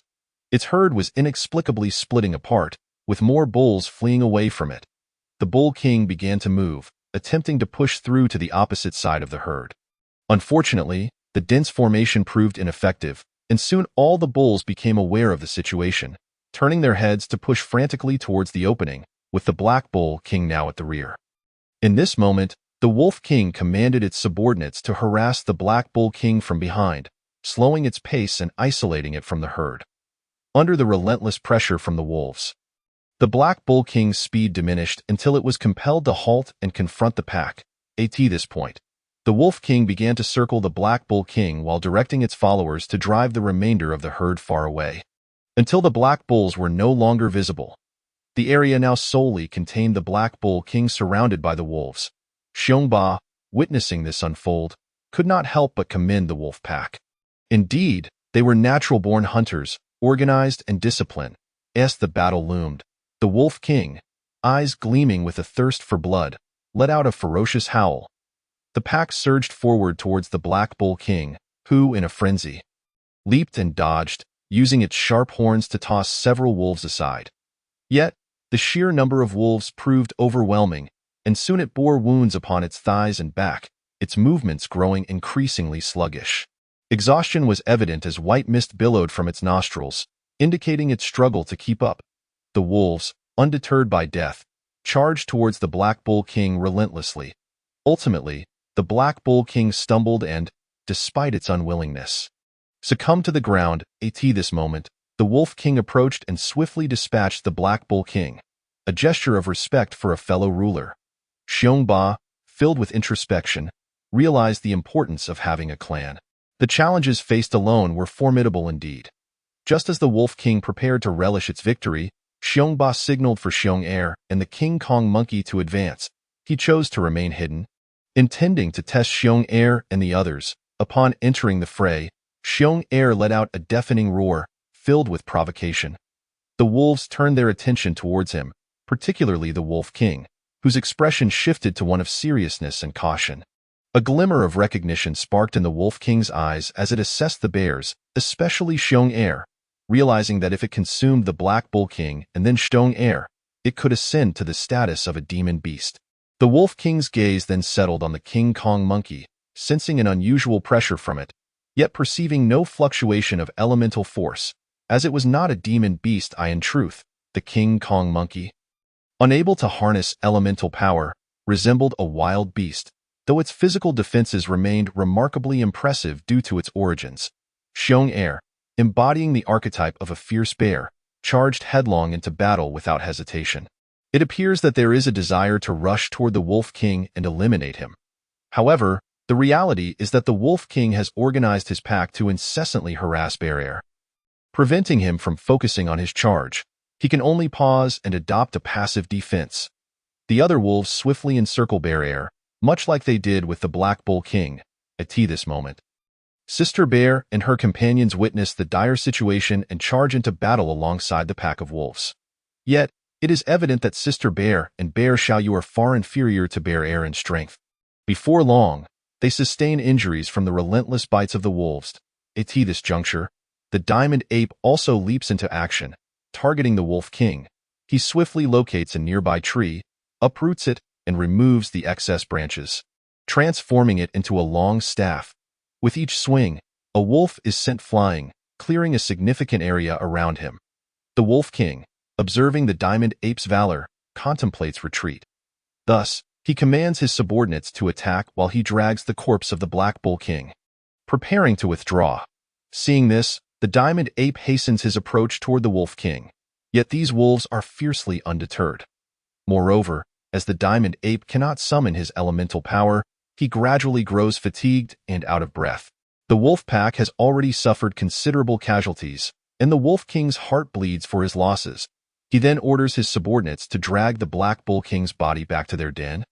Intending first to deal with Bear is now covered in wounds from wolf bites, non-fatal, but significantly diminishing his combat effectiveness. Gone is the spirited confidence he once had, replaced by agitation. He cannot fathom how things have devolved to such a state, having not even grazed the Wolf King's fur.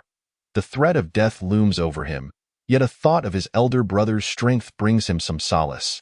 At that moment, he spots the Wolf King charging toward him.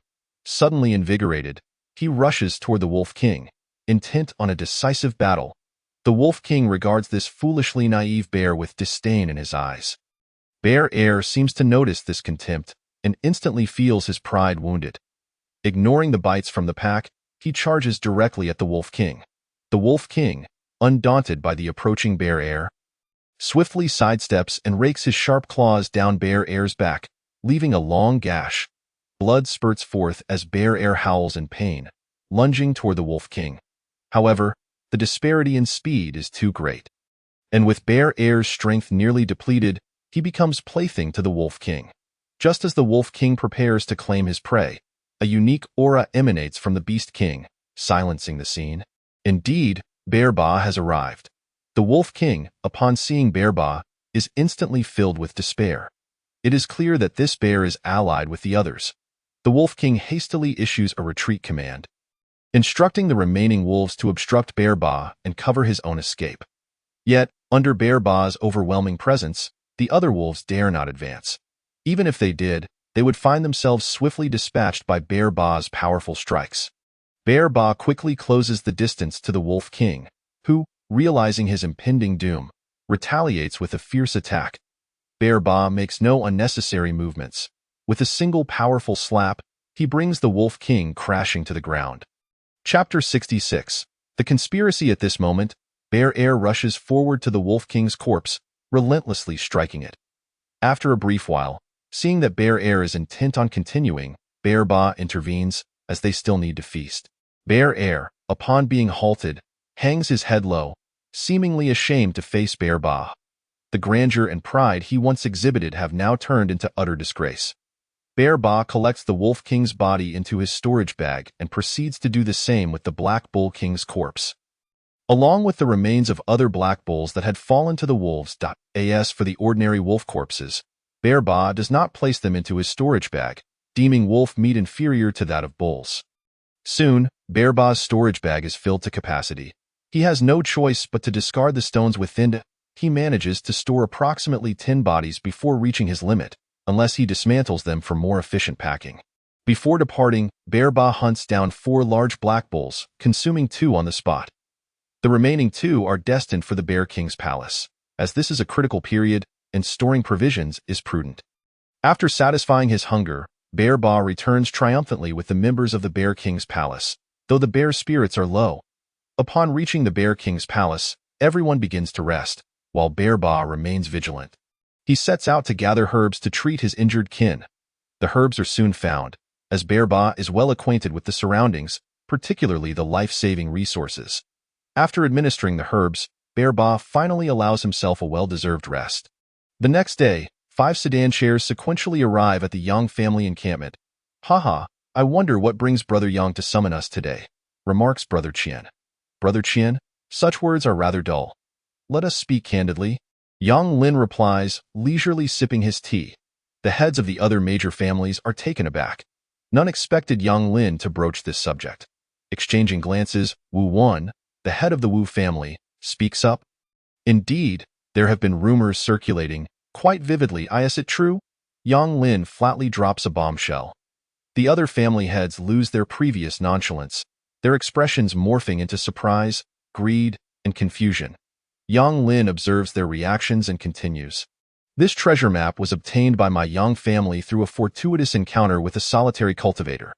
Initially, I sought further information, but alas, the solitary cultivator fell ill and perished." Upon hearing this, the other family heads share a knowing smile. Recognizing that the cultivator was likely tormented to death, what a pity! Did Brother Yang manage to extract any additional information? The group gazes at Yang Lin with eager anticipation for more details. There exists a fragment of a treasure map, missing a piece, along with a token. Oh, where are the treasure map and token now? I have concealed them in a location known only to me. According to the solitary cultivator, this indeed pertains to the treasures left behind by a martial master. Upon confirming the existence of a martial master's treasure, each family displays unmistakable greed. As for the token, it is double-sided, one side bearing the character for bear, and the other intricately carved with the image of a bear-like beast. The mention of these treasures ignites a fervent desire among the crowd, all eager to behold these artifacts. Zhao Xian, the head of the Zhao family, slams the table, demanding, "Old Yang, bring them out for us to see." Yang Lin looks at Zhao Xian as if he were a fool, then shakes his head in response. Zhao Xian smashes the table, spilling tea everywhere. "What do you mean by that look? Speak clearly. Are you looking for a fight?" Zhao Xian retorts angrily. "Brother Zhao, do not take offense. Since Brother Yang has summoned us and revealed such confidential matters, he surely does not intend to mock us, but rather to share the spoils," interjects Brother Qian. Indeed, Brother Qian speaks wisely. Given our long-standing relations within the 5 families of Tianfeng Town, I am confident that Brother Yang will not disappoint us. Notably, no one mentions the Wang family, the preeminent 6th family. Yang Lin silently observes their performance, inwardly cursing them as cunning foxes before stating, "Of course, our 5 families have always supported one another and made tremendous contributions to the prosperity of Tianfeng Town." The attendees nod in agreement, feigning that their efforts are solely for the town's benefit. As the conversation reaches a natural pause, Yang Lin directly inquires, "What are your thoughts on the Wang family?" The room falls silent, as none anticipated this sudden question from Yang Lin. Each family leader reflects, recognizing that they possess no viable solutions. Noticing the silence, Yang Lin continues, "Your family members ventured out with that Wang Zhan, yet only Wang Zhen returned. Moreover, the storage bags of your kin were utilized by the beasts, which indicates something rather clear, does it not? I can think of no one else capable of controlling beasts other than Wang Zhan, a disciple of the Beast Master Palace."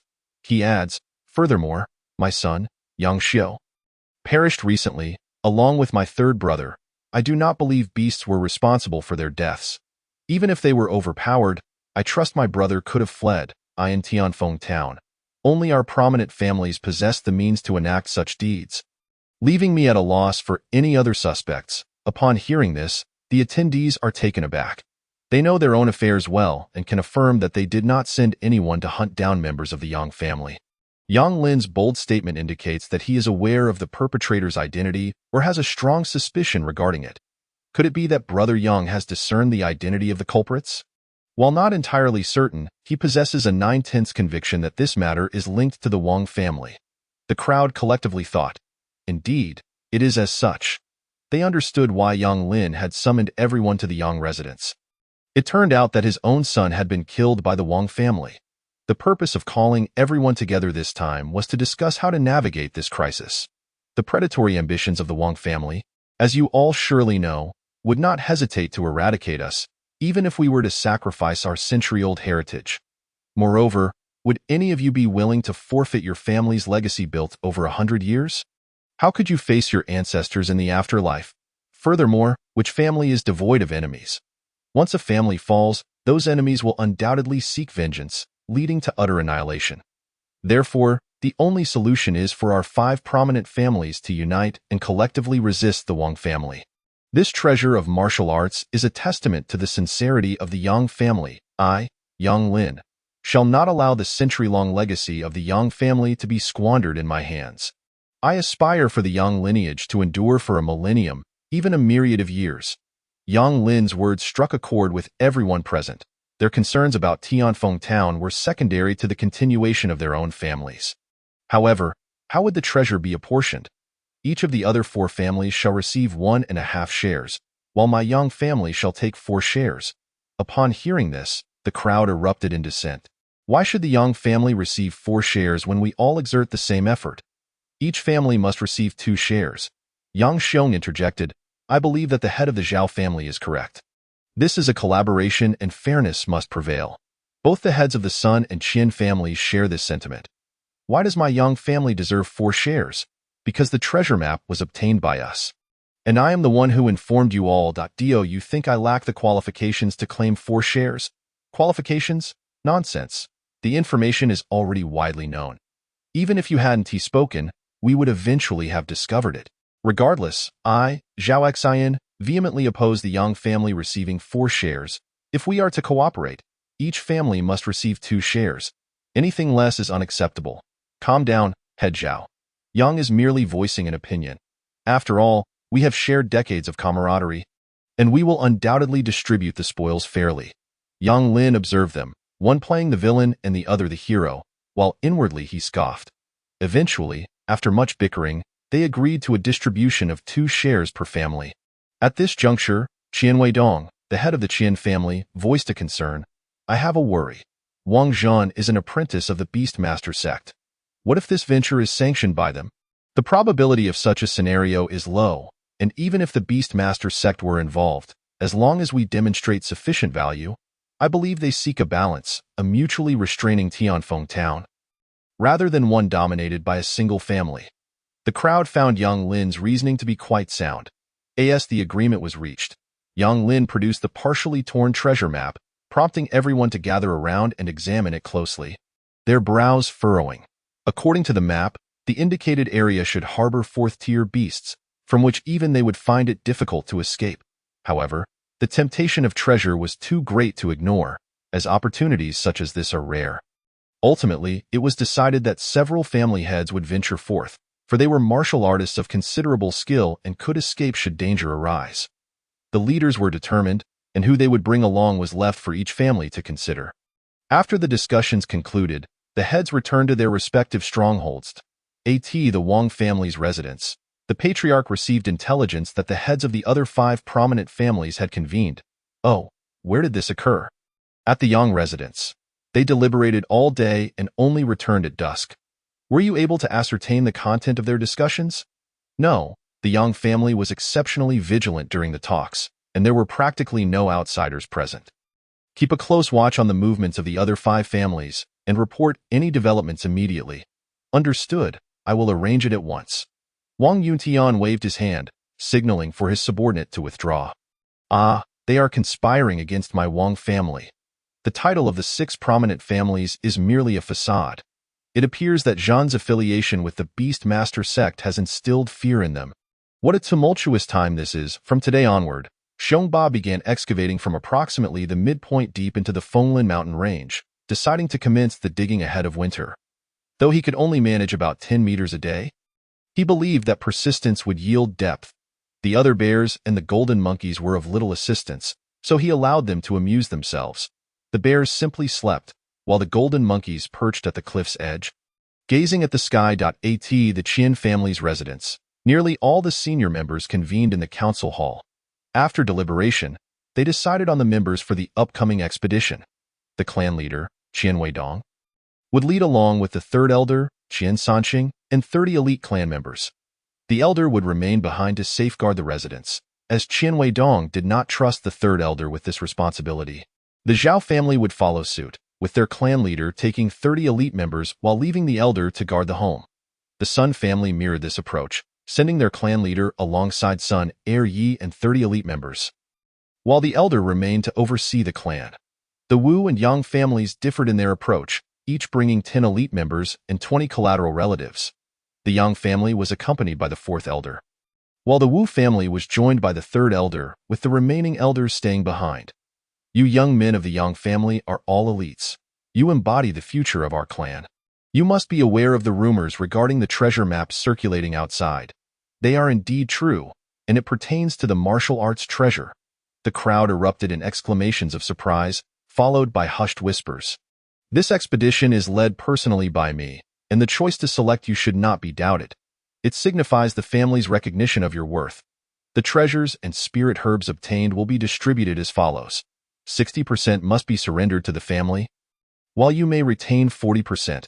Upon hearing this, another wave of astonishment swept through the crowd. In the past, the standard had been 80% surrendered and only 20% retained, so this new distribution was met with enthusiasm, igniting a fervor to embark immediately. The treasure-seeking journey was scheduled to commence in 3 days, during which time no one was to divulge this matter. Regardless of whom inquires, it must remain unspoken. Those who disobey will face severe punishment. Did you all hear? We obey the clan leader's orders. Very well, you may disperse. Prepare diligently. Danger and opportunity coexist, so ensure you are well equipped. Yes, we take our leave. With that, the crowd dispersed, each contemplating what to bring. what to be cautious of, and whether anything had been overlooked while bidding farewell to their families, for danger undoubtedly loomed ahead. The other prominent families were similarly enacting this scene. When Wu Changdu was summoned to the council hall, he felt a wave of anxiety wash over him. Given his appearance and status as a collateral descendant, he had never been regarded highly. This was his first time in the council hall. The fact that the clan leader personally summoned him sent shivers down his spine as he racked his brain to recall if he had committed any transgressions recently. After much reflection, he concluded that, as a mere subordinate, he had done nothing significant enough to warrant the clan leader's attention. With trepidation, he finally arrived at the council hall, only to discover he was not alone. Many other family members were present. When they spotted Wu Changdu, their faces contorted in revulsion, and they distanced themselves from him. Although Wu Changdu had grown accustomed to this treatment, it still incited a surge of anger within. However, he dared not express it as people gathered. Wu Changdu counted a total of 30 individuals. Eventually, the clan leader entered, surveying the assembly of family descendants with a look of satisfaction. However, upon noticing Wu Changdu in the corner, he frowned slightly, thinking, "So ugly, truly a member of the Wu family. If he were to be brought out, it would surely tarnish our family's reputation." But upon considering that everyone had been summoned and that this venture was fraught with danger, he deemed it wise to include him to bolster their numbers. The clan leader then addressed the assembly, speaking with calm authority. "You are all elites of the family, the future of our lineage. We are on the verge of a martial arts treasure expedition." Hearing the clan leader's words, Wu Changdu initially felt a rush of excitement, believing he had finally gained the family's attention. However, as the speech progressed, he sensed something amiss. This was a prelude to an expedition deep into the Fenglin mountain range. The thought of venturing there filled him with dread, as he had developed a profound fear of the place. Yet, with the clan leader personally leading the expedition, he could not refuse without risking being labeled as disrespectful to the clan leader, which could lead to dire consequences. As the gathering concluded and everyone else departed joyfully, Wu Changdu remained with a grim expression. Lost in thought, he made his way to the most secluded corner of the Wu residence, beside a small hut adjacent to the latrine. Inside, a frail, silver-haired woman, dressed in simple attire, was sewing. Upon hearing familiar footsteps, she hurried to the door, her eyes lighting up with joy and affection. "My son, you have returned. What did the clan leader summon you for?" Seeing his mother open the door for him, Wu Changdu's face broke into a wide smile. Though outsiders might perceive it as grotesque, to the Wu matriarch, it was the most beautiful smile in the world. "Mother, I have returned. Today, the clan leader called upon me, along with 29 other elite family members, for an important task." "Wonderful. That means my son is capable, and it brings me great joy." Suddenly recalling something, with a worried expression, she said, "Son, will it be dangerous?" "Fear not, Mother. This time, the family head is personally leading the team. There is no danger involved. We are merely visiting other towns to pay respects to other families." "That is good to hear, very good. You are my only son? You must take good care of yourself." "Understood, Mother. Do not worry. When are you leaving? I want to prepare properly for you." "There is no need for you to prepare anything, as we depart in 3 days. Wu's mother smiled, while Wu Changdu knew that his mother had likely not absorbed what he said. "You must be hungry. Let me prepare dinner for you." Wu Changdu's residence was a suite, comprising 2 bedrooms, a kitchen, a storage area for miscellaneous items, and a small living room. Watching his mother bustling about in the kitchen brought a wave of bittersweet emotions to Wu Changdu's heart. He had never complained about being a branch family member rather than a direct descendant, nor about living in poverty since childhood. He could only blame himself for lacking the means to provide a better life for his mother. At the same time, he harbored a deep resentment. As a member of the Wu family, even as a branch member, he should have received 3 low-grade spirit stones monthly, yet they had all been embezzled. When he sought out the steward, he was ruthlessly dismissed. And shortly thereafter, he was beaten by other branch family members. Since that incident, Wu Changdu had never claimed another spirit stone, relying instead on his own cunning to survive, sometimes even taking odd jobs for a few spirit stones. He had considered leaving the Wu family, but it was essential for the family to remain united unless under special circumstances. If the family were to discover his departure, the consequences would be dire. After having dinner with his mother, he decided to stroll around town. Upon stepping outside, Wu Changdu wore a troubled expression, for this venture promised to be perilous, and he could not even afford a spirit tool. He was filled with dread regarding the upcoming journey to the Maple Forest Mountains. Whether he lived or died mattered little to him. He felt he had lived enough in this world. But if he were to perish, what would happen to his mother? Wu Changdu dared not contemplate the agony his mother would endure upon learning of his demise. He was her sole hope for survival. This time, he did not seek to gain anything. His only thought was how to stay alive. After all, the Maple Forest Mountains were still far too dangerous for him at present, at that moment. He glanced at disciples from several other prominent families entering the Weapon Forging Pavilion and the Alchemy Pavilion. Say, he felt no envy would be a lie. They were undoubtedly preparing for the upcoming Martial Master treasure hunt. Those youths recognized Wu Changdu, as he had become somewhat infamous, especially after the incident in the forest. Now, the desire to bully him had vanished, and they simply ignored him. Wu Changdu was unsure whether to feel relieved or not, and he continued to wander aimlessly, passing by the Spring Breeze Pavilion. The girls who had previously been enticing patrons fell silent upon seeing Wu Changdu, their faces filled with disdain. None of them greeted him. Witnessing this behavior ignited a surge of anger within Wu Changdu. He longed to hurl a bag of spirit stones at those money-hungry women. Searching his pockets, he found only 5 low-grade spirit stones. He could only spit on the ground in contempt, proclaiming, "One day, you shall kneel and plead for my favor." With his head held high, he strode forward, leaving behind a group of scornful faces, for those who dared to cause trouble under the Wu family's name. The proprietors of brothels were not to be trifled with. The patrons here were all individuals of status and influence. To them, Wu Changdu was nothing more than a mere footnote.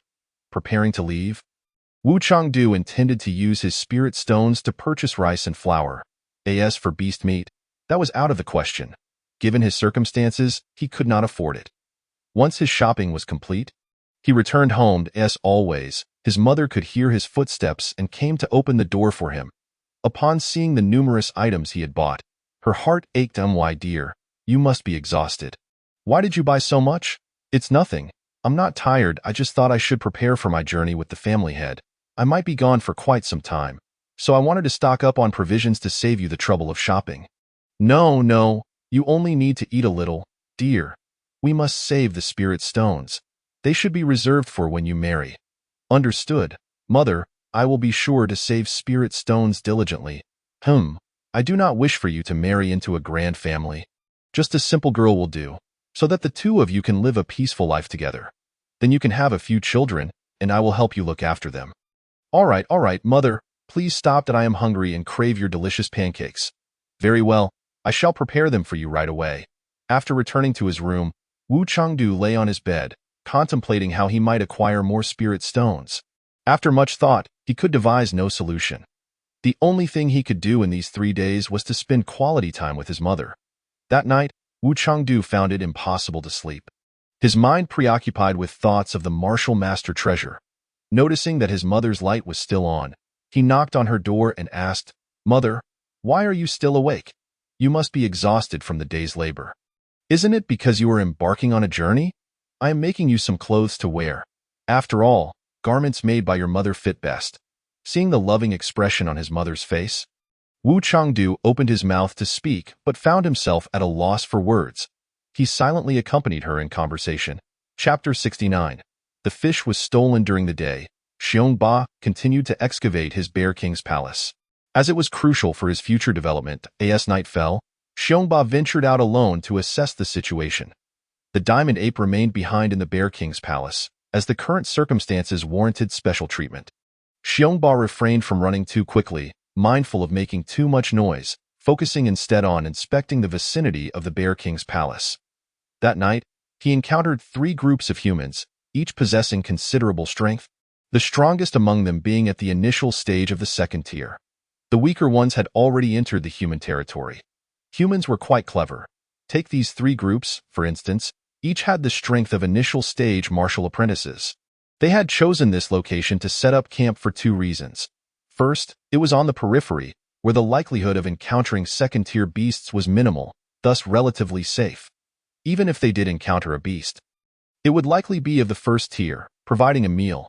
Second, it offered convenient access to the Maple Forest Mountains, saving considerable travel time. Xiongba had initially intended to eavesdrop on their conversation, but as he approached, he was quickly detected by the leader of the initial stage martial apprentices. Unbeknownst to Xiongba, he had been discovered due to this human's cultivation of a unique technique, granting heightened sensitivity to the aura of beasts. Left with no choice, Xiongba moved to another undetected campsite. He held his breath, striving to conceal his presence, and listened intently to their discussion. What do you think? Why have the 6 major families remained so quiet lately? Indeed, I have begun to doubt the authenticity of the treasure. It must be real. Have you not noticed that even some minor families and solitary cultivators have ventured into the Maple Forest Mountains recently? I hope to achieve something worthwhile. By the way, have you noticed that there seem to be no first-tier beasts around here? In other areas, we would at least encounter a first-tier beast from time to time. But here we have not seen a single one for ages. This is the periphery. They must have been hunted to extinction, as this place is both safe and a prime location for hunting beasts. Hearing this, Xiongba felt a sense of relief. Truthfully, upon hearing that there were no beasts nearby, his heart had skipped a beat, and he nearly betrayed his presence. Realizing that the humans were merely speculating, he felt relieved and slightly embarrassed for overthinking it. If you were to obtain the treasure, what would be your first desire? I would rent a room at the Spring Breeze Pavilion for an entire month and not leave that place. Haha, do you think your little frame could handle that? Xiongba, hearing they had no more useful information, slowly retreated and left the area. Suddenly, he remembered the riverbank. Since he was already out, he made his way there. Arriving at his previous fishing spot, he was too lazy to seek a new one. He cut a large piece of beef, threaded it onto a sharp hook, and cast it into the water. Planning to return the next night to check the results, on his way back, he encountered 2 lone spotted deer resting in a small patch of grass. Xiongba swiftly approached and killed both deer in one blow, intending to bring them home to provide a change of flavor for his family. The next day, Xiongba continued his excavation efforts. The other bears were sleeping, while the diamond ape stared blankly at the sky. Brother, look, there is a vine shaking continuously. You guys pull it up and see what it is. All right, big brother, come on, brothers, put your strength into it. Soon, the vine was pulled up, revealing a second-tier stone tiger fish. Haha, we struck gold. Struck gold might be a stretch, but we can make a small profit. Hey, big brother, should we eat it ourselves or sell it? The leader cast a glance at them, then contemplated his own situation before speaking. My brothers have been with me for quite a while now, and I have not managed to provide them with sufficient benefits. Even heaven cannot bear to witness this any longer. Today, I have obtained a second-tier stone tiger fish. We shall consume it ourselves, and it will serve to enhance the strength of my brothers, better preparing us for the impending martial artist treasure hunt. Long live the boss! Long live the boss! The leader raised his hand, signaling everyone to halt, for it was evident that this was a trap set by others. Having plucked the fruit of another's labor, none could guarantee when the trap's creator might return. If we delay now and encounter someone stronger than us, especially one with a fiery temper, it could spell doom for both myself and my brothers. Brothers, let us depart from this place and seek a more suitable location to enjoy a fine meal. With that, he cast the tusked hook into the river and led the way, those with quick wits understanding the reason for their departure, while the less astute merely followed suit. They could not comprehend why they did not cook by the riverside. Given the pleasant surroundings, as night fell, Xiongba dutifully patrolled the periphery of the Bear King's palace, and tonight was no different. The same 3 groups of humans lingered. Seeing no unusual occurrences, Xiongba made his way to the riverbank. Upon arriving, he noted the vines were still, realizing that there would likely be no catch today. Indeed, as he pulled up the vines, he felt no resistance at all. Disappointment settled in his heart when he fully retrieved them onto the shore. The tusked hook was bare. Nothing remained. Xiongba speculated that perhaps the small demon beasts from last time had devoured everything. He mentally relinquished any hopes for this location and stored the vines in his storage pouch for future use, sparing him the trouble of making them anew next time. On this occasion, Xiongba managed to catch a few small beasts resembling foolish roe deer, which he brought back to provide a change of flavor for Xiong-Er and the others. Time flew, and in the blink of an eye, 3 days passed. Today marked the day when the 5 great families were set to embark. Wu Changdu had yet to rise, while Wu Shi had spent the night awake, preparing clean clothes and other essentials for him. By the time Wu Changdu finally awoke, everything was neatly arranged. "Mother, there is no need to bring so many things. I worry for you. After all, you are going far away." Wu Changdu understood his mother well, knowing that she would never be at ease without these items. He could only nod in agreement, fortunate that he possessed a small storage pouch, or he truly would have been unable to carry everything. Seeing Wu Changdu so obedient, Wu Shi finally broke into a smile. She reached out, gently stroking her son's face, examining him as if to imprint his image deeply in her memory. "My dear, be cautious while you are out in the world. Interact well with others, and do not venture out alone at night. Avoid conflicts whenever possible. Should you find yourself in a confrontation and realize you cannot win, remember to run swiftly if our family encounters conflict with other forces. Do not rush to the front lines. Fortune does not simply fall from the sky. Do not trust others easily, and remember, safety comes first." "Understood, Mother. During my absence, please take care of yourself and do not deny yourself food. Rest assured, I will take care of myself." Saying this, he walked outside, glancing back with a smile and waving to his mother before his figure vanished around the corner. Wu Shi silently wiped away her tears, weary as she turned and stepped back into the house. Not long after, Wu Changdu arrived at the Wu family's martial arts training ground, anxious not to be caught tardy. He was the third to arrive, with the first 2 being direct descendants of the family who were there meditating. Upon hearing a sound, they opened their eyes, casting a fleeting glance at Wu Changdu before returning to their meditation. One after another, others began to arrive, exchanging greetings among themselves, for during this martial artist treasure hunt, they would need to look out for one another. Except for one person. Wu Changdu. He remained in a corner, leaving a wide berth around him. Eventually, the family had arrived and immediately spotted Wu Changdu, for he was the only one isolated, making him stand out conspicuously. In this operation, we must present the might of the Wu family. Follow orders and refrain from acting independently, lest we face family discipline. Of course, should we acquire any treasures, you shall retain 40% of the spoils. This will not change, and any resources deemed unnecessary can be exchanged with the family. I assure you, no one will dare to embezzle your contributions and gains." Upon hearing this, everyone displayed expressions of excitement, and Wu Changdu's face also lit up with joy.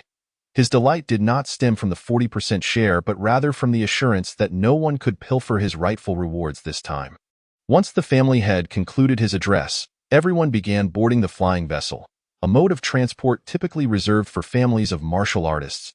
As for flight, only those who had attained the martial artist realm could tread the skies. Akin to running on land, requiring a running motion, while demon beasts needed to reach level 5. Upon reaching the martial general realm, one could truly control their chi, soaring effortlessly without movement, while demon beasts required level 6. The Wu family's vessel consumed a significant amount of elemental stones for each journey, hence it was seldom utilized. This time, however, they were setting out with the other 4 great families, necessitating the use of this vessel due to the larger number of people. This was a small-sized vessel, with only a few rooms occupied by the sect leader and elders for rest. As disciples, they could only find space on the deck to rest. Once again, Wu Changdu remained alone in his corner. "Look, what is that in the sky? You must be quite uninformed. That is a flying vessel. As far as I know, only the 6 great families possess one in Tianfeng Town. I recall the last time the Yang family deployed a flying vessel was 10 years ago. I never expected to see one again now." The townsfolk were abuzz with speculation regarding the Yang family's motives for deploying their vessel, the Wang family's residence. The family head has just received word that the Yang family is flying towards the outskirts of the town. Oh, they even mobilized a flying vessel.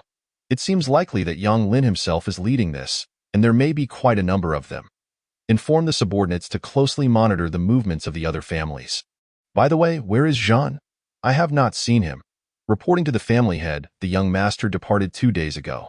Did he leave any message? No, it is said he was quite urgent at the time. Sigh. Send someone to find Jian. Yes, I will take care of it immediately. Go on. Meanwhile, the other great families were engaged in similar activities. Once everyone had gathered, the clan heads addressed their kin before boarding their flying vessels to depart from their respective residences. Look, the Qin family's vessel is also leaving the town. My goodness, the Sun family, Zhao family, and Wu family too. What on earth is happening? Have all 6 great families departed the town? No, it seems the Wang family is absent. Wow, 5 great families departing on the same day from Tianfeng town. This is a monumental event that has not occurred in decades. By their trajectory, it seems they are heading towards the Maple Forest mountain range. Do you think it could be related to that rumor? You mean the martial artist treasure?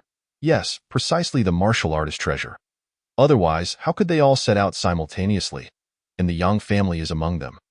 Do they know the treasure's location? Upon hearing this, the surrounding crowd became restless, and news began to spread rapidly from Tianfeng town. Cultivators from other towns and cities flocked towards the Maple Forest mountain range. Captain, there are too many people leaving the town. It's become quite congested. Should we teach them a lesson and have them line up? If you want to seek death, don't drag me into it. Just look at who is leaving. They are all cultivators. Most possess greater cultivation than I do. If provoked, they could easily kill you and leave the town without a second thought. Tell the brothers to keep their eyes peeled and pretend they haven't seen anything. Let them pass at the town mayor's office, the mayor remarked. I just received news that the 5 great families have boarded their vessels and headed towards the Maple Forest mountain range. Guangchuan, why do you think only 5 great families have set out? While the Wang family remains inactive, in my opinion, it seems the 6 great families have already begun to drift apart. A few days ago, they ventured into the Maple Forest mountain range, and only Wang Jin returned. Moreover, with Wang Jin joining the Beastmaster sect, the other families feel threatened. Thus, they have chosen not to embark alongside the Wang family this time. Beastmaster sect, Mayor, please be cautious with your words. The news has been relayed to the county governor, who will make the necessary arrangements. The 5 great families are likely still reveling in their perceived triumph, unaware that their role is merely to act as scouts. Within our Linfeng County's 16 major cities, which family or sect does not covet the martial artist treasure? To avoid becoming targets, they have allowed these few families to prance about like clowns. Then what shall we do now? We need not do anything. We simply wait patiently for orders. This matter is beyond our involvement. Greed leads to ruin, and this time, who knows how many families and sects will meet their demise.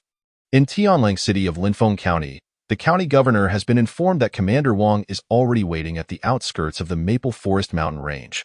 What is the current situation at the Beastmaster sect?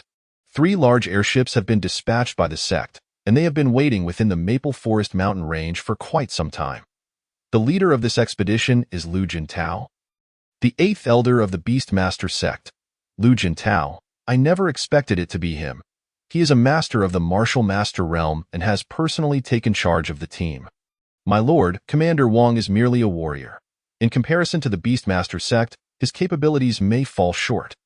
The imperial capital has already taken action, so there is no need for concern. Lin Mountain County, a towering mountain that pierces the clouds, is adorned with exquisite courtyards and resplendent pavilions. In the center lies a secret chamber. Investigations have revealed that the remnants of that group are hiding in Linfeng County, and it has been confirmed that there exists a treasure of martial masters at the juncture of the Maple Forest mountain range, and Linfeng County. It is likely connected to that individual. You must personally lead a team to eradicate the remnants completely. All right, brother, rest assured. They are currently devoid of resources, and having a mere warrior among them is hardly a threat. Proceed with caution. Do not be careless. And remember that eliminating the remnants is our primary objective, while the martial master treasure is merely a secondary concern. Very well, I shall set off at once. Chapter 71. A sinister plan. The Yang family was the first to arrive at the designated meeting point, which was chosen in a vast pasture. This location was where Mama Bear had once taken Xiongba and the others hunting, only to be ambushed by a pack of wolves. It is also the same area where Xiongba and his companions frequently hunt now. The 5 prominent families selected this site primarily for its broad visibility, ensuring greater safety and preventing the approach of any ill-intentioned individuals. Little did they know that above their airships, a larger vessel was observing their every move. Soon after the Yang family arrived at the meeting spot, the Qin family also made their appearance. "Sanqing, you stay here. I shall go meet Yang Lin," said the head of the Qin family. "All right, master, go ahead without worry." Descending from the airship, he proceeded directly towards the Yang family's vessel. "Greetings, Master Qin. The head of the family awaits you inside. Please follow me," said a young member of the Yang family, leading Master Qin into a chamber. "Haha, Brother Qin, I've finally been waiting for you. The others have yet to arrive. Please, have some tea first. Brother Yang, do share any insights regarding the Martial Master treasure that you may have yet to disclose." "How could that be? Given our friendship, I have already revealed everything I know to you." Master Qin, however, did not trust Yang Lin's words, but seeing that he was unable to extract further information, he refrained from pressing the issue and instead engaged in casual conversation with Yang Lin. After some time, the heads of the Sun and Zhao families arrived, chatting and laughing together. Both Yang Lin and Qin Weidong narrowed their eyes. Qin Weidong casually remarked, "Haha, when did the heads of the Sun and Zhao families become such close companions? Did you arrange to come together?" The two, being astute, understood the implication behind his words. Sun Sin replied, "Master Qin, you jest. There was no prior arrangement. We simply happened to encounter each other while boarding the airship." Zhao Xian, however, was less amiable and retorted sharply, "You, Qin, stop with your insinuations. Do you think everyone is as you are?" Zhao's temper was quite evident, and such anger is detrimental to one's health. "You? All right, we are all on the same side. Let us refrain from harsh words." Yang Lin hastily intervened to mediate the situation. The room fell silent, and a while later, Wu Wen finally arrived. "Haha, Wu, you are just in time." As the host, Yang Lin promptly welcomed him. "Thank you all for your patience. Once we return to Tianfeng Town, I shall host a banquet for everyone. That's a promise. We will hold you to it and ensure a hearty feast awaits." Sun Sin chuckled. "Now, let us get down to business." Zhao Xian impatiently interrupted. "I presume everyone has received the messages from your respective families? It appears that those accompanying us out of the city are at least several times our number. This is only the known figures. As for the unknowns, we cannot ascertain how many more there might be." Qin Weidong expressed his concerns. Originally, their plan did not anticipate such a large number of participants. They intended to leverage the strength of the 6 prominent families to monopolize the Martial Master treasure. However, the current situation far exceeded their expectations and felt increasingly uncontrollable. Ultimately, they had underestimated the allure of the Martial Master treasure. Upon hearing this, the group fell silent, as each had received notifications from their families, revealing that a great multitude of practitioners had followed them after departing Tianfeng Town. This included not only locals but also unfamiliar individuals, likely from other regions.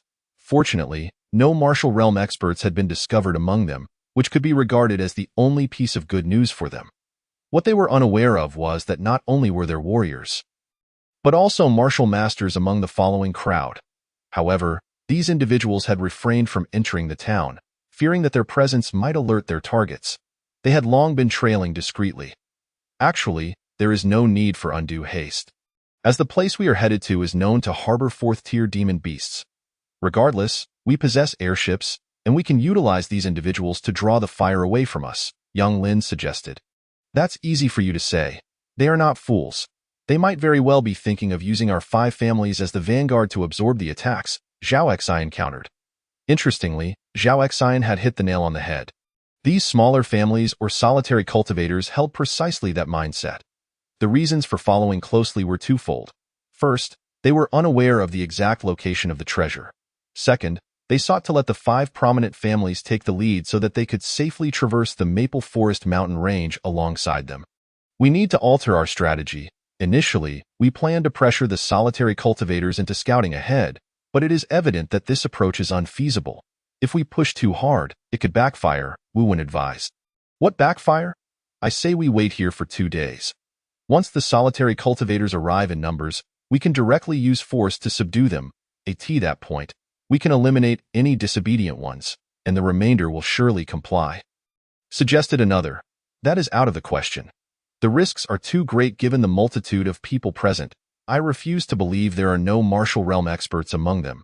If we force them too much, the martial realm experts could rally their forces, and with our limited numbers, we could find ourselves in a precarious position. If they end up coercing us into scouting ahead, our 5 families would lose all semblance of authority. Not to mention, if word reaches the town, it could lead to chaos, endangering the legacies of our families built over centuries, Sun San remarked. Upon hearing Sun Sen's words, the others fell silent, as the implications were grave, directly impacting their lives and the legacies of their families. Even Zhao Xian dared not take a gamble and ceased advocating for a forceful suppression. The room was enveloped in silence once more. Finally, Yang Lin broke the stillness. I have some thoughts. Allow me to share them. Good heavens, what time is it? Old Yang, just speak plainly. Zhao Xian banged the table in exasperation. Yang Lin disregarded Zhao Xian's interruption and continued. We could wait here for a couple more days. As time passes, the number of solitary cultivators and small families will increase. Initially, they may remain patient, fearing the might of our 5 families. However, as their numbers swell, their patience will wane, and they will draw closer to you at that point. Rather than boarding the airships to venture deep into the Maple Forest mountain range, we can proceed on foot as a united front, allowing us to assist one another in case of danger. Moreover, should we encounter insurmountable demon beasts, we can swiftly retreat to the airships to evade their attacks. The individuals trailing us, having followed closely, will inevitably face the brunt of the demon beast's wrath. This strategy not only helps us deal with a portion of the demon beasts, but also eliminates numerous solitary cultivators, especially as we near our destination. If we encounter 4th-tier demon beasts, we can use them to divert attention. At that moment, we can seize the treasure. But what if the demon beasts pursue us instead of those behind? Ha ha ha, everyone, look at this. Chapter 72. Beast attracting incense. In Yang Lin's hand appeared a stick of blood-red incense, emitting a faint scent of blood. Could this be the beast attracting incense? Ha, Master Sun, you have keen eyes. This stick of incense was obtained by my Yang family years ago after vanquishing a malevolent cultivator. The crowd's eyes sparkled with intrigue as they discreetly observed Yang Lin's every move and expression. Finding no signs of abnormality, they soon settled down. The allure of the beast summoning incense, long prohibited on the Golden Spirit continent, meant that no clan or sect dared to produce it. To do so would invite universal condemnation and possibly even the wrath of those with a broader agenda, leading to dire consequences. The essence of this incense is derived from a 1st-tier spiritual plant known as Zhuwei grass, which resembles a column devoid of leaves, yet adorned with a pointed tip reminiscent of a wolf's tail.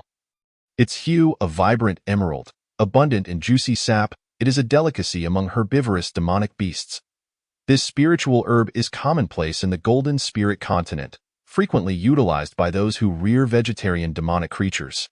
The crafting of beast summoning incense necessitates that the Zhuwei grass be nourished with the fresh hearts of human beings, one each day, buried at its roots.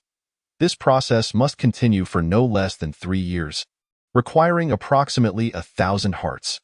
Once the entire stalk and tip have turned a blood red, the root is extracted and dehydrated, resulting in the coveted beast summoning incense. When watered with the hearts of mere mortals, the incense generally attracts only 1st-tier demonic beasts, but when infused with the hearts of practitioners, its potency significantly increases, particularly with the hearts of those of higher cultivation. However, the incense does have a range limit.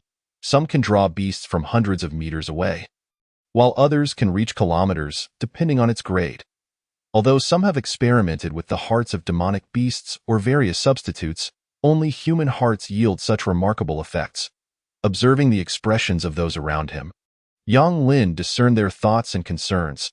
Rest assured, my Yang family would not dare engage in such practices. After all, one misstep could lead to our annihilation. Haha, is it not a fear of leading you astray? He continued, what is the grade of this beast summoning incense? This incense has been appraised and is sufficient to draw 4th-tier demonic beasts within a radius of 20 kilometers. A collective gasp escaped the crowd. Such an effect would require the hearts of several martial artists, or even those of martial masters. At this moment, no one harbored doubts about Yang Lin. for even the combined efforts of the 6 great clans could not produce such an incense. With this stick of beast summoning incense, they would undoubtedly have the opportunity to strike back at their adversaries, Yang Lin remarked ominously. The crowd, now devoid of their previous apprehensions, eagerly anticipated the arrival of more challengers. Above the 5 great families hovered 3 immense flying vessels, each adorned with a flag bearing the character U. Indeed, these were the flying vessels of the beast-taming sect, not only larger than those of the 5 families, but also fortified with various defensive formations. They soared higher and swifter, where an elderly figure, with hair as white as snow yet youthful in appearance, stood upon the deck, clad in a long robe. This man was Lu Jintao, the 8th elder of the beast-taming sect. Elder Lu, what is your summons? I have heard that we have outer disciples present in Tianfeng town. Please wait, I shall inquire. With that, the elder summoned several individuals to assist in the investigation. After a short while, he received news and promptly approached Lu Jintao. Indeed, there is an outer disciple named Wang Jian, a martial apprentice. Interestingly, he hails from one of the 6 great families of Tianfeng town. Lu Jintao's interest piqued, and he expressed his desire to meet this Wang Jian. Where is he now? Bring him to me. Yes, he is currently aboard another vessel, in the outer disciple area. Fetch him here. I have questions for him. Understood. I shall go at once on the right side vessel. Junior brother Wang Jian, knowing we are in your hometown, I specifically called for you. You won't hold it against me, will you? Of course not. Even if you hadn't summoned me, I would have sought to entertain you all. This expedition to the Martial Master's treasure is led by Elder Lu himself, aimed at honing our skills. Not only outer disciples are present, there are numerous inner disciples, including several core disciples. Upon hearing this, Wang Jian realized that this Martial Master's treasure had no ties to their 6 great families. After all, such a formidable assembly could easily obliterate them with a mere flick of their fingers. Furthermore, he felt fortunate to be a disciple of the beast-taming sect, for without this affiliation, he would remain oblivious to such crucial information. He had already relayed this news to his father, urging him to keep it confidential. Wang Jian was confident in his father's discretion, as the head of the family surely understood the gravity of the situation. Who is Wang Jian? I have the honor of meeting you. Esteemed steward, I am Wang Jian. Are you a scion of the Wang family from Tianfeng town? Yes, esteemed steward. Very well, you are the one. Elder Lu has inquiries for you. Please follow me. Without hesitation, the steward turned and began to walk away. Wang Jian dared not delay and followed closely behind. As the 3 vessels were interconnected, they traversed numerous disciple areas along the way. Who is the disciple following Steward Zhang? I am uncertain. It appears to be one of our outer disciples. I have not seen him before, as we have over 10,000 outer disciples. Wang Jian maintained his focus, undistracted by the probing gazes of others, until they finally reached their destination, before he could relax. Steward Zhang announced, Elder Lu, the outer disciple Wang Jian has arrived. Come in. Before Lu Jintao could speak, Wang Jian stepped forward. Disciple Wang Jian pays his respects to the elder. How may I serve you? Do not be anxious. I merely wish to ask you a few questions.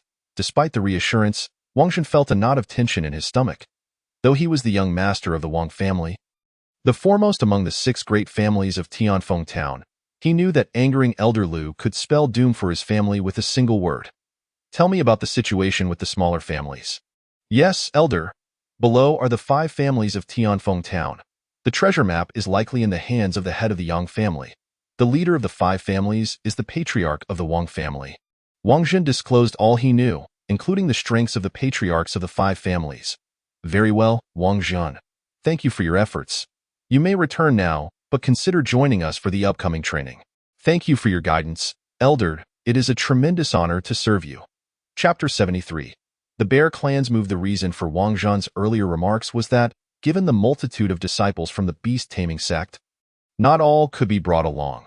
Only those who excelled were granted the opportunity to participate in this trial. Of course, one could venture alone, but without the sect's protection, they would likely become a meal for the demonic beasts. At the Wang family residence in Tianfeng town, Wang Yuntian received news from his son and felt a wave of relief wash over him. It was fortunate that he had opted out of this Martial Master's treasure hunt. Otherwise, the entire Wang family might have faced annihilation due to his decision. Steward, convey this message. Restrain all clan members from participating in the Martial Master's treasure hunt. Anyone who disobeys will be expelled from the family. After a moment's thought, Wang Yuntian reconsidered. Such a declaration might arouse suspicion from other families. He revised his statement. Anyone who participates in the Martial Master's treasure hunt without permission shall accept their fate. The family will not seek retribution on their behalf. Let this be communicated. Understood, Patriarch, I shall take my leave. Wang Yuntian waved his hand, dismissing the steward. Meanwhile, the 5 families of Tianfeng Town had concluded their discussions and returned to their respective vessels, resulting in a period of silence to avoid unforeseen circumstances that might hinder mutual assistance. The 5 vessels of the 5 great families were arranged in a pentagonal formation, maintaining close proximity. What is happening? Why have the 5 families halted their movements? Indeed, it appears they intend to establish a camp here. Could the Martial Master's treasure be located in this vicinity? Impossible, if the treasure were here. They wouldn't need to deploy their vessels. It would have likely been seized by others long ago. Elder, the families of Tianfeng Town have stopped advancing and seem to be preparing to camp. We cannot comprehend their next course of action. Interesting. Let us observe what these families intend to do next. Should we intervene and compel them to act? No. Remember that we, the beast-taming sect, are a prestigious and righteous faction. We cannot resort to coercion. This endeavor is meant to provide the youth an opportunity for growth. A little turmoil will only enhance their training. Then we shall wait a couple of days. There are many solitary cultivators gathered outside, and I sense the presence of martial masters. For now, we must remain silent and patient. The mantis stalks the cicada, unaware of the oriole behind. Understood, Elder. Meanwhile, at the Bear Clan stronghold, Abin had been subsisting on the remnants and marrow of demonic beasts left by Xiongbo. He had also purchased spiritual rice with his essence stones, and after some nurturing, he finally achieved a breakthrough to the martial artist realm today. Ha ha, sister, I have broken through to the martial artist realm. Is that true, brother? Of course. Just look at how I can lift this heavy stone. With a casual motion, he effortlessly lifted a large stone beside him. Upon witnessing her brother's remarkable achievement of breaking through to the martial realm, Xiong Xiaohua couldn't contain her joy, and tears of happiness flowed freely. From the depths of her heart, she rejoiced for her brother, as they had always relied on one another. Brother, I must swiftly share this wonderful news with our parents. They would be overjoyed if they knew from beyond, she exclaimed. But let's not rush. We can tell them tomorrow. For now, I should inform the clan leader. After all, I am the 3rd individual from the Xiong family to reach the martial realm. The clan leader would surely be elated to hear this. You go speak with the clan leader. I will take a moment to convey the news to our parents. All right, I shall accompany you tomorrow to pay respects to our parents. Yes, dear brother, I will take my leave now. Go, but be cautious on your way. Don't linger too long. We have much to do together tomorrow, I understand, brother. Xiong Abin was eager to test how swiftly he could embrace his newfound martial prowess and dash towards the clan leader's residence at full speed. Clan leader, word has spread far and wide that there is a treasure left by martial masters in the Fenglin mountain range. Who did you hear this from? Please elaborate. I heard it while selling game. It is said to be left by experts in the martial realm. Alas, I doubt I shall ever reach such heights in this lifetime. Is there more? I also heard of a treasure map acquired by the Yang family, one of the 6 prominent families in Tianfeng Town. The other 5 families have already set out to seek the treasure. Upon hearing this, Xiong Tian murmured to himself, a treasure map, martial treasure. Clan leader. What did you just say? I didn't quite catch that. Xiong Tian's expression was a tapestry of emotions, resentment, nostalgia, and pain. Finally, his countenance hardened with resolve, as if he had made an important decision. Xiong Lai, I am preparing to venture out. Should anything happen to me, you will become the clan leader. Xiong Lai gasped in shock. Uncle Tian, what on earth are you planning? Are you truly going to seek the martial treasure? After a prolonged moment of hesitation, Xiong Tian simply replied with an affirmative grunt. Xiong Lai, upon hearing this, was drenched in sweat from anxiety. Uncle Tian, we must not go. It is far too perilous. We are not even martial apprentices. We will be devoured by beasts if we fail to reach the location. Even if we were fortunate enough to obtain some treasures, we would be unable to safeguard them from others. Xiong words were not lost on Xiong Tian, who was fully aware of the risks. Yet, he felt compelled to embark on this journey. If fate decreed his demise, so be it. Everything must be relinquished. What truly matters is that our clan members live peacefully and safely. If I should meet with misfortune, you must assume the role of the next clan leader, Uncle Tian. I cannot bear that burden. We cannot do without you. Let us abandon this quest for martial treasure. It is far better to remain together in safety. Enough. I have made my decision. I shall depart immediately. Remember, beneath my bed, I have excavated a deep pit containing something of great importance. Only the clan leaders of past generations are privy to its existence. You must not forget this. But there are no buts. Your sole duty is to heed my words. Do not disclose my departure to anyone. Suddenly, the door swung open. Clan leader, please do not go. It is too dangerous. Abin, when did you arrive? I have been here for a while, so you've heard everything I said. Yes, clan leader, please reconsider. Since you have heard, keep it to yourself. Do not speak of it to anyone. I understand, clan leader. But I still wish. Abin's protest was cut short by Xiong Tian. Enough, Abin. I know what I am doing to be. By the way, what brings you here? I have broken through to the martial realm. I am now a cultivator. Haha, splendid. May heaven bless Xiong family village. Now I can leave with greater peace of mind. Our future rests upon your shoulders. You must support one another and unite as one. Clan leader. Let us not make this seem like a farewell. I am not guaranteed to perish on this journey. Rest assured, I am merely accompanying them to observe. I have no intention of seizing the treasure. With that, he went to prepare the necessary supplies for his departure. Chapter 74. The discovery of the Xiong King's palace. At this moment, Xiongba remained oblivious to the happenings outside. Were he to step out, he would discover humans engaging in activities not far from the Xiong King's palace.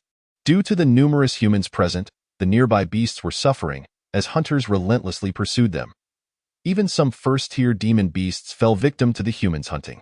Although most cultivators possessed small spatial storage bags for provisions, no one could predict being trapped in a foodless environment. Thus, they refrained from consuming their own supplies whenever possible, opting instead to hunt for game. Naturally, once sated, they would not indulge in wanton slaughter. It was far more prudent to seek out any rare resources in the vicinity. However, such treasures were not easily found, especially in this outer region. As the 5 prominent families of Tianfeng Town remained inactive. Other solitary cultivators or smaller families were unaware of the location of the martial treasure and could only establish camps wherever they could, some in trees, others in caves, and some even erecting tents in open spaces. There were various setups, with some even beginning to dig holes in the ground for shelter. As Xiongba surveyed the fruits of his labor, he felt a profound sense of satisfaction. He was now truly working for himself, eagerly anticipating the completion of his excavation.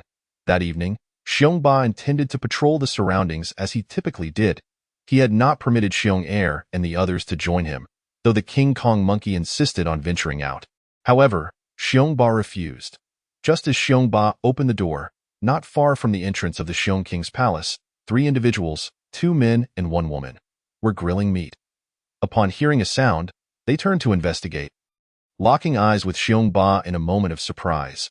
For a brief instant, Xiongba instinctively sought to close the stone door and retreat into the palace.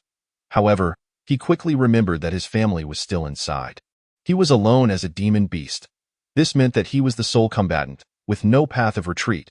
The only option was to eliminate these 3 individuals. The trio, too, was momentarily stunned, quickly replaced by expressions of elation and greed. They had never anticipated encountering a first-tier demon beast. Although this beast was a late-stage first-tier, they had 3 on their side, 1 at the late martial stage and 2 at the mid-stage, making them fully capable of taking down this late first-tier demon beast. Brother, our luck is incredible. Who would have thought we would encounter a late-stage crimson blood demon bear out here on the outskirts? Its skin, its meat, and even its hide are coveted by the sons of prominent families. We are destined for wealth. Haha, this time it is truly heaven's favor upon us. However, we must remain cautious. Did you not notice the cave behind us? What if there is another beast inside? Haha, sister, you misunderstand. It is winter. not the breeding season. Typically, a bear resides alone. Moreover, bears usually dig a den for hibernation. This crimson blood demon bear is likely awakened from its slumber for some unknown reason, which is why fortune smiles upon us. Brother is correct. Look at this bear's physique. It does not appear to be a beast that has been hibernating. If it has awakened and is healthy, it will fetch a high price. Even if we do not sell it, perhaps our brother can reach the martial apprentice stage, and my sister and I can advance to the late martial stage. This journey to the Fenglin mountain range is truly fortuitous. Listening to their discussion about how they would kill him, Xiongba felt an overwhelming surge of anger. It was one thing to be bullied as a human, but to be bullied as a beast was utterly unjust. Though furious, Xiongba remained clear-headed. Contemplating his response, he carefully gauged the strength of his adversaries and sensed that one of them was on par with him, while the other two were comparatively weaker. With no path of retreat, he could not allow them to discover Xiong and the others, as they would not only be unable to assist but would also hinder him. Xiongba swiftly closed the stone door behind him. He could only strive to eliminate them. Otherwise, he would be forced to relocate once again. In truth, Xiongba was underestimating the situation. The current circumstances left him with no means of escape. Due to the martial treasure, humans were scattered everywhere, and a collective movement of so many bears would be easily detected. At that point, escaping would be impossible. Seeing Xiongba's actions, the trio's eyes sparkled with intrigue. Brother, what treasures could be inside? Why else would this crimson blood demon bear seal the stone door? Haha, indeed. This cave must contain something of great significance to him. We are truly destined for prosperity. Our fortune is undeniable, brother. Should we hold him off for a moment, and then one of us can enter to seek the treasure? Upon hearing these words, Xiongba's eyes flashed with intense murderous intent. He never anticipated that his casual action would inadvertently bring immense peril to Xiong and the others. A twinge of regret welled up within him. After such a long absence from humanity, he had forgotten just how astute humans could be. Moreover, he was no fated child of destiny, and his adversaries were not dull-witted. It was undeniable that this crimson blood demon bear was indeed in the late stage of the first rank. Two individuals confronting it was rather precarious, especially since bear-like demon beasts inherently possessed a high degree of damage resistance. We must confront it together as a trio. This is a critical moment, and sustaining injuries would be disastrous. Eldest brother is right. We should heed his counsel and swiftly resolve this matter to prevent attracting others. The moment Xiongba learned that there were others nearby, he instantly refrained from roaring in fury. Anxious to eliminate the immediate threat, he feared the arrival of additional foes, which could spell doom for them all. He resolved to act first, retrieving stones he had recently unearthed from his storage pouch and hurling them forth with great swiftness. He then charged directly at the woman. Indeed, Xiongba aimed to dispose of her first, for her cultivation was merely at the mid-stage of a martial artist. Typically, female cultivators were not particularly adept in combat. Eliminating one would alleviate pressure for the remainder of the skirmish and prevent her from summoning reinforcements. The trio was startled and hastily evaded. As they dodged, Xiongba had already closed the distance to the female cultivator. He lunged at her without hesitation. Be cautious, third sister. The eldest, possessing the highest strength and fastest reflexes, immediately detected Xiongba's intentions and rushed towards him. The female cultivator, witnessing Xiongba about to pounce, turned pale with fright. Alas, she had no defensive artifacts at her disposal and could only swing her sword in a desperate attempt to fend off the attack. Xiongba, undeterred, initiated his blood-red defense and struck directly at the woman's chest with a palm. She was instantly sent flying, blood spewing from her mouth, her chest caving inwards. With a resounding thud, she collided against a large stone behind her. Chapter 75. Triple Kill. Third Sister. Xiong eyes widened in anguish as he rushed over to assess his sister's condition. He hastily retrieved every rejuvenation pill from his storage pouch, desperate to feed them to her. After administering one, he prepared to continue. Second brother, don't waste them. It's futile. Be good. Listen to second brother, consume them, and you'll recover. It's no use. Little sister will depart first. You all take care. Before she could finish, her head tilted, and she fell silent. Third sister, please wake up. You wanted to see the imperial capital, remember? Second brother promised to accompany you. Please awaken. He cradled her face, urging her to open her eyes, yet they remained forever shut. Clutching his sister tightly, his face marred with sorrow, tears streamed down his cheeks. He turned towards his elder brother, eyes ablaze with rage, and shouted, Elder brother, third sister is dead. She has gone. The eldest, engaged in combat with Xiongba, nearly lost his footing. Seizing the opportunity, Xiongba struck him with a powerful palm. The elder deflected with his axe but was still forced back several steps. Damn beast, I will carve your flesh piece by piece. With that, he charged forward once more, while Xiong-Er, filled with hatred, abandoned his sister's side, brandishing his large blade as he rushed at Xiongba. Initially, Xiongba had the upper hand, but the addition of Xiong-Er shifted the tide against him. Realizing the time had come for desperate measures, Xiongba understood that continuing the fight could attract more humans. He resolved to exchange injuries for injuries, confident that his demon beast physique was far sturdier than that of any human. He had endured the woman's strike, sustaining a wound on his shoulder that, while painful, did not break the bone. Thus, he was acutely aware of his defensive capabilities. Fearlessly, Xiongba charged into the fray, engaging in combat with the humans. On the human side, blinded by rage, they no longer feared death. Intent on swiftly eliminating one another, Xiongba, employing the same strategy as before, sought to eliminate the mid-stage martial artist, Xiong-Er. He unleashed a barrage of frenzied blows, which Xiong-Er could barely withstand.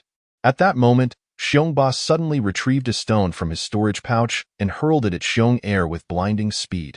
Unprepared, Xiong-Er was struck, causing his weapon to clatter to the ground. Xiongba would not let such a prime opportunity slip away. He lunged at Xiong-Er's head, ready to bite. Second brother, be careful. Seeing Xiongba's deadly intent towards his sibling, the elder swung his axe with all his might at Xiongba from behind.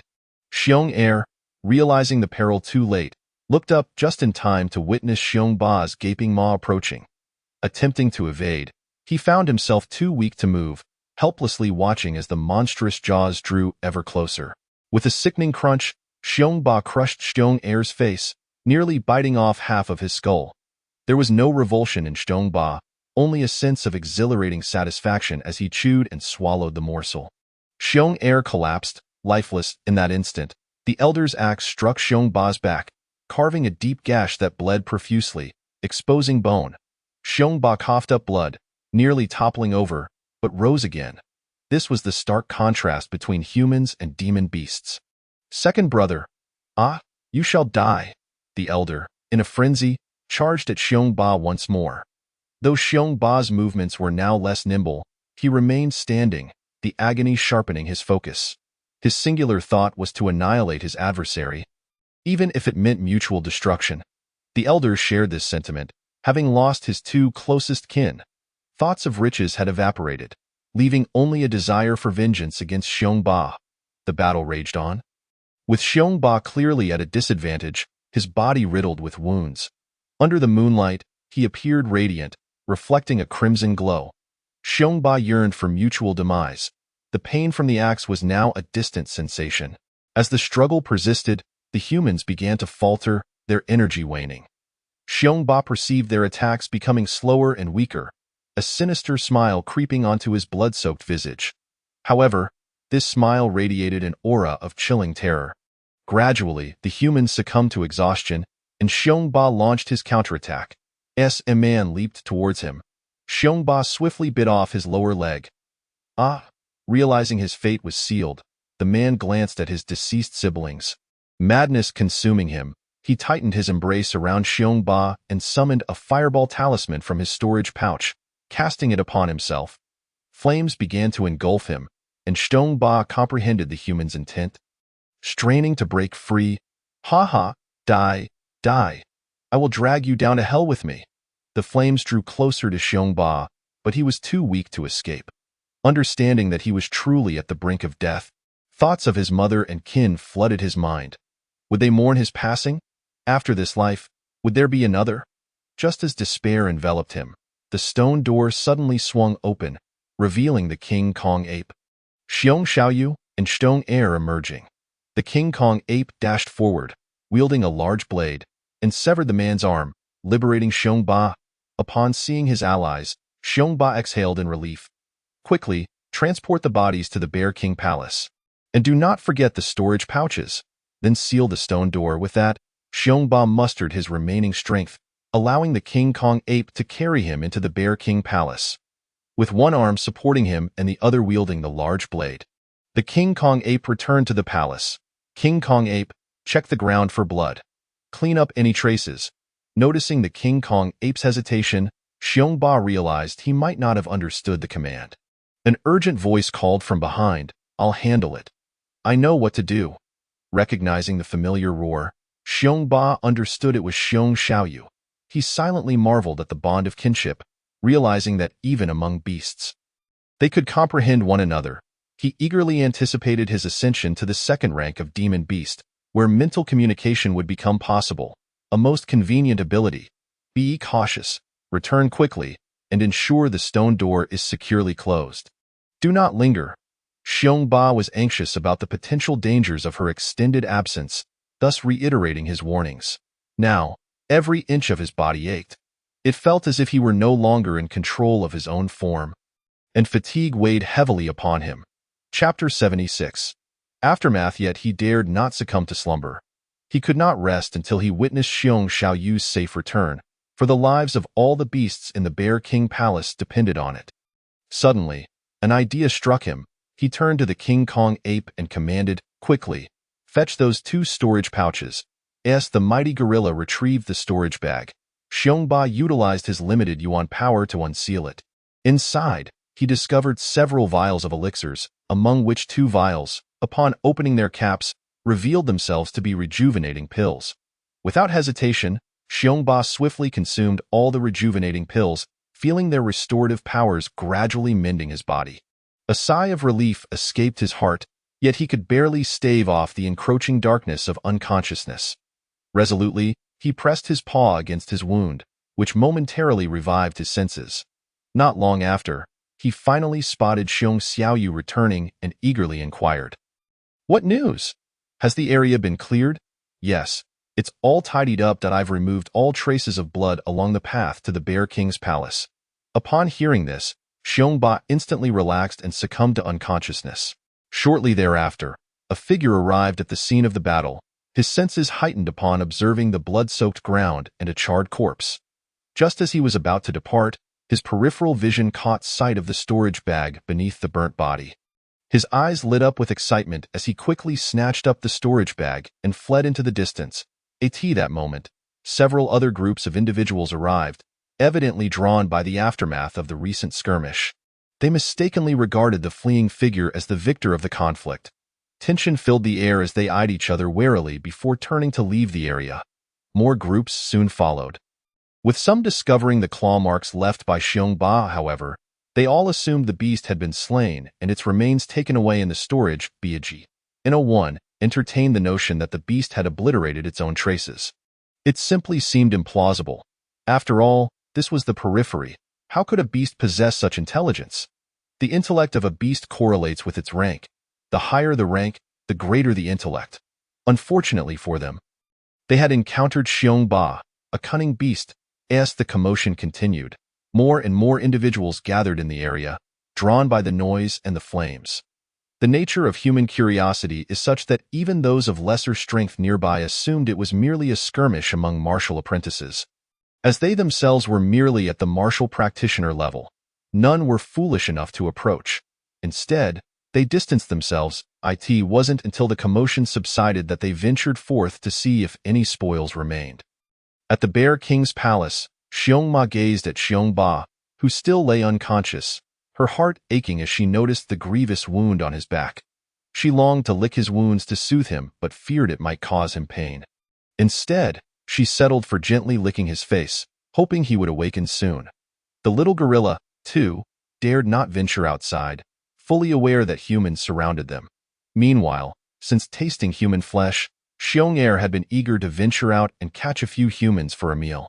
However, the gorilla firmly restrained him, joking that with Xiong Air's strength, he would undoubtedly be dispatched with a single strike, which could also risk exposing the location of the Bear King's palace. Hence, he resolutely forbade Xiong Er from leaving. Xiong Er harbored a deep-seated fear of the gorilla, despite the latter currently possessing only the strength of a wild beast. He dared not challenge him. After all, he could sense the formidable aura of the gorilla and had witnessed the terror of its father. A fearsome third-tier beast whose presence was the most powerful Xiong Er had ever encountered. Thus, the memory remained vivid, while the other bears remained close to Xiong Ba. The gorilla, wary of Xiong Er's potential to sneak out, issued a stern warning before settling at the cave entrance, idly toying with the storage bag. Having learned of the storage bag's utility, the gorilla envied Xiong Ba immensely. He yearned to possess a storage bag of his own, allowing him to store and retrieve items at will.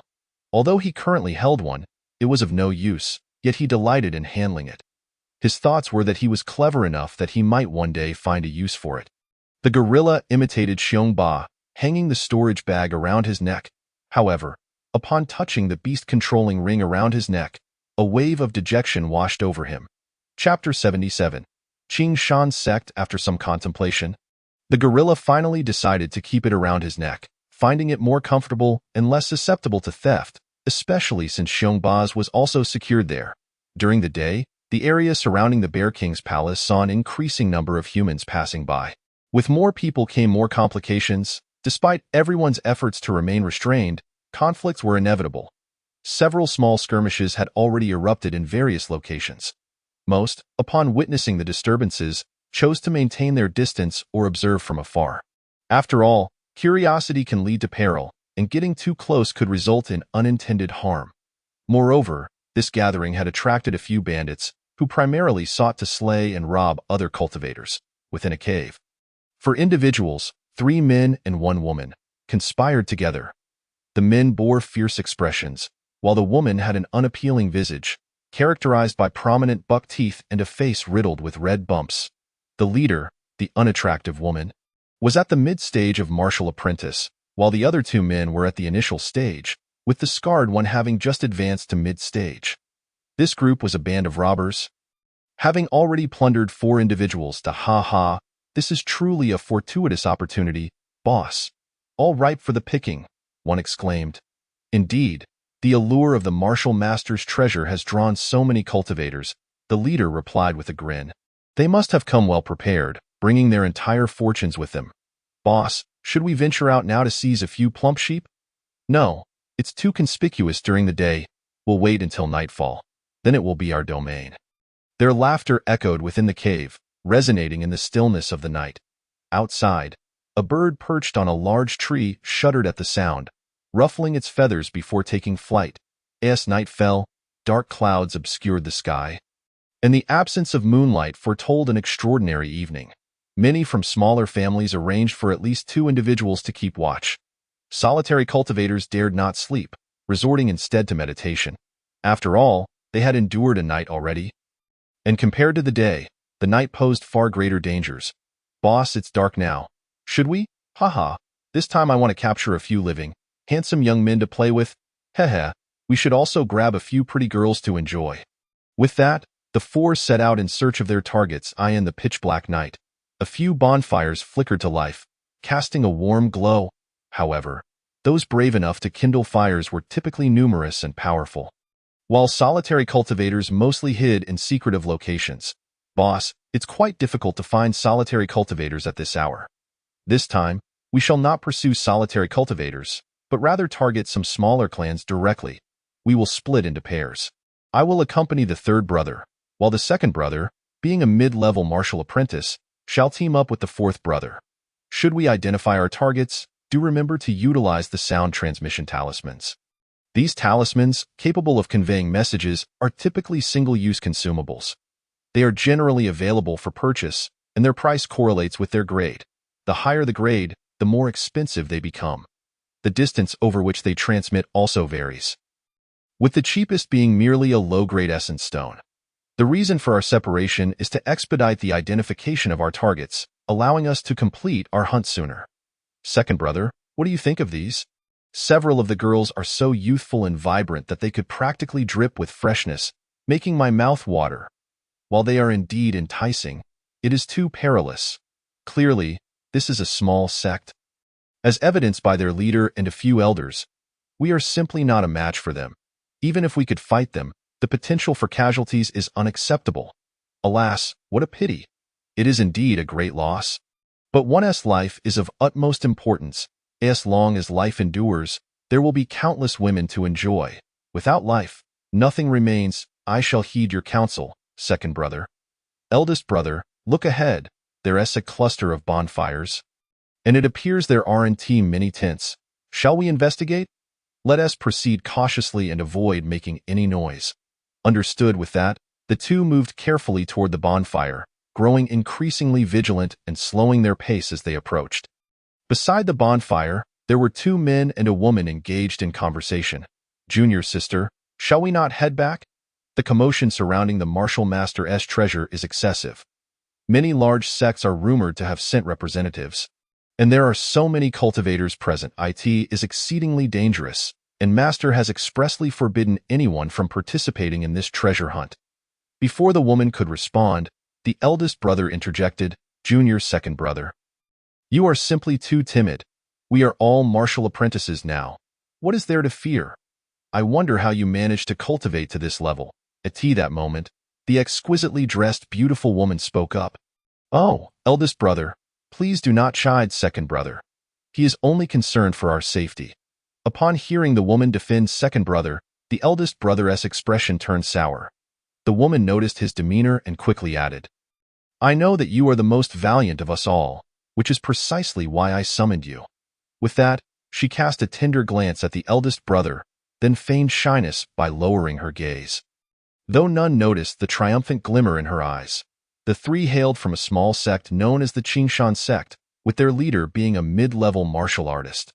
They were all direct disciples of the leader. With the woman being the youngest, the Qingshan sect had issued a strict decree forbidding anyone from participating in the Martial Master's treasure hunt. They had sneaked out at the behest of the youngest disciple. Indeed, the youngest disciple coveted the Martial Master's treasure, believing that with her beauty and intellect, she ought to at least join a major sect and rise above the common folk. This youngest disciple had many suitors, but she would dangle those of good prospects, while ignoring those of lesser talent. She reveled in the feeling of manipulating men, particularly when she witnessed them squandering their fortunes for her sake. Prior to Lu Lianhua's joining the Qingshan sect, she had a childhood sweetheart who treated her very well. Unfortunately, his talent was mediocre. Later, Lu Lianhua met a young master from a prominent family. Fearing that her childhood sweetheart might hinder her prospects, she would casually mention him in front of the young master. Sure enough, after a few instances, the young master, driven by jealousy, cruelly murdered Lu Lianhua's childhood sweetheart. Lu Lianhua even confirmed the body, realizing it was indeed her beloved. Only then did she breathe a sigh of relief, subsequently setting the corpse ablaze while feigning sorrow, uttering a hollow apology. Upon hearing that this young master wished to join the Qingshan sect, she sweetly expressed her concern for his safety, insisting on accompanying him to care for him, thus presenting themselves as a celestial couple. Chapter 78.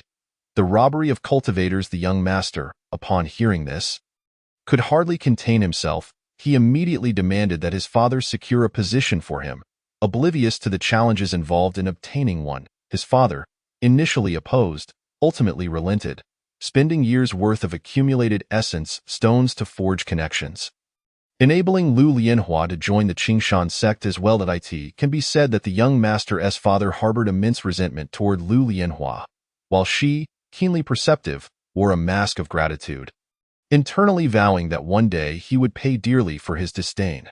Thus, Lu Lianhua entered the Qingshan sect, where, with her beauty and cultivation talent, she gradually became a favored disciple of the leader, turning into the dream of many male cultivators within the sect. The eldest brother was among them, possessing not only superior talent, but also a far more powerful family background than that of the young master. Later, Lu Lianhua claimed that the young master frequently harassed her and attempted to force himself upon her, asserting that her presence in the Qingshan sect was due to his coercion. Subsequently, during an outing, the young master vanished without a trace. From that moment forth, Lu Lianhua became utterly entranced by the thrill of manipulation. With a touch of cunning, countless foolish men were willing to sacrifice everything for her.